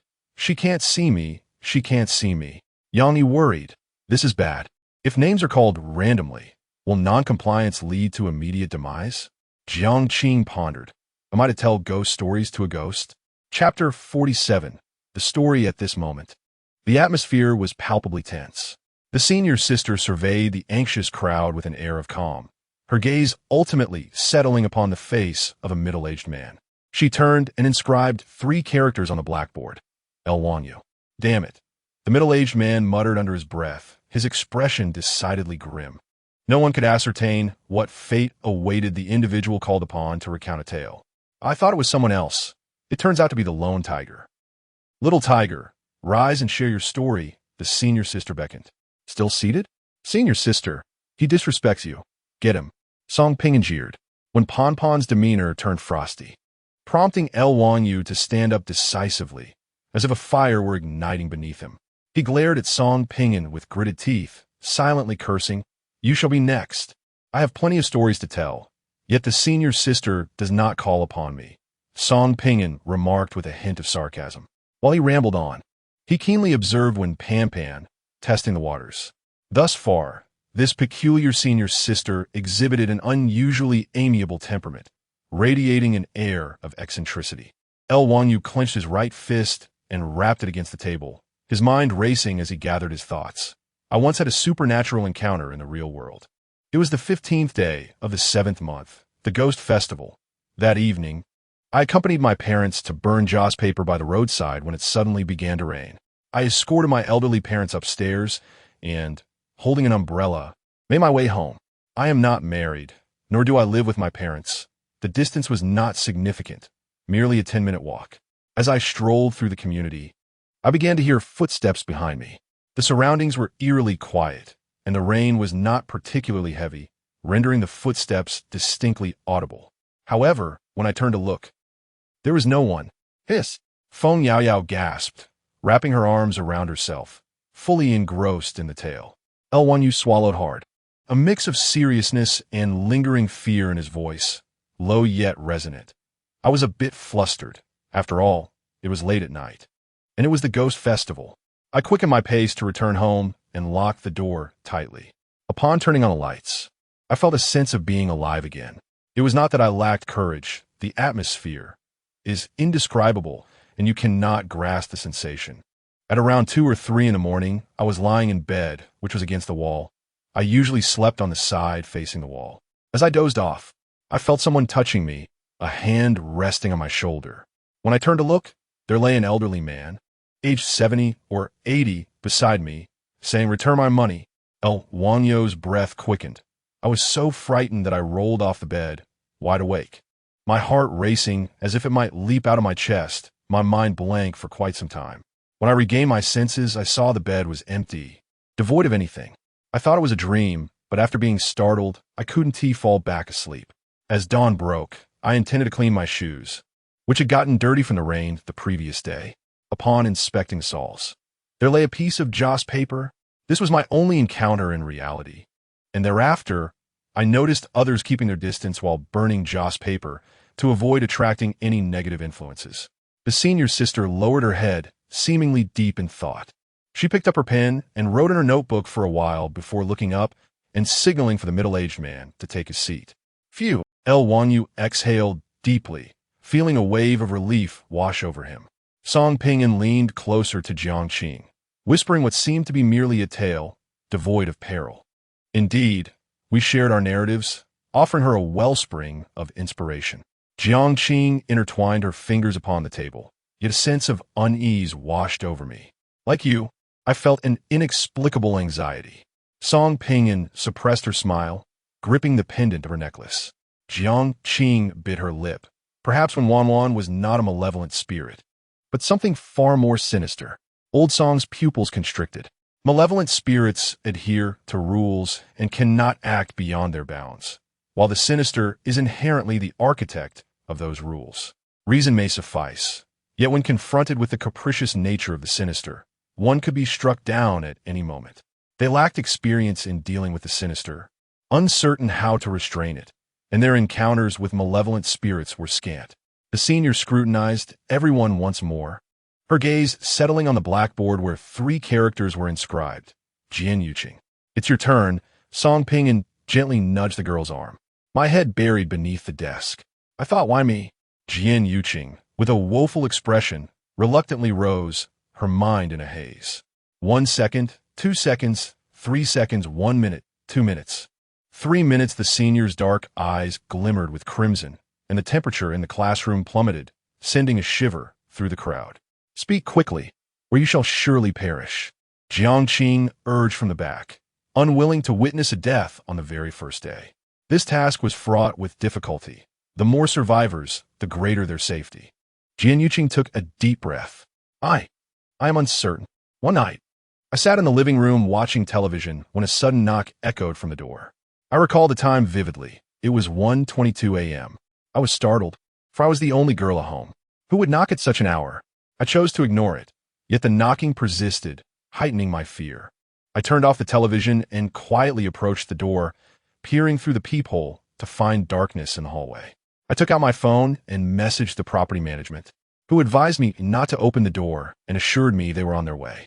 After about 5 minutes, the knocking ceased, and I heard the property management calling, "Do not run." As Jian Yuqing noted the senior's blood-red eyes returning to their natural hue, she secretly exhaled in relief and continued before long. The property management arrived and informed me that the perpetrator had been apprehended. In a moment of lapse, I opened the door, revealing a man clad in black, his hood obscuring his face. Just as I was about to express my gratitude, he asked me a peculiar question: do I appear human or ghostly? He pulled back his hood, revealing half of his face, which was decayed. Eager for more, Feng Yaoyao pressed. And then Jian Yuqing replied solemnly. I awoke from the dream. The silence that engulfed the room was deafening. No wonder the girl had remained silent for 3 minutes. She was uncertain whether her tale qualified as supernatural. Strictly speaking, it was merely a dream. The senior pondered for a few seconds before bowing her head to jot down notes in her diary. After a considerable time, she gestured for Jian Yuqing to take her seat, the girl slumping onto the table, utterly drained. She has already sensed something amiss. A typical malevolent spirit lacks a high level of intellect, merely knowing how to terrify the living and commit acts of violence. Someone like Wen Pan is undoubtedly not a malevolent spirit, but rather something far more peculiar. How unfortunate! How could a girl who has completed 8 missions be matched with a formidable figure who has completed 9? The probability of encountering a bizarre entity on the 9th mission is merely 1%, leaving no hope of escape. A twinge of despair crept into Jiang's heart, and the sparkle in her eyes dimmed slightly. The senior called out the last name, Jiang. The esteemed figure of the 9th mission paused momentarily, then stood up calmly, beginning to recount his tale in a leisurely manner. When I was 13, during the Qingming festival, the weather was splendid, and my family gathered to pay respects at the graves. We brought an abundance of food, first clearing the grass around the tombstone before indulging in conversation and sustenance. As a mischievous child, I took advantage of the adults' distraction to wander off and play. I picked up a stick and hopped along when I noticed someone waving at me from a distance. Curiosity piqued, I approached without giving it much thought. Strangely, no matter how far I walked, the distance between us remained unchanged. Suddenly, someone grabbed my hand. Turning around, I saw it was my father, his face etched with terror, for there was no path ahead, only a steep slope. Subsequently, I fell gravely ill, hospitalized for a week with a persistent high fever. My grandmother claimed I had encountered something sinister and arranged for rituals involving burning paper, eggs, and several yellow talismans. The following day, my fever subsided, and I was discharged from the hospital. Chapter 48. A dreamlike illusion. Upon concluding his tale, Jiang cast a sidelong glance at Jiang, a barely perceptible smile gracing his lips as he politely inquired, "Senior, I have finished my story. May I take a seat?" He added, "By the way, Senior, you truly possess a gentle demeanor." Song Pinyin felt a twinge of annoyance, thinking to himself, "Look at this fair-faced young man trying to curry favor." "What favor?" Jiang retorted with earnest absurdity. "I genuinely welcome your presence, and I do find you to be kind and gracious." Jiang Shuyu scoffed inwardly, her disdain palpable. Yet she sweetly smiled and spoke, "Senior, may I invite you to dine with us?" The others pondered, could this truly be a path to salvation? Clearing his throat, Song Pinyin rose, performing a magic trick as he produced a pink flower and stepped towards the podium. "Senior, you have worked hard standing up there. This flower is for you, and let me bring you a chair." Wang Yu, a middle-aged man, disdainfully spat, muttering a bunch of sycophants. The senior on the podium appeared flustered, overwhelmed by their enthusiasm, which made her shy. She cupped her cheeks with her hands, taking a moment to steady her emotions before scribbling a message on a blackboard. "Thank you. You are good people. You will certainly perish." A chill swept through the room. Was accumulating favor useless? Jiang's lips moved slightly. "Will we certainly perish? Has she declared our doom?" The senior, grasping her diary and pen, bestowed a gentle smile upon them before exiting the classroom. That smile was warm, courteous, yet carried an ominous undertone that lingered in the minds of all present, magnifying their unease. Is this really the end? Qi Chaoyang was left bewildered. As a companion of Jian Yuqing, he had completed merely 5 tasks and had never encountered such a situation. In past missions, malevolent spirits had never communicated with them. It was always a swift demise. This was perplexing, astonishingly so. After all, not all members of the Liberation and Dream Pursuit Society were privy to the strange information. Typically, only those who had completed 7 or more tasks were informed. A timid boy raised his hand. "Esteemed leaders, may I inquire about the difficulty level of this? I have only completed 3 tasks, and this is my 4th. I am utterly bewildered." "The 4th? Yang questioned, half in disbelief that cannot be. "Have you drastically altered the script?" The frail boy forced a smile. I accidentally ran over the male protagonist in the script." "Ah, that explains it." Yang strolled to the podium, resting his hands on the wooden surface, leaning slightly forward as he explained, "I'm unclear about your grading of difficulty. My classification consists of a total of 25 tasks, each corresponding to a level. This task is rated as a level 9. Indeed, do not doubt it. This marks my 9th task. A profound silence enveloped the classroom. Song Ping'an tugged at Jiang Qing's sleeve, whispering, "Old Jiang, we're in deep trouble. You and I are on our third task, Yao Mei on her fourth, and we're matched with such a formidable individual. It feels like we are doomed." Jiang Qing calmly analyzed the situation, concluding that this indicated one crucial point. Those with fewer than 9 tasks would not be paired with those who had completed 9 or more. Changing our perspective. If we successfully complete this task and accumulate experience, the script can be altered freely before the 9th task, with the difficulty capped at level 9. At the podium, Yang Yi spoke solemnly. There are too many uncertainties regarding this task. Firstly, why does the ghost senior sister refrain from attacking us? Is there a specific rule prohibiting such actions within this classroom? Secondly, we must remain in the classroom at noon every day to participate in the inspiration game with the ghost senior sister. Does this count as a form of assisted creation? Let us not forget that the task is to aid the senior sister in completing her novel within 7 days, rather than merely surviving for 7 days. If by the 7th day the senior sister has not finished her novel, we too shall perish. Thirdly, hints often serve as traps. While the senior sister has an affinity for girls, she does not appear to be a lesbian. The specifics remain currently unknown. Fourthly, where shall we reside during these 7 days? The task does not specify. Suddenly, everyone received a text message from an unknown number. Jiang Qing glanced at it. Maple Leaf Boys Dormitory, room 444. Feng Yao Yao's complexion turned pale. White Cloud Girls Dormitory, room 233. Song Ping'an murmured. Maple Leaf Boys Dormitory, room 337. The expressions of the group turned peculiar. Just as Yang Yi broached the topic of accommodation, it was resolved. Is the senior sister monitoring us? Yang Yi tucked away his phone, emphasizing that the difficulty of this task exceeds our imagination, presenting not merely a normal level 9 challenge, but one akin to a hellish level 9. I urge everyone to remain composed and refrain from attempting to exploit anyone to test the ghost senior sister's rules regarding killing. He directed this last remark pointedly at Jiang Shuyu, evidently aware of her notorious exploits. Well, I am not a captain or a leader. Everyone should take care of themselves. Upon concluding, Yang Yi waved to his 2 male companions and exited the classroom first. Let's go. Jiang Qing stretched a bit. Wait up. Jian Yuqing's voice was sweet as she addressed the young men, stating, "There are just the 2 of us. I wish to team up with you. I'm actually quite formidable, you know. This is my 8th task." What? Song Ping'an stepped forward, scrutinizing the girl. "You've made it to your 8th task? If you don't talk to me, you just enjoy provoking me." Jian Yuqing huffed, appearing quite fierce. 8 times. Jiang Qing casually shook his head. Teaming up requires sincerity. If you can share an important clue with us, we would be willing to form a team. Of course, a fair exchange. And we will likewise share an important clue with you. Jian Yuqing frowned, saying, "The task has just begun. How could I possibly have any significant clues? Then I'm afraid we must decline." Jiang Qing smiled slightly, bypassing the girl to exit the classroom. In the corridor, watching the young man's retreating figure, Qi Zhaoyang squinted and murmured. His implication is that he has already grasped an important clue. Should we? "You're so naive." Jian Yuqing crossed her arms, her figure strikingly evident. "Did you not notice?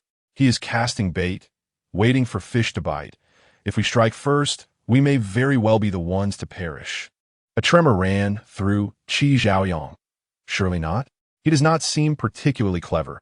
Oh dear, unable to carry you along. This marks the 5th task. Would a wise individual inscribe the word intelligent upon their forehead?" Jian Yuqing stepped on Qi Chaoyang's athletic shoes and departed in displeasure. She had been in a foul mood all morning. Along the tree-lined path, towering trees flourished on either side, shielding one from the blinding rays of the sun. Jiang Qing transmitted Wen Banban's dossier to the 2 individuals, stating earnestly, "When Banban, age 21, a third-year law student, achieved a score of 533 in the college entrance examination." The electronic file contained an abundance of information, encompassing enrollment details, health examination records, volunteer preferences, and academic performance from elementary through high school. Song Ping'an read attentively, noting the absence of any significant medical conditions, which eliminated the possibility of illness or death. Old Jiang, upon raising his gaze, he was taken aback to find Feng Yaoyao missing, while Jiangqing waved at him from distance. When did she run so far? Song Pinyin muttered, quickening his pace. Where's Yao Mei? As he walked, a hand suddenly grasped his arm from behind, yanking him backward. A sharp pain shot through him, and the world around him blurred as if in a dream. Should he take another step forward, he would plunge into the lake, its green waters seemingly bottomless. Are you insane? Jiangqing exclaimed, panting as she called out to him for what felt like ages, rushing toward the lake's edge. You called for me? By the lakeside? The sun shone brightly, yet Song Pinyin felt cold and trembled. Old Jiang, I distinctly saw you waving at me from ahead, persistently beckoning me. Waving? Jiangqing gazed deeply at the tranquil surface of the lake, pondering the notion of waving. Was this not a scene plucked from Yang Yi's supernatural tales? Feng Yaoyao shivered. The story had morphed into reality. Chapter 49. Refuting me, the trio recognized the gravity of their predicament. Should the ghostly senior turn supernatural tales into reality, it would imply that four spirits now roamed the halls of their school. Song Pinyin leaned against a willow tree, taking a moment to compose himself. Lao Jiang, have you considered that if the ghostly senior engages us in a spiritual inspiration game every day at noon, compelling us to recount our own eerie experiences, even if we merely survive until the 5th day, we would be confronted by at least 15 vengeful spirits, with no upper limit. Upon hearing this, Feng Yaoyao's complexion turned ashen. Why is there no upper limit? Because one cannot guarantee that each person's tale contains only a single ghost, Jiangqing interjected, his voice laced with an inexplicable heaviness. Is this what constitutes level 9 difficulty? He mused, realizing the enormity of their challenge. The previous game of hide-and-seek had been a mere level 6 endeavor, yet they had now escalated 3 tiers to a daunting level 9, the peak difficulty of the initial 9 tasks. I've only eliminated 2 significant characters from the script. How could the difficulty escalate so dramatically? Jiangqing felt utterly perplexed.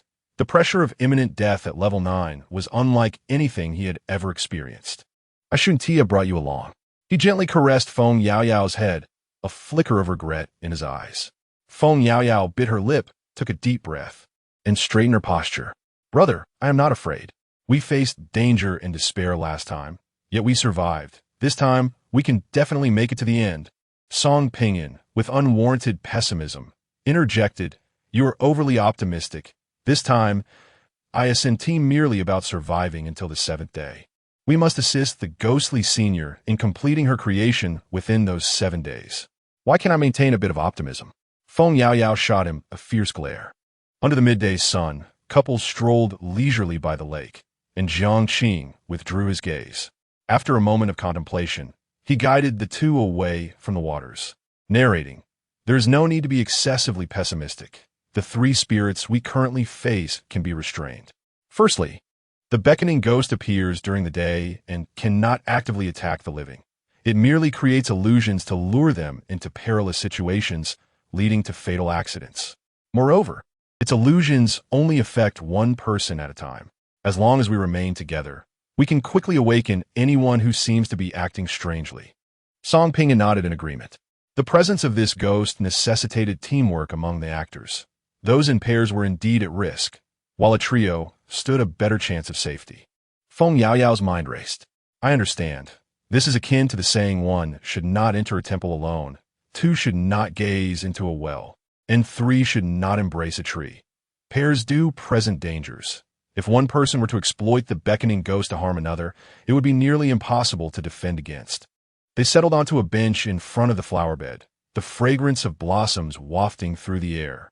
Jiangqing adjusted his sunglasses and continued. Secondly, regarding the knocking ghost from Jian Yuqing's tale, she mentioned the knocking occurs at 1:22 a.m., hence it will not be encountered during daylight. After 1 a.m., we must not answer the door to anyone. In the tale of El Wanyu, the debt collector is somewhat challenging to guard against. It is advised not to sleep on one side at night, for in that fleeting moment, it may appear behind you. To summarize, there are 3 essential rules. First, do not venture alone during the day. Second, refrain from opening the door if you hear knocking at midnight. And third, do not sleep on your side. Feng Yao Yao, swinging her short legs, remarked, I find it quite difficult to sleep peacefully. Don't you all agree? Lying flat all night is terribly uncomfortable. 7 consecutive days without sleep is simply impossible. Sleeping during the day and being active at night is equally unwise. As it stands, nighttime activities pose a greater danger. Simple enough. I shall bind you with a rope. Song Pinyin chuckled heartily. Feng Yao Yao distanced herself from old Song, exclaiming, pervert. Jiang thoughtfully pinched her chin and suggested, tonight, I shall attempt a different method of resolution. The debt collector appears behind one while they sleep. If I lean against the wall, wouldn't that be a form of side sleeping? Could it still manifest? Indeed. Song Pinyin clapped his hands. It surely cannot be stuck in the wall. Old Jiang is truly a genius. Having analyzed the 3 spirits with such depth after just one encounter, exhibiting a calmness that is almost unsettling. Or perhaps he is merely pretending, outwardly composed while inwardly anxious. Song Pinyin silently scoffed, dismissing his negative thoughts, and a smile crept upon his lips. Old Jiang represents a sense of security. This path along the river is one that I must navigate to the very end. With the issue of the 3 spirits resolved, Jiang suddenly proposed, my individual contemplation is limited. I require your cooperation for a game. A game? Feng Yao Yao turned her head, her ponytail swaying, her expression adorably innocent. Jiang succinctly explained, I will pose questions, and you shall refute me. Oh, now you've really stepped in my territory. Come on. Song Pingyin's interest piqued. Jiang gathered his thoughts, his tone calm, yet tinged with confusion, in the creation of novels. Why does the ghostly senior choose to write in a diary rather than use a computer? Feng Yao Yao raised her hand. What if the ghostly senior is quite poor? Literally, she may not afford a computer and can only write in a diary. Jiang countered, is that meaningful? ISNT, writing intended for online publication? ISNT it for profit? Old Song shrugged. What if the ghostly senior simply enjoys writing? Jiang mused, enjoying writing. About supernatural tales? A shy girl like her would likely prefer romance stories. Song Pinyin frowned. Why are you pondering these things? Is it relevant to our mission? Jiang shook his head. It's merely curiosity. Speechless, Old Song rolled his eyes. Adding to the speechlessness, Feng Yao Yao chimed in. The laughter of students echoed around, and Jiang fell into a deep contemplation. The game of inspiration. Are we genuinely assisting the ghostly senior in her writing? What if we are aiding her in orchestrating our demise? What if the novel created during this task bears no relation to supernatural stories? If only we could obtain that diary, perhaps it would unveil the ghostly senioress secrets. A myriad of uncertainties swirled in his mind. Jiang, though perceived as remarkable in Feng Yao Yao's eyes, considered himself simply an ordinary person. At most, one should engage in contemplation and observe with greater detail. Subsequently, the trio wandered through the university for an entire afternoon, yet failed to uncover any useful clues. As the clock struck 11 at night, Jiang found herself in room 444 of the Maple Leaf Boys' dormitory. This was a quadruple occupancy room, with 3 of the beds unoccupied, leaving only one adorned with freshly laundered bedding. They had considered staying in the same dormitory for the night, but upon further reflection, deemed the risk too great. Having received the dormitory assignment message, they feared that if they did not sleep in their respective rooms, the first night could spell disaster. Jiang said at disk, engaging in conversation with Feng Yao Yao, offering reassurance to the girl not to succumb to fear. What is your perspective on this mission? She inquired. Meng Wanzhou's voice resonated. You can lie down or sit. Watch however you wish. Jiang clicked her tongue. I am not jesting. Neither am I, Meng Wanzhou replied earnestly. I cannot interfere with your mission. Otherwise, we all may perish. At most, I can lend you a miracle, providing you with a few seconds of warning in times of danger. After a brief silence, Meng Wanzhou expressed her exasperation. Haven't you discovered a path to survival? Jiang paused her typing, perplexed. What do you mean? Have you found a way? You are quite astute. Yet those who are exceptionally clever often overlook the friends beside them, she continued. The ghostly senior sister transforms supernatural tales into reality, necessitating their documentation in a diary. Meng Wanzhou hesitated for a moment. Have you forgotten about Feng Yao Yao? She is undoubtedly a conceptual deity. One of the abilities of Miracle Zero Hour is to restore an object to a previous state from the day before. Chapter 50. Action. Meng Wanzhou's words resonated deeply within him, causing Jiang to abruptly rise from his chair, his gaze fixating on the screen of his phone, where the name Yao Yao stood out vividly. After a moment of silence, a multitude of thoughts coalesced into a single exclamation. What? It can be played this way too? Utilizing Yao Yao's miraculous abilities to restore the contents of the diary before noon. Meng Wanzhou's voice trembled with fear. I cannot assist you any further. I have become a target. Targeted? By whom? Jiang pressed for more information. A full minute passed without a response from Meng Wanzhou, clearly too frightened to utter another word. A weight settled in Jiang's heart. What could instill such fear in Meng Wanzhou? Something more sinister than the extraordinary itself? With no time to ponder, he donned his white coat and dashed out, dialing Feng Yao Yao's number. Yao Yao, I have something of utmost importance. Wait for me downstairs at the girls' dormitory. Now. No way. Are you really my brother? The code. Jiang's lips twitched as he sheepishly repeated the secret phrase. After ending the call, he hurried to room 337 on the 3rd floor, knocking urgently on the door.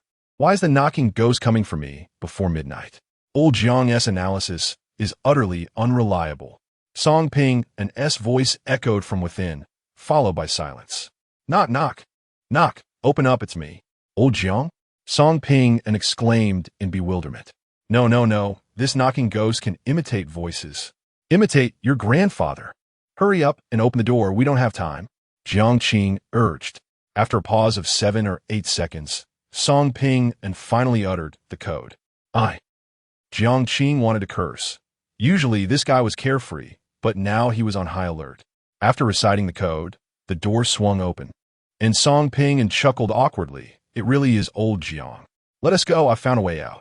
Jiang declared, pulling Song Ping towards the girls' dormitory, where they spotted a girl waiting at the entrance. Brother. Feng Yao Yao waved and ran closer, eyeing Song Ping suspiciously. What are you doing here? Song Ping draped an arm over Jiang's shoulder, grinning. Old Jiang and I are true love. As night deepened, the mysterious moonlight draped the university in a scarlet veil. Jiang shrugged off Song Ping's arm, glanced around cautiously, and whispered, I have discovered a path to safety. The ghostly senior won't attack us for now, but she is manipulating the spirit stories to assault us. Do you remember? Each time someone finishes telling a story, the ghostly senior bows her head and writes in the diary, clearly documenting those tales.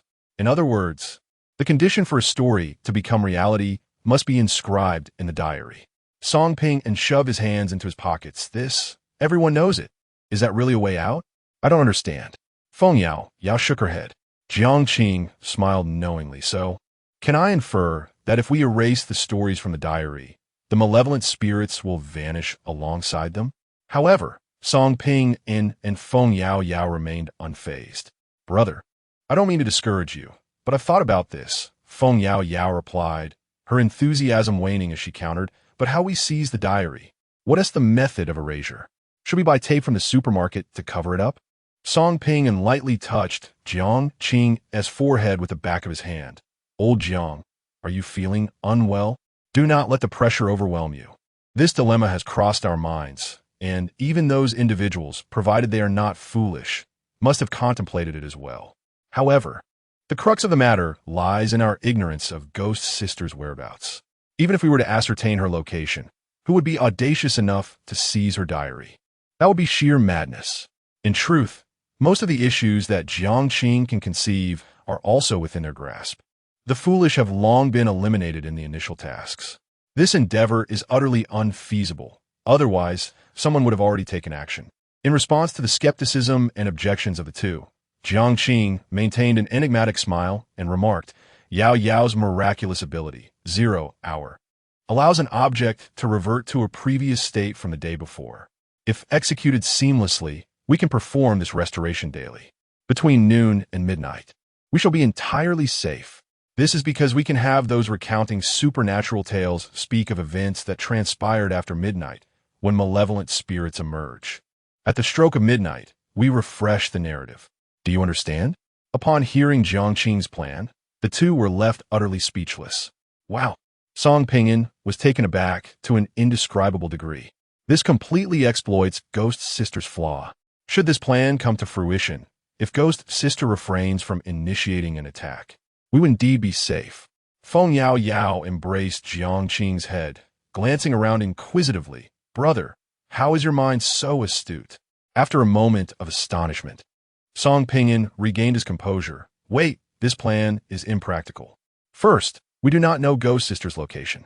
Second, does restoring an object necessitate physical contact? Who do you think you're looking down on? Feng Yao Yao placed her hands on her hips, brimming with pride. My restoration ability has a range. I have tested it. I can restore an entire teaching building to its former state at maximum capacity. Is that what you call a single object? Song Pingyin's eyes nearly bulged out in disbelief. Jiang raised his hand, revealing a thread of longing that wrapped around his wrist, while the other end extended into the shadows. Who says I am unaware of Ghost Sister's location? A smile curled at the corners of Jiang's mouth. Did you really think I was merely enhancing my rapport at noon? The moment Ghost Sister entered the classroom, I intertwined our fates. My compliments were a test of her feelings towards me after the connection, rather than an attempt to build rapport.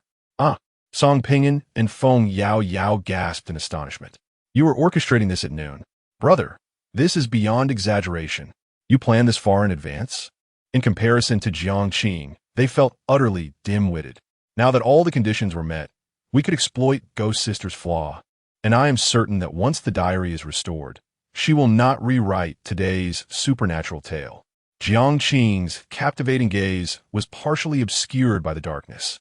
His voice calm, yet tinged with anticipation. For reasons unknown, he relished this sensation, the prospect of a turnaround in the face of death's scythe. To mock the impotence of death. Old Jiang, you are my deity. Song Pinyin felt a profound admiration for Jiang. Previously, he merely regarded Jiang as intelligent and wise, feeling secure in holding onto such a formidable ally. Now, he comprehended that they were not even on the same plane. Every step Jiang took was meticulously planned for a contingency. Recalling how, during the day, everyone eagerly lavished praise upon the ghostly senior, Song Pinyin felt a flush of embarrassment. In Lao Zhang's eyes, they must appear as a troupe of jesters. After a moment's contemplation, Lao Song thought it rather unfair that their efforts served to benefit those rascals. While they toiled, the others basked in effortless success, which left them discontented. Feng Yao Yao puffed out her cheeks, expressing her frustration. Jiang chuckled silently, shifting her perspective. The three apparitions posed a tangible threat to them. Unless vanquished, none could guarantee their survival through the night. By discreetly executing their plan, they could eliminate the fear of being attacked by malevolent spirits, pursue clues openly, and rest without trepidation. In contrast, their adversaries would remain in a constant state of vigilance against non-existent specters, unable to sleep soundly, resulting in a dual strain on both body and mind. Once someone could no longer endure, they would willingly offer a bait, suggesting that a vital clue would guarantee immunity from the ghost's wrath. How delightfully wicked. I find it rather enjoyable. Song Pinyin couldn't help but laugh aloud. Would one clue be too scant? What about 3? Feng Yao Yao's eyes twinkled with mischief. Goodness, this girl is even more cunning. Song Pinyin silently mourned for the others for 3 seconds. Jiang shook her head.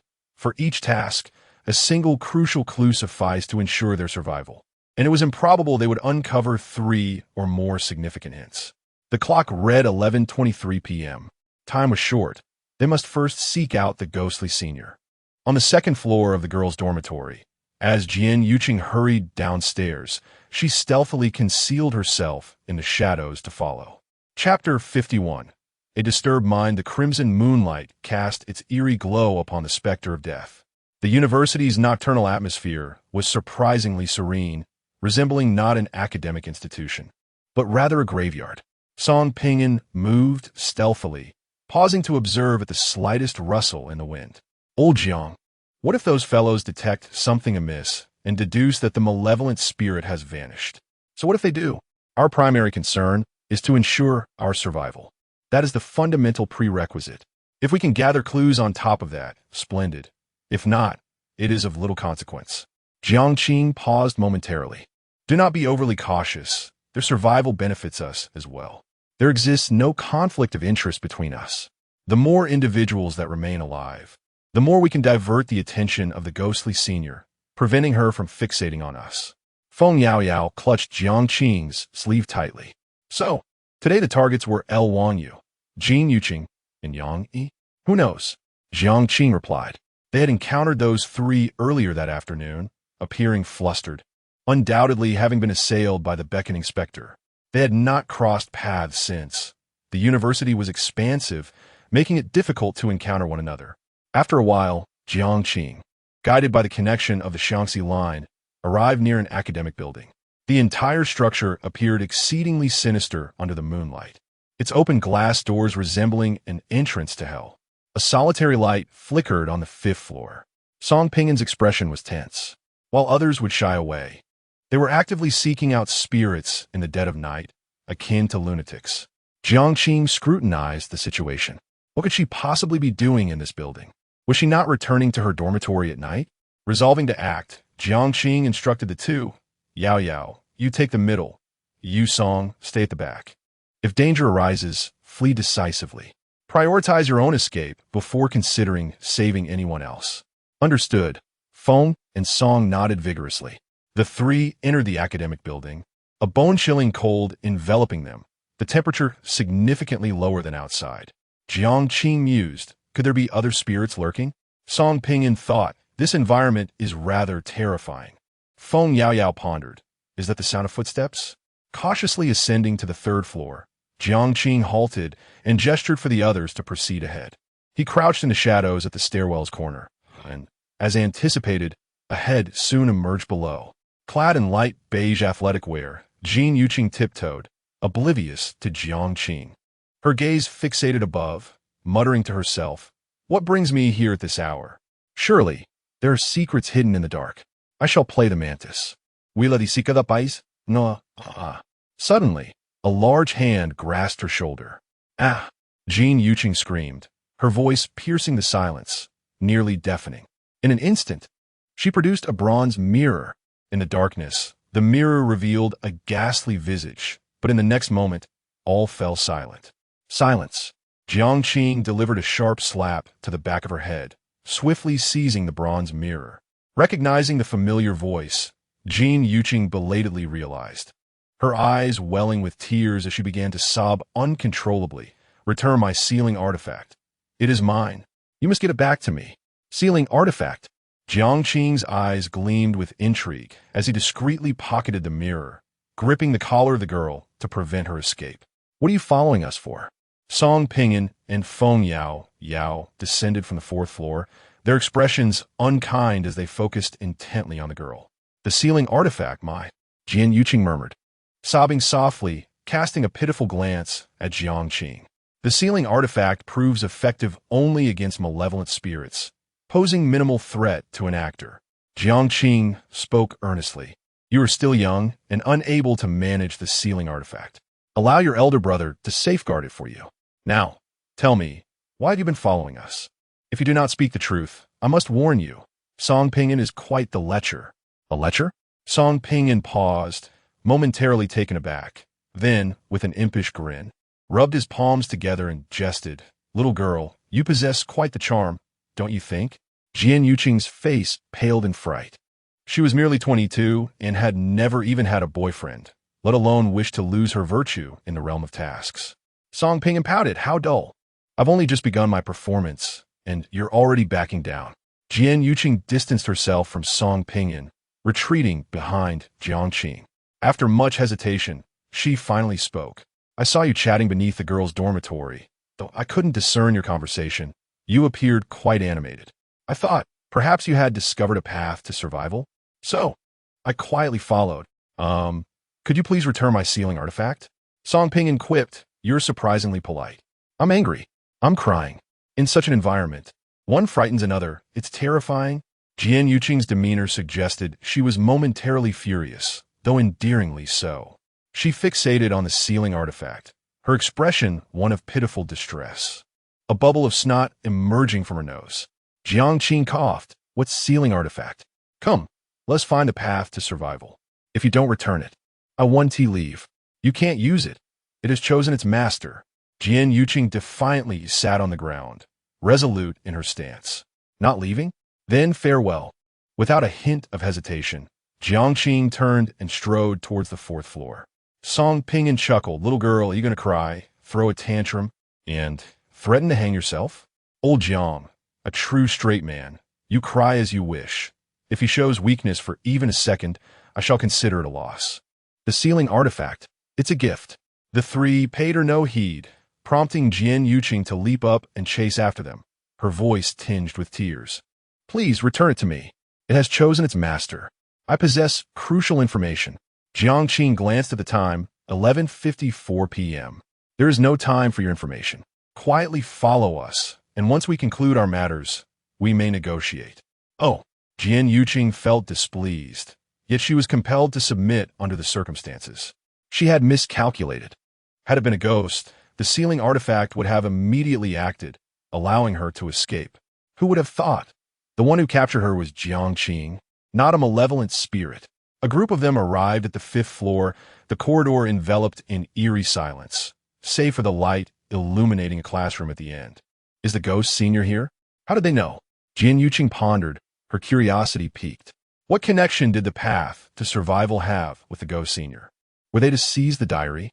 Jiang Qing led the way, treading softly, his breaths barely audible as they approached. The classroom door stood ajar. Unlike the classroom from the spirit game, this one had desks and chairs piled on either side, with a solitary chair placed in the center. A girl clad in a floral long dress sat quietly, her gaze colliding with Jiang Qing's. The senior smiled, a smile that foreshadowed the unpredictability of life and death. Jiang Qing's heart skipped a beat, but she quickly regained her composure. She must have noticed me long ago, seemingly fixated on the classroom door, awaiting my arrival.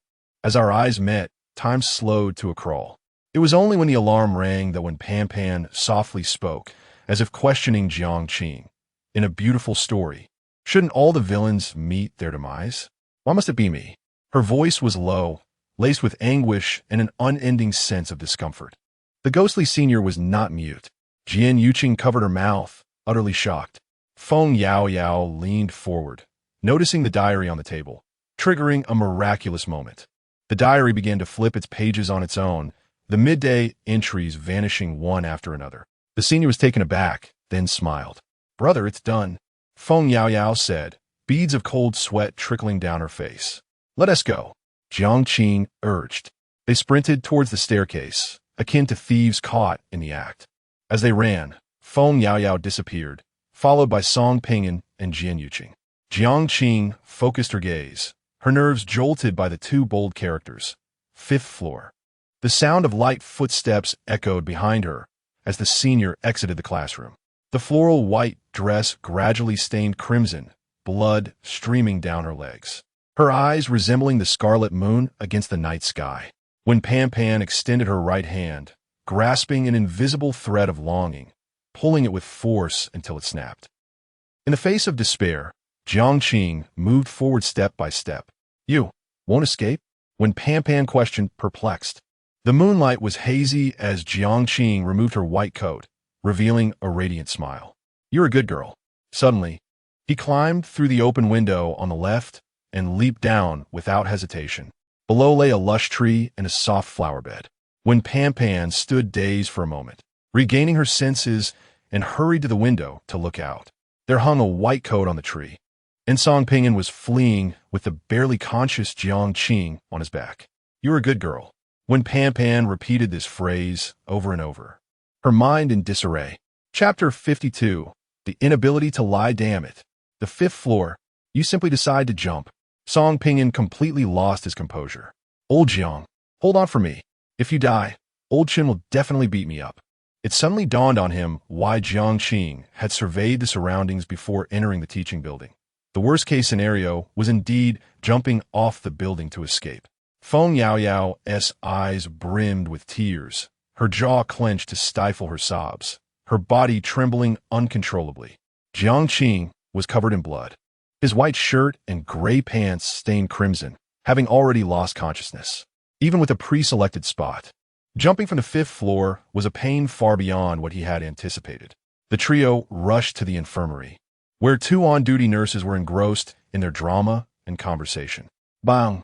The door was kicked open, startling the nurses, who were about to reprimand the intruders, but fell silent upon meeting Song Pingin's bloodshot gaze. "What's going on? Doctor, please save my brother." He fell from the building.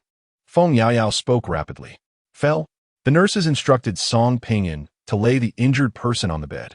Only then did they clearly see Jiang's injuries. A gash on his left cheek from a branch, a large swollen lump on his right ankle, and his abdomen torn open.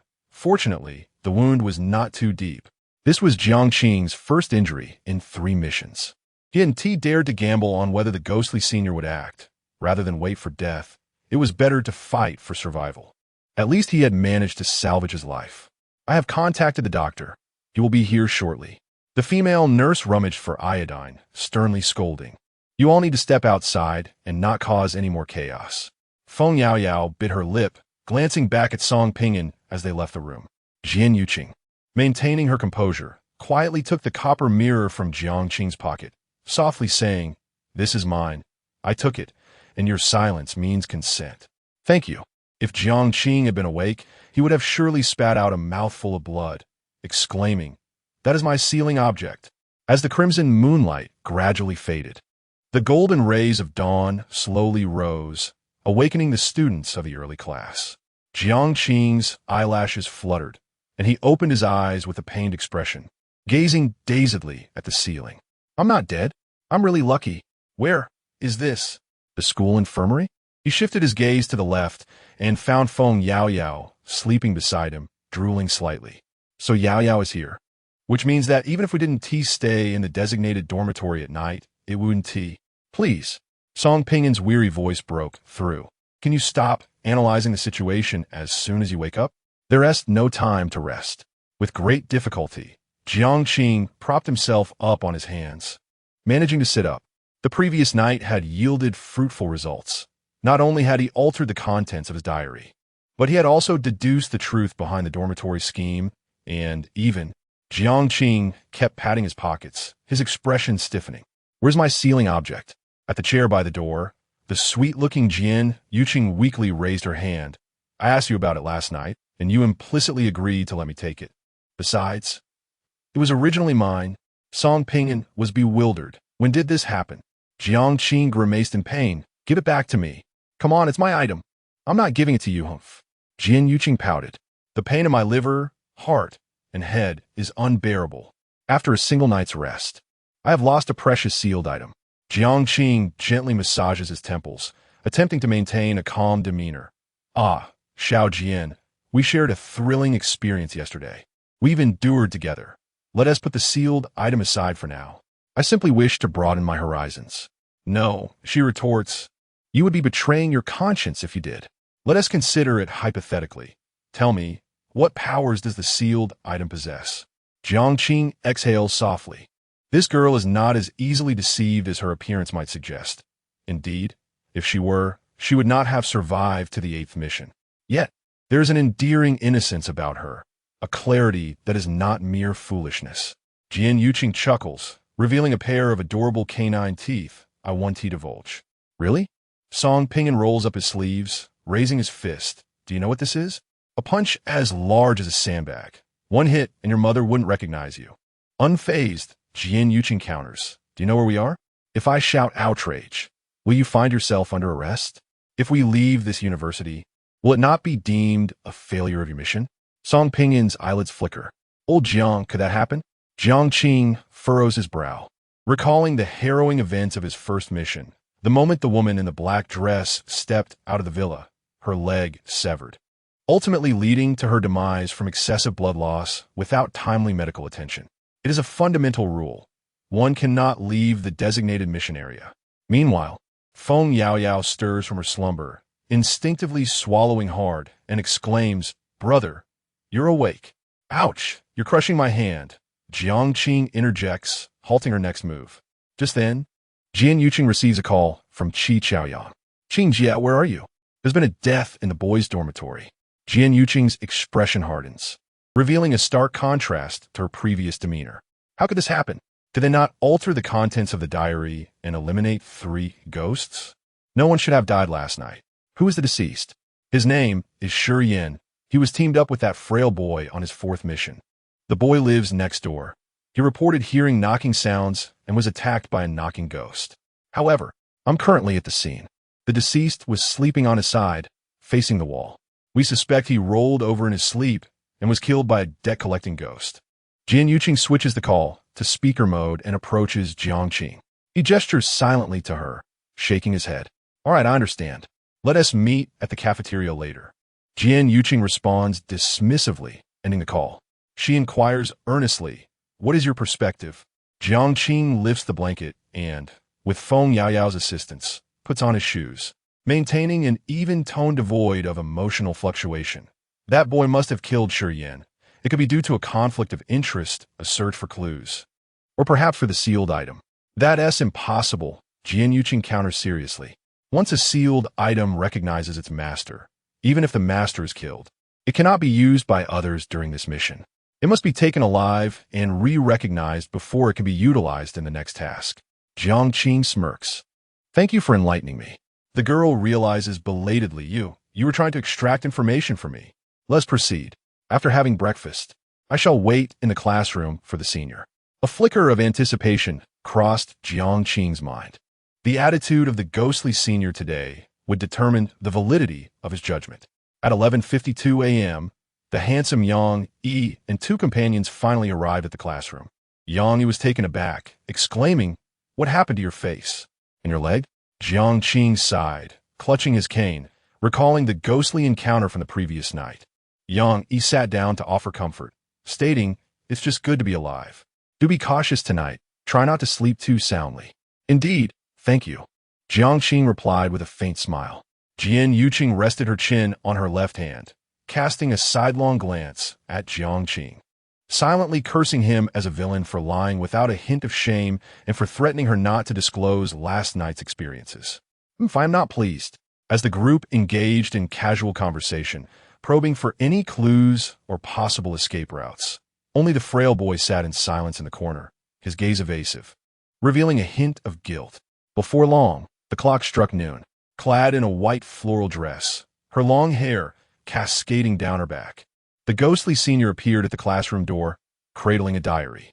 As was her custom, she knocked 3 times on the door, nodding politely to the gathered students before ascending to the podium. Without uttering a word or glancing at Jiangqing, the senior picked up a piece of chalk and inscribed on the blackboard, "Today's theme. 3 students must recount their final stories from life without fabrication." After pausing for a moment, she added 2 words beneath, Jiangqing. Chapter 53. Indifference. The crowd seemed to ponder deeply. No longer were they recounting supernatural tales. Instead, the focus shifted to the final stories of the living. It was anticipated.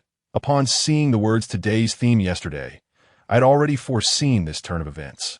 The final stories of the living, devoid of any ghostly associations, should not conjure vengeful spirits, right? They had all experienced the haunting of the beckoning ghost the previous day, discerning that fiction had morphed into reality. Anyone who had survived more than 5 tasks was far from foolish, each harboring a plethora of suspicions. Of course, Jiang Shiyu was an exception. She lacked prowess in deduction and clue-finding, having always been matched with those weaker than herself in past missions. She would leverage those individuals to test the rules, explore the conditions for ghostly murders, and seek a safe passage through life. However, in this task, there was a formidable figure with 9 successful attempts. Alongside a group of performers with 7 and 8, she could not deceive them, nor did anyone heed her, as Song Pingyun had tarnished her reputation from the very first day. At this moment, upon hearing Jiangqing being called upon, Jiang Shuyu sneered coldly, cursing internally. "Serves her right." She had come to realize that Song Pingyan was merely a loudmouth, while the true mastermind was Jiang. After a substantial pause, Jiang, having been summoned, gripped her cane tightly under her arm and struggled to rise. The senior's icy gaze softened momentarily as she opened her mouth, urging, "You sit and speak." The room fell into a profound silence. Jiang Shiyu was incredulous. The ghostly senior is not mute. Lu Wanyu clenched his fists, exclaiming, "On what grounds? Yesterday I sat here, and you threatened me with your glare." Yang squinted, sensing something amiss. Is it possible for a ghost to feel sympathy for a living being? What nonsense! Qi Chaoyang expressed his confusion. Has Jiang Qing managed to gain the ghostly senior's favor? The mere 4 words ignited a flurry of thoughts among the actors. Indeed, Jiang Qing mused silently before taking her seat, clearing her throat as she began to narrate. The final story of my life. Let me think. I was a patient in a mental institution. One fateful afternoon, around 2 o'clock, a tremendous fire suddenly broke out in the asylum, and amidst the chaos, I made my escape. There was no other choice. Those who have been mental patients understand that you cannot prove your sanity. Doctors will never believe that I am a normal person, even if I am emotionally stable and maintain a regular routine. Jiang Qing spoke the weightiest of words in the calmest tone, her gaze locking with that of the ghostly senior. Upon leaving the mental institution, my first thought was to return home, despite my parents having passed away. They always urged me to come home. Jian Yuqing shivered involuntarily. What did that mean? With parents gone, yet still urging him to return home? It was a contradiction, a manifestation of delusion, perhaps. Jiang Qing continued, as I walked along the street. Passers-by seemed to dislike me, pointing and whispering. Perhaps it was a manifestation of my own insecurities. Individuals like me dread becoming the center of attention. Thus, I kept my head down, oblivious to the traffic light ahead, until a vehicle came barreling towards me, knocking me down. How to describe it? It was not painful. I felt as though I were a broken puppet, lying on the road, unable to hear a sound. In the end, I was so tired, so cold, finally bidding farewell to the world. As her words fell, Jiang Qing offered a subtle smile to the senior. The classroom fell into a profound silence, as everyone turned their gaze to the young man. Feng Yaoyao spoke, "My brother, a mental illness?" Song Pingyan remarked, "This is dire, perilous." Jian Yuqing pondered, "A tremendous fire? Did he set it? To escape?" The senior student, deep in thought, scribbled extensively in her diary, only looking up after 10 minutes. Jiang Qing's story had sparked her inspiration. As the roll call continued, the blackboard displayed 3 characters. Feng Yaoyao. The girl with the ponytail hesitated, her expression complex, before finally speaking. In my previous life, I was a senior in high school, struggling with severe depression that rendered me unable to lead a normal life. I often resorted to self-harm, such as cutting my hands with a knife. Eventually, I dropped out and stayed home, my condition worsening. My parents, fearing I might harm them, sent me to a psychiatric hospital. I never truly understood. The world was the one unwell, yet I was the one taking medication. I remember one afternoon, amidst a tremendous fire, I stood quietly by the window. Rather than fleeing, I found it vibrant and beautiful. I thought that dying this way wouldn't be so bad. However, before my demise, I took the doctor's phone and called my parents, telling them I was going to die. They replied, "Then go ahead and die. The flames consumed me. It hurts so much." I felt this was the most excruciating way to die. I must have screamed for a long time, or perhaps not, as I can hardly recollect now. It was so painful. The room was enveloped in a heavy silence, their gazes oscillating between Jiang Qing and Feng Yaoyao, with unspoken truths lingering in the air. The girl sat down, offering Jiang Qing a sweet smile, which he reciprocated gently. The senior, contemplating her writing, took 3 minutes before she began, spending about 5 minutes crafting her thoughts. Subsequently, she picked up the chalk, turned her back to the audience, and wrote 3 characters, unbeknownst to the others. Song Pingyan raised his hands in a casual shrug and stood up. When the senior moved aside, the name Song Pingyan stood out prominently. Were they focusing on the 3 of them? Was it due to last night's ordeal? Jian Yuqing silently speculated. Song Pingyan, adopting a carefree demeanor, fiddled with Jiang Qing's sunglasses and casually remarked, In my past life, I was a corporate drone, you see, a programmer working from 9 to 9. On that fateful Saturday, I discovered my girlfriend was cheating on me with my best friend. At that moment, I was not pleased, not at all. I had been with her for 7 years, from university into the working world, so you can imagine how much I loved her. Around 3 in the afternoon, she and her friend were shopping and called me over, saying we would all have dinner together, adding, my friend would soon come down to pick me up. Yang Yi's eyes reflected sympathy. 7 years, a girlfriend's betrayal with a best friend. What a painful revelation. Song Ping'an leaned against the window, his expression devoid of any sorrow or nostalgia, as if recounting a tale completely disconnected from himself. I got into his car, initially silent, lost in thought as my emotions spiraled out of control. I'm not the type to endure such things quietly, so I directly asked. He panicked, rebutting for a while, but I shoved the photos and chat records in his face, and he fell silent. Damn it, is silence all it takes to resolve matters? I delivered a sharp slap to him, and lo, how arrogant he was. One hand gripped the steering wheel, while the other engaged in a fierce altercation with me. It was a tumultuous struggle, and then, with a resounding crash, we collided with someone. The vehicle didn't halt, and I couldn't ascertain whom we had struck. All I could think about was ending that scoundrel's life.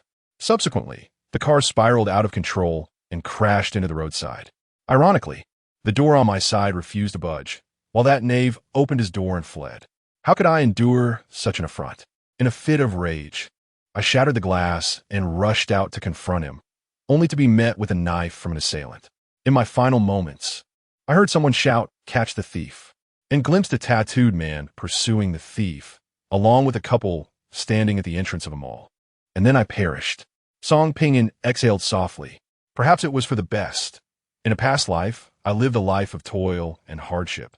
And in this life, I am bestowed with the luxuries of a wealthy heir. Each day, I indulge in extravagant spending, relishing in the pleasures I once dared not embrace. After all, who can predict whether tomorrow or death will arrive first?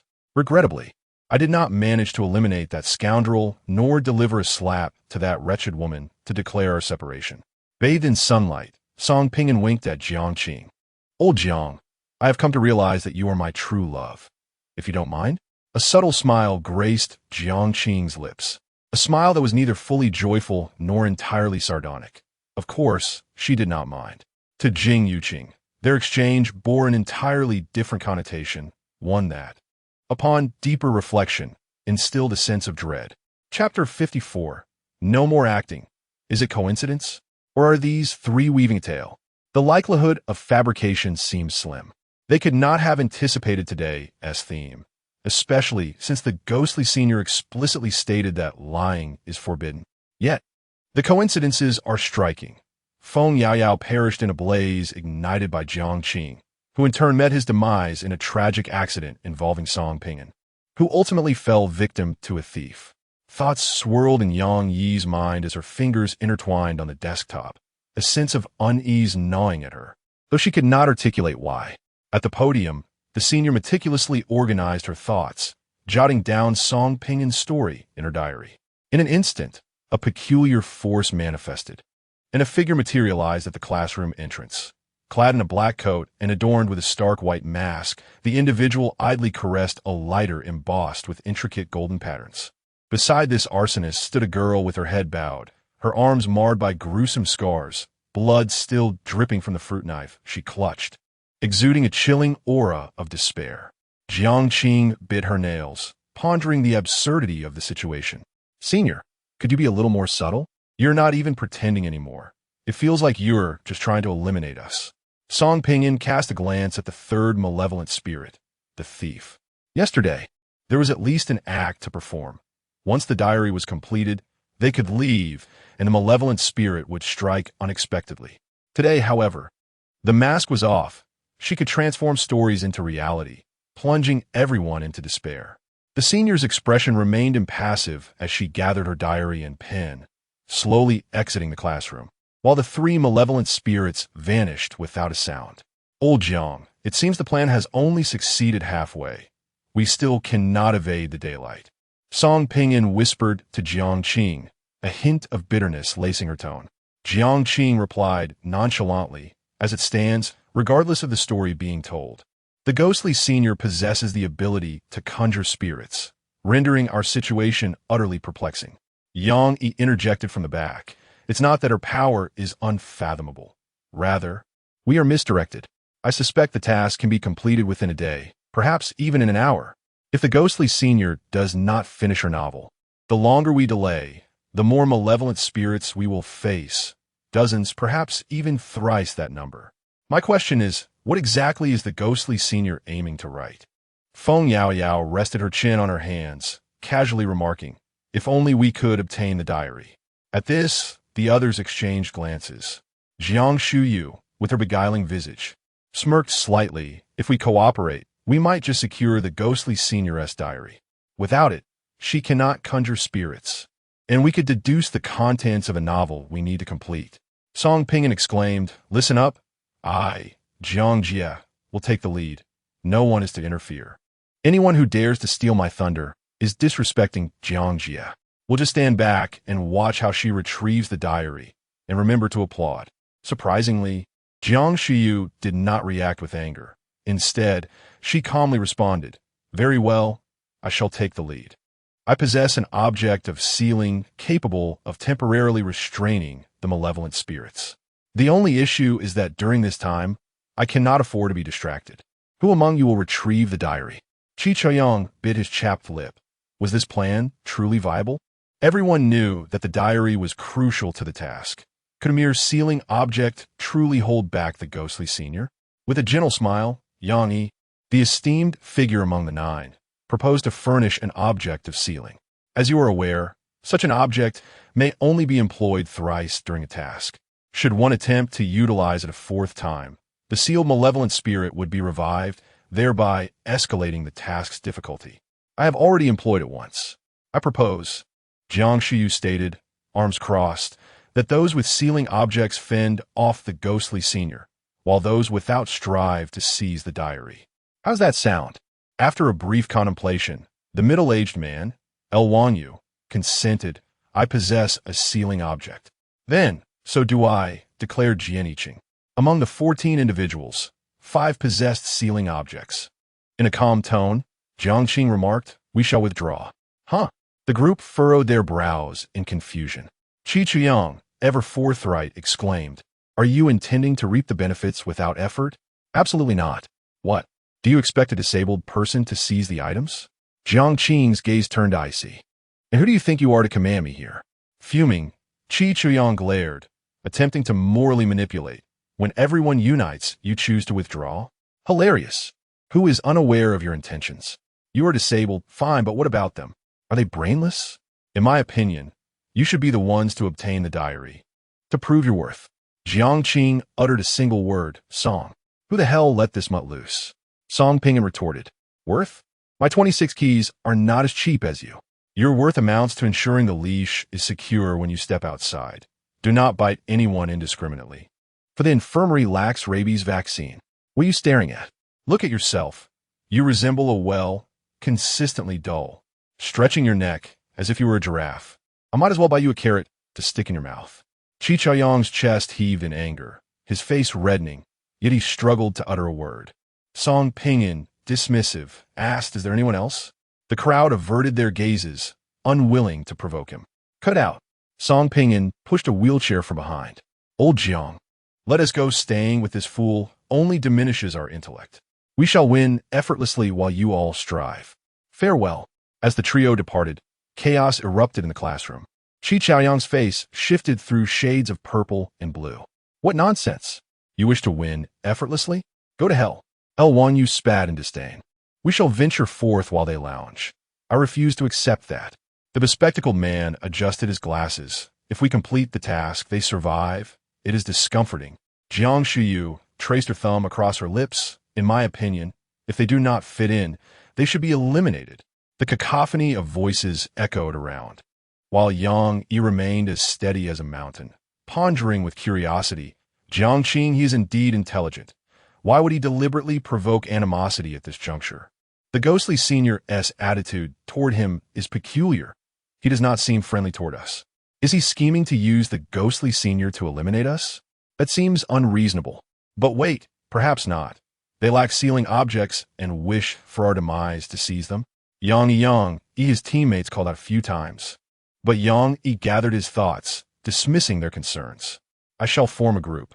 Everyone is invited to join, and then we will seek out the ghostly senior, determining her location. A notification will be sent in the group, and once everyone is gathered, we shall execute our plan. As the only seasoned veteran among us, having completed 9 missions, I find that the others place their trust in me. Nearby the literature building, sprawled on a bench, Song Ping'an basked in the sun, cheerfully inquiring, "Old Jiang, do you think I possess great courage?" "My courage is indeed considerable. You are but a junior," Feng Yaoyao retorted with a huff. Jiang leaned against his wheelchair, gazing up at the 5th floor of the literature building, chuckling softly, deceiving ghosts. How amusing. Indeed, their tales were a blend of truth and fiction. There were no mere coincidences. The timelines of their narratives diverged. Feng Yaoyao had lingered in the story realm for 6 months, Song Ping'an for over a month, while Jiang had only spent a few days there. How could they possibly meet their demise on the same day? Yawning, Song Ping'an remarked, "Old Jiang, how did you deduce that the story could be fabricated?" "Jian Yuqing." Jiang pronounced the girl's name. "Have you forgotten? Her tale, yesterday, recounted a dream. Does that qualify as a personal experience of the supernatural? In other words, this was fundamentally a game of deception. The ghostly senior was indifferent to the authenticity of their narratives, whether true or false. She required material to conjure vengeful spirits to terminate us. That was her mission." Jiang flexed his injured wrist, his captivating eyes reflecting the sunlight, as he stated, "After the midday game, I have concluded that the diary is inconsequential and unrelated to the completion of our tasks. The novel the ghostly senior aims to fulfill may not align with our understanding of novel. I need to inquire about this tonight." "Inquire about what?" Feng Yaoyao exclaimed, startled. "Who will you ask?" Song Ping'an straightened his back, his expression serious. "Are you out of your mind? Last night, we nearly perished. No, my understanding was flawed. I did not choose the correct time," Jiang countered earnestly. Feng and Song exchanged glances. "Time? Indeed, time. The ghostly senior revealed to us from the very beginning when we could seek her out." Jiang half closed his right hand and tapped 3 times on the wooden bench. Thud, thud, thud. Chapter 55. The information gap, a profound silence lingered for several minutes as Song Ping'an took a deep breath and lowered his voice to inquire. "Are you certain?"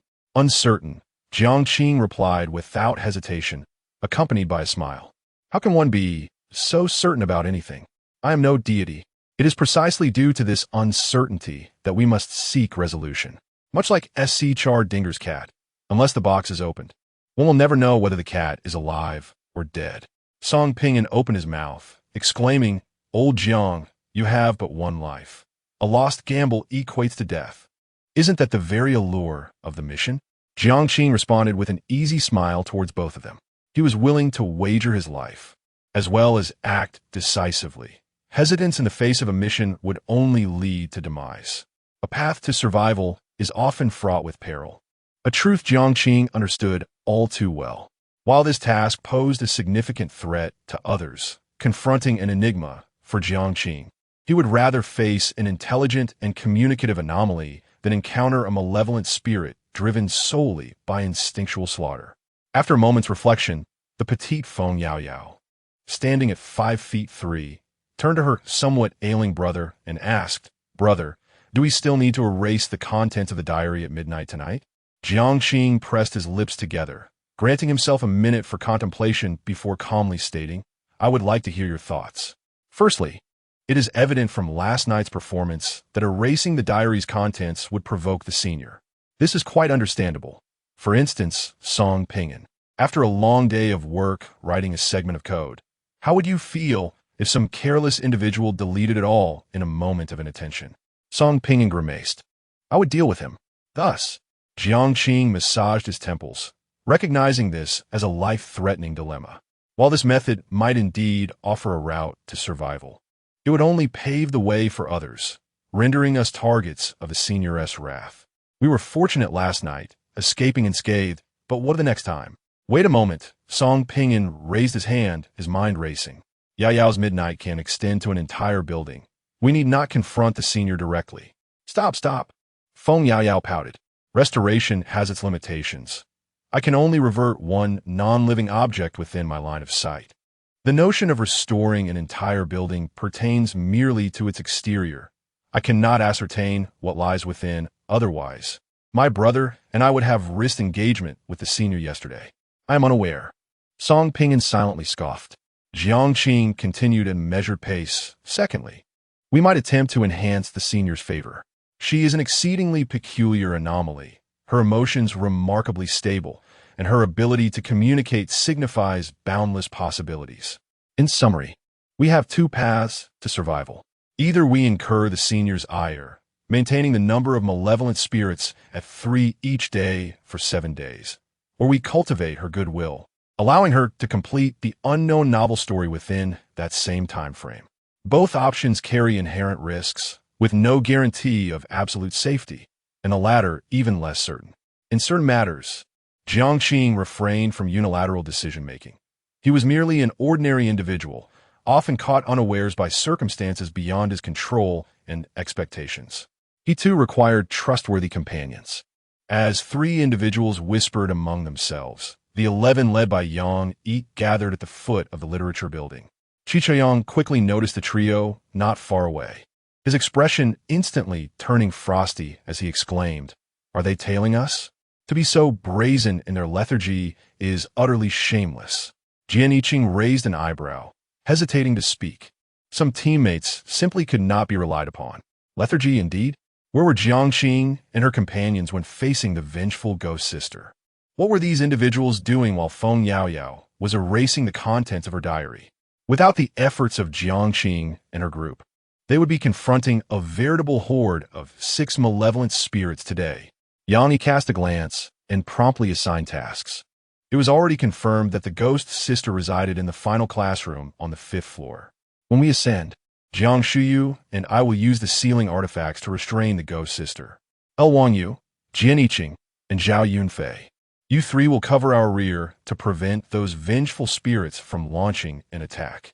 The remaining 6 must not only retrieve the diary, but also search the classroom thoroughly for any suspicious items, collecting everything.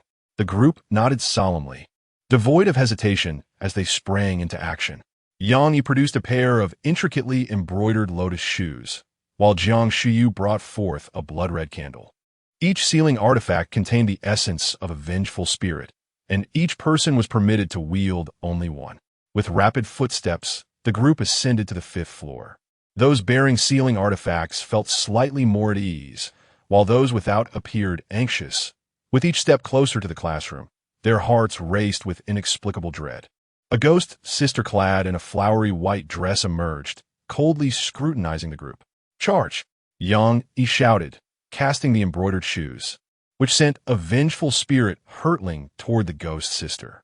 Jiang Shuyu hesitated for a moment before igniting the candle with a lighter. A vengeful spirit grasped the flame. The noxious stench and the viscous residue of decay spilled across the corridor, bringing a chilling atmosphere. Some actors, witnessing the sealing artifact for the first time, were rendered paralyzed with fear, standing frozen in place. "Go!" Yang kicked Qi Chaoyang in the rear, his forehead slick with cold sweat, breath coming in rapid gasps. He felt he must have lost his mind, daring to confront the supernatural directly. Frankly, Yang was growing anxious. Each day brought at least 3 more malevolent spirits, and he could not guarantee his survival beyond the 4th day. They had to take the initiative. The mission had to be accomplished today. Qi Chaoyang and his 6 companions swallowed hard, their faces pale and weak, yet they pressed on with grim determination. The ghost sister did not intervene. Instead, she traced a character for release in the air with her right hand. Yang trembled. An unprecedented panic etched across his face as he exclaimed in terror. "It's impossible. The sealing artifact has been destroyed. She is resurrecting the vengeful spirits." In their first encounter with the supernatural, Yang had been overly confident. One misstep led to utter disaster. "Run!" he screamed in desperation. While entry had been easy, escape was far from assured. The vengeful spirits of the embroidered shoes and the red candle fully revived, storming into the classroom with lethal intent. Bang! A head flew from the classroom into the corridor, rolling to a stop at Jiang Yiqing's feet. It was Qi Qiuyang's head. "You cursed woman, you've doomed us all." Uncle L. Wan Yu berated Jiang Shuyu vehemently. Jiang Shuyu's mind went blank. This was a supernatural. Even the ceiling artifacts could not hold them back. She fled in a frenzy, vociferously casting blame upon me. Clearly, it was Feng Yaoyao who proposed the suggestion, and you all acquiesced. Beneath the sun, on a park bench, a girl basked in the warmth. Jiang Shuyu was surprisingly cooperative. With a mere tentative remark, he managed to rally a group to embark on an adventure. As the screams echoed, Song Pinyin turned to Feng Yaoyao, whose smile resembled that of a mischievous imp, exclaiming, "You've taken a turn for the worse." "I'm merely aligning myself with my brother," she retorted, her autumn-like eyes blinking playfully. Moreover, when one cannot ascertain the ability to conquer an adversary, it is prudent to first seek out several foes for that opponent. It was proven that the senior, the MVP, could not be bested even by 5 formidable entities. This also demonstrated that cultivating animosity is counterproductive. Enhancing rapport is the optimal solution, is it not, brother? Jiang Qing averted his gaze from the 5th-floor window. Indeed, there were no conflicts of interest or enmity between us, yet sacrificing some inconsequential individuals to unearth significant rules seemed worthwhile. In truth, they too were indifferent to our fates. It was merely that we were not easily deceived. Suddenly, a figure leapt from the 5th-floor window, and, alas, he crashed onto the concrete ground, his head askew, with bloodshot eyes, lifeless and beyond salvation. Song Pinyin shook his head, incredulous that one would consider himself a superhero. This was the 5th floor, not merely 5 centimeters. Speaking of which, old Jiang, is that pretty boy truly the 9th formidable entity? How impulsive! He was agitated. Jiang Qing, intrigued, fixated on the entrance of the literature building. This was the advantage of information disparity. He believed there to be 6 malevolent spirits, and, unwilling to delay, opted for the most perilous approach, uniting a group to seize the diary. Had he known there were only 3 malevolent spirits, he would undoubtedly have refrained from such recklessness today. However, why would Jiang Yiqing choose to partake in this venture? Surely, she was not a fool. Chapter 56, Jiang Yiqing's Choice. Song Pinyin hesitated, yet ultimately expressed, "Is it possible that Jiang Yiqing is not as intelligent as you envision, but rather a vacuous fool devoid of opinions? Do you comprehend the concept of herd behavior? Yang Yi has become the leader, and the other fools simply follow suit." Jiang Qing was taken aback. Her behavior? So that was it. Jiang Yiqing perhaps feared ostracism or isolation, being led by a seasoned veteran with 9 missions under his belt, which undoubtedly provided a sense of security. Just yesterday, I contemplated collaborating with Yang Yi, but he seemed disinclined to partner with anyone. Amidst Jiang Qing's turbulent thoughts, the middle-aged man, L. Wan Yu, was the first to flee from the literary building. Clutching a yellowed shroud in his left hand, his right hand contorted in an irregular manner. His face was etched with terror of death as he staggered towards the sunlight, not daring to pause for a moment. Suddenly, a figure clad in black surged around the corner, plunging a knife into L. Wan Yu's abdomen. A frantic scream echoed, and for the 3rd time, L. Wan Yu employed the shroud, binding the grotesque specter that had ensnared the figure in black. Seizing the opportunity, L. Wan Yu fled, leaving behind a trail of bloodied footprints. Feng Yaoyao tilted her head. "Brother, did you notice? Something's amiss." Jiang Qing fixed her gaze on the distant figure in black, realizing that the thief in Song Pingyin's story was far too feeble. Compared to the 3 specters from yesterday, it was hardly worthy of being called a specter at all. Feng Yaoyao elaborated animatedly. Thus, the spectral senior today merely conjured what could be deemed a criminal with erratic movements, an entity of a far lesser caliber than a true specter. No wonder. Song Pinyin recalled a detail. After each story was told today, the spectral senior pondered for a considerable time before putting pen to paper. It seemed she had little ink left within her, unable to depict the criminal as an irredeemable specter based on our descriptions. Song Pingyan gazed intently at the figure in black. Jiang Qing nudged him, exasperated. Are you still watching? They are coming for us. I thought you weren't afraid. Song Pingyan shrugged. Jiang Qing, her anxiety palpable, retorted. My legs are trembling. Hurry and push me away. The two, belatedly realizing the danger, hastily maneuvered the wheelchair away from this perilous place. Throughout their escape, Song Pingyan chattered incessantly. If only Old Chin were here, the miraculous dawn would have subdued the specter with a single punch for 7 seconds. Honestly, I suspect that the 3 specters combined today would not stand a chance against Old Chun. Brother Chun is a formidable force, succinct in speech. Old Chun, how I miss you. It pains me. Feng Yao Yao could no longer tolerate it and kicked Song Pingyan's rear. Stop wailing. It's truly grating. Indeed, if Uncle Chun were present, they would not be in such a dire predicament. Jiang Qing mused inwardly. Chun Tianyue was synonymous with security when trouble arose.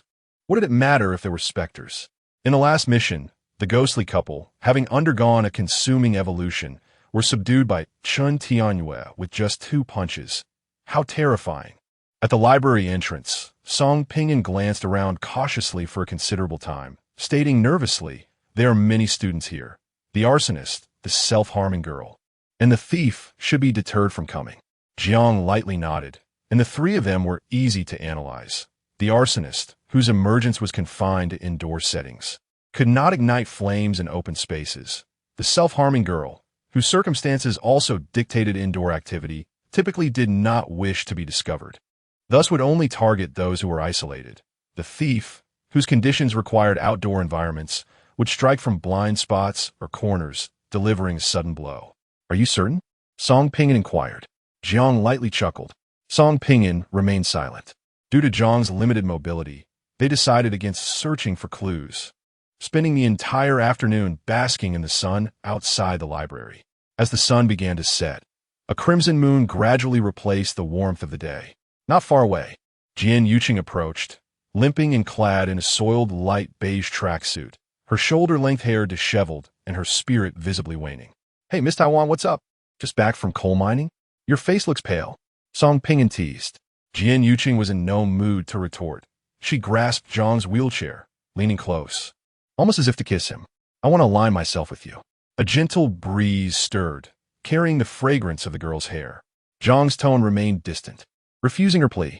Having learned from the previous task's lessons, he found it difficult to trust the actors involved in the mission. After all, everyone was the same. To survive, they could sacrifice anyone, including their comrades. The youth's response was anticipated by the girl, who produced a stack of photographs. These are the clues I found. I can share them with you, and I still have 1 use left for my sealing object. Additionally, I possess a piece of utterly terrifying news, which I offer as leverage for my inclusion in your group. The situation was escalating, and Jian Yuqing understood that the difficulty of this task far exceeded her ability to survive. Having already chosen the wrong side once, she did not wish to err again. Jiang furrowed his brow, contemplating her words. The offer was tempting. You must first divulge the news. With no other options left, Jian Yuqing sighed. 2 more malevolent spirits have been added to the task, not just any spirits, but far more terrifying than the 3 from yesterday. She recounted her experiences in the literature building. Upon hearing this, Zhang's expression darkened. This group is more adept at failure than success. Are you saying that only you, Yang Yi, Lu Wangyu, Jiang Shuyu, and Zhao Yunfei remain? The other 6 have perished? Song Pingyan's heart plummeted, feeling as if it had fallen into an icy abyss. Jian Yuqing sniffed. This is my first encounter with the bizarre. I don't know if it's the ghostly senior's power or if all oddities can awaken the malevolent spirits within the sealing objects. This task has already fallen into a deadlock. Without the ghostly senior completing her novel, no one can survive until the end.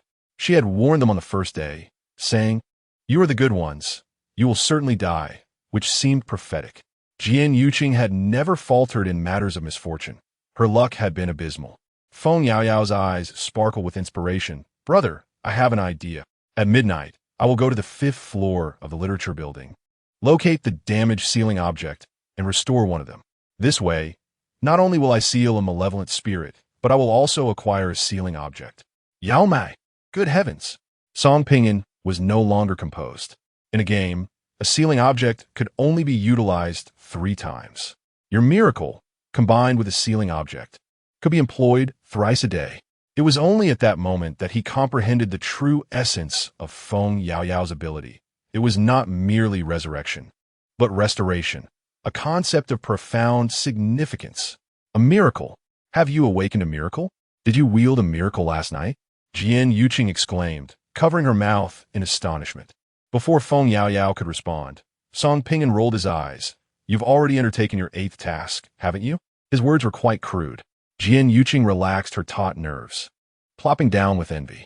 In my 8 tasks, I have encountered hundreds of actors, yet only 2 have awakened miracles, both rather inept, quickly meeting their demise. Do you not comprehend the true value of a miracle? Among 100 actors, if 5 can awaken a miracle, it is already considered extraordinary. A certain distinguished figure once remarked, sealing objects can fend off malevolent spirits, but only those who have awakened a miracle are qualified to contend with the bizarre. Among our group of 6 in this new world, 4 have awakened miracles. No, I have not awakened one. I merely borrowed the miracle of Meng Wanzhou. Jiang pondered. Ultimately, the 3 reached a consensus to accept Jian Yuqing into their ranks, entrusting the sealing objects to Feng Yaoyao for safekeeping. In a task spanning 7 days with 15 participants, merely on the 2nd day, only 8 remained alive. Chapter 57. Countdown. The night was shrouded in profound darkness. A crimson moon hung on the black velvet curtain, symbolizing death. Beneath the literary building, Jiang inhaled deeply, a hint of worry reflected in her beautiful eyes. Yao Yao, you have only 1 minute. You must run swiftly and not linger. Don't worry, Feng Yaoyao replied confidently, stretching her knees. It's just the 5th floor. I can dash up in 30 seconds, retrieve the forbidden item, and jump down. Jump? Jump down. Jiang was taken aback. Feng Yaoyao removed the hair tie from her wrist, gathering her hair into a high ponytail. Sister, it's just a minute. If I retrieve the damaged seal and don't jump, what will happen when the vengeful spirit strikes? Jian Yuqing, regaining her composure, envied her. The resurrection of the deceased was an exaggerated miracle. Ding, ding, at midnight, the chimes of Jiang and Feng Yaoyao's phones echoed. With determination, Feng Yaoyao sprinted forward, grasping the stair railing with one hand, and propelled herself upward. She ascended to the 5th floor in a mere 20 seconds, panting as she searched for the forbidden item. Where is it? Where is it? At the end of the corridor, a pair of red embroidered shoes took a step. With that single movement, every cell in Feng Yaoyao's body trembled. The simplicity of Chinese horror always managed to dismantle a person's inner defenses. Meanwhile, red candles ignited with flames. Without a moment's hesitation, Feng Yaoyao activated her power against the nearest red candle within her line of sight. The miraculous force even the vengeful spirit could not reverse caused the forbidden item to revert to its state at noon the previous day, when the spirit had not yet revived. Tap, tap, tap in the darkness. The red embroidered shoes approached step by step. 32, 31, 30. Feng Yaoyao's breath caught in her throat, tears welling in her eyes. She was, after all, a timid girl. Stay calm. There is nothing to fear. I want to die, I want to die. The girl continuously reassured herself as she dashed into the middle of the corridor and bent down to grasp the red candle.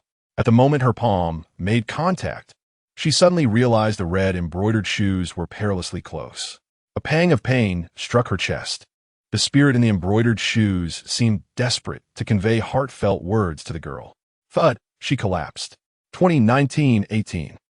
The spirit in the embroidered shoes turned away. Humanity was so pathetically fragile in the presence of a vengeful spirit. 10-9-8. Suddenly, the spirit sensed something amiss, turning around to find Feng Yaoyao standing on the windowsill, defiantly raising her middle finger, goodbye. With a backward leap, she fell freely, the wind howling in her ears, accompanied by the spirit's roar. As her flesh met the concrete ground, her head burst open like a watermelon, crimson and milky white splattering everywhere, sending Jian Yuqing trembling in fear. So reckless. Jiangqing's gaze darkened, outwardly calm. Her heart felt as though it were gripped fiercely by a hand. Yao Mei. Song Pinyin, who detested concealing his emotions, dashed past Jiang. In a mere second, his mind cleared and all the broken joints miraculously healed. It was nothing short of miraculous. If this miracle were not constrained by the midnight chime, it would undoubtedly be invincible. Jiang mused, as the voice of Meng Wanzhou echoed in her mind. The forbidden item, perhaps? As I surmised, when Pan Pan restrained the sealed object, her essence akin to that of three formidable, vengeful spirits. You've done it again, Jiang exclaimed in astonishment. What do you mean I've done it again? The gaze that intruded upon me has temporarily vanished, Meng Wanzhou retorted with a hint of irritation. I must remind you, do not provoke when Pan Pan. Her miracles defy logic. Jiang, incredulous, pondered. She possesses miracles? Could it be she was an actress in her past life? No. She is a being from the world of literature, Meng Wanzhou sharply countered. Vengeful spirits have a chance of awakening miracles when Pan Pan is among the elite. Jiang was taken aback. The miracle of fate. No living being or vengeful spirit can escape the designs of fate. This is untenable. The crimson moon above poses a threat. I can no longer communicate with you, Meng Wanzhou declared, falling into silence thereafter. The moon poses a threat? Jiang instinctively gazed upward, the scarlet moonlight enveloping the university in a peculiar, eerie silence. It felt as if the moon were not celestial, but rather a blood red. I fixated upon their mission. Jiang's palms grew clammy with dread, born of the unknown and a deep-seated trepidation. Brother, I did it! Feng Yao exclaimed joyfully, raising the red candle in her hand. The girl's voice roused Jiang from his reverie, and he offered a gentle smile. If we return alive for the next mission, you will have an additional safeguard. A baseless anxiety gripped Jiang, intense and foreboding, as though calamity loomed ahead. Song Pinyin, disregarding distinctions between genders, affectionately patted Feng Yao's head, arms, and thighs. Sister, does it hurt? Are you truly all right? Get your hands off me, you brute. Feng Yao protested fiercely, resembling a tiny tyrannosaurus. I am concerned for you.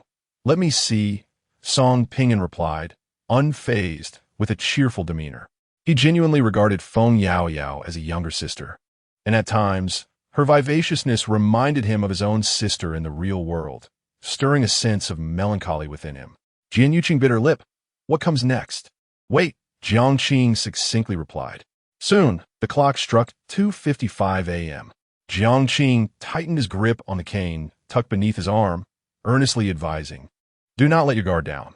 This school harbors 4 vengeful spirits. Even if 3 are relatively weak, the living cannot overpower them. If the situation turns dire, flee and find a place to hide. Brother, old Jiang, he reassured, fear not. This is not a march towards death, but the first step towards survival. A calm resolve enveloped Jiang's eyes. He turned to Jian, let us proceed. Despite her reluctance, Jian retrieved the sealed object from Feng Yao's grasp and followed Jiang into the literature building. Though 5 floors were not particularly high, it took them 4 minutes to ascend. Jiang stood in the corridor of the 5th floor, muttering to himself, the embroidered shoes, are they no longer present? Thank you. You may leave. No sooner had he spoken than he disregarded whatever Jian wished to articulate and strode towards the final classroom.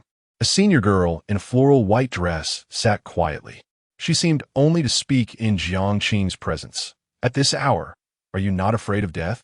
In an instant, 3 figures materialized outside the window. An arsonist, a self-harming girl, and a thief.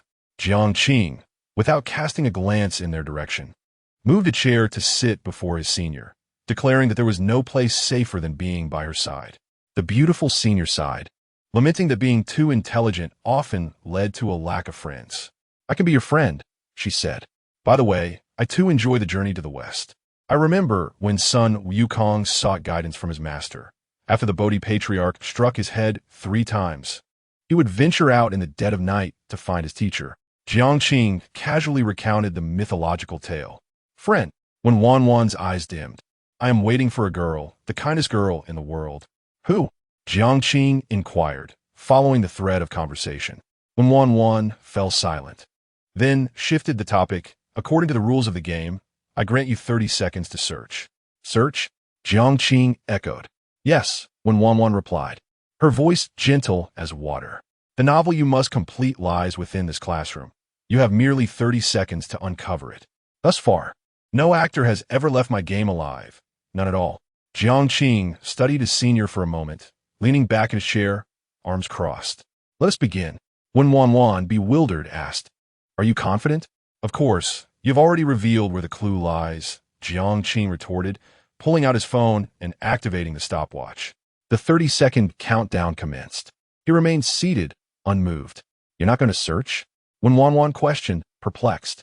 Their eyes locked.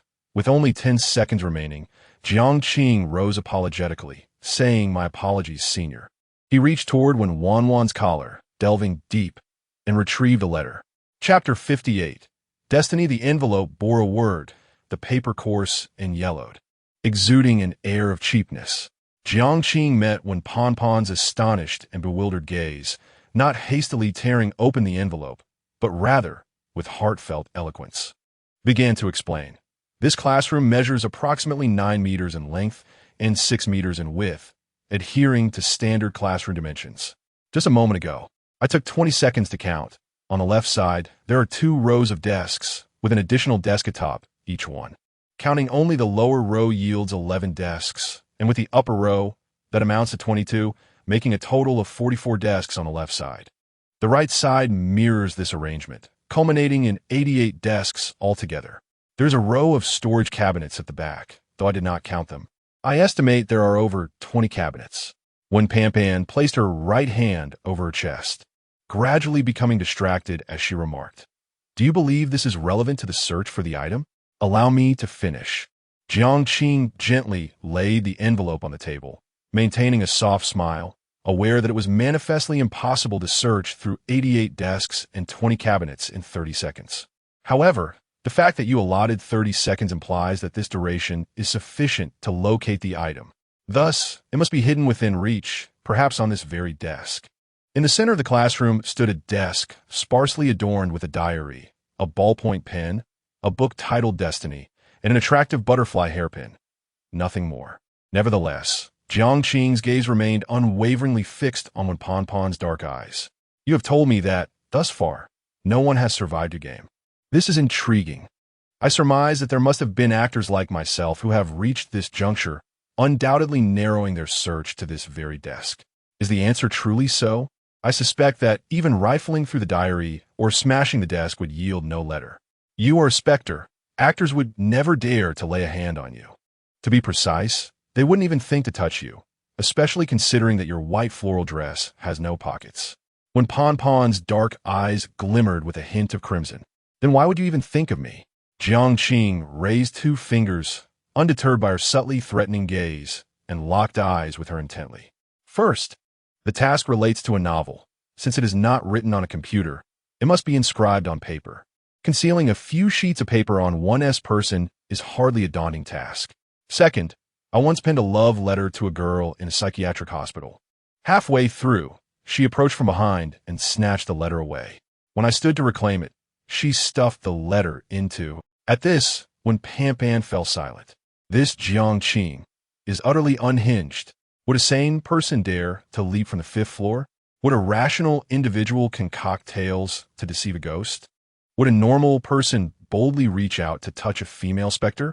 The flow of time in the world of the book does not align with that of the task. When Pan has been in this task for 3 years, a total of 277 actors have perished in her game. As long as I cannot obtain this letter, I am destined for death.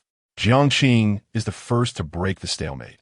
Perhaps other actors have guessed correctly, yet none dare to reach into Pon's undergarments to retrieve it. 3 full minutes passed before when Pan, perplexed, asked, Now that you have obtained the item, why do you not leave? Leave? Jiang cast a fleeting glance down the corridor, silently lamenting. What a farce this is. 3 criminals flout the rules, lurking in the hallway, ready to plunge a knife into me the moment I step outside. It is far safer to remain with you. Ahem. He spoke with an earnest absurdity, the night stretching on, inviting conversation. When Pan Pan smiled without uttering a word. Some truths are better left unspoken. Let us converse. When Pan Pan's gaze deepened, pray tell, what is the meaning of life? Jiang replied with calm composure. I cannot provide an answer, for I too am engulfed in confusion. Throughout my life, I have wrestled and resisted, yet gradually, all has devolved into a silent scream, failing to stir even the slightest ripple. I am aware you have suffered, endured excruciating pain, and I know the scars on your soul forge armor, and the defensive gaze crystallizes into blades. Your suffering compels you to silence. After a pause, Jiang rose and approached the window, gazing at the crimson moon, his tone lowering further. Jian Yuqing provided me with a significant lead, a stack of photographs concerning you. You were subjected to humiliation by a group of boys, beaten and tormented by many, and your resistance was but a voiceless cry. I even perused the files and noticed the dates align with the day we embarked on our mission. You altered the records, providing us with false information. What is it you wish to conceal? Your hometown address? Your parents' and brothers' details? Or perhaps your true name? When Pan, seated, remained silent for a considerable time before countering, Jiang, if one day the world forgets me, will anyone search for me? They will. Jiang asserted with conviction, his captivating eyes locking with when Pan's shadowed once. A girl requested my assistance in finding someone. A girl named Pandy. In the boys' dormitory on the 3rd floor, a tungsten lamp hung from the ceiling. The handsome Yang, he drained his 3rd cup of coffee, forcing himself to remain alert. However, after 2 sleepless days and nights, the human will struggles against the mind. He stood beside his bed, his body swaying, feeling as though he might topple at any moment. Damn it, he cursed, rushing into the bathroom and turning on the faucet. Water cascaded down, and he bent over, cupping his hands to splash his face vigorously. The damp strands of hair on his forehead soaked through, droplets gliding down his neck, the chill awakening him. Yang, he slowly raised his head, gazing at his reflection in the mirror, a self-deprecating smile forming. You look quite a mess. When had he ever been in such disarray? The first mission? Or the second? A memory from many years ago. Yang, you must surfifa. Yang, I promise to treat you to a feast upon your return. Brother, you are the strongest. The voices of his captain, his dear friends, and his brother echoed in his mind. Yang smiled. This is merely the 9th mission. I will certainly survive to show you all. As he exited the bathroom, his pupils suddenly constricted. He noticed a pair of red embroidered shoes by his bedside, appearing seemingly out of nowhere. Without hesitation, Yang seized his phone and bolted out the door. The corridor was shrouded in darkness as he ran for what felt like an eternity, his complexion growing increasingly pallid. No, that malevolent spirit lacked the ability to create a disorienting maze. It was a ghost clad in a bridal gown. I must have dozed off. Realizing this, the environment around him shifted dramatically. Yang abruptly sat up, gasping for breath, his forehead slick with cold sweat. He glanced around, struggling to recall when he had drifted off to sleep on his bed. How careless of me. What time is it? He turned to retrieve his phone from the pillow, only to find the ghost in the red bridal gown peacefully slumbering beside him, her eyes closed, resembling a sleeping beauty. His mind short-circuited for 3 seconds, and in sheer terror, Yang tumbled to the floor, his right hand brushing against the embroidered shoes. The sealing artifact was a double-edged sword. Should the sealed spirit awaken, it would seek out its host first. Yang cast aside the embroidered shoes and stood up, only to find the bridal ghost had vanished. This torment pushed him to the brink of insanity. He could not remain indoors and decided to head to the playground. A sudden impulse struck him, and Yang flung open the dormitory door, only to find the red embroidered shoes neatly arranged at the entrance. Chapter 59. My name is when Pan, the classroom was enveloped in an oppressive silence, and for a fleeting moment, when Pan appeared dazed, subsequently retreating into a profound silence. Jiang understood that further probing would yield no fruitful results and could potentially provoke the wrath of the ghostly senior. He had pieced together much of the puzzle. Firstly, when Pan would not initiate an attack on the actor, should the actor provoke her, including the destruction of her cherished diary. The ghostly senior would become enraged and exact vengeance. Secondly, when Ponpon's demise was intertwined with both her family and her school, and from the name Pandi, it was evident that she existed within a household that threatened her very existence. Lastly, Jiang approached and picked up the envelope, whispering softly, "Each person's life is akin to a novel, and this so-called novel is a reflection of her existence." Taking a deep breath, Jiang swore he regretted opening the letter. Inside the envelope lay several sheets of stationery, which he unfolded with care. "My name is Wenpundi." That was the last time I saw Lele. She wore a beautiful off-shoulder white dress and carried a canvas bag, gifting me a lovely butterfly hairpin. As I escorted her to the bus station, watching the coach fade into the distance, my heart ached profoundly. She had traveled alone to see me, and now she would return alone, merely to inform me of her disappointing performance in the college entrance examination, which prevented her from being admitted to Maple Leaf Polytechnic University. She planned to retake the year. Despite being 2 years my junior and inherently timid, she cared for me as an older sister would. I lingered at the bus station for what felt like an eternity, contemplating the beauty of the coming year and our promises to one another. I recall 2 years ago when I was admitted to a prestigious university, but my parents would not allow me to leave. I was driven to madness. What did they want from me? Am I an animal? They insisted that a girl need only a high school diploma, and after a while, they would arrange a good marriage for me, using the bride price to secure a future for my brother. It felt as though I was born solely to serve my brother, who often occupied my room for entire nights. My suffering was immense. I did not wish to spend my life in this mountain village. I yearned for education. I had heard that the outside world was governed by law, where everything adhered to legal principles. I aspired to study law, to prove that my parents' and brothers' actions were unjust, and to protect myself. Was I wrong? Days passed, 1, 2, 3. My parents forbade me from leaving the house, fearful that I might escape. They claimed to have found a suitable family for me, a middle-aged bachelor from the neighboring village, who offered a bride price of $88,000. That night, after my brother tormented me and departed, perhaps believing I lacked the strength to flee, he neglected to lock the door. It was then that Lele found me, delivering my admission notice and giving me 1,000 yuan. 1,000 yuan. I was oblivious to the source of the money. Lele urged me to escape, to attend university, asserting that knowledge could alter my destiny. I could not summon the strength to weep. In this world, Lele was the only one who treated me kindly. I cherished her deeply. Though her family was not affluent, her parents adored her and supported her education. She was a spirited girl. At 3 in the morning, I fled. Before my departure, Lele and I made a pact that she would gain admission to Maple Leaf Polytechnic University, and we would attend the same school. At that time, I was rather naive, driven by youthful fervor to venture into an unfamiliar city in pursuit of a promising future. Yet, I have since regretted that night of escape, lamenting every choice I made.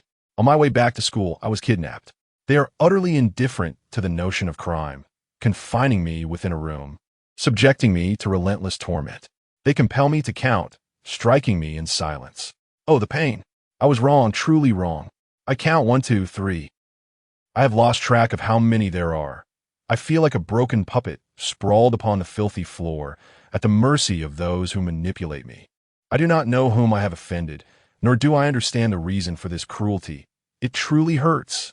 My legs bleed, and I have lost all sensation. Yet, this is merely the beginning. They attend the same university as I, capturing countless photographs of me, commanding me to report each night to the 5th-floor classroom of the literature building, lest they disseminate the photos. Having studied law, I promptly reported to the police, but strangely, they were not apprehended. The following day, I was abducted once more, this time to a villa, where I endured 3 of the filthiest days of my life. During that time, I felt alive, or perhaps as if I had already perished. I could not discern the difference. I truly could not. Who can tell me? Am I in this world or in hell? They threaten me, warning that if I report them again, they will kill me. I kneel, begging for mercy. I do not wish to die. I fear death. I am crumbling, and I obey their every command without a hint of resistance. In the aftermath, I drag my broken body through the torrential rain, weeping and cursing the injustice of fate. It seems fate is telling me that just when I feel I have overcome it, it merely binds me in a different manner, guiding me back to my original place. There is no escape. They all bully me. I have lost the will to study. My only motivation to survive lies in the promise made with Lele. I strive to live, to persist, until one day they grow weary of the game and release those photographs. At that moment, I feel as though I have lost the last shred of courage to continue.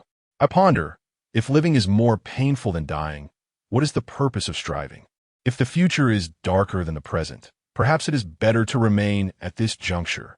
This incident has escalated to the point of public notoriety. My mentors sought a conversation with me, and I numbly replied that they had bullied me. He inquired why they chose to bully me and not others. Indeed, why? I too wished to know the answer. I asked him why. He instructed me to write a letter of forgiveness, stating that I could not afford to offend those individuals, and offered me $200,000 in compensation. How splendid! My worth is not $88,000, but $200,000. If my mother were to hear this, she would surely laugh, proud that her efforts in raising me were not in vain, and would readily accept the terms. Ha, ha, ha, ha, ha, ha. 3 days later, I capitulated. The moment I stepped out of the police station, those who had bullied me regarded me with mocking gazes, as if to convey that resistance was futile, utterly meaningless. I finally comprehended that blooming brightly in a barren land is, in itself, a transgression. I should not have fled. Otherwise, my life would have been one of marrying a man in his 40s, bearing 3 to 5 children, rising early and toiling daily to tend to household chores and livestock until the end of my days. I was too greedy, yearning for knowledge. This must be my retribution. That evening, I took a bath, wishing to feel clean, donned the only white floral dress I possessed, and adorned myself with a butterfly hairpin gifted by Lele. I have resolved to bring this all to an end. On that rainy day, I changed my name. From this moment forth, I shall no longer be known as Wampandai. I am now Wampampan. In a single stroke, I eliminated the young man who had initially abducted me. And instead of the anticipated terror, I felt an overwhelming sense of liberation. I understood that my life, as I knew it, was over. Yet I did not wish to languish within the confines of a prison, nor could I abandon this university. I had made a pact with Lele, promising to wait for her. The literature building loomed high above. As I stood on the rooftop, I beheld a throng of police officers and students below. I heard someone shouting for me to cease this performance, urging me to jump, and I caught snippets of the phrase, "Isn't she that bad girl?" It seemed as though no one wished for my survival. Why was that? What was the reason behind this? Is my existence a transgression? Very well. I shall leave this filthy vessel behind in this world, allowing my soul to ascend to a purer realm, a place where I am free from torment. The wind lashed against my face, and I felt liberated. Regrettably, I did not wait for Lele. Chapter 60, the final day, the contents of the letter come to an end here. The last page of the stationery remains blank, evidently. The so-called assistance in helping my senior complete her novel necessitates writing something in this final line, providing a conclusion for Wanpan. A sharp pain radiates from his palm. Jiang looks down to find that, in a moment of realization, his right hand has gripped the sharp corner of the table too forcefully, leaving a cut that stains the preceding sheets of paper crimson. Silently, he solemnly and meticulously folds the letter and places it into the aged envelope. No wonder. The last time when Wanpan intended to attack me, her legs were bleeding. She must have endured considerable torment, far worse than what I gleaned from the clues. Jiang clenches his right hand tightly. He suddenly perceives that when Wanpan's life bears a striking resemblance to Feng Yaoyao's script. Had it not been for his and Song Ping's intervention, Feng Yaoyao might have become the next Wanpan. There are always individuals who derive amusement from inflicting harm upon others. Directly across from him, when Wanpan's expression remains unchanged. Can you promise me one thing? Jiang is taken aback. What do you mean? Do not disclose my experiences to anyone. When Wanpan's voice trembles slightly, Jiang, whose body is extensively bandaged, is momentarily speechless before finally responding, I promise you. He understands now why the mortality rate in the inspiration game is 100%, and why when Wanpan chooses to conceal this letter close to her heart. She does not wish for anyone to know of her suffering. Thank you, when Wanpan nods gently. After a pause of 6 or 7 seconds, her fingers lightly tap on her diary as she speaks wearily. Tomorrow at noon, everything will conclude. During this time, the vengeful spirits will not attack you. You should return to rest or engage in something meaningful. Everything will end? Jiang's breath catches, an inexplicable pressure enveloping him. Do you mean that upon receiving this letter, it signifies a countdown to death? You will not wait 7 days to kill us, but rather tomorrow? When Wanpan remained silent, gesturing towards the corridor. Are you urging me to leave? Jiang asks, half defiant, half fearful. What if I choose not to go? Suddenly, her white floral dress transforms to red, her gaze icy as she stares at him. Stop it. Jiang grips his crutch tightly, limping out with determination. You win this round. At the classroom door, he halts, glancing back at the last line of the final sheet of paper left blank. If you write something, will that mean we have completed the task? When Wanpan nods, the letter, will you not take it? Jiang, his voice barely above a whisper, replies. What use would it be for me to take it? It is you who must write it, not I. You may as well keep it hidden in your undergarments until I devise a way to resolve this. Resolve me? When Wanpan bursts into silent laughter. To be honest, you are quite beautiful when you smile. All right. Don't be angry. I shall take my leave. Jiang grumbles as he exits the literary building. The pain in his body exceeding his expectations, particularly in his right ankle, which remains swollen with no sign of subsiding even after a short day. Song, I am in excruciating pain. Coming, you truly are my lord. Song Ping and approaches from afar, pushing a wheelchair. Feng Yao looked at him with concern. Brother, are you all right? Jian Yuqing, with an expression of anticipation, asked, Is there a way out? Jiang, seated in a wheelchair, rubbed his ankle and replied, I am fine, but the situation is dire. Tomorrow is our last day. That ghost, when Pan intends to kill us, though her methods remain unknown. Last day. Jian Yuqing stumbled back a step, her gaze vacant. But it's only the 3rd day. Aren't we supposed to complete this task within 7 days? Damn it. Did you provoke her? Jiang shook his head, assuring them that the malevolent spirit would not act until midnight. In the next moment, a figure clad in black leapt from behind a tree, brandishing a dagger aimed at Jiang. Holy crap. Song Pinyin reacted swiftly, pushing the wheelchair forward, prompting the 2 women to follow suit in shock. Old Jiang, what do you mean the ghost won't? Jiang's face flushed crimson, struggling to find words. From a 5th-floor window, when Pan smirked, scoffing, You think you can weave tales to deceive me? I'll play you a trick in return. We are even now. Moreover, you believe in ghost stories? How naive. The crimson moonlight cast an eerie veil over the university's architecture. Jiang, drenched in sweat, exclaimed, Slow down. The wheels are smoking. There's a step ahead. A scream pierced the air as Jiang tumbled into a flower bed, his insides aching, feeling as if his bones might shatter. This guy must have done it on purpose. I don't want him pushing my wheelchair anymore. I'll end up dead in his hands. Before Jiang could react, Song Pinyin scooped him up in a princess carry, abandoning the wheelchair. What are you doing? Jiang stared, dumbfounded. Song Pinyin swallowed hard. Don't worry. As long as I'm alive, I won't abandon you. My wheelchair. To hell with your wheelchair. Jiang protested. Why are you glaring at me?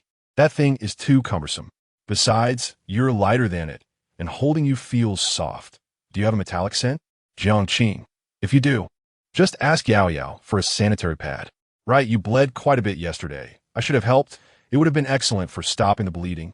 Jiang. Old Jiang, I think I can't run anymore. Can you take a look back? Is that creature still there? That night, Jiang wished he could strangle Song Pinyin. The clock struck 11:50 a.m. The handsome Yang entered the classroom, clutching his stomach and slumped over his desk. Song Pinyin nudged Jiang's arm. Old Jiang, have you noticed? This kid is quite attractive. Either he's a pretty boy or he's gay. Yang overheard and shot them a fierce glare. What are you looking at? Song Pinyin retorted. What is it to you? Are you on your period? Need a pad? Yang frowned. Are you offering me one? At this, the room fell silent. Wait a minute. Song Pinyin rubbed his temples, bewildered. You're a girl? Yang weakly replied, "Did I ever say I was a boy?" She had miscalculated her cycle, arriving 3 days early. Feng Yaoyao's eyes lit up, her smile widening. "And here I thought I was playing. At least I have something. Girl?" Jiang could hardly believe it. "Do you find it bothersome? Is the distinction between genders truly significant? I take pleasure in embodying a male persona, and I often ask my younger brother to refer to me as brother. Is there anything wrong with that?" Tears brimmed in Yang Yi's eyes as she winced in pain. "Do you not understand her plight?" This morning, she visited the school's convenience store, which was closed. The others shook their heads, feeling powerless to assist. "It is truly vexing." Yang Yi laid her head on the desk, seemingly on the verge of tears. Song Ping'an was perplexed. Could it really be that painful? "You simply do not comprehend." Jing Yuqing could empathize deeply. Lu Wanyu spat in disdain, incredulous that she was still alive after her 9th mission. Jiang Shuyu, her right hand bandaged, bore a pallid complexion, with an expression that hinted at despair. The difficulty of this task exceeded all expectations, leaving no room for survival. It was already the 3rd day, and she was utterly ignorant of the so-called novel. How could she possibly assist the ghostly senior? The atmosphere in the classroom was stifling. At precisely noon, when Banban arrived, she did not knock, but ascended the podium unceremoniously, taking up a piece of chalk to inscribe the following line. Today's theme requires 3 students to recount their greatest regrets, with a strict admonition against deceit. Chapter 61. The Great Escape. The 3 bold characters struck a chord within the cunning woman, Jiang Xiu, compelling her to rise helplessly. Alas, is there truly no escaping this? Must I face the same fate again? I have nothing to regret. As I ponder the concept of regret, I realize it does not align with my persona. Indeed, I have wronged many actors, yet who among us is not? My sole desire is to survive, nothing more. If I must pinpoint a single regret, it would be Zhao Xiaotong. She was my apprentice, and I had taken her on 2 missions, inviting her to join the Dream Pursuit Society. She was the most gifted girl I had encountered, sharing my relentless ambition. We were natural partners. Regrettably, during our last mission, despite the conclusion being clear, she fell victim to a malevolent spirit. I still resent the fact that I did not prevent her from eating. Jiang Xiu took a moment to steady her tumultuous emotions, avoiding the gaze of Jiang Qing and the others as she sat down slowly. It was evident. She and Zhao Xiaodong were in cahoots, having orchestrated a trap. Jiang Qing remarked coldly. Strangely, Wen Panpan did not record Jiang Shuyu's tale in her journal. She continued with the roll call. Yang Yi. Once again, it was me. Yang Yi, suffering from dysmenorrhea, felt a surge of frustration, barely able to stand. Senior, I request to speak while seated. The pain is unbearable. Yang Yi bled. When Ponpon's gaze turned icy, a sinister intent swirling in the classroom, causing the atmosphere to warp. Terrified, Yang Yi rose, trembling, as she noticed bloodstains on her chair and hurriedly recounted. The one thing I regret most is taking 50,000 yuan from home. During my junior year, I became engrossed in gaming, despising the real world and its sycophants, yearning for the freedom that only the gaming realm could provide. One day, a prominent figure added me, claiming to be the owner of a media company, inquiring if I was a girl and whether I aspired to become an internet celebrity. I admit I was naive. One of my dorm mates was already an internet star, earning thousands during a single live stream, a temptation I could not resist. Gradually, I fell into a trap, coerced into purchasing courses and paying for training fees, a total of 50,000 yuan. I never became an internet celebrity. When my mother suffered a car accident, my father discovered the money was gone while attempting to pay for her medical expenses. My mother passed away in the hospital, and my father nearly took my life in his rage. I wished to escape this existence. Yang Yi bit her lip, her voice quivering with emotion. That's it. I've finished. The mastermind of 9 missions fell for a scam. Feng Yaoyao seemed to have stumbled upon a revelation. However, upon reflection, Yang Yi spoke of her experiences in the real world. She was only a junior then, and now she must be around 24 or 25. When Panpan remained expressionless. Continuing with the roll call, Zhao Yunfei, a middle-aged man, whose presence was barely felt and who bore an ordinary face, rose from the corner. I regret falling in love with a heartless woman. She was diagnosed with early-stage leukemia, and I spent everything I had to provide for her treatment, quitting my job to be by her side. In the end, she recovered and married another man. I can never forget her words. You did this willingly. The classroom fell silent for a moment as when Pampan set down her diary and ballpoint pen, turning to leave. The crowd was taken aback. What did this mean? Was she discarding the diary? Jiang Shuyu, closest to the podium, rushed forward first. Quick, what did she write? Lu Wanyu hurriedly followed, seeking answers. Jiang Shuyu opened the diary, flipping through the pages, her forehead creasing with worry. This was odd. There were no stories, merely detailed character sketches. Names, genders, heights, weights, ages, appearances. What a jumble. Jiang Shuyu was overwhelmed, her eyes bloodshot. In the sunlit spot by the window, Song Pingon perked up, asking Jiang what's going on. Jiang bit her nail, her mind racing. There were no stories in the diary, just meticulous descriptions of characters. What was Pampan up to? Jiang Shuyu suggested that with 4 days remaining, they should destroy the diary. If they did, the vengeful spirit of the ghostly senior would be unable to manifest, and perhaps even the spirits from the previous days would vanish. What are we waiting for? Lu Wanyu urged. Zhao Yunfei nodded in agreement. It's worth a try. The three of them conferred, and Jiang Shuyu produced a lighter, igniting a corner of the diary. Jiang's gaze fixated on the burgeoning flames, observing as half of the diary succumbed to the fire, wisps of black smoke rising. Let's go. I'm feeling unwell. Jiang leaned on her cane and, with the help of Song Pingon and Feng Yaoyao, made her way to the classroom door. A chill ran down her spine. Instinctively, she turned back, only to find the once empty classroom now filled with vengeful spirits. Even the spirits from the first day, the beckoning ghost, the knocking ghost, and the debt-collecting ghost, were among them. Over 40 malevolent spirits fixed their gaze upon them. Run! Someone yelled, and chaos erupted. Jiang Shuyu realized they had stirred up great trouble, forcefully shoving the frail Zhao Yunfei aside as she fled the classroom. In an instant, Zhao Yunfei's limbs were pinned to the desk, his eyes still darting about. He wept bitterly, pleading for mercy, resigned to his fate. The most terrified were Yang, Yi, and Jiang Qing, one suffering from severe dysmenorrhea, the other severely disabled. It's over. It's over. Song Pingon scooped up Jiang Qing and dashed down the stairs, muttering about how the diary was a trap, that the ghostly senior had anticipated their foolishness in destroying it and had deliberately left it behind. Once the diary was destroyed, the seal would be broken, and all the vengeful spirits inscribed within would be resurrected. Jiang, is that right? Jiang Qing turned aside as a horde of vengeful spirits charged towards them. There's no time. To the Literary Arts Building. Wait for me. Yang Yi's face turned pale as she ran, blood streaming from her, enduring excruciating pain. Just as she was about to be seized by a spirit, Jian Yiqing grit her teeth and produced a soul-calling mirror. The surface revealed a vengeful spirit, blocking the beckoning ghost and granting Yang Yi a moment to escape. This is my last time using a sealing object. You owe me a life. Jian Yiqing pulled Yang Yi out of the teaching building, closely trailing behind Jiang Qing and the others. Thank you. Yang Yi gasped weakly, gratitude lacing her words.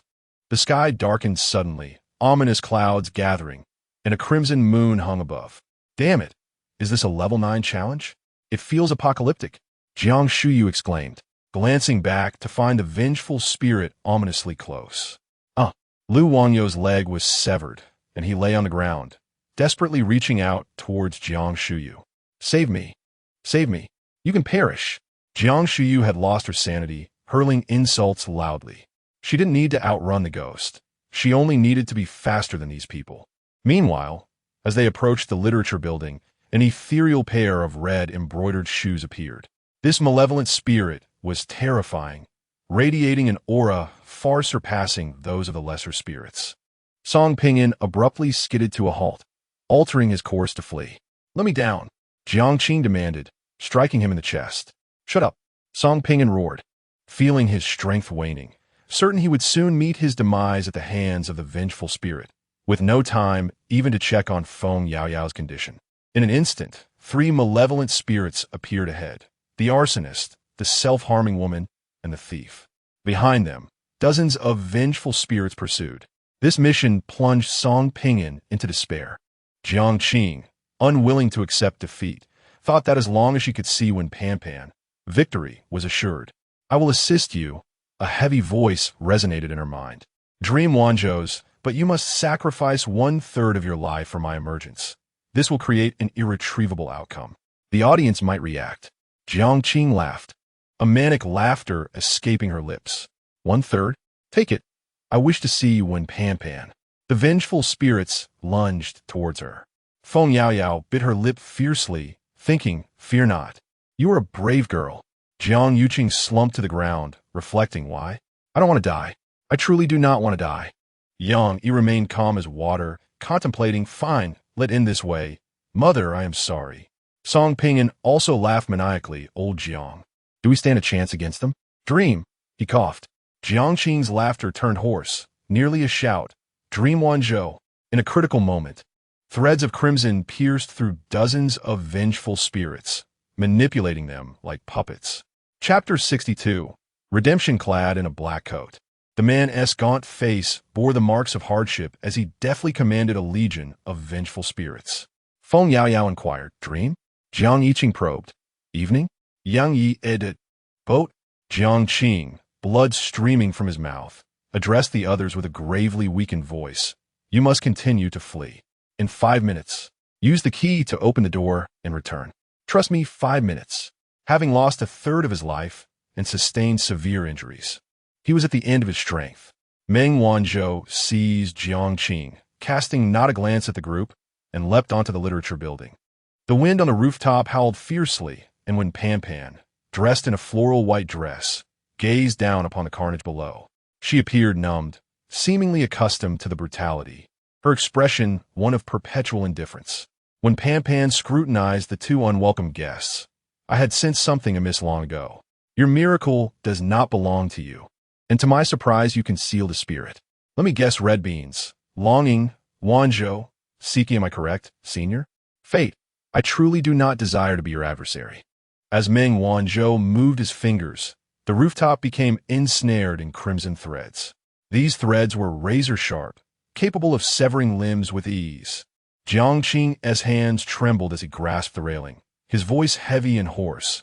As though afflicted by a severe cold, he asked, What must you do to pen the final sentence? The white dress, stained with blood, when Pan's demeanor was as frigid as frost as she responded devoid of emotion. It is not that I choose not to write, but rather, I do not know how. I have yet to see Lei. Life should not conclude with a period. So, you intend to remain here for eternity?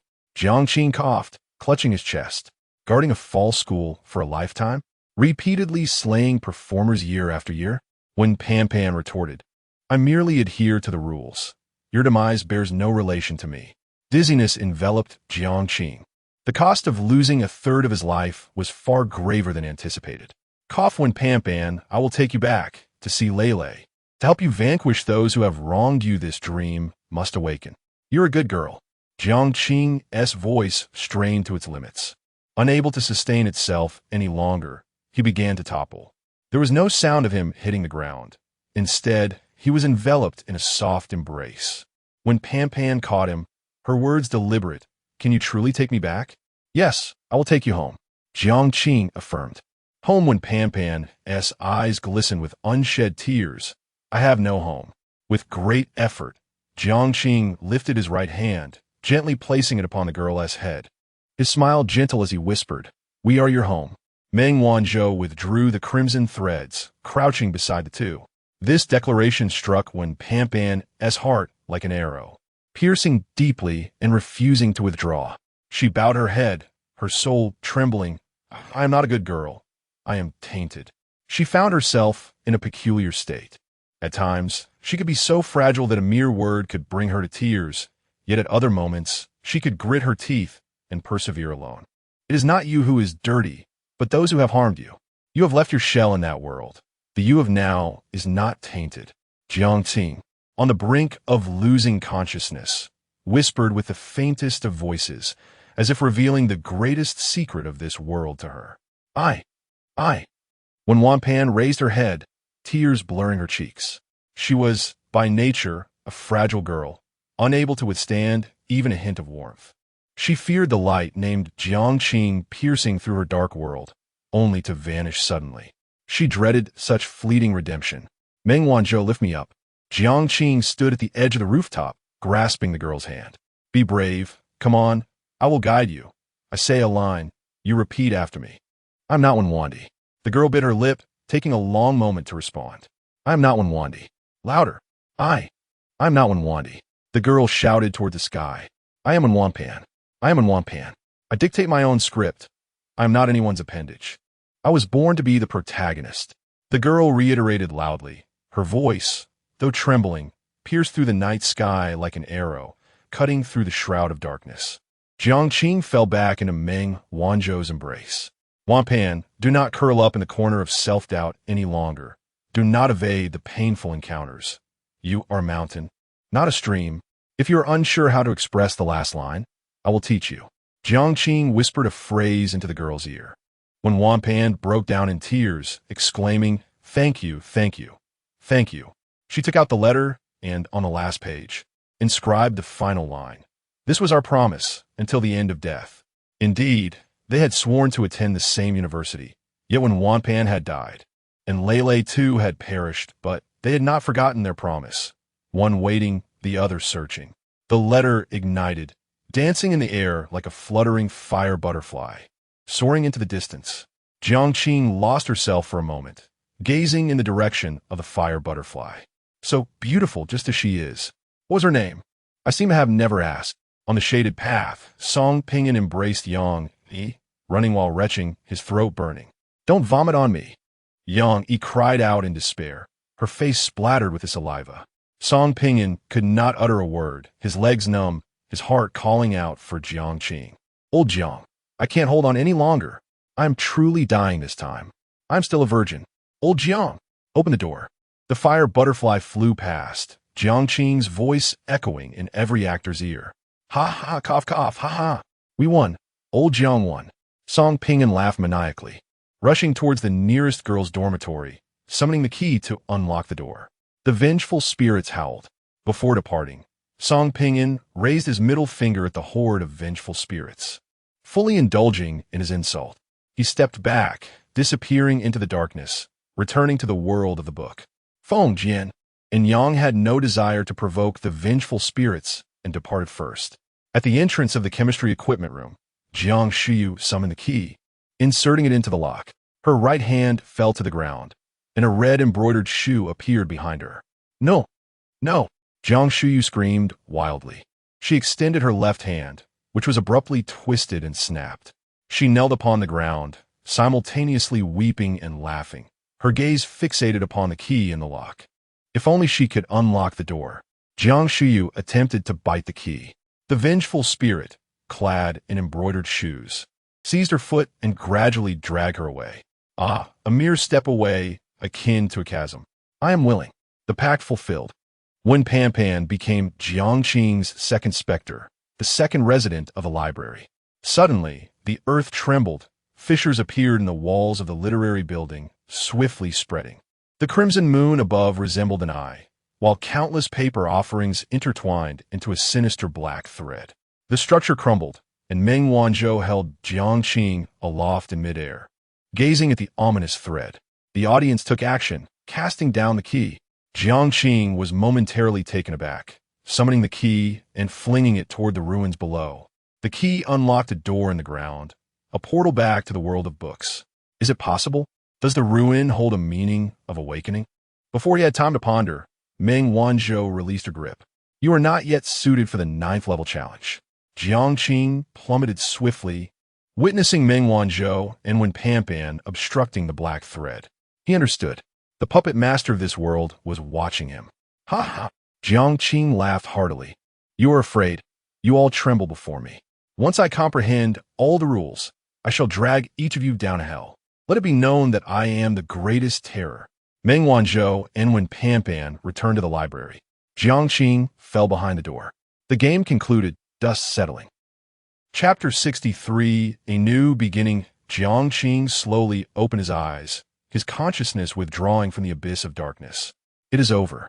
He exhaled a long breath, feeling a sense of relief akin to surviving a catastrophe. At the same time, Jiang grasped a crucial truth. A level 9 task is terrifyingly daunting. It perfectly encapsulated the notion that tasks are invariably fraught with uncertainty. He believed he had discovered 2 paths to survival, convinced that he was orchestrating everything masterfully, yet in reality, his understanding of the strange was minimal. Even the slightest change could result in total failure. The script could not be altered for the time being. During the first delivery game, Meng Wanzhou had been utterly lackadaisical, showing mercy at every turn, akin to a cat playing with a mouse, almost placing the clues for success right before him. In the second hide-and-seek game, at level 6 difficulty, he nearly met his demise at the final moment. But fortunately, Uncle Chan awakened a miracle, turning the tide against the odds, thus escaping peril. The third inspiration game, however, posed a level 9 challenge, deemed unsolvable, when Banban stated that the success rate was a mere 0%. Were it not for sacrificing 1/3 of his life to summon Meng Wanzhou, his demise would have been inevitable. Various thoughts flitted through his mind as Jiang rubbed his temples and focused his gaze. Before him stood an ancient yet unadorned bookshelf, meticulously arranged. Beneath a resplendent starry dome, a girl in a floral dress, with shoulder-length hair swaying gracefully, observed him anxiously, her worried gaze piercing like needles, as if she sought to stitch together the terrifying fissures before them. Jiang's expression turned to one of astonishment. "Your hair?" When Banban grasped the armrest of the sofa, leaning forward to meet Jiang's eyes at a close distance. "I once had short hair. It was easier to manage. After my suicide, I became a vengeful spirit. In my attempt to frighten others, I discovered that long hair seemed more terrifying. This is my true form." Vengeful spirit? Jiang seized upon the key term. Did he not transform into something strange after death? When Banban shook her head, "Upon death, I became a vengeful spirit, filled with immense resentment, one of the most formidable among them. Gradually, each actor perished in my games, becoming my sustenance, allowing me to awaken a miracle and ascend to a strange form." Jiang raised an eyebrow, directing his gaze toward Meng Wanzhou, who was seated on a black single sofa. "What are you looking at?" "I am similar." Meng Wanzhou set down the book in her hands, her voice rich and resonant. "Actors can awaken miracles and utilize sealing objects. Thus, vengeful spirits naturally possess paths for advancement. Otherwise, why do you think those vengeful spirits endeavor to eliminate every actor in each task?" After a pause, he shifted his tone. "You have been unconscious for 6 days. Your injuries are quite severe. That lad, named Song, summoned a group of doctors to treat you, preserving your life." 6 days. Jiang exclaimed, rising abruptly. "Is that even possible?" "Of course it is," Meng Wanzhou reiterated. "Using my miracle inflicts damage upon you, physically, mentally, and in terms of lifespan. After all, this is ultimately not your power. Using it once a day may suffice, but exceeding that, And for me to manifest in the task world, you must sacrifice 1/3 of your lifespan. Ideally, it is best not to use it. If you do so again, your body will be unable to withstand the intensity of the tasks." Jiang remained silent. The second mission instilled in him immense confidence. He had not anticipated that eliminating 2 pivotal supporting characters from the script would align him with a formidable opponent of level 9. Ultimately, his inexperience led him to take excessive risks, making failure a distinct possibility. He sat down with an impassive expression. Dream Wanzhou had explained the parameters of mission difficulty to him. For instance, having completed 3 missions before embarking on his 4th. Minor alterations to the script would not elevate the difficulty, while significant changes would determine the level based on the extent of those modifications. Jiang had mentioned that actors in the first 9 missions would not encounter formidable opponents until after the 9th. The 3 of them gathered to converse for a while. "Banban, once I recover from my injuries, I will take you to Hongfenji Polytechnic University to meet Lele." Jiang's gaze turned icy at the mention of Lele's death. "I will investigate her demise. Those responsible must pay with their blood." "Thank you," when Banban said, biting her lip. She was unaware of the reasons behind Leilei's death, but if it were similar to her own situation, it would be unbearably painful. As Jiang prepared to leave the library, when Pan Pan hurriedly grasped his hand and said earnestly, "I can also lend you a miracle. My miracle is called fate. Firstly, it allows past events to manifest once more, including individuals, provided one comprehends all aspects of the other's history. Only then can fate be activated. Understanding the past, no wonder the inspiration game revolves around storytelling. It appears to delve into our pasts and then activate fate, causing the fears and unpleasantness of yesteryear to resurface. Such a miracle is somewhat terrifying." Jiang stroked his chin, lost in thought. Strands of hair fell delicately against her profile, and when Pan Pan's gesture of brushing her hair aside was strikingly angelic. She continued to elaborate. Secondly, it can slightly alter the future, allowing the predetermined fate to deviate, creating a reasonable path for survival even in seemingly fatal circumstances. Altering the future, Jiang inhaled sharply. If I were to purchase a lottery ticket, and the script dictates that I will not win, can it be changed to a winning outcome? Yes, but as I mentioned, it must be a minor adjustment. At most, one could win second or third prize. When Pan Pan paced a few steps, then turned to gaze intently at Jiang. Life is a script. The audience clearly arranges the actors. Fate is the miracle that can alter the script, negating established developments. With this understanding, Jiang's beautiful eyes regained their confident luster. One cannot be killed by ghost. I need the miracles of Dream Wanzhou and Wen Pan Pan to survive. Pan Pan, I swear I will take you to the end and fulfill your wishes. This was a promise, a pact, marking a new beginning for Jiang and Wen Pan Pan.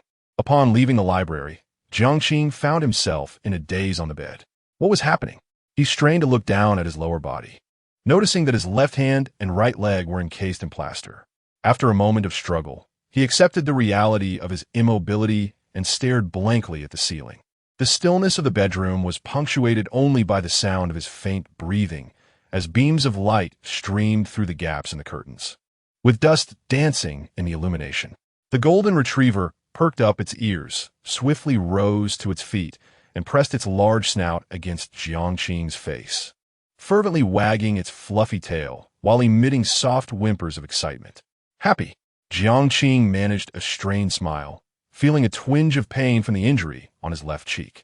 He yearned to reach out and stroke the dog's head, yet found himself devoid of strength, as if his body no longer belonged to him. An indescribable discomfort crawling over him like ants. He struggled to speak, his throat constricted, finally managing to utter 3 words, "Call someone." Happy tilted its head in contemplation before darting toward the bedroom door, hurriedly pawing it open and racing to the living room on the first floor of the villa. After approximately 30 seconds, Jiang heard footsteps accompanied by a familiar female voice. "Oh no, don't bite my pants. Where are you taking me? Slow down. Do you want to eat? Or drink? Or go to the bathroom? Can you say something?" Happy rolled its eyes, clearly annoyed by the incessant chatter. "You brought me to see your owner?" The partially ajar door swung wide open, revealing Jiang bent over, balancing a plate of fruit in her left hand while using her right hand to restrain the golden retriever's eager head, her pants drenched in the dog's saliva. Jiang was momentarily taken aback. "Jiang. Ah, Jiang, you're awake," Jiang exclaimed with delight, tossing the fruit aside as she rushed towards him. Chapter 64. Welcome back, alas. Brother Jiang, esteemed one, my next mission is of grade 9 difficulty. I humbly seek your guidance. You are my idol, the most formidable actor I have ever encountered. I sincerely wish to form a team with you. I shall be utterly obedient. Direct me eastward, and I shall not stray west. Instruct me to catch birds, and I shall not pursue chickens. Jiang wore a look of disdain. Cough, cough, step aside. Your snout might fall into my mouth. Cough, do not press against me. The frail Jiang could hardly endure the commotion. He had been in a coma for 6 days, subsisting solely on a respirator and nutrient solutions, without a morsel of food. "Oh, I apologize, I became a bit too excited." Jiang awkwardly rose to her feet, clad in a pink home outfit, with a slightly open collar. Her short hair appeared endearing. When she smiled, Her two small canine teeth were utterly charming. Jiang, barely able to speak, managed to utter, "Help me, pour a glass of water." Immediately, with a quick patter, the girl dashed out of the bedroom, swiftly returning with a cup of warm water. Jiang took a gentle sip, soothing his throat slightly. "What brings you here?" In the final moments, he was uncertain how many had survived, yet he was surprised by the girl's good fortune. Jiang stepped over to open the window for Jiang to breathe easier, then cautiously sat at the edge of the bed and said, "I exchanged contact information with Yao in the mission world. After returning, I took a day to rest, then rode the subway from Tianjin City to Lanhai City. I must tell you, I am now a member of the New World. And you?" Jiang raised his brows in inquiry. His understanding of the girl was limited. She exhibited a bit of cleverness during missions, yet had a tendency to be a bit of a traitor, initially aligning with Yang Yi's team, which nearly faced annihilation before she sought them out. "What about me?" Jiang placed her hands on her hips, her voice tinged with a playful lilt. "I'm quite capable, you know. In my first 7 missions, I survived on my own and with the aid of enchanted items. Who could have foreseen that the 8th mission would present a daunting grade 9 challenge? It was terrifying." Jiang did not engage with this topic, instead countering. "What about them? Some are working, others are studying. After all, today is Friday." Jiang shook her head, her short hair bouncing. "I have also become Song Ping'an's secretary. But he is rather stingy, offering me a mere 3,000 a month, claiming that I need not worry about food and lodging. 3,000 is sufficient for living expenses. This is a first-tier city. 3,000. Humph, that barely covers a few articles of clothing. I'm not pleased." Jiang seemed to enjoy expressing her dissatisfaction, making it sound almost like a catchphrase, exuding a charmingly naive vibe. "Secretary?" Jiang's mind struggled to comprehend. "Cough. You intend to remain in Lanhai City? I mean, are you not concerned about significantly altering the script?" After speaking, Jiang felt somewhat foolish. He had forgotten that this girl had already navigated through 8 missions. Jiang, ever optimistic, laughed. "You seem to have forgotten. My next mission will be the 9th, the highest difficulty level. Regardless of how I alter the script's direction, the difficulty remains at grade 9, and I shall not be paired with actors exceeding that level. We've indeed found a bug in our audience mechanics. By the way, how many times have you completed missions?" When I inquired, they refused to tell me. "Humph. I have completed 3 missions," Jiang indifferently replied. "3. Jiang stood in stunned silence, unable to comprehend the situation. "So, this inspiration game is your 3rd attempt? You are a complete novice, yet you managed to excel. I believe myself to be sufficiently clever and talented, having accomplished 8 missions within 5 years, while you, a genius, merely grazes the threshold of my capabilities." Jiang silently boasted to herself, too fatigued to engage with Jiang. The two exchanged glances, while a golden retriever rested its head on the bedside, watching its owner with concern. This awkward silence persisted for 3 minutes until Jiang, unable to endure it any longer, broke the stillness, asking, "Do you want something to eat? I can prepare something for you." "No appetite. I promise the noodles I make are incredibly delicious. No deception involved." "Still no appetite. Oh, would you like some water then?" "Please be quiet. My head hurts." "Is it that you are unwell, dear?" Jiang's expression conveyed her exasperation. "Then I shall stay by your side. If you feel hungry, just call for me."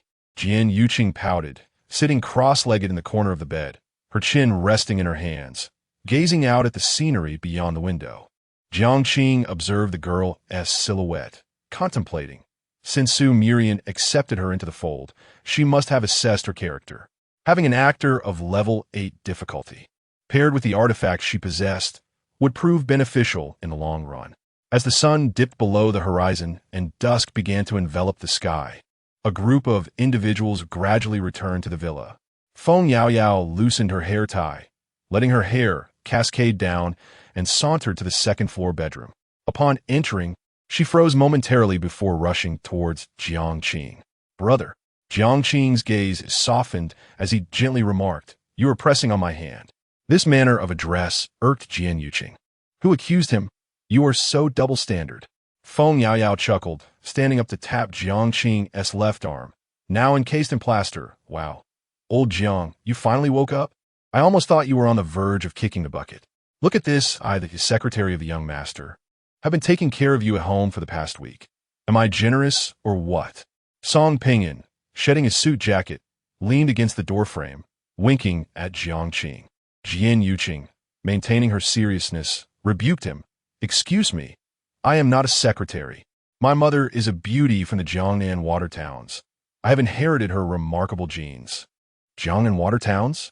Song Pinyin responded, taken aback. I wouldn't have guessed, but you do have an impressive figure. Do you understand what a secretary's responsibilities entail? Jian Yuqing clasped her hands over her chest, stating, 3,000 yuan? What do you expect me to do? If it weren't for the lack of job opportunities in Blue Ocean City and my meager savings, I wouldn't be begging you for a position. While capitalists, you exploit me. Song Pinyin chuckled, but was silenced by Chun Tianyue, who pressed a hand on his shoulder. Enough of that.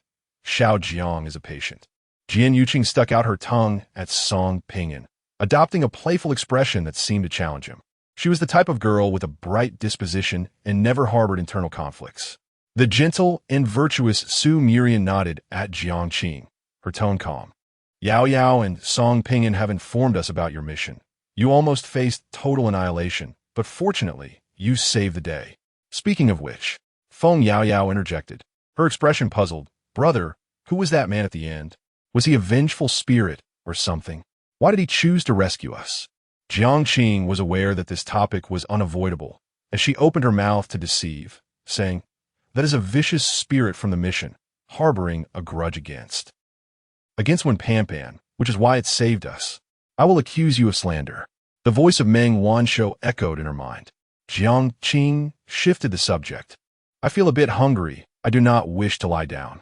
Wait. Before she could finish her sentence, the formidable Chun Gu effortlessly lifted her in a princess carry. Uncle Chun, put me down. Jiang Qing felt tears welling up. It was too humiliating. Song Pinyin exchanged a glance with Lin Gu Bei, and the others discreetly descended the stairs first. Chen Tianyue was domineering, commanding, don't move. Jiang Qing sighed, forget it. Both face and dignity are lost. Let whatever happen on the ground. She relinquished her resistance. Chen Tianyue strode down the stairs with steady steps, cradling the young woman. The living room was shrouded in darkness, devoid of light. Yao Yao Yao Yao. Jiang Qing called out a couple of times, but received no response. What was going on?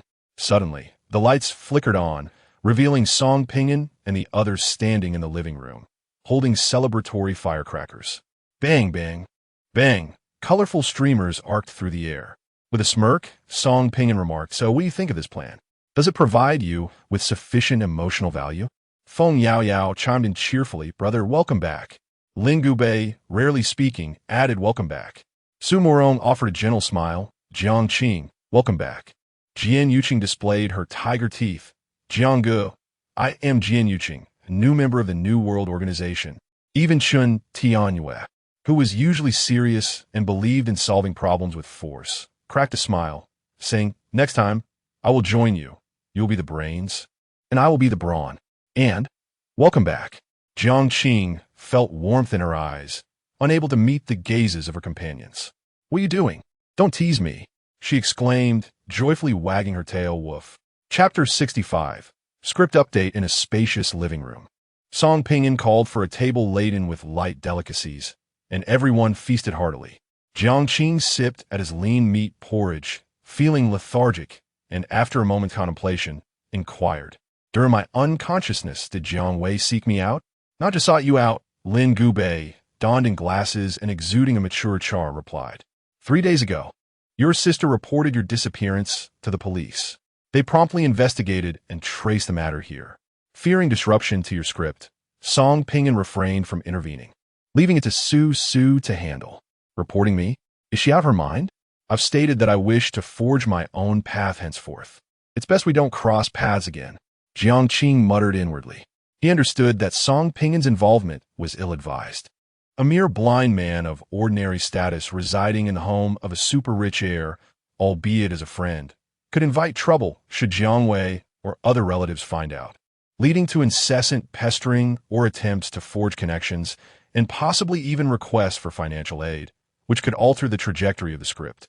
Su Murian, an exemplary university professor, harbored comparatively fewer concerns on this front.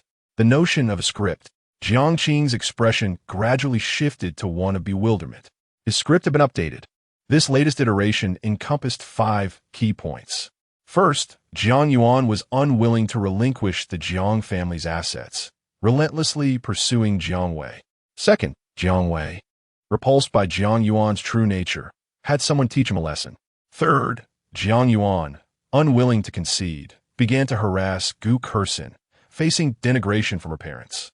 Fourth, in a fit of desperation, Jiang Yuan kidnapped Gu Kersin, demanding 5 million for her release, during which Jiang Qing was stabbed by Jiang Yuan, leading to the latter's arrest, while Gu Kersin ultimately fell in love with Jiang Qing. Fifth, Jiang Qing and Gu Kersin cohabited, agreeing to marry upon their graduation from university. Having reviewed the script, Jiang Qing could not restrain an expletive. Am I truly that foolish? What is this nonsense about rescuing Gu Kersin, cohabiting, and agreeing to marry? Is something wrong? These events were slated to unfold within 3 months. Curiously, there was no death scene.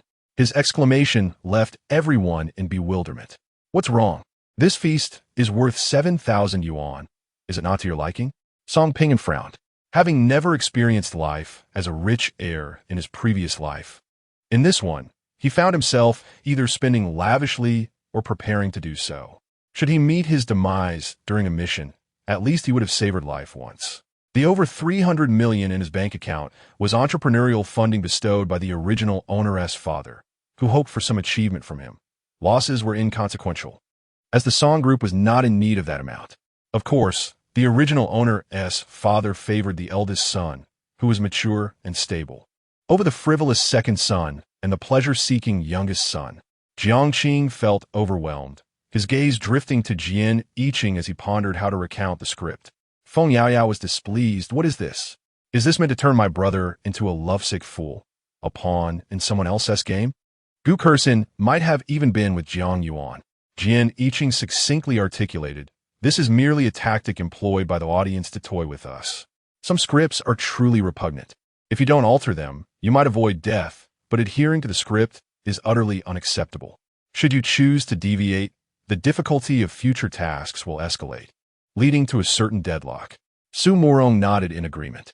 For instance, the trajectory of my script involves being kidnapped on the way home 2 months from now, enduring 7 days of imprisonment and torment, a scenario I must alter and evade. Lin Gubei, exuding the demeanor of a political magnate, lit a cigarette, inhaled deeply, and inquired, what do you intend to do? Jiang Qing felt a twinge of displeasure, reluctant to entangle herself with Gu Kersin, yet the script dictated otherwise.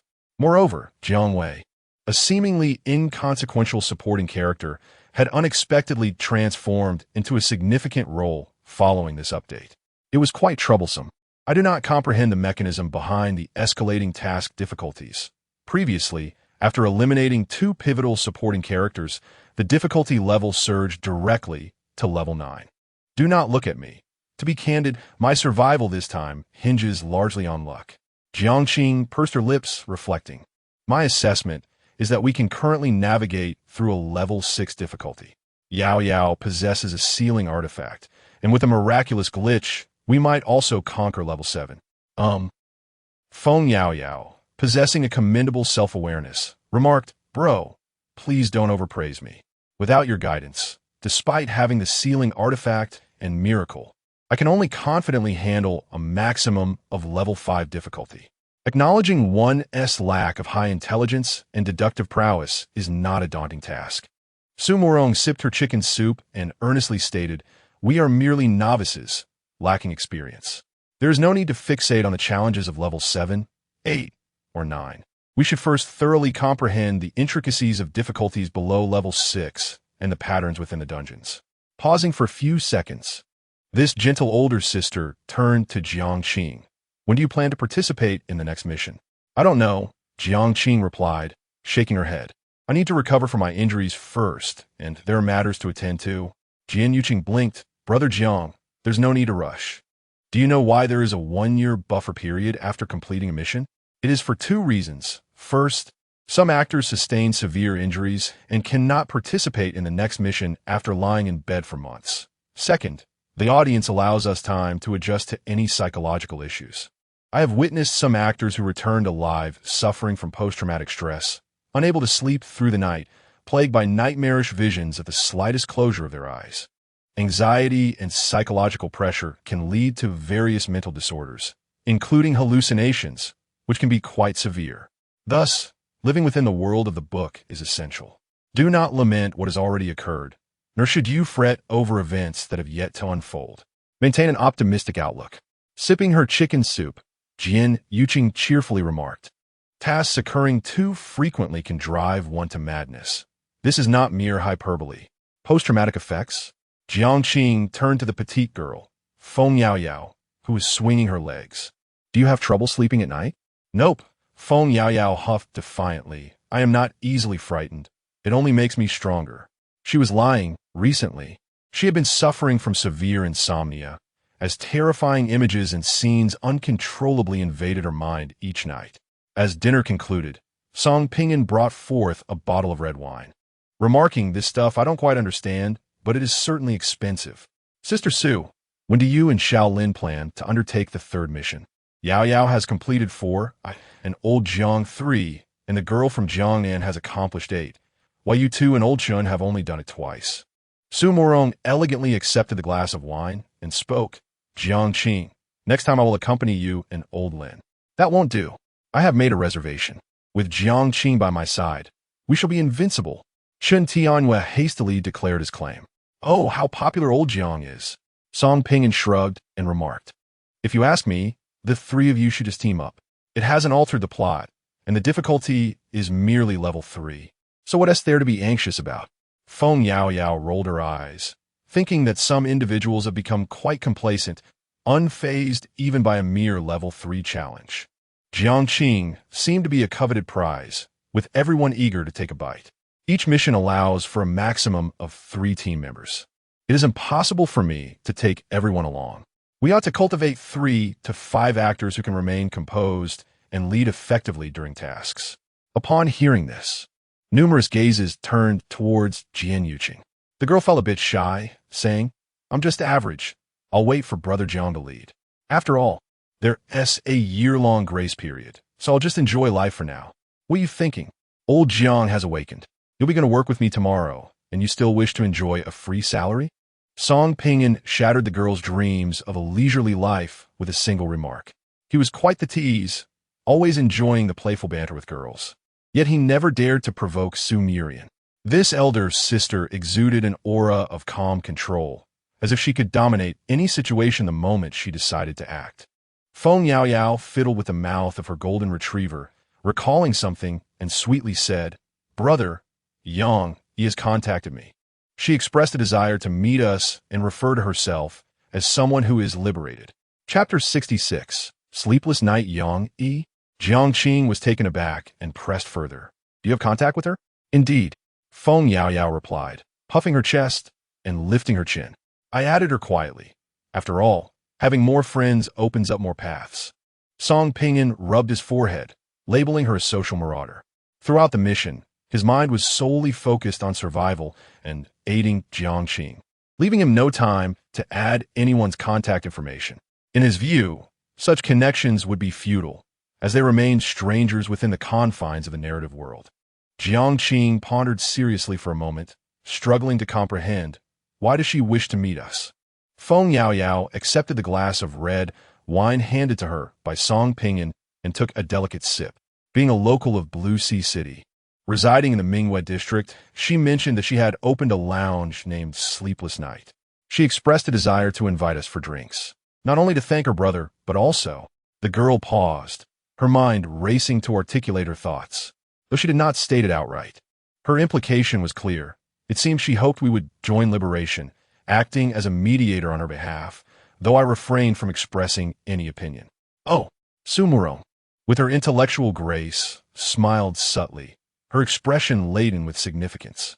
"Based on my understanding, Liberation is a strictly regulated organization with the requirement of completing 5 missions to gain membership. Perhaps Yang considers you all as candidates for the 7th or 8th mission. Do not join. Jian Yuqing interjected earnestly. Let me emphasize, liberation shares a common trait with dream chasers. One must divulge detailed scripts. Consider it from a different perspective. We, in the new world, are few in number. Unity is essential. Hey, you newcomer, what do you know about unity? That is something I might say, Song Pingan interjected. Come on, don't interrupt me. Jian Yuqing pouted in displeasure, lightly tapping her forehead with her fist.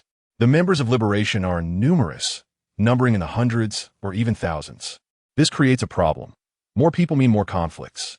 If someone wishes to harm you and learns your script, they could eliminate the male or female lead, elevating the difficulty of the next mission to level 9. Song Pingan clapped his hands in realization. This is indeed the most insidious tactic imaginable, especially for those who have only completed 4 or 5 missions.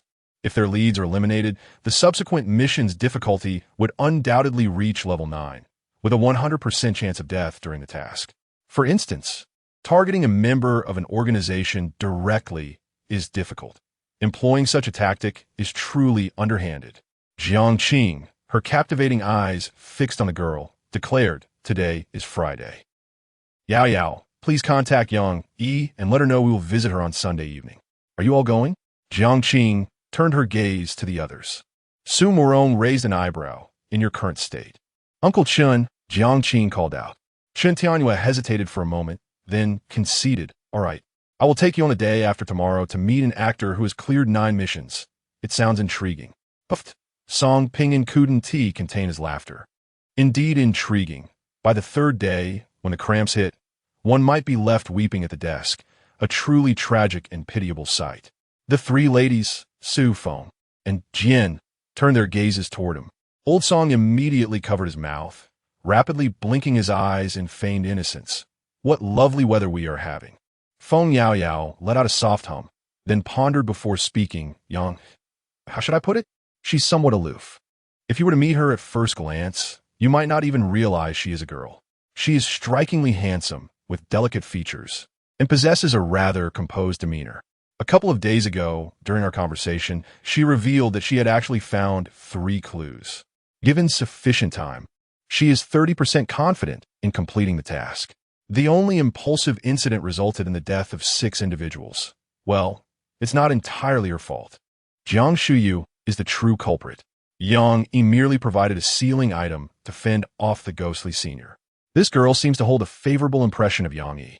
She truly can converse with anyone." Jiang silently shook his head. He was not particularly adept at socializing, as many regarded him as eccentric, with only the girl sitting under the camellia tree genuinely accepting him in the real world. The group chatted until 10 in the evening. Except for Jiang, Feng Yao, and Jian Yuqing, the rest returned to their homes. Song Pingan did not reside here recently. He had been trying to bond with the original owner's father to deepen their father-son relationship. 2 days later, Jiang and his companions waited at the subway station for the train. It was rush hour, and given that it was evening, drinking and driving was less advisable than taking the subway. The sweetly dressed Jian Yuqing poked Song Pingan's arm cautiously. "Testing the waters," I inquired, "and in Blue Ocean City. The salary for secretary starts at a minimum of 10,000 a month after tax." Song Pingan, with his hands in his pockets, wore a half-smile as he regarded the girl. "You also mentioned sleeping. You, Jian Yuqing felt as though she had struck a punch against cotton. "All right," Song Pingan said, half-jokingly, "I wouldn't even look at you. How about this? I'll give you an extra 1,000 a month, capping it at 10,000. You should be content. You spend your days in my office watching short dramas, eating my food, drinking my drinks, and residing in my villa. Who else enjoys such treatment?" Jian Yuqing turned her face away, feeling guilty. "I do work, I help clean your office. Also, please refrain from using foul language. It's quite excessive, Back in my hometown, fines could leave you destitute," she muttered inwardly. Song Pingan fell silent for a moment. The business world is a battlefield devoid of smoke, and words are its most formidable weapon. If he did not adopt a harsher demeanor, others would treat him with severity. Old Chun would surely understand. Chen Tianhua, gripping the armrest of his wheelchair, paused before retorting, "I don't rely on words. I rely on my fists. Old Chun, don't undermine me. Your response puts me in a rather awkward position, Song Pinyin remarked helplessly. Soon, the subway arrived, and after approximately half an hour, they reached Mingwe District from the Twilight District. I'll call Yang, Feng Yao Yao casually stated, pulling out her phone to dial. Hello, Sister Yang, we're almost there. All right, I'll wait for you at the entrance. In truth, waiting at the entrance was unnecessary. The group could already see a sleek black sign from a distance. Sleepless nights. I must say, this sister certainly knows how to name a place. Song Pinyin nodded in agreement, observing further. Judging by its appearance, the establishment was quite spacious. She must be rather affluent. Jiang Qing, quietly seated in his wheelchair, noticed Yang at the entrance. She was clad in a loose-fitting white hoodie adorned with a large rainbow design on the front and a pair of gray sweatpants. She tucked her left hand into her pocket while holding her phone in her right hand, her short hair tied into a petite ponytail. This attire unmistakably revealed her femininity, exuding a certain coolness and an inexplicable sense of contrast. Yang was momentarily taken aback, not anticipating the arrival of 7 individuals at once. She then offered a faint smile and greeted Jiang Qing. It's been a while. Jian Yuqing, are you with them? This exemplifies that choices outweigh efforts, Jian Yuqing stated earnestly. She had firmly resolved to cling to Jiang Qing. Wow, sister brother, you're looking quite cool today. Song Pinyin approached with a casual familiarity. Sister brother? Yang found herself at a loss for words. Your tongue remains as irreverent as ever. What is this? Experiencing menstrual cramps today? Yang Yi inhaled deeply, feeling an urge to retaliate. Feng Yao Yao pushed aside Song Pinyin. Don't block the way. Yang Jia, let me introduce you. This is my big sister, Su Murian. He is Su Jia's husband, Lin Gubei, and this is my uncle, Chun Tianhua. Greetings, Yang Yi nodded. She invited everyone into the lounge, where melodious music enveloped the air, and patrons gathered in conversation, predominantly young people and women, yet devoid of loud raucousness. As Song Pinyin passed by the bar, he casually picked up the menu and exclaimed, "Forget-me-not water, 300 cup? Lao Yang, does this forget-me-not water really help one forget?" Yang, he shot him a glare. "Drinking will keep you awake all night." Chun Tianhua remarked, "The decor is quite impressive. I also own a lounge in the real world." "Oh, Uncle Chun, you run a lounge too?" Feng Yao Yao expressed her surprise. Chun Tianhua raised his arm to reveal tattoos, not just on his arm, but also extending to his neck and back. "I wasn't suited for public service. Most jobs wouldn't accept me. After discussing it with your sister-in-law, we decided to open a lounge, and business has been quite good. No one dares to cause trouble." The group looked at him, thinking, with your height of 185 meters and your robust physique, who would dare to stir up trouble? Chapter 67. Wealthy and generous in the midst of casual conversation. A girl cast an unusual glance towards Jiang Qing, whispering, "It's the first time I've seen someone in a wheelchair at a bar. This guy is quite peculiar. That tattooed man looks rather fierce. Sister, don't look at him. I'm scared." The owner seems quite friendly towards a guy in the wheelchair. Could he be his boyfriend? "Please, not my Yang Jia." Yang led the group to a private room, the sign reading the rest of our lives, while the adjoining room was named Disheartened, emphasizing a theme of sorrow and emotional melancholy. As the host, Yang was generous, filling the table with beer, 5 bottles of fine spirits, and an assortment of fruit platters. "Let us start with some fine spirits. I've treasured this bottle for a long time. 5,003 per bottle, and it's not too strong." Yang poured 7 glasses and gazed at the 8th empty glass, biting her lip. Jiang Qing, "Can you drink?" "What can I drink?" "The doctor said my brother needs to quit alcohol." Feng Yao Yao poured Jiang Qing a glass of hot water. "Don't mind him." Song Pinyin interjected, fiddling with a deck of cards, and bluntly asked, "Old Yang, I heard you're with Liberation?" The atmosphere instantly grew somber. Yang set down her glass, took out a lady's cigarette, lit it, and exhaled a ring of smoke, stating, "Indeed, I am with Liberation. I passed the review yesterday and became an executive." "An executive?" Jiang Qing pondered for a moment. "Does that mean more power?" Yang hesitated slightly. "I can only share certain details. In Liberation, the benefits for executives are quite extravagant. First, one can apply to claim a sealed item at any time. Second, Members within one's jurisdiction must adhere to the executive's directives regarding tasks. For instance, if I instruct someone to form a team, they must comply. Third, there's an annual support fund of 1 million. Money is truly important. Ever since my mother passed away, I have come to understand this deeply. Even in the world of the book, we need to eat, we need to live. It is no different from the real world. Those actors who cannot earn money, if injured during a mission, can only wait for death upon their return, to apply for a sealed item at any time. That is the essence of liberation. Jiang felt a jolt of astonishment. They went to great lengths to obtain a sealed item. The large organization simply provides them. Sumorian squinted slightly. I'm curious. How long did it take you to reach this point? For years, Yang confessed. In the first year, I completed 4 missions, driven by a resolve that I would die. By chance, I joined Liberation. My captain said that one day, we would liberate all actors and allow everyone to return to the real world. I was moved by the captain, treating every mission with caution. I completed my 8th mission a year ago, and at that moment, I felt a temporary sense of relief, no longer caring about the script's development. I borrowed 3 million from my captain to open this bar, because I had no intention of working a regular job. I love freedom. As the owner, I decide many things for myself. After finishing a glass of wine, Yang rolled up her sleeves, opened up, and continued during the last mission. I truly did not expect to encounter something bizarre. Do you understand? The bewilderment etched upon your faces reveals your lack of understanding. In the 9th mission, there exists a 1% chance of encountering a peculiar entity. Alas, what abominable luck. Were it a standard difficulty 9th mission, I would undoubtedly lead you to victory. A mere 1% chance.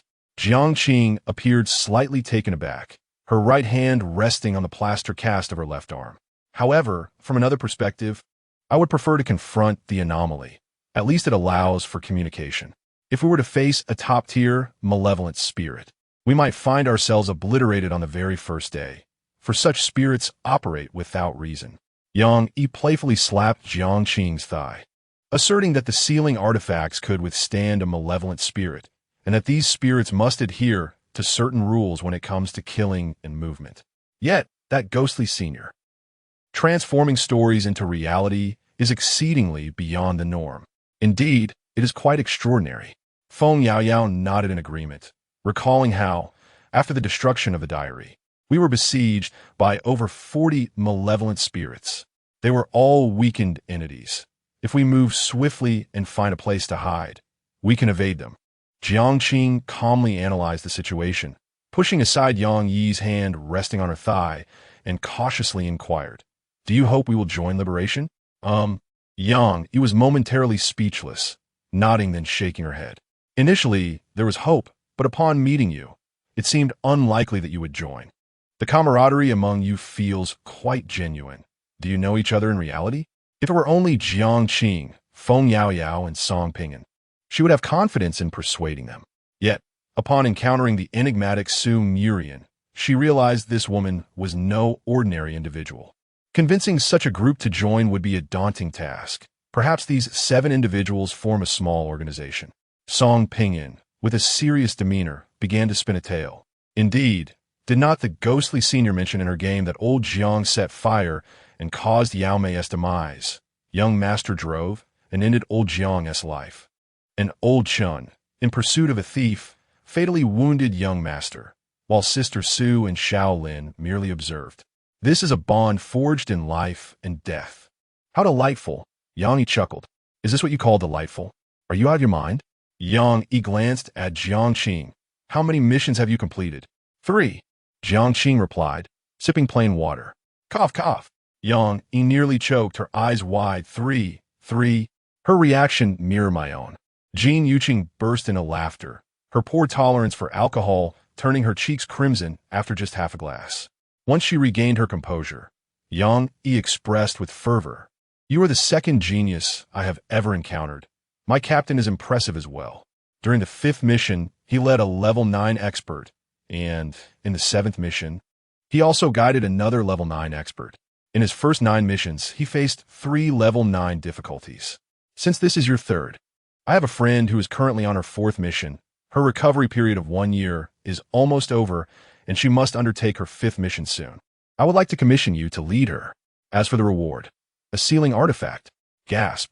The crowd collectively inhaled sharply. Offering a sealing artifact as compensation is quite lavish. Girl, that is unacceptable. Jiang is mine. Chun Tianyue interjected with a furrowed brow. Jiang tapped her plaster cast. Let me think it over. I will get back to you after some time. Please decide quickly. She must embark on her mission in a month and a half. Yang Yi's tone held a hint of eagerness. Given Jiang's performance thus far, leading a level 5 mission should pose no considerable challenge. There exists a notion among actors regarding the concept of mentorship, typically when the disparity in task frequency is within 3 occurrences for a single instance. The remuneration is certainly not negligible. At the stroke of 2 in the morning, 7 individuals consumed 120 bottles of beer and 5 bottles of spirits, all succumbing to inebriation. I need to step outside for some fresh air. Yang Yi tugged at her collar, loosening the headband and carelessly tossing it aside. Her steps were somewhat unsteady when Jiang suddenly spoke up. I will also step outside for some air. Yang Yi took a moment to respond, casting a peculiar glance at the young man, a flirtatious smile gracing her lips. Surely, you cannot harbor feelings for me? I am lacking in assets. Do you truly find this appealing? It is indeed true that inebriated individuals often speak nonsensically. Then I shall not go. Jiang, the sole individual merely sipping plain water, rolled his eyes. However, Yang Yi had already grasped the wheelchair, childishly exclaiming onward. Here comes the little flying stick. Jiang grew anxious. Slow down. Please take it easy. At the entrance of the bar, beneath a grand tree, Yang Yi bent over and retched. You run a bar, yet cannot handle such modest quantities of alcohol? It is quite perplexing. Hearing Jiang's words, Yang Yi plopped down on the side armrest of the wheelchair, questioning, must a bar owner necessarily be able to drink? Must a restaurant owner invariably know how to cook? I feel so dizzy. The streets at dawn lay desolate, with only the occasional vehicle speeding by, stirring up gusts of wind. After a prolonged silence, Yang Yi reached out as if to grasp the moon in the sky, her voice choked and laden with sorrow. I miss my mother. She must be angry with me for taking 50,000 yuan. It was her lifeline. My father is also upset with me. He has aged overnight. Suddenly, Yang Yi broke down, weeping uncontrollably. Mother, I am so sorry. I am so sorry. Chapter 68. At large, this was the lifelong regret of Yang Yi, a burden she could not bear. She chose to end her life, to flee from reality. And when she opened her eyes once more, she found herself in the world of a novel. Jiang. Yang Yi wept, breathless. For surely a divine presence must exist, right? Indeed, there must be a deity. Jiang spoke with conviction. I too have wishes to bestow. Perhaps every actor who traverses the pages of a book harbors regrets and individuals they yearn to mend ties with. Yang Yi wept for half an hour, then bent over to retch, her face a mess of tears and mucus. Jiang, my mother told me before she passed that I should smile and face life with optimism, right? Optimism. Jiang's tone softened. Your mother loved you dearly, profoundly. After a time, Yang Yi regained some composure and guided Jiang back into the private room. Upon opening the door, a loud voice resonated. Give me a cup of forgetfulness. In exchange for a life free of sorrow, Song Pinyin sang, with tears streaming down his face. His voice a heart-wrenching display of raw emotion.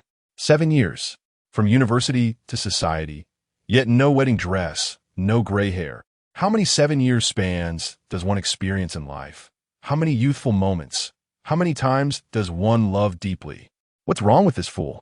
Jiang remarked, her head clouded with annoyance. Su Murian, resting her head against Lin Gubei's shoulder, lamented, he wants to forget love. Stop wailing, it sounds dreadful. Feng Yaoyao weakly kicked Song Pinyin twice. Unfazed, old Song, under the influence of alcohol, exhibited a strange calm and rationality. As it had grown late, and everyone was inebriated, they decided to spend the sleepless night together. Days passed, and Jiang had regained her strength. She and Lin Gubei lingered on the balcony of the second floor. Leaning against the railing, Old Lin casually held a cigarette and began, "Recently, I revisited the case files and found the cases of Wenpundi and Xia Lele. Wenpundi tragically took her own life a year ago at the Literature Building of Hong Maple Leaf Polytechnic University. The incident caused quite a stir. Matters that had initially been suppressed were reopened for investigation, resulting in the arrest of 3 wealthy heirs and 1 official's offspring. Yet, approximately 7 to 8 others remain at large." As he recalled the details in the files, a wave of unidentifiable rage surged within Lin Gubei, extinguishing his cigarette. After a moment of silence, he composed himself and continued, "Wenpundi's fate was harrowing, but the school and those in power swiftly controlled the narrative. The 4 who were sentenced were mere scapegoats, marginal figures in their circle. 6 months ago, Xia Lele enrolled at Hong Maple Leaf Polytechnic University and began investigating Wenpundi's case. This pursuit led her to a tragic end. Those affluent individuals who escaped justice kidnapped her and similarly violated her. Not long after, her body was discovered in the Baiyin dormitory. Listening quietly, Jiang felt an overwhelming chill beneath her calm demeanor, a tempest of madness and coldness brewing within. If you can investigate, it implies that those in higher positions can also conduct inquiries. Why do they not apprehend those criminals?" Dressed in a black leather jacket, Lin Gubei shook his head. "You should understand. Indeed, why do they not pursue them?" Jiang chuckled. "Old Lin, which holds greater power, law or authority? Do not pose such childish inquiries. You know the answer within your heart." Lin Gubei leaned against the railing. Jiang continued, "In comparison to those ruffians, who possesses a stronger backing, Song Ping'an or them?" Lin Gubei sighed, understanding the implication behind Jiang's words. "I advise you to remain calm. The Song Corporation is merely affluent, lacking true power, and certainly does not reach the pinnacle of wealth. Those unscrupulous individuals, if you offend one, they could annihilate your entire family." Lin Gubei placed a reassuring hand on Jiang's shoulder, offering patient counsel. "Indeed, you possess miracles, but within the realm of literature. They only manifest 20% of their potential, unless 9 tasks are completed. Frankly speaking, even if you could unleash 100% of your power, how would that protect your flesh and blood from bullets? From artillery? From advanced technology? Do not challenge authority. The consequences will be devastating. In the eyes of some, our lives are utterly insignificant." Bathed in sunlight, Jiang's expression remained impassive. "You are mistaken. A spirit has informed me that if I join forces with it, we could undoubtedly overturn the era of the supernatural. It could obliterate Blue Sea City within an hour. Those individuals appear utterly laughable before a vengeful spirit, weak enough to perish with a mere squeeze." Lin Gubei's heart skipped a beat as he met Jiang's captivating gaze, eyes that seemed not to belong to him, eyes that appeared to see through everything. He spoke earnestly, "You are ill. As a member of this organization, no, as family, I implore you to remain composed. One reckless action on your part could jeopardize Yao, endangering us all." "I am quite rational," Jiang asserted, raising his right hand to gesture into the distance. "If I were not, this city would have already been annihilated. Do you believe that? He could sacrifice a third of his lifespan to summon one Ban, a blend of the bizarre and fate, capable of slaughtering millions in mere moments. Yet, the cost was exorbitant. Jiang's remaining life could scarcely bear such a price." Before Lin Gubei could respond, Jiang shifted the conversation. "I am merely jesting. I do not know when Bandi or Xiaolu, but I am incensed by the actions of those vile creatures. I shall resolve this in my own way." Jiang vowed silently. "It is best that way," Lin Gubei cautioned him. "We must adhere to certain rules in this world. For us, both ghosts and humans can be terrifying. Enough. I have taken an hour off work to find you. I must return." Lin Gubei gently pushed Jiang back to his bedroom, clumsily helping him onto the bed. "Rest well." Once he departed, Jiang entered the library. 11 black single sofas occupied the space, with Ximing, Wanzhou seated to the left of the central position and Su Ming and Ban to the right. Jiang paced to the central seat, and the 3 appeared to be convening a serious and solemn meeting. According to Old Lin's account, Those individuals had backgrounds even more formidable than Song Ping and entangled in a complex web of relationships, not merely wealthy. I want them dead. One band's floral white dress gradually darkened, a surge of murderous intent swelling within her. Jiang intertwined her fingers on her knees, her voice low yet resolute. Once I am able to move independently, I shall delve deeper into the investigation. Those scoundrels. None shall escape unscathed. He is a man of his word, and whatever he promises, he shall fulfill.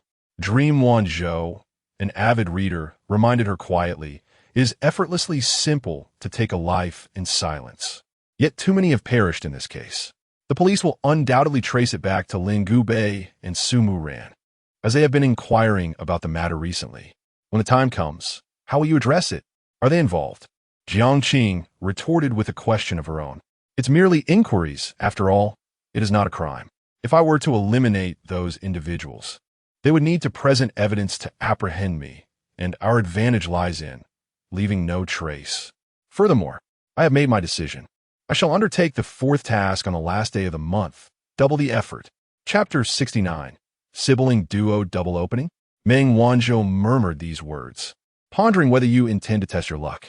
Jiang shifted into a more comfortable position, considering the 6 individuals divided into 2 groups, opening the door together. This indeed was a gamble of fate. However, I sensed a misfortune lurking, thus careful grouping became paramount. After a brief moment of contemplation, Jiang spoke with a calm demeanor. Su Murian and Lin Gubei have evaded the annual death plot through their 2 completed tasks. The next challenge may escalate to level 4 or 5. Yao has already accomplished 4 tasks, making her subsequent task precisely at level 5. They formed a trio, 2 of whom had awakened miracles, 0 hour in audience, along with Yao possessing an item of sealing. Even if we're not grouped together, their ability to tackle a level 5 challenge remained assured. Pausing, Jiang lightly tapped his knee. On my end, Chun Tianyue and Yang Yi's friend are present. Uncle Chun possesses the Miracle Dawn and has not altered the script recently. Yang Yi's friend has successfully completed 4 tasks, with the next being level 5. Therefore, the 3 of us are likely also facing a level 5 challenge, equally stable. Moreover, I shall take some time to converse with Yang Yi regarding my compensation. An additional item of sealing would provide further assurance in both tasks and games.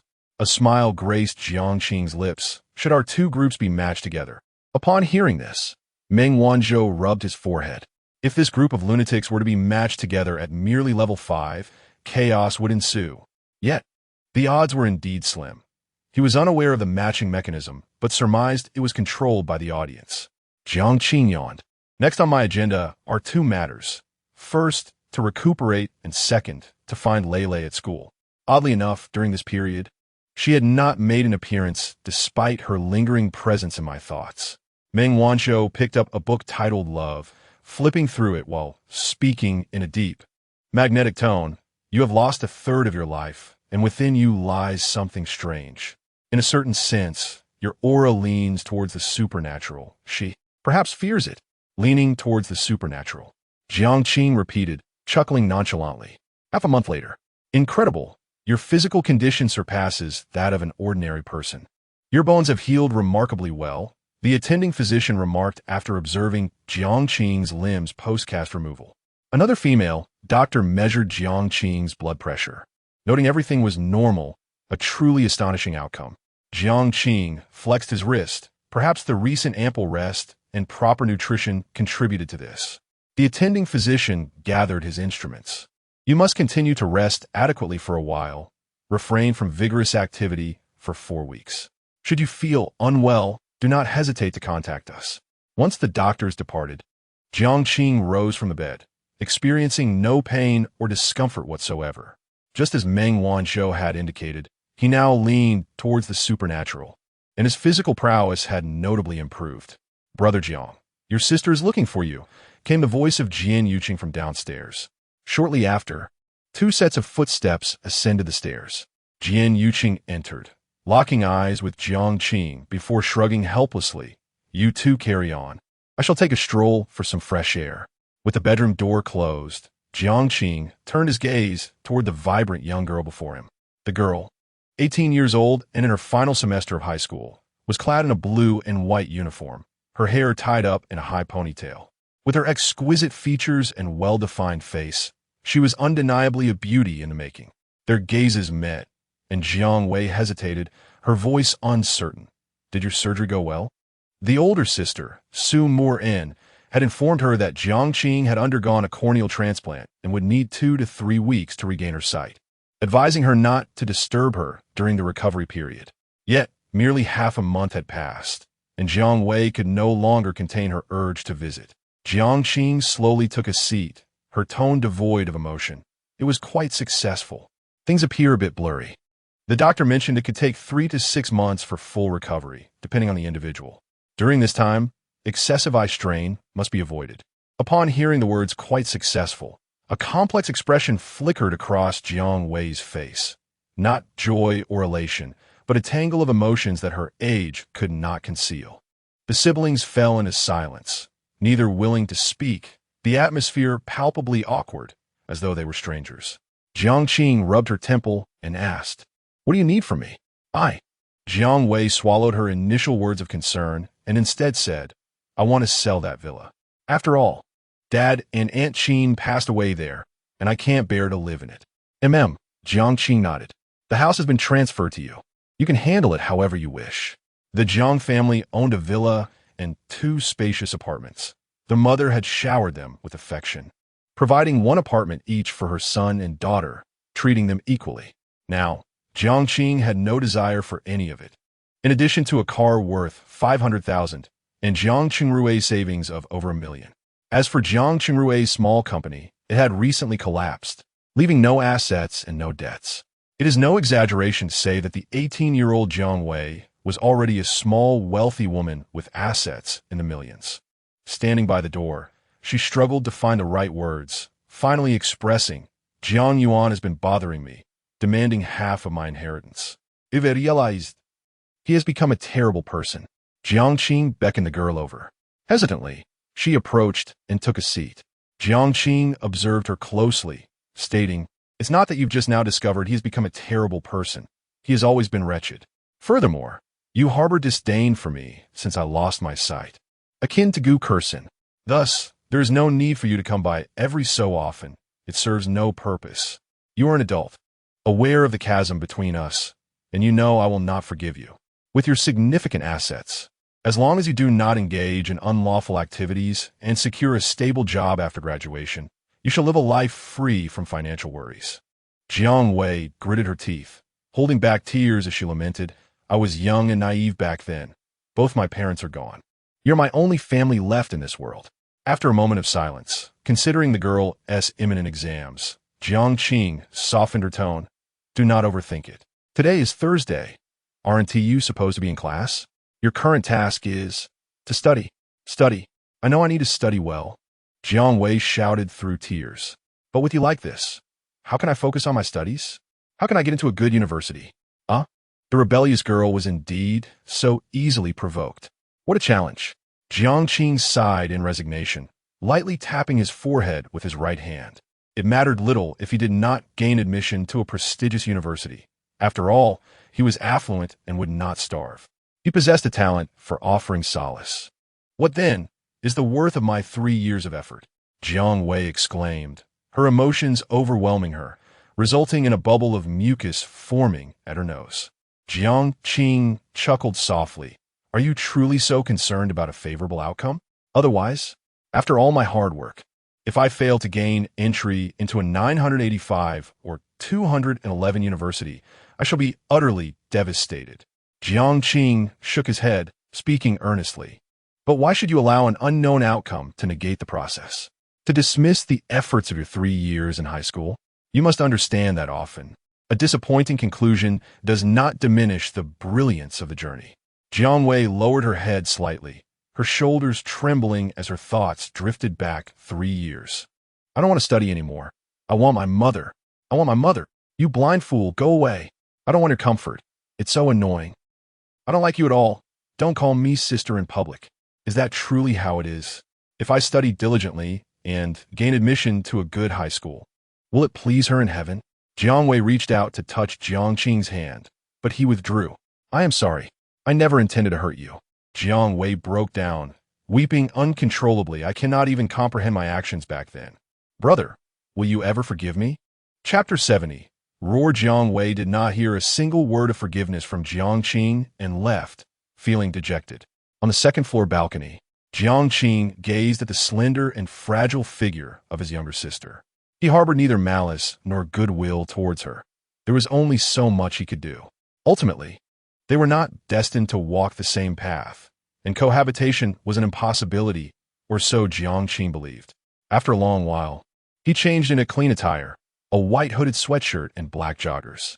With a series of soft thuds, Jiang Qing descended the stairs, finding Jian Yuqing, who had intended to take the dog for a walk, still seated on the couch, engrossed in her show. The dog, Wu, approached with a wagging tail, its voice pitiful as it endeavored to express its need to relieve itself. Still watching? Don't forget to walk the dog. Jiang Qing gently tapped Jian Yuqing on the head from behind and stated, I need to step out for a bit. Huh? Jian Yuqing, barefoot and perched on the sofa, asked, where are you going? My job today is to take care of you. Jiang Qing handed her the dog leash, replying, take the dog out first. I'll contact you later. Jian Yuqing nodded obediently, though concern lingered as she cautioned, please walk slowly, remember to obey traffic lights, don't get hit by a car, and avoid roadside stalls. Jiang Qing shot her an exasperated glance. The girl turned her head away, muttering, didn't you get hit by a car in your last life?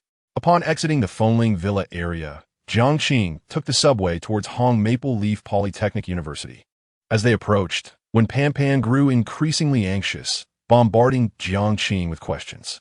What should I say when we meet? Jiang Qing, will Lele hate me? What if she refuses to see me? Jiang Qing patiently reassured her. You both agreed to attend the same university. She is a girl of her word, determined to gain admission even if it means repeating a year. Thus, she will not harbor any hatred towards you. You're best friends.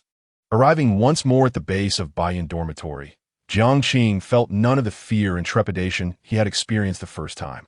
He found himself unable to move, sitting beneath a tree, gazing up at the second floor, softly calling out, Lele.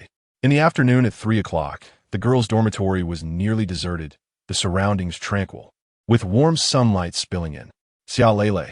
Jiang Qing called again, striving to conjure an image of the girl in his mind. A white dress with shoulder-bearing straps, strands of hair cascading in front, and an oval face adorned with a pair of expressive eyes. Suddenly, a shadow appeared at the second-floor window, its hollow gaze fixated on Jiang Qing. Lele, it truly is Lele, Wen Pan exclaimed with excitement, yet she remained confined within the library. The specter on the second floor seemed momentarily dazed, materializing at the dormitory door. Jiang Qing's heart tightened, uncertain of the specter's rationality, silently questioning. Is there a way to allow Pan to meet Lele? Or perhaps, can I take Lele with me? Do not act impulsively, Meng Wanzhou warned sternly. Xia Lele possesses little rationality. Her existence relies on her obsessions. Approaching her is akin to courting death. If you allow Wen Pan to interact with her, she can only appear by your side at a cost to your own life, perhaps a year or 2, or even 3 to 5 years. This. Wen Pan hesitated.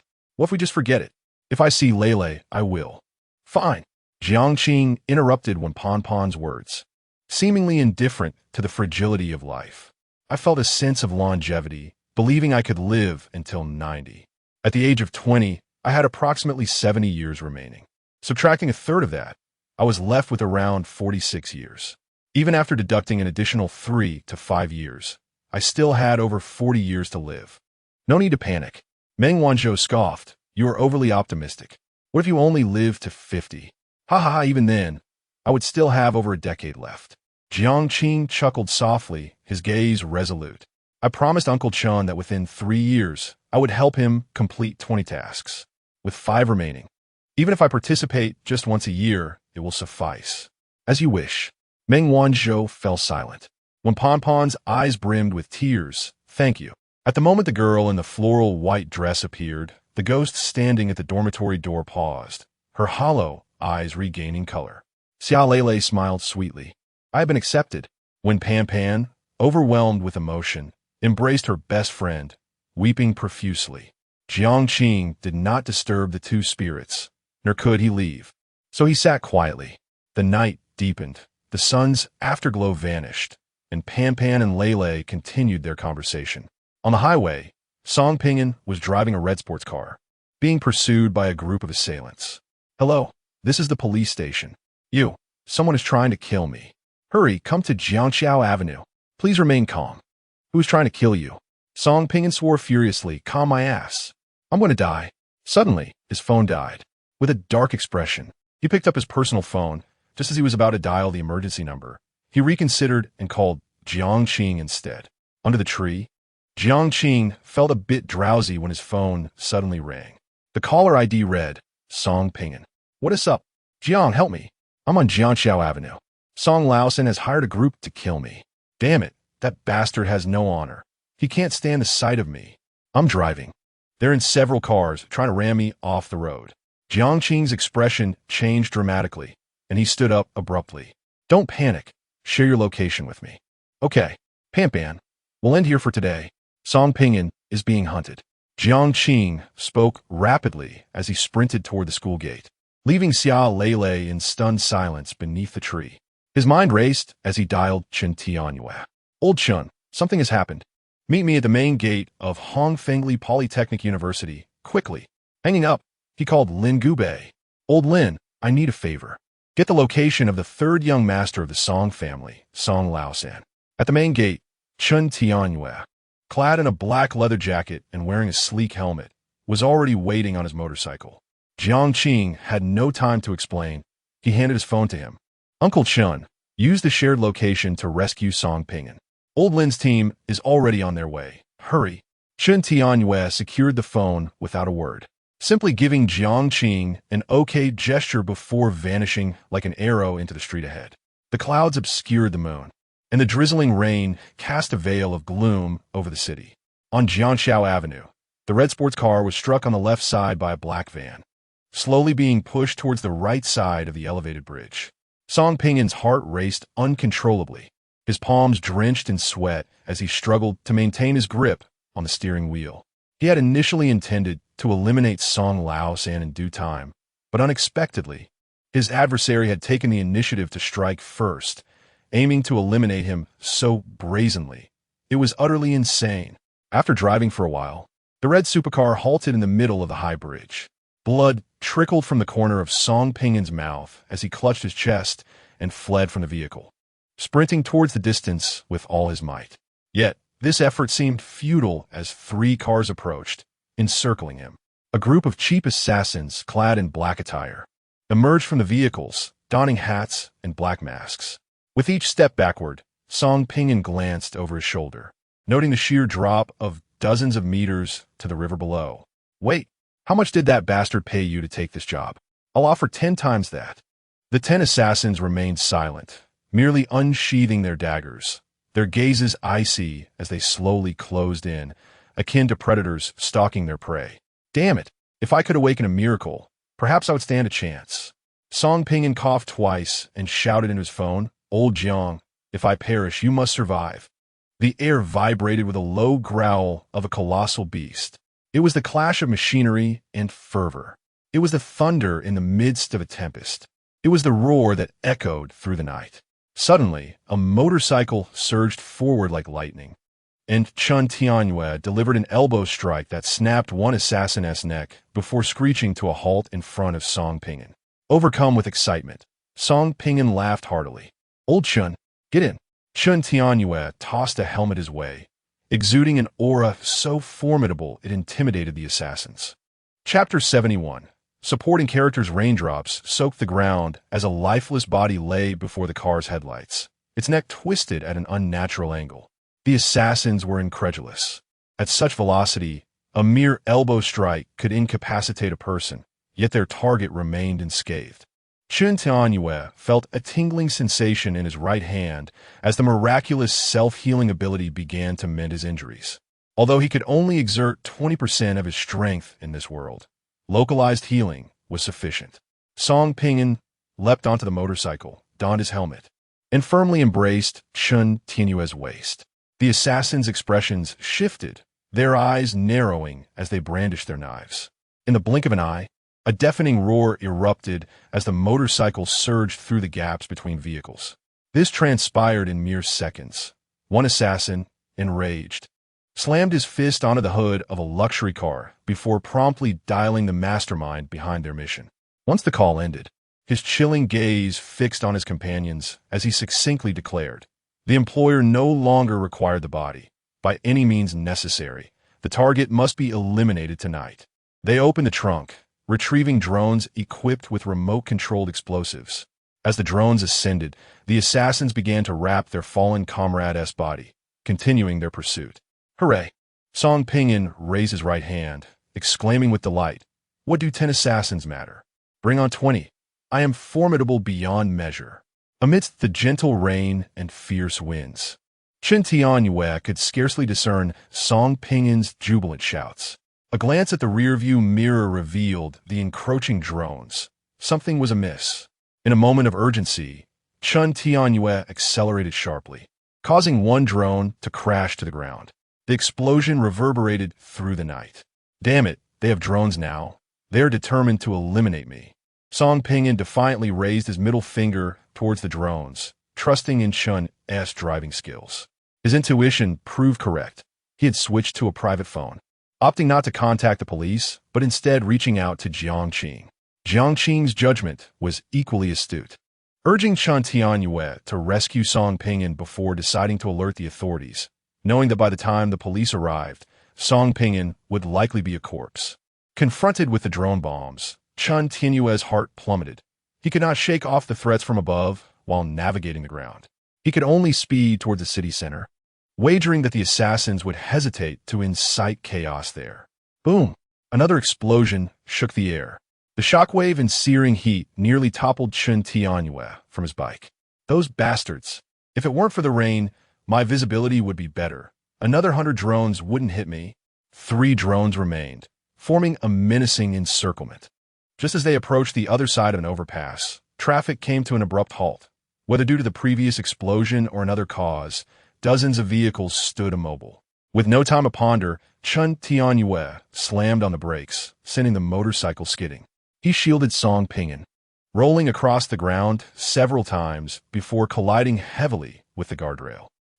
Song Pinyin clutched his hand, feeling the sharp pain of a fracture. This hurts like hell. The 3 drones descended upon the motorcycle, flames engulfing the vehicle and scattering parts everywhere. Chen Tianyue staggered to his feet, his back and knees ablaze with pain, bloodied and battered. Damn it, they blew up my bike. Old Chen, I'm going to die. With me around, you won't perish. Even if Jesus were to arrive, I would strike him twice, Chen Tianyue declared fervently.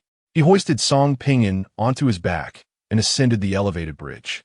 The 20-meter height rendered Song Pinyin's legs weak with fear. Stop pretending. Surrender. And perhaps you will lose only half. Chen Tianyue gasped. You can't run anymore. Nor can I. 1 against 9.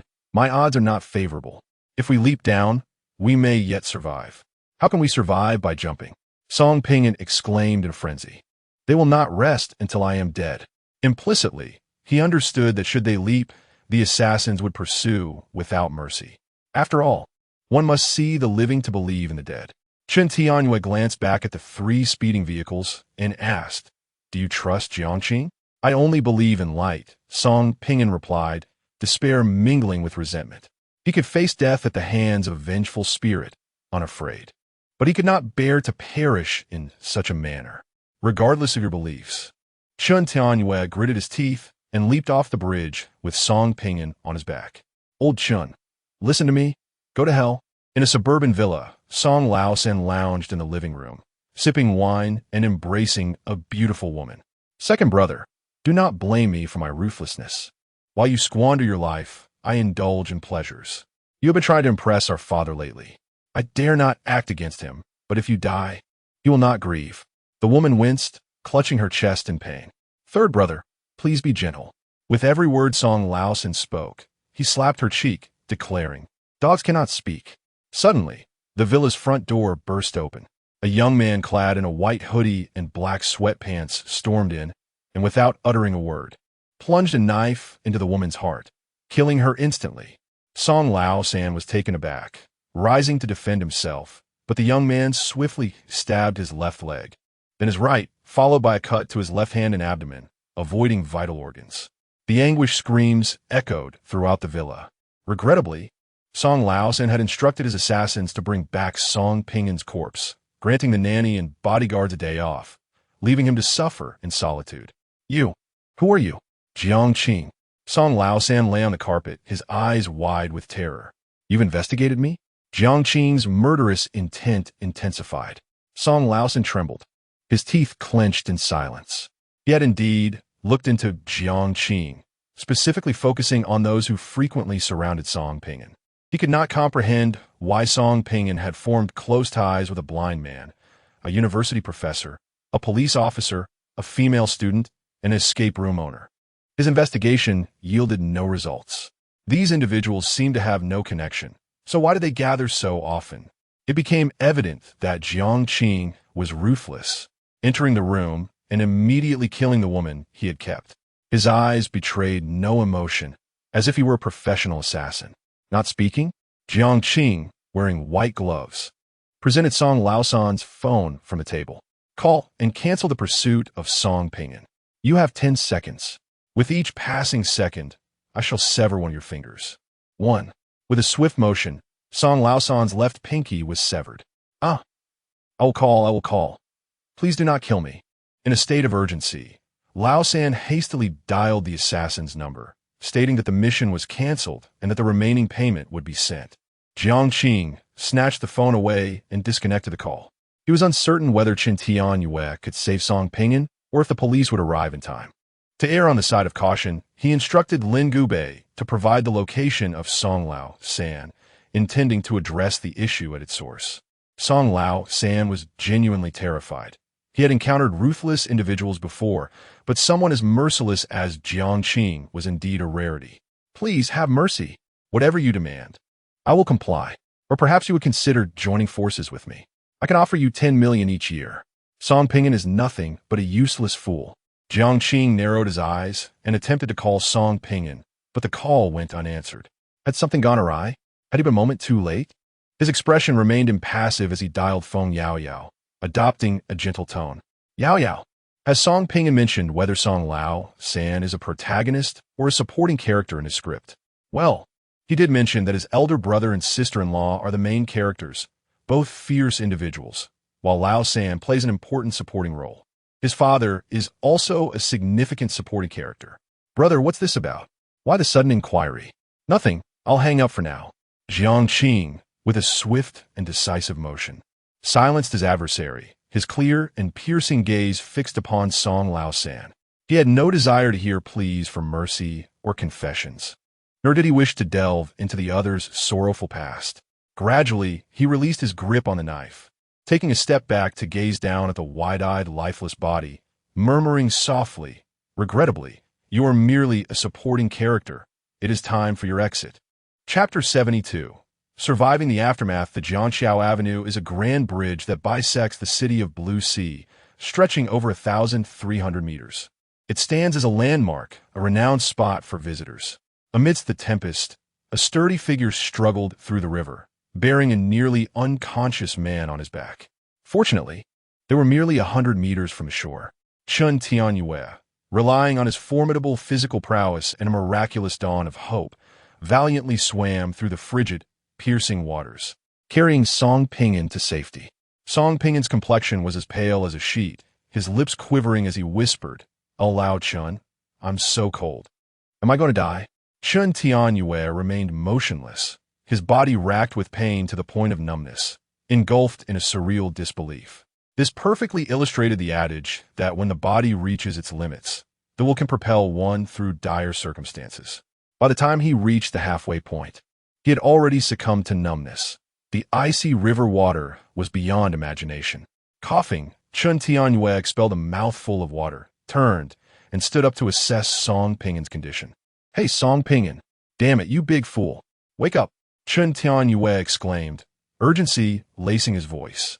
He bent down to perform CPR on Song Pingin. After a prolonged struggle, It appeared futile. Song Pingin's body felt too cold, resembling that of a corpse. Suddenly, the wail of police sirens pierced the air. A swarm of officers emerged from 5 police cars, with Lin Gubei leading the charge. "Where's the ambulance?"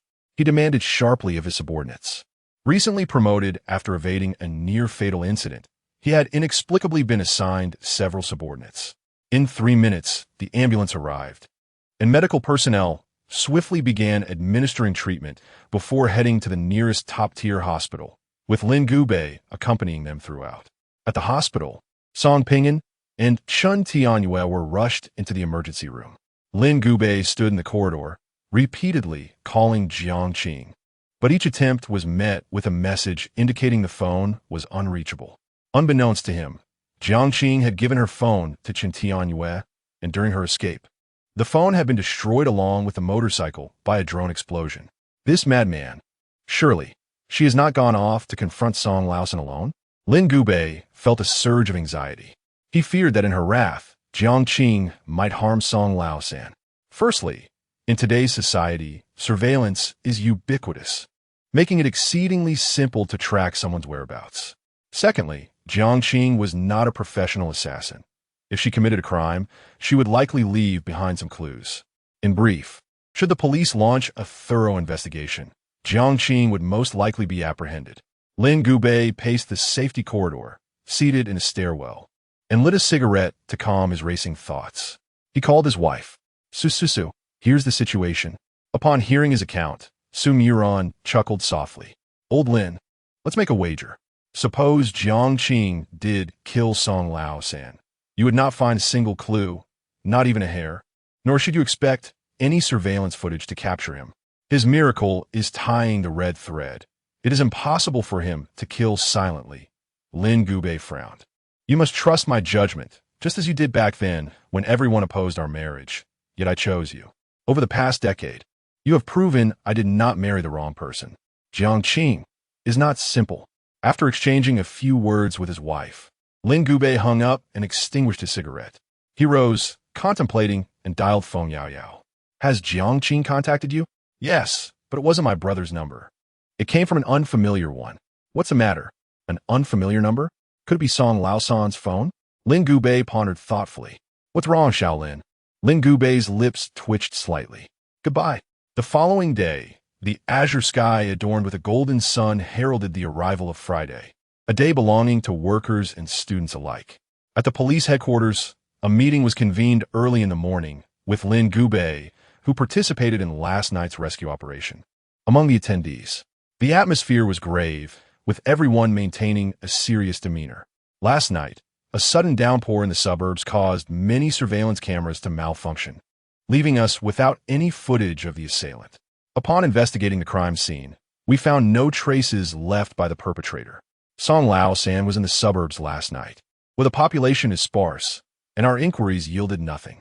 After listening to the reports, the chief pondered for a while before turning his gaze to Lin Gubei, who understood immediately.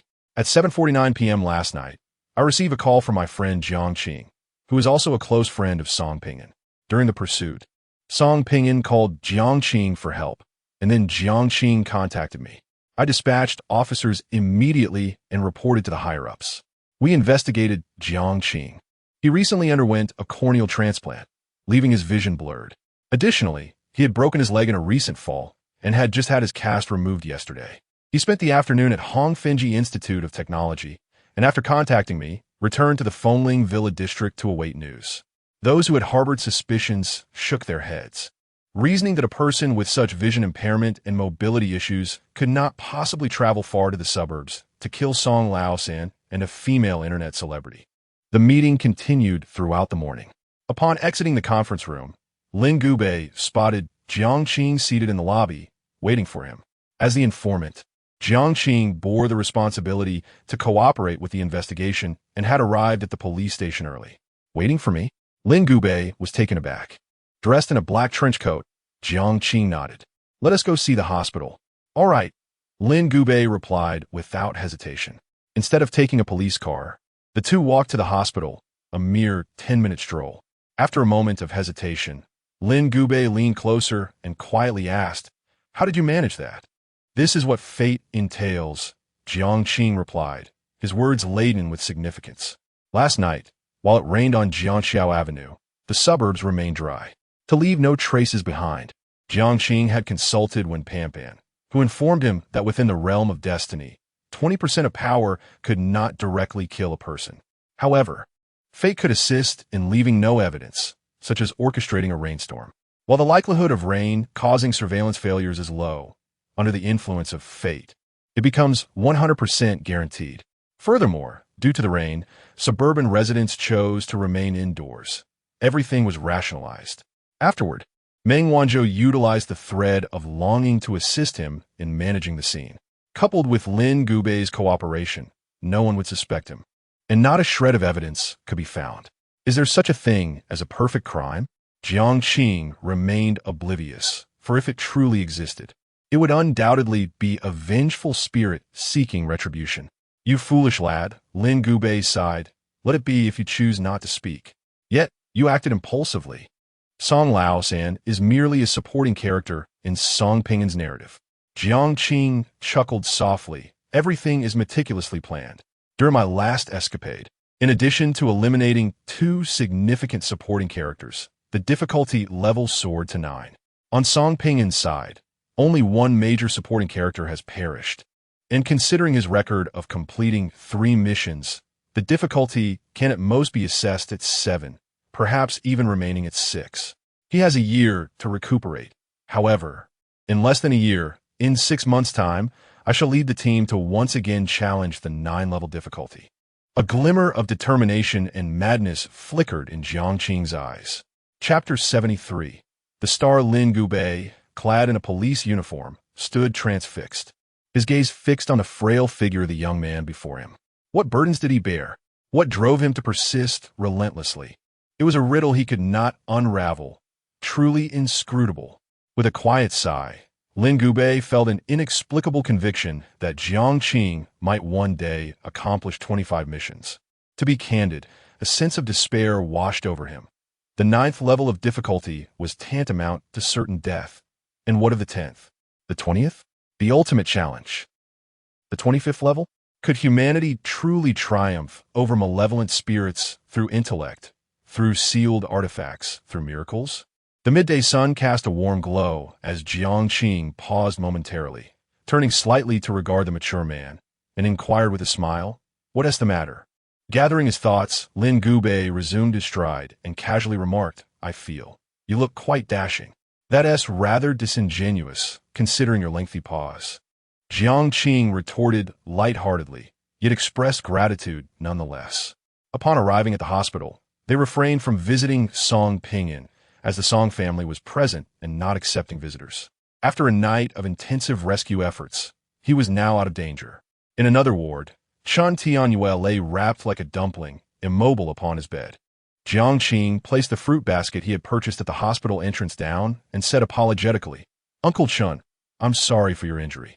He had not anticipated the perilous nature of the previous night, where assassins had resorted to drones and explosives, brazenly targeting the landmark bridge of Blue Ocean City, a veritable band of desperados. Chen Tianyue's voice was somewhat hoarse. "I'm actually fine. A couple of days of rest will suffice. The nurse insisted on wrapping me up like this, and I can't even get out of bed. Old Lin, assist me to the restroom to relieve myself," he added. Lin Gubei pointed at Jiang. "Why don't you call him? You're a policeman, after all, serving the people. Can't you lend me a hand?" Chen Tianyue jested. Miraculously, he exhibited extraordinary resilience.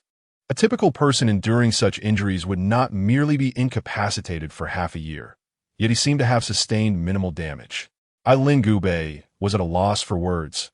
A torrent of expletives lodged in his throat as he glared at Chen Tianyue. "Get up. You help me." The two exchanged banter as they made their way to the restroom. Jiang strolled towards the window, the pungent scent of hospital antiseptics overwhelming him. He found it distasteful, reminiscent of a psychiatric ward. After a while, confirming that both Song Pingin and Chen Tianyue were stable, Jiang took his leave first. He hailed a taxi to Red Maple Leaf Polytechnic University, and as he entered the campus, a group of girls approached. clad in white dresses, white socks, and white shoes. Gu Kursin, with her ponytail swaying, cradled 2 books in her arms. Upon noticing the familiar young man, she was taken aback. No white cane, no guide dog, no sunglasses. His clear, bright eyes outshone those of many girls, reflecting an ethereal purity. The young man walked with a steady gait, his direction unwavering, breaking away from her friends. Gu Kursin hurried towards him, blocking his path in disbelief. You can see now? Please step aside, Jiang responded calmly, devoid of any emotional fluctuation. This aloofness irked Gu Kursin, yet she suppressed her irritation, stating, "My parents often mention you. They want me to invite you over for dinner. Jiang Wei has recently ceased to answer my calls. Is it you?" Faced with such an obvious inquiry, Jiang rubbed his temples, fatigue evident in his demeanor, and inquired, "Do you comprehend the essence of breakup?" Gu Kursin let out a cold, mirthless laugh. "Do you think I'm being clingy? Understand this. My mother regards you as her own son and has commanded me to invite you to dinner within a month, or else I shall not acknowledge you. What if I can see you? I simply do not harbor any affection for you, and that is that. Furthermore, you are truly heartless, not even providing Jiang Yuan with a modicum of financial assistance. After all, he has referred to Jiang uncle as father for 3 years, and should rightfully inherit a third of the estate." Jiang refrained from answering, countering with a question. "By your logic, does anyone who has called Gu uncle father for 3 years deserve half of your fortune? Would someone who has addressed a billionaire as father for a spell also be entitled to a share?" "You." Gu Kursin, incensed, stamped her foot. "This is different. Jiang Yuan is your brother. We're not bound by blood." Jiang took 2 steps to the left and then proceeded slowly. "Gu Kursin, do you not understand that one cannot advise others on kindness without having endured their suffering? Were you in my position, you might not possess even half of my compassion." Gu Kursin turned away, her expression oscillating between pale and flushed. Having been excessively sheltered by her parents, she had never encountered the harsh realities of life, leading her to develop an arrogant and spoiled demeanor. "You think you suffer? Jiang Yuan can barely afford a meal. You have not experienced even a tenth of his hardships." Gu Kursin shouted at Jiang's retreating figure. In the Bayan dormitory, Jiang stood beneath a large tree. "Lele, Lele," he softly called, but there was no response. What could be the matter? The choked voice of Wen Pan echoed in his mind. She has left. Seeing me was Lele's final wish. "Look under the tree." Jiang remained lost in thought for a long time, grappling with the complex emotions swirling within him. His gaze gradually descended, and he spotted a dirty butterfly hairpin atop the soil. Jiang bent down to retrieve the hairpin, gently brushing away the dirt, and without uttering a word, concealed it within the inner pocket of his windbreaker, treating it as a treasured possession. The breeze was slightly cool as he stood beneath the tree, lingering for an eternity. On April 30th, Friday, at 7:24 p.m., the air was stifling, ideal for undertaking a mission. Song Pingan reclined on the sofa, glancing at the date, his left arm still encased in plaster, not yet fully healed. "Is he not coming?" Jiang murmured. The girl held her phone. "I will check." "Feng Yo, Young Jia. It is almost 7:30. Has he not arrived?" "Yang, he is at the door. Is it villa number 7? "Feng Yao, yes, hurry up." Before long, the handsome Yang entered the villa accompanied by an exceptionally attractive woman. The woman donned a khaki short dress that barely concealed her knees, complemented by a khaki denim jacket, a hat, and a handbag, exuding an air of aloof elegance. Before Yang could speak, the woman surveyed the group and stated, "Let me make this clear. During the mission, I am the focal point, and my safety supersedes all of yours." The living room fell into a profound silence. Each word was understood individually, yet when strung together, they appeared to elude comprehension. Yang pulled Jiang into a guest room and closed the door, saying, "Her name is Inuelan. I'm not trying to make things difficult for you. I owe her a favor. Her personality is rather eccentric. While others avoid the unpleasant plots in their scripts, she willingly becomes the kept woman of wealthy men. By the way, she is a major celebrity, though not quite, more like a second-tier star with some influence, but not yet at the level of a first-tier celebrity. Jiang smirked slightly. If I didn't know your character, I might even suspect that you wish for me to carry a burden into this mission, leading to my demise. I'm also troubled, Yang replied. She saved me 3 years ago. Back then, she was quite normal, but her rising fame over the past few years has changed her. With a hint of resignation, Yang added, as for repaying the favor, I won't be in touch with her again. Jiang pondered for a moment before posing a hypothetical. What if she were to perish during the mission? That would not concern you. Yang answered earnestly. I understand. Jiang nodded. The two of them strolled into the living room, where Jiang succinctly shared her thoughts on dividing the teams. With a furrowed brow, Feng Yao lamented, Brother, you are no longer a newcomer. With your miraculous abilities and sealed items, you are invincible. Jiang gently patted the girl's forehead. Oh, you're just inflating my ego. Feng Yao pouted, glancing at Su Muran and Lin Gubei. Su Muran, with her delicate red lips, responded, That works. Old Lin and I have avoided the deadly plot. So the mission's difficulty is likely around level 4 or 5. Yao is on her 5th mission, which is just right. As for Song Pinyin, he lay there, only able to wave and sing to them. Safe travels the group summoned their keys to merge. Jiang cast a sidelong glance at Yuelon. Aren't you going to change into a different outfit? You need not concern yourself with such matters. Just ensure my safety, and Yuelon replied coldly. Watching this scene unfold, Song Pinyin chuckled inwardly. Wow, what courage. If old Jiang allows you to return alive, I'll take your surname. Then, Jiang and Su Muran each held a key and opened 2 doors. Chapter 74. The object-seeking game. It is unclear how much time had passed when Jiang regained her sight. Before her stood a massive stone tablet inscribed with the words, Kaoshan Village. This ancient monument, weathered by the passage of time, bore the scars of erosion and was adorned with patches of moss. Jiang surveyed the surroundings, a flicker of disappointment crossing her eyes as she realized that Su Murian and the others were not with them. Counting silently, Chun Tianyue noted the presence of 13 individuals. Jiang, unhurried, observed Kaoshan Village, which was not as impoverished as she had anticipated. Before her lay an array of 3 to 4-story villas. Some roads paved with concrete, while others remained unpaved. A vast orchard sprawled nearby, along with verdant tea plantations on the hillside. This was a prosperous village. Suddenly, an Yuelon tugged at Jiang's arm, covering her mouth and nose as she exclaimed, It stinks here. Her thoughts disrupted, Jiang frowned slightly and retorted, And so? So hurry up and complete the task so we can leave this disgusting place. And Yuelon unabashedly expressed her disdain. Jiang was momentarily taken aback by her words, pondering, Is this woman truly on her 5th task? It seemed to her that anyone of sound mind, having experienced even one task, would not utter such sentiments. And Yuelon appeared to regard task completion as effortless as taking a sip of water, something to be done at any moment. Ignoring the woman, Jiang took a few steps toward the stone tablet and called out, Over here. The others turned their gazes toward her as blood-red characters began to seep from the surface of the stone, eerie even in broad daylight.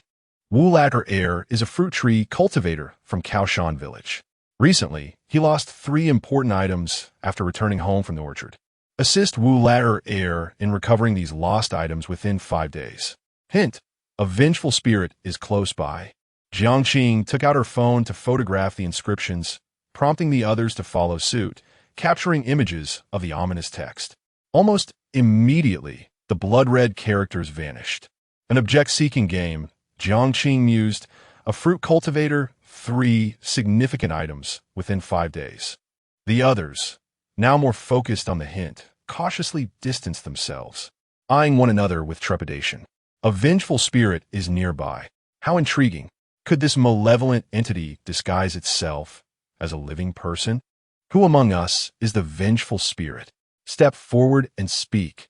No need for subterfuge. One voice rang out, incredulous. Do you think simply calling for a ghost will make it appear? How foolish. Among the 13 participants, 4 groups had formed, with Jiang leading a trio.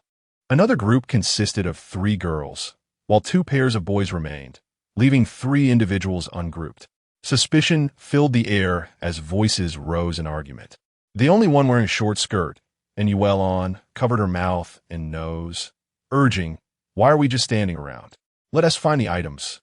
As the bickering ceased, everyone turned to scrutinize her. Jiang and Chun Tianyue subtly shifted a couple of steps away, adopting an air of unfamiliarity. And Yuelon raised an eyebrow and questioned, "Did I say something wrong? This is clearly an object-seeking game. Shouldn't we be searching for the 3 important items rather than hunting for ghosts?" As the group contemplated her words, it became evident that she had a point. Would they truly seek out ghosts instead of items? Chun Tianyue leaned in to whisper to Jiang, "What do you think?" 3 points to consider. First, we must locate Old Wu Air. We need to ascertain the identities of the 3 missing items. Second, we must establish our identities. The audience will undoubtedly assign us roles. Third, we must discern the rules governing the malevolence of the vengeful spirits. This knowledge is crucial for our survival. As for the hints, they seem to elude us, suggesting perhaps that they do not pertain to our group. Chun Tianyue nodded thoughtfully and murmured, "That person's surnamed and is rather bothersome, perhaps." Old Chun is a man of resolve. Anyone who dares to obstruct Jiang's quest for survival, anyone who inhibits their chance to live, he would not hesitate to eliminate. The primary distinction between him and Song Ping'an lies in their methods. While Old Song wields words as weapons to manipulate, Old Chun is less articulate, preferring a more visceral approach that strikes at the heart. Jiang chuckled and shook her head. After all, this individual serves as a tool for exploring the patterns of the spirit's malevolence. We should not squander Yang's goodwill. It would be prudent to overlook her haughty demeanor for the time being. "Hey, what are you discussing? Why are you so far from me?" And Yuelon exclaimed loudly. Apart from her first task, her subsequent ones had all involved hiring others, as her wealth attracted many who needed it. During each mission, she was spared from exertion. The hired actors would ensure her protection. After all, should she perish during a task, the actors would receive no remuneration. And Yuelon had heard that Jiang had requested payment from Yang in advance, but Yang had declined, stating that according to the rules, payment is only rendered upon the completion of the commission. Regardless, she did not perceive the tasks as particularly perilous or challenging. The first 3 had proceeded quite smoothly, with merely the sounds of footsteps at night, knocks on doors, and the occasional frightful visage.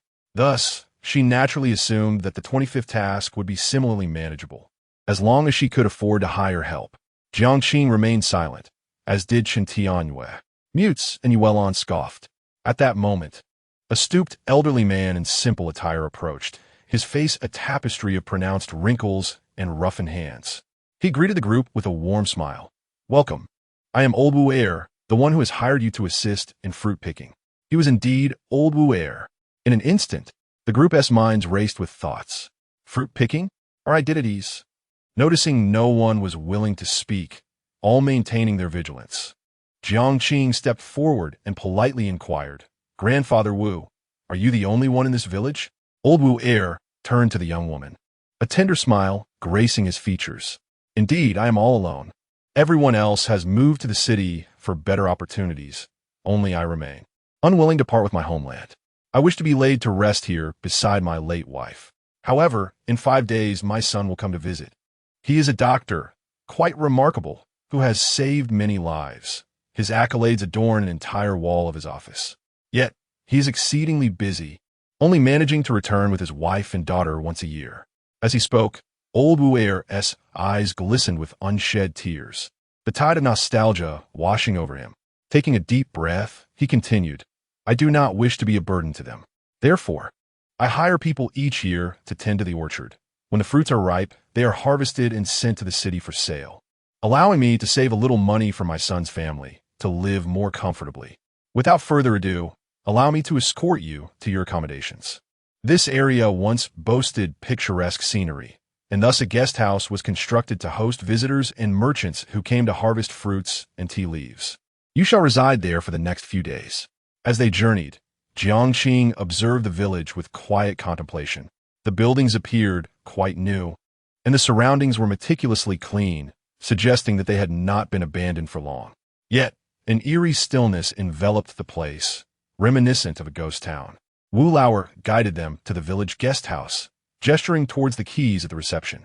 The first floor is designated for dining. You are to manage that yourselves. The second and third floors are available for your lodging. He added, you must complete the fruit harvesting within 6 days. I will conduct an inspection on the 6th day, so please do not disturb me in the meantime. With that, Wu Lauer hunched over and departed. The short-haired girl appeared puzzled. Complete the harvesting in 6 days? But our task is only 5 days. Another girl, with a youthful visage, rolled her eyes, expressing her exasperation. It's irrelevant whether we harvest the fruit or not. By the 5th day, we will either be dead or have left. Who would wait for his inspection on the 6th day? The well-mannered, bespectacled gentleman stepped forward, straightening his coat, and smiled at Nguyen. And my name is Wenbin, and I am an admirer of yours. I had no idea you were also an actress. As a second-tier celebrity, Nguyen enjoyed a considerable level of fame and had endorsed numerous products. She chose to disregard the bespectacled man and picked up 3 keys from the table. You will stay in 204. I will occupy 205, and he shall take 206, ensuring your protection of me. Jiang accepted the arrangement with a nod. Very well. He took the key to room 204, caressing it thoughtfully, a subtle, meaningful smile gracing his lips. Chapter 75. In action after distributing the dormitories, the group searched the guest house thoroughly, but found no significant clues. At exactly 1 o'clock in the afternoon, they gathered in the dining room on the first floor, exchanging glances. The short-haired girl, Mu Zihan, rested her chin in her hand, lamenting the daunting task ahead. Finding 3 items within such a vast village in just 5 days seemed utterly implausible. Are there truly no leads? The bespectacled man looked at the goddess, attempting to curry favor. And what do you think we should do? And Yulan, displaying a markedly different demeanor in public than in this setting, retorted with sarcasm. Fools! How can you not grasp such a simple matter? First, we must locate Wu Lauer, appeal to his emotions and reason, and ascertain precisely what the 3 lost items are, thereby narrowing our search. Since Wu Lauer mentioned that the villagers had long since moved to the city, it was plausible that the thief of his significant possessions could be a mere burglar or perhaps a specter. Typically, the most perilous places are often the safest. Hence, it is likely that the thief or malevolent spirit is concealed within Wu Lauer's home, and the 3 vital items have never left his residence. With her long, elegant legs crossed, and Yulan swiftly analyzed the situation, leaving the others in astonishment. Even Jiang was taken aback. This woman, her intelligence oscillating unpredictably, was she truly not foolish, merely arrogant, believing herself superior? Wenbin, ever the admirer of the goddess, immediately applauded, declaring, "It is indeed an Anne's brilliance that enlightens me." Mu Zihan shot him a disdainful glance, silently muttering, "Obsequious fool! How repulsive! Well, what are we waiting for? Let us proceed to Wu Lauer's house." One person took the lead, and the others found the reasoning compelling. They were actors on their 3rd or 4th mission, lacking extensive experience, but understanding that passivity could lead only to demise. Survival often necessitated proactive endeavors. Moreover, with a clever and astute female star among them, this mission appeared promising, and Yulan relished the feeling of being the center of attention, waving her hand dismissively. Go on, complete the task early and return swiftly. You, too, Jiang, you go, and Chun, with your robust physique, stay behind to protect me. Jiang shook his head. Neither old Chun nor I will go. We plan to take a nap. We are exhausted. Chun Tianyue, momentarily puzzled, then yawned. Oh, I am so tired. I lost a game of mahjong with those no-hopers last night. Stayed up all day and night. Sleep. The 2 of them ambled upstairs, arms slung around each other, and Yulan's expression darkened, yet she refrained from voicing her displeasure. She was testing their limits, wary of genuinely offending them. With Chun Tianyue's imposing stature, should he pin her down, she would be utterly helpless. Meanwhile, another group of 3 girls rose to head to the kitchen, dissenting against the idea of visiting Wu Lauer's house, deeming it an act of folly. The remaining 7 boys, spurred on by Wenbin and driven by youthful exuberance, sought to impress Yulan and decided to venture to Wu Lauer's residence. On the 2nd floor, In room 204, Jiang stood by the window, gazing down at the retreating figures of the 7 boys. Chen Tianyue, perplexed, asked, "Are we going? You previously mentioned we should first consult Wu Lao Air regarding the 3 lost items. That was before we had a chance to meet Wu Lao Air." Jiang withdrew his gaze and met Chen Tianyue's bewildered eyes, casually stating, "I already know who the ghost is." Chen Tianyue was taken aback. "Who?" "Wu Laonian." Jiang articulated slowly. Upon uttering these words, the temperature in the room seemed to drop, sending shivers down Chen Tianyue's spine. Why? He did not doubt Jiang's judgment, but found it incomprehensible that Wu Laonian could be the ghost. From their previous encounters, he bore no resemblance to a malevolent spirit. Jiang settled onto the pristine bed and delivered a startling revelation. "He told me himself." Chen Tianyue felt a surge of confusion. "Not. We have been together all this time. When did he tell you?" Jiang narrowed his eyes slightly. "Do you recall him mentioning that in 5 days his son would come to visit him?"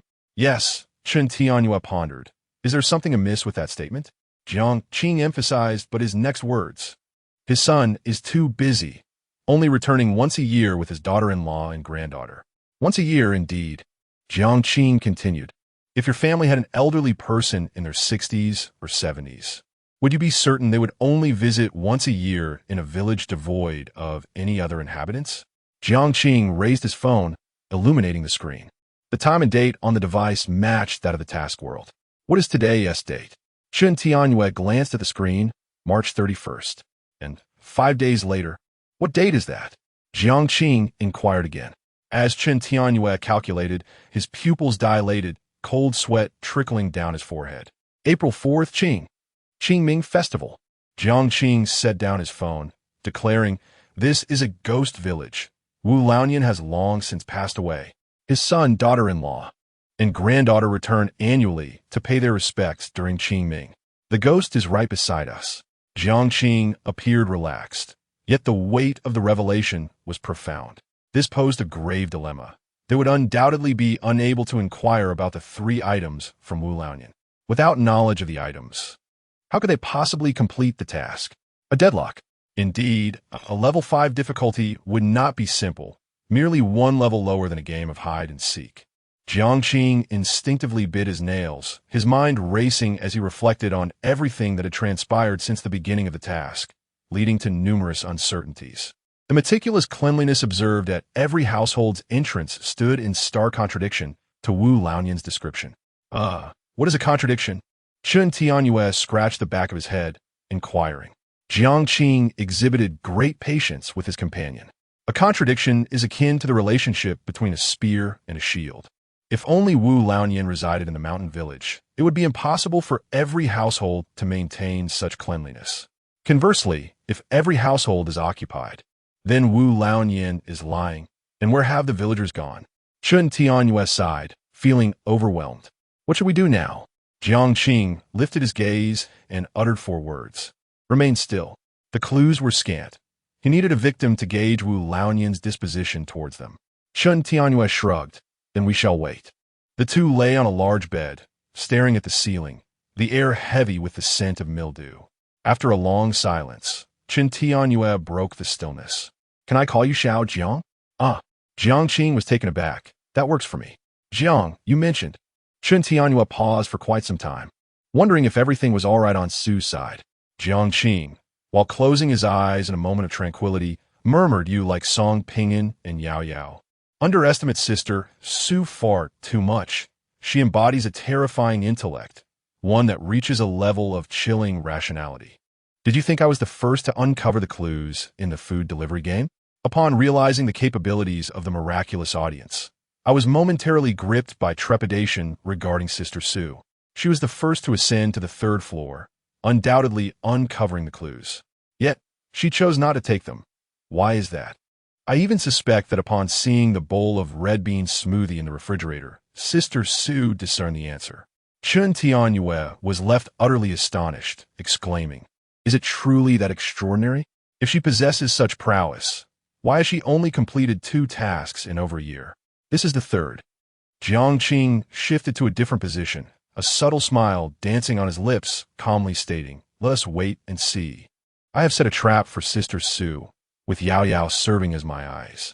Chapter 76. Sue Murian's Wish in the World of the Book at Villa No. 7 in Windbell District. Song Ping'an glanced at the two women standing in the corridor and casually called out, Secretary Jiang, come over and help the boss massage his legs. The secretary does not perform such tasks. You always tease me. How annoying, Jian Yuqing replied with a soft, endearing tone. Yang Yi, dressed in an androgynous manner, averted her gaze and settled into an armchair, looking for conversation. I heard from Yao Yao that you were attacked by an assassin not long ago. An assassin? Nonsense. Song Ping'an animatedly recounted. Those so-called assassins operate like terrorists. They are undoubtedly organized and armed. Perhaps some high-ranking officials are their protectors. Over 10 days have passed, and the police have uncovered not a single clue, as if they vanished into thin air. Jian Yuqing became intrigued, trotting over to sit beside him, her eyes sparkling with curiosity. So, is the police still investigating the cause of Song Laosan's death? Of course they are. Why wouldn't they? Song Ping'an sipped warm water and explained, after all, Song Laosan was the third young master of the Song group. My father insists on getting to the bottom of it. Initially, the police suspected old Jiang, but he had a perfect alibi. Then they turned their suspicion to Song Laodai and the companions of Song Laosan.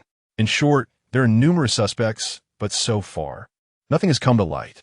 With Yang Yi present, Song Ping'an refrained from revealing that Jiang Qing was the one who killed Song Laosan. During this time, the investigation into Song Laosan's death and the whereabouts of the assassins had made no progress whatsoever. The police were under immense pressure, overwhelmed with work. Little did they know, once actors and miracles become involved in these cases, uncovering the truth becomes exceedingly difficult. Setting down his cup, Song Ping'an's gaze sharpened as he shifted the topic. Old Yang, what is the situation with that woman? We trust you and collaborate with you, yet you bring an A4 to deceive old Jiang? Indeed, she is quite rude. Jian Yuqing chimed in. Yang Yi clicked her tongue, pondering how to respond. I've spoken with Jiang Qing, and Yuelon is highly unlikely to return alive. In a way, it's better this way. If she dies on a mission, she won't bother me in the future. Oh really? Song Ping'an scoffed. You're quite adept at this game of using others as pawns. If those behind that woman come to collect their debts, wouldn't old Jiang end up taking the blame? Rest assured, she lacks a powerful backing. She is merely a plaything of the wealthy, Yang Yi replied, interlocking her fingers and leaning forward slightly. For those affluent individuals, a plaything can be easily replaced. I cannot kill her in this literary realm, nor can I bring her on missions. After all, my next challenge is at level 10. Pausing for a moment, Yang Yi narrowed her eyes. And Yuelon is rather unpleasant. She embodies the type that holds traditional beliefs, yet is physically liberated, financially dependent, and possesses an independent personality, with children born at random. Once after drinking, she slipped me a drug, and when I saw through it, she used her past act of saving me as a means of moral coercion. I understand, Song Ping'an smirked. That kind of woman, money and wealth, are equally significant to her. Despicable. Old Song suppressed his smile and scrutinized Yang Yi seriously. However, you are quite cunning. She once saved you, yet you plan to have her killed, and she remains blissfully unaware, even expressing gratitude for your assistance this time. Yang Yi earnestly retorted, I have long since repaid my debts of gratitude, and not just once. Song Ping'an, in my view, interpersonal relationships, even among the closest of friends, necessitate a certain degree of distance. And Yuelon has overstepped her bounds. She believes she can manipulate me for a lifetime, and I must make her understand what true hell is. Jian Yuqing swallowed hard, her mind in turmoil. Sister Yang, you owe me a favor too. You wouldn't end up plotting my demise, would you? I'm not malevolent. Yang Yi shook her head in exasperation. Just refrain from using our friendship as a means to trouble me. I wouldn't dream of it. I am quite benevolent. Jian Yuqing immediately crafted a persona for herself. Song Ping'an shot a glance at the girl before turning back to Yang Yi. By the way, where are you from? Chengdu, Sichuan. Yao Yao and I are from the same hometown, hence we get along well. Yang Yi spoke Mandarin with impeccable clarity. Another fiery spirit from Sichuan. Yang Yi's lips twitched as she raised a finger and remarked, prejudice in the human heart is akin to Sichuan, Song Ping interjected.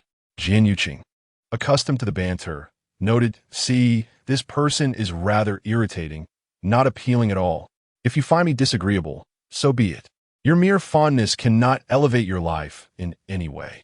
Also, be cautious. I might just deduct your salary." Jian's secretary, Song Ping, half-joked, half-threatened. The trio fell into a moment of silence. Yang pondered, and Yulan, accustomed to a life of luxury, is bound to offend Jiang Qing and Qin Tianyue. Jian Yuqing mused, "Perhaps I should seize an opportunity to resign. This villain continually threatens and teases me." Song Ping reflected, with Lao Jiang and Lao Qin together. There shouldn't be major issues, but regarding Yao Yao, I wonder if they have managed to pair up? In the task realm, Feng Yao Yao embarked on her 5th mission. On the 5th floor of the hospital, the corridor lights suddenly extinguished and footsteps approached the 3. Su Murian activated her phone flashlight and pointed toward the surgical room diagonally across. "Let us go in." Lin Gubei and Feng Yao Yao swiftly entered as Su Murian closed the door. Through the glass, she locked eyes with a malevolent spirit, recalling his medical records from the initial office. Mid-stage brain cancer, 3 rounds of radiation therapy, ultimately perishing in the operating room. For him, the operating room is a forbidden zone, a realm of death. For the past 3 days, constrained by the rules, he would not enter. As her words faded, Su Murian turned to the blood-stained operating room, thoughtfully stroking her chin. "Out of the 17 of us, 2 have already perished. One met their end in the women's restroom on the 3rd floor, where a female ghost lurks, evasion strategies. Another was dismembered in the emergency room. The second malevolent spirit being a doctor, evasion strategies. The 3rd spirit manifests when the lights go out, accompanied by footsteps, but it moves at a leisurely pace. Our task is to escape the hospital within 5 days. The windows are sealed, and the main entrance is secured by a heavy iron lock, requiring a key. It is not difficult to surmise that a 4th ghost is certainly lurking, holding the key." Su Murian calmly analyzed the situation, leaving Feng Yao Yao speechless. In just half a day since the task commenced, Su Murian had meticulously studied the 3 malevolent spirits. That terrifying analytical prowess, seemingly capable of foreseeing the future, instilled in her a sense of illusion as she accompanied Jiang Qing on their mission. "Am I, Su Jia, truly that formidable?" Ling Gubei was not at all surprised. In the real world, Su Murong was a daughter of a wealthy family. While her fortune did not reach the astronomical figures of hundreds of billions, her family's assets were still in the tens of billions. From a young age, Su Murong had always been the exemplary child, benefiting from top-tier educational resources. She consistently excelled in various competitions, entered a prestigious 985 university at 16, pursued a master's and doctoral degree by 20, and, at 21, defied her family's objections to marry Lin Gubei. By 23, she had ventured into investment, earning over $30 million in just 6 months, and by 25, she had served as a lecturer at a renowned university abroad. Throughout her life, Su Murong was synonymous with brilliance, as if she were living under a lucky star. Old Lin's thoughts wandered back to their 2nd mission. "Lin, Su, are there any clues on the 3rd floor?" "Su, behind that painting, and under the bed in the master bedroom on the 2nd floor." Jiang Qing was right. The contrast is too stark. Valuable items are displayed openly, while cheap ones are hidden away for protection. None of this seems right. "Don't touch that painting. I have a hunch about what dinner will entail." "Lin, what will it be?" "Su, it's a secret. I want to see if any of this group possesses genuine intelligence. If they cannot complete the task by the next day, we shall take it upon ourselves, and there will be no need to reconnect upon our return." "Lin, that girl named Feng Yao Yao seems decent. Song Ping is average. Qin Tianyue lacks wit. And Jiang Qing speaks little, revealing nothing." "Su, Jiang Qing gives me an impression of being extraordinary." "Oh dear, don't be jealous. You are my greatest love." Speaking of which, this mission feels excessively safe. The malevolent spirits merely seem to be toying with us, causing no real harm, which is a puzzling aspect for me. "Lin, it's the first day, quite safe indeed. If they complete the task upon our return, we could form an alliance. What do you intend to?" A glint of madness flashed in Su Murong's eyes. "My ambition. I aim to create a new world." Chapter 77. concealed talents, a fleeting recollection brought a delightful smile to Lin Gubei's face as he mused. My wife is undoubtedly the most remarkable woman in the world. Bar none. Indeed, he was equally exceptional. During their university years, he encountered Su Muron, who was pursuing both her master's and doctoral degrees. Their fateful meeting in the library, united by a shared affection for the same book and a mutual passion for academic research, led them to exchange contact information and, unbeknownst to them, gradually fall in love, culminating in a swift marriage. After graduation, Lin Gubei established his own company and rapidly ascended in the business world within just a few years. More importantly, he cherished his wife, always taking Su Muron's words to heart. When she once expressed her disinterest in having children, Lin Gubei unhesitatingly supported her decision. What are you grinning about? Su Muron nudged her husband playfully with her elbow. Clearing his throat awkwardly, Lin Gubei cast a glance at Feng Yaoyao. Nothing. The three of them found refuge in the operating room, with a pungent smell of blood lingered, yet they dared not venture outside. As night fell, a piercing scream echoed through the corridor. Su Muron stood up, adjusting her gold-rimmed glasses. Let us go. The malevolent spirit has claimed a life, but is currently in a temporary cooling-off period. We should head to the dean's office. They sprinted down the corridor, only to come upon a charred corpse at the end, with a third vengeful spirit glaring at them. Yet it remained motionless. In the dean's office, Lin Gubei secured the door, while Su Muron rummaged through the documents on the desk, casually stating, "We'll rest here tonight. Each of us will sleep for 3 hours. Yaoyao, you should rest first. We need to ensure that 2 of us remain awake."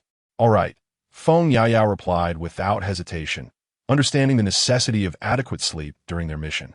An hour later, tranquility enveloped the room. Feng Yaoyao lay on the sofa, while Su Muron perused the documents at the desk, and Lin Gubei gazed out of the window into the night. Suddenly, Lin Gubei stealthily approached his wife, sitting sideways on the desk, and quietly inquired, "What do you think Jiang means? Initially, we were supposed to be in one group, but now, with Feng Yaoyao, Chen Tianyue, and Yang Yi's friend, it has unexpectedly turned to just us and Feng Yaoyao." Setting aside her documents, Su Muron's beautiful eyes sparkled with insight. "Jiang is testing me. We could refuse this arrangement, but the cost of refusal would be an ever-widening gap. Yaoyao has undertaken her 5th mission. Jiang is 4th, Song Ping'an is 3rd, Chen Tianyue 3 times, and Jin Yiqing is about to embark on her 9th, while we are only on our 3rd. Lin, you understand the implications. Society is starkly realistic. Even childhood friends can drift apart when one ascends to prominence with an income in the millions while the other stagnates at 10,000. Gradually, they find it increasingly challenging to relate to one another. If we remain stagnant, the inevitable outcome will be everyone going their separate ways. Should we accept this grouping, Yaoyao would become Jiang's eyes, surveilling us." After a pause, Su Muron turned to the girl lounging on the sofa. "Do you believe that little one is truly asleep? I suspect she is eavesdropping on our conversation." Feng Yaoyao, who had begun to snore, suddenly realized how contrived she sounded and lifted her head to meet Su Muron's knowing gaze. There was no greater embarrassment than this. Su Muron beckoned to the girl, who obediently approached her. "Inform your brother that I am not concealing my talents. Rather, every individual possesses their own moment to shine." Su Muron smiled faintly, her beauty reminiscent of a charming neighborly sister, evoking a sense of familiarity. Feng Yaoyao nodded thoughtfully. "Sister Su, with your remarkable abilities, if you teamed up with my brother for a mission, perhaps you could challenge the 9th level of difficulty." "The 9th level, you say? This should not be the limit for Jiang and me, but rather a starting point." As the sun dipped below the horizon, Kaoshan village gradually succumbed to an eerie silence, resembling a graveyard. Clad in black athletic attire, Jiang stood by the second-floor window, his brow furrowed in concern. Had all 7 individuals perished? Leaning against the wooden door, Chen Tianyue, wearing a leather jacket, spoke in a deep voice. "Impossible. 7 deaths on the first day? How will we proceed?" Jiang bit his nails, contemplating whether to investigate further. The two departed their room and strolled into the dining area of the guest house, where Nguyen and 3 other girls sat together, having procured some beer, chatting amiably in a relaxed atmosphere. If you hang out with me, I can't promise you'll earn billions, but a few million a year is certainly within reach, said a girl with a youthful face, her eyes bright with hope. Sister, and I want to be a star too. Just look at me. You? And Yuelon shook her head, offering a sharp critique. Your looks are below par, and your figure is mediocre. I am in need of supporting actresses for my next film. You may audition, but only if your acting skills suffice. This light-hearted ambience might lead an outsider to believe they had come to experience rural life. Catching a glimpse out of the corner of her eye, and Yuelon waved dismissively. Hey, you there? Shouldn't something? Go fry up a couple of dishes. It's already 7 o'clock, and this bunch of fools still hasn't returned from their mission. Wasting my time. We are only responsible for ensuring your safety, Chun Tianyue replied, his expression impassive. Were it not for this woman's utility to Jiang, he would have certainly struck her in frustration. And Yuelon, displeased, retorted, if you can't cook, just admit it. In this day and age, what is the difference between a boy who can't cook and a disability? The sharp-tongued woman seemed destined to have a fierce argument with Song Pinyin in the world of literature. Chun Tianyue mused, realizing that Song Pinyin would likely dismiss her entirely. Just a second-rate celebrity, Old Song could easily promote a multitude of such stars with financial means and resources. As night enveloped Kaoshan village in darkness, Jiang stared intently at the muddy road. Had the entire group truly been annihilated? What a farcical notion. 13 individuals, and 7 had perished in a mere afternoon? Such a rapid pace defied the expectations of an audience. The drama could not unfold so swiftly. Countless thoughts swirled through Jiang's mind, struggling to comprehend how a single malevolent spirit could extinguish the lives of 7 seasoned actors with multiple missions under their belts. After a prolonged silence, several figures emerged from the darkness, led by a bespectacled man named Wenbin, who appeared utterly terrified as he rushed into the guest house. Collapsing onto the floor, gasping for air. 4 additional young men followed, each appearing distraught, some with bloodstains on their faces. 2 are dead, Jiang murmured in disbelief. The sudden turn of events jolted the girls from their inebriated state, prompting them to rush over with inquiries. What is happening? What about the other 2? What did Wu Lauer say? Have you clarified what the 3 essential items are? Speak up. On the ground, when Ben trembled, his voice quivering as he uttered, They are dead. Wu Lauer's family. They're indeed ghosts. Jiang crouched down to meet his gaze, asking, Have you seen Wu Lauer? Wu Lauer? When Ben, utterly terrified, struggled to respond, No, I haven't seen him. The short-haired girl, Mu Zihan, gritted her teeth in disbelief. How could you not have seen him? You spent the entire afternoon outside, and you brought back no leads whatsoever? The girl with the doll-like face scoffed. What a bunch of useless individuals, utterly unreliable. A boy, filled with rage, retorted angrily, Go to hell. If you're so brave, why don't you go out? We're out there searching for a way to survive while you sit here in comfort. Am I your father or your mother? Another boy spat on the ground in contempt and ascended to the 2nd floor, keys in hand. At this point, only the bespectacled boy continued to fawn over the goddess, as the 4 boys stormed upstairs in anger. What kind of people are they? They can't even take a bit of criticism, the girl with the doll-like face shouted towards the staircase. And Yulan's expression darkened as she turned her gaze towards Jiang and the others, realizing the gravity of the situation. Jiang offered a gentle smile. It's getting dark. We should rest early. Tonight may not be safe. Chapter 78. The first night, it was not Jiang's intent to instill fear. Rather, the truth remained that night was synonymous with danger. The girls' faces paled. Having previously survived by clinging to powerful allies, they were now acutely aware of the peril surrounding them. Typically, those in their profession faced more tasks in their initial attempts, but by the 5th task, the difficulty soared, leaving everyone to fend for themselves. In such dire circumstances, no one would risk their lives for one another, nor would anyone carry an encumbrance. And Yulan regained her composure and questioned loudly, Hey, where are you all going? Are you not going to protect me? To sleep. Why, do you wish to join us? Jiang replied, his gaze as tranquil as still waters. His intent was clear, to incite disdain and caution, thereby reducing the likelihood of her bothering him. Yulan clenched her fists, her knuckles whitening. her voice laced with a hint of menace. Refrain from harboring any vile thoughts. Remember, I must survive to return, or else your reward is unattainable. Jiang shook his head. I had presumed your time among the affluent had made you astute and perceptive, yet it appears you are merely a pretty face. Do you not grasp our stance toward you? To speak candidly, a sealed item holds little significance for us. It is somewhat superfluous.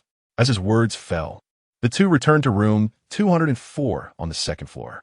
Chun Tianyue was washing his face, staring at his reflection in the mirror, stroking his chin. Jiang, have you laid your cards on the table with her? He inquired. She seems perpetually ensconced in her own world, unafraid of malevolent spirits. Her survival thus far is nothing short of miraculous. Jiang settled by the window, discovering a sheet of white paper and a pen, upon which he began to sketch and jot down notes. Emerging from the bathroom, Chun Tianyue, curious, asked, "What are you writing?" "I'm attempting to draw a map of Laoyang village from memory, while also organizing my thoughts," Jiang responded, holding the pen with his right hand, making meticulous strokes. "Uncle Chun, it seems we may have lost our way." Chun Tianyue crossed his arms, his imposing muscles and white tiger tattoo exuding an air of intimidation. "Lost our way? Do you recall what Wu Lao said just before he left?" "Let me think," Chun Tianyue replied, tapping his forehead. "He mentioned something about finishing the fruits within 6 days, and on the 6th day he would inspect, urging us not to disturb him in the meantime." Jiang paused his pen's motion, realization dawning upon him. Yes, he instructed us not to disturb him during that period. Who enjoys being disturbed? Only the dead. Chun Tianyue blurted out.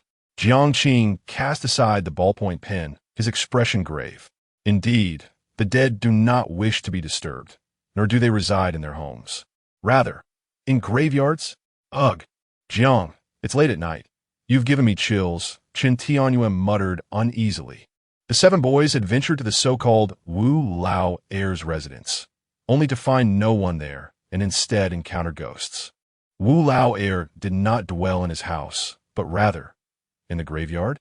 Jiang picked up the paper, his mind clearer than ever, and spoke slowly. "I have 2 hypotheses. Please listen and assist me in analyzing them. Firstly, Wu Lao heir is a ghost residing in his former home, and 3 significant objects have gone missing.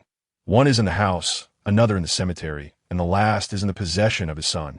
Otherwise, when his son returns in 5 days, it will hold no significance for us, unless he possesses one of those items. In other words, this mission consists of 2 phases. The first is to survive until the 5th day, and the second is to gather the 3 objects.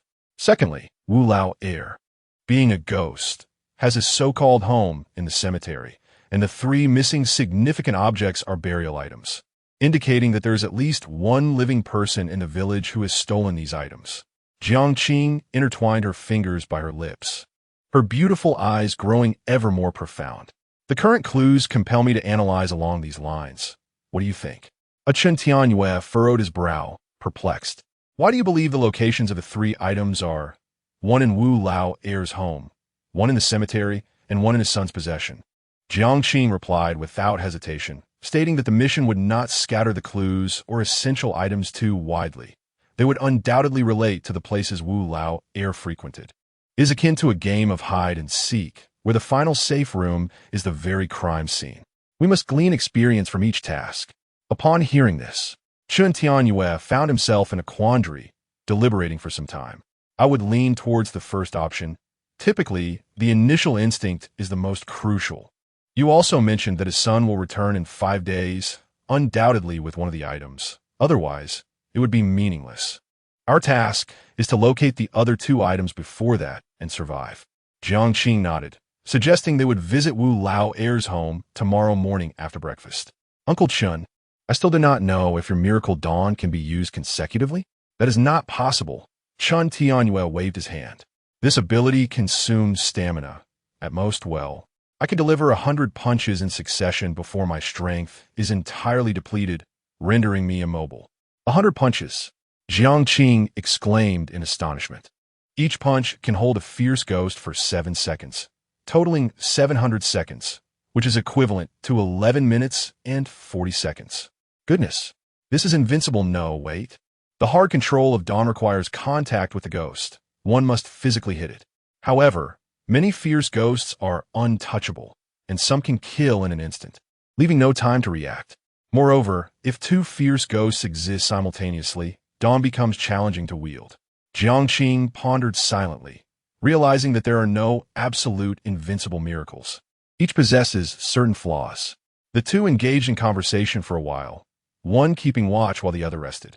Outside, the midnight air was filled with the sounds of cicadas and frogs, as if the world had been paused, quiet yet eerie. At precisely 1 o'clock in the morning, there came a series of knocks. "Are you asleep?" Jiang opened her eyes, slowly straightening her back, while Chen Tianyue clenched his fist by the window. "What is this woman doing at such an hour?" Jiang gestured to Chen Tianyue to remain silent. "Knock, knock, knock. I am frightened alone. Let me in." And Yulan's voice was laced with a plea and a hint of tears. "Knock, knock, knock. I can let you sleep once. I beg you to protect me." And Yulan's emotions seemed to be unraveling. Something is amiss. This is not that proud woman. Jiang rose from his bed, treading softly towards the door, his bare feet making no sound. He cautiously approached the peephole, where he beheld numerous threads of crimson. In the next moment, a presence outside the door retreated a step, revealing an eye devoid of pupils, only white and streaked with blood. Jiang's heart raced. No matter how many times he faced vengeful spirits, fear was an ever-present companion. Sensing the disturbance, Chen Tianyue lunged forward, pulling Jiang behind him for protection, his gaze fixed on the weathered wooden door, ready to strike at any moment. 1 second, 2 seconds, 3 seconds. The silence outside persisted, leaving them uncertain whether the specter had departed. After 20 minutes of tense stillness, Jiang leaned closer once more. Noticing the corridor lights were on, everything appeared normal. He breathed a sigh of relief. Could it be a ghost that mimics voices? Or had Yuan already perished? It seemed simple. Chen Tianyue struck the wall with a heavy fist, questioning the woman's fate.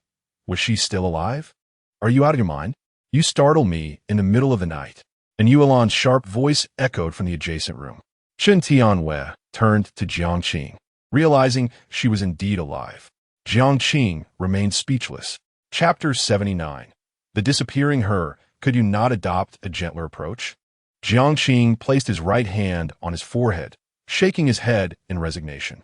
Chen Tianyue's lips curled into a slight smile. "What is wrong with being direct? It's efficient." "Fine." Jiang exhaled, pointing to the bed. "You should rest for a while. I'll keep watch." Just as Chen Tianyue was about to refuse, he reconsidered. It was wise to seize the moment to rest, as the danger seemed minimal. He needed to be well rested to adequately protect the rather incompetent Jiang. Old Chen believed that in a one-on-one confrontation, Jiang might not even stand a chance against Song Ping'an. The primary issue was Jiang's slight build. At 177 meters tall and weighing less than 120 pounds, he appeared to be the kind of boy easily bullied. After Chen Tianyue settled down, Jiang sat by the window, peering through the curtain's gap to observe the outside. The night in Kaoshan village was tranquil and serene, with silvery moonlight bathing the fields and a figure. Jiang's breath caught. The distance and the late hour rendered him unable to discern who it was, but the figure was slightly hunched, reminiscent of Wu Lauer.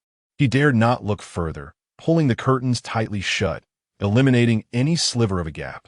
The warm glow of a yellow lamp within the room brought a sense of calm to his heart. A voice, tinged with curiosity, echoed in his mind. "Aren't you going to utilize my miracle?" Jiang replied, "Do not become enamored with powers that do not belong to you." Meng Wanzhou? When Ban. All right then. In the early hours of the morning, a blood-curdling scream jolted everyone from their slumber. Jiang, still dazed, rubbed his temples, wondering how he had fallen asleep. Chen Tianyue sprang up like a carp leaping from the water, cautiously approaching the door to listen intently. There were faint footsteps in the corridor, accompanied by the sound of something heavy being dragged across the floor. The scream had likely come from either the girl with short hair or the one with a doll-like face.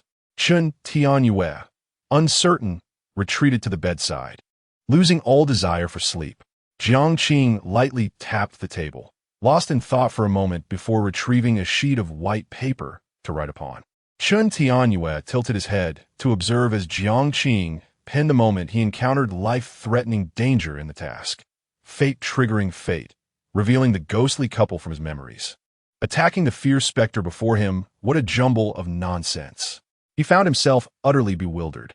Once he finished writing, Jiang Qing tucked the paper into his pocket, dismissively stating, "It's a kind of prophecy."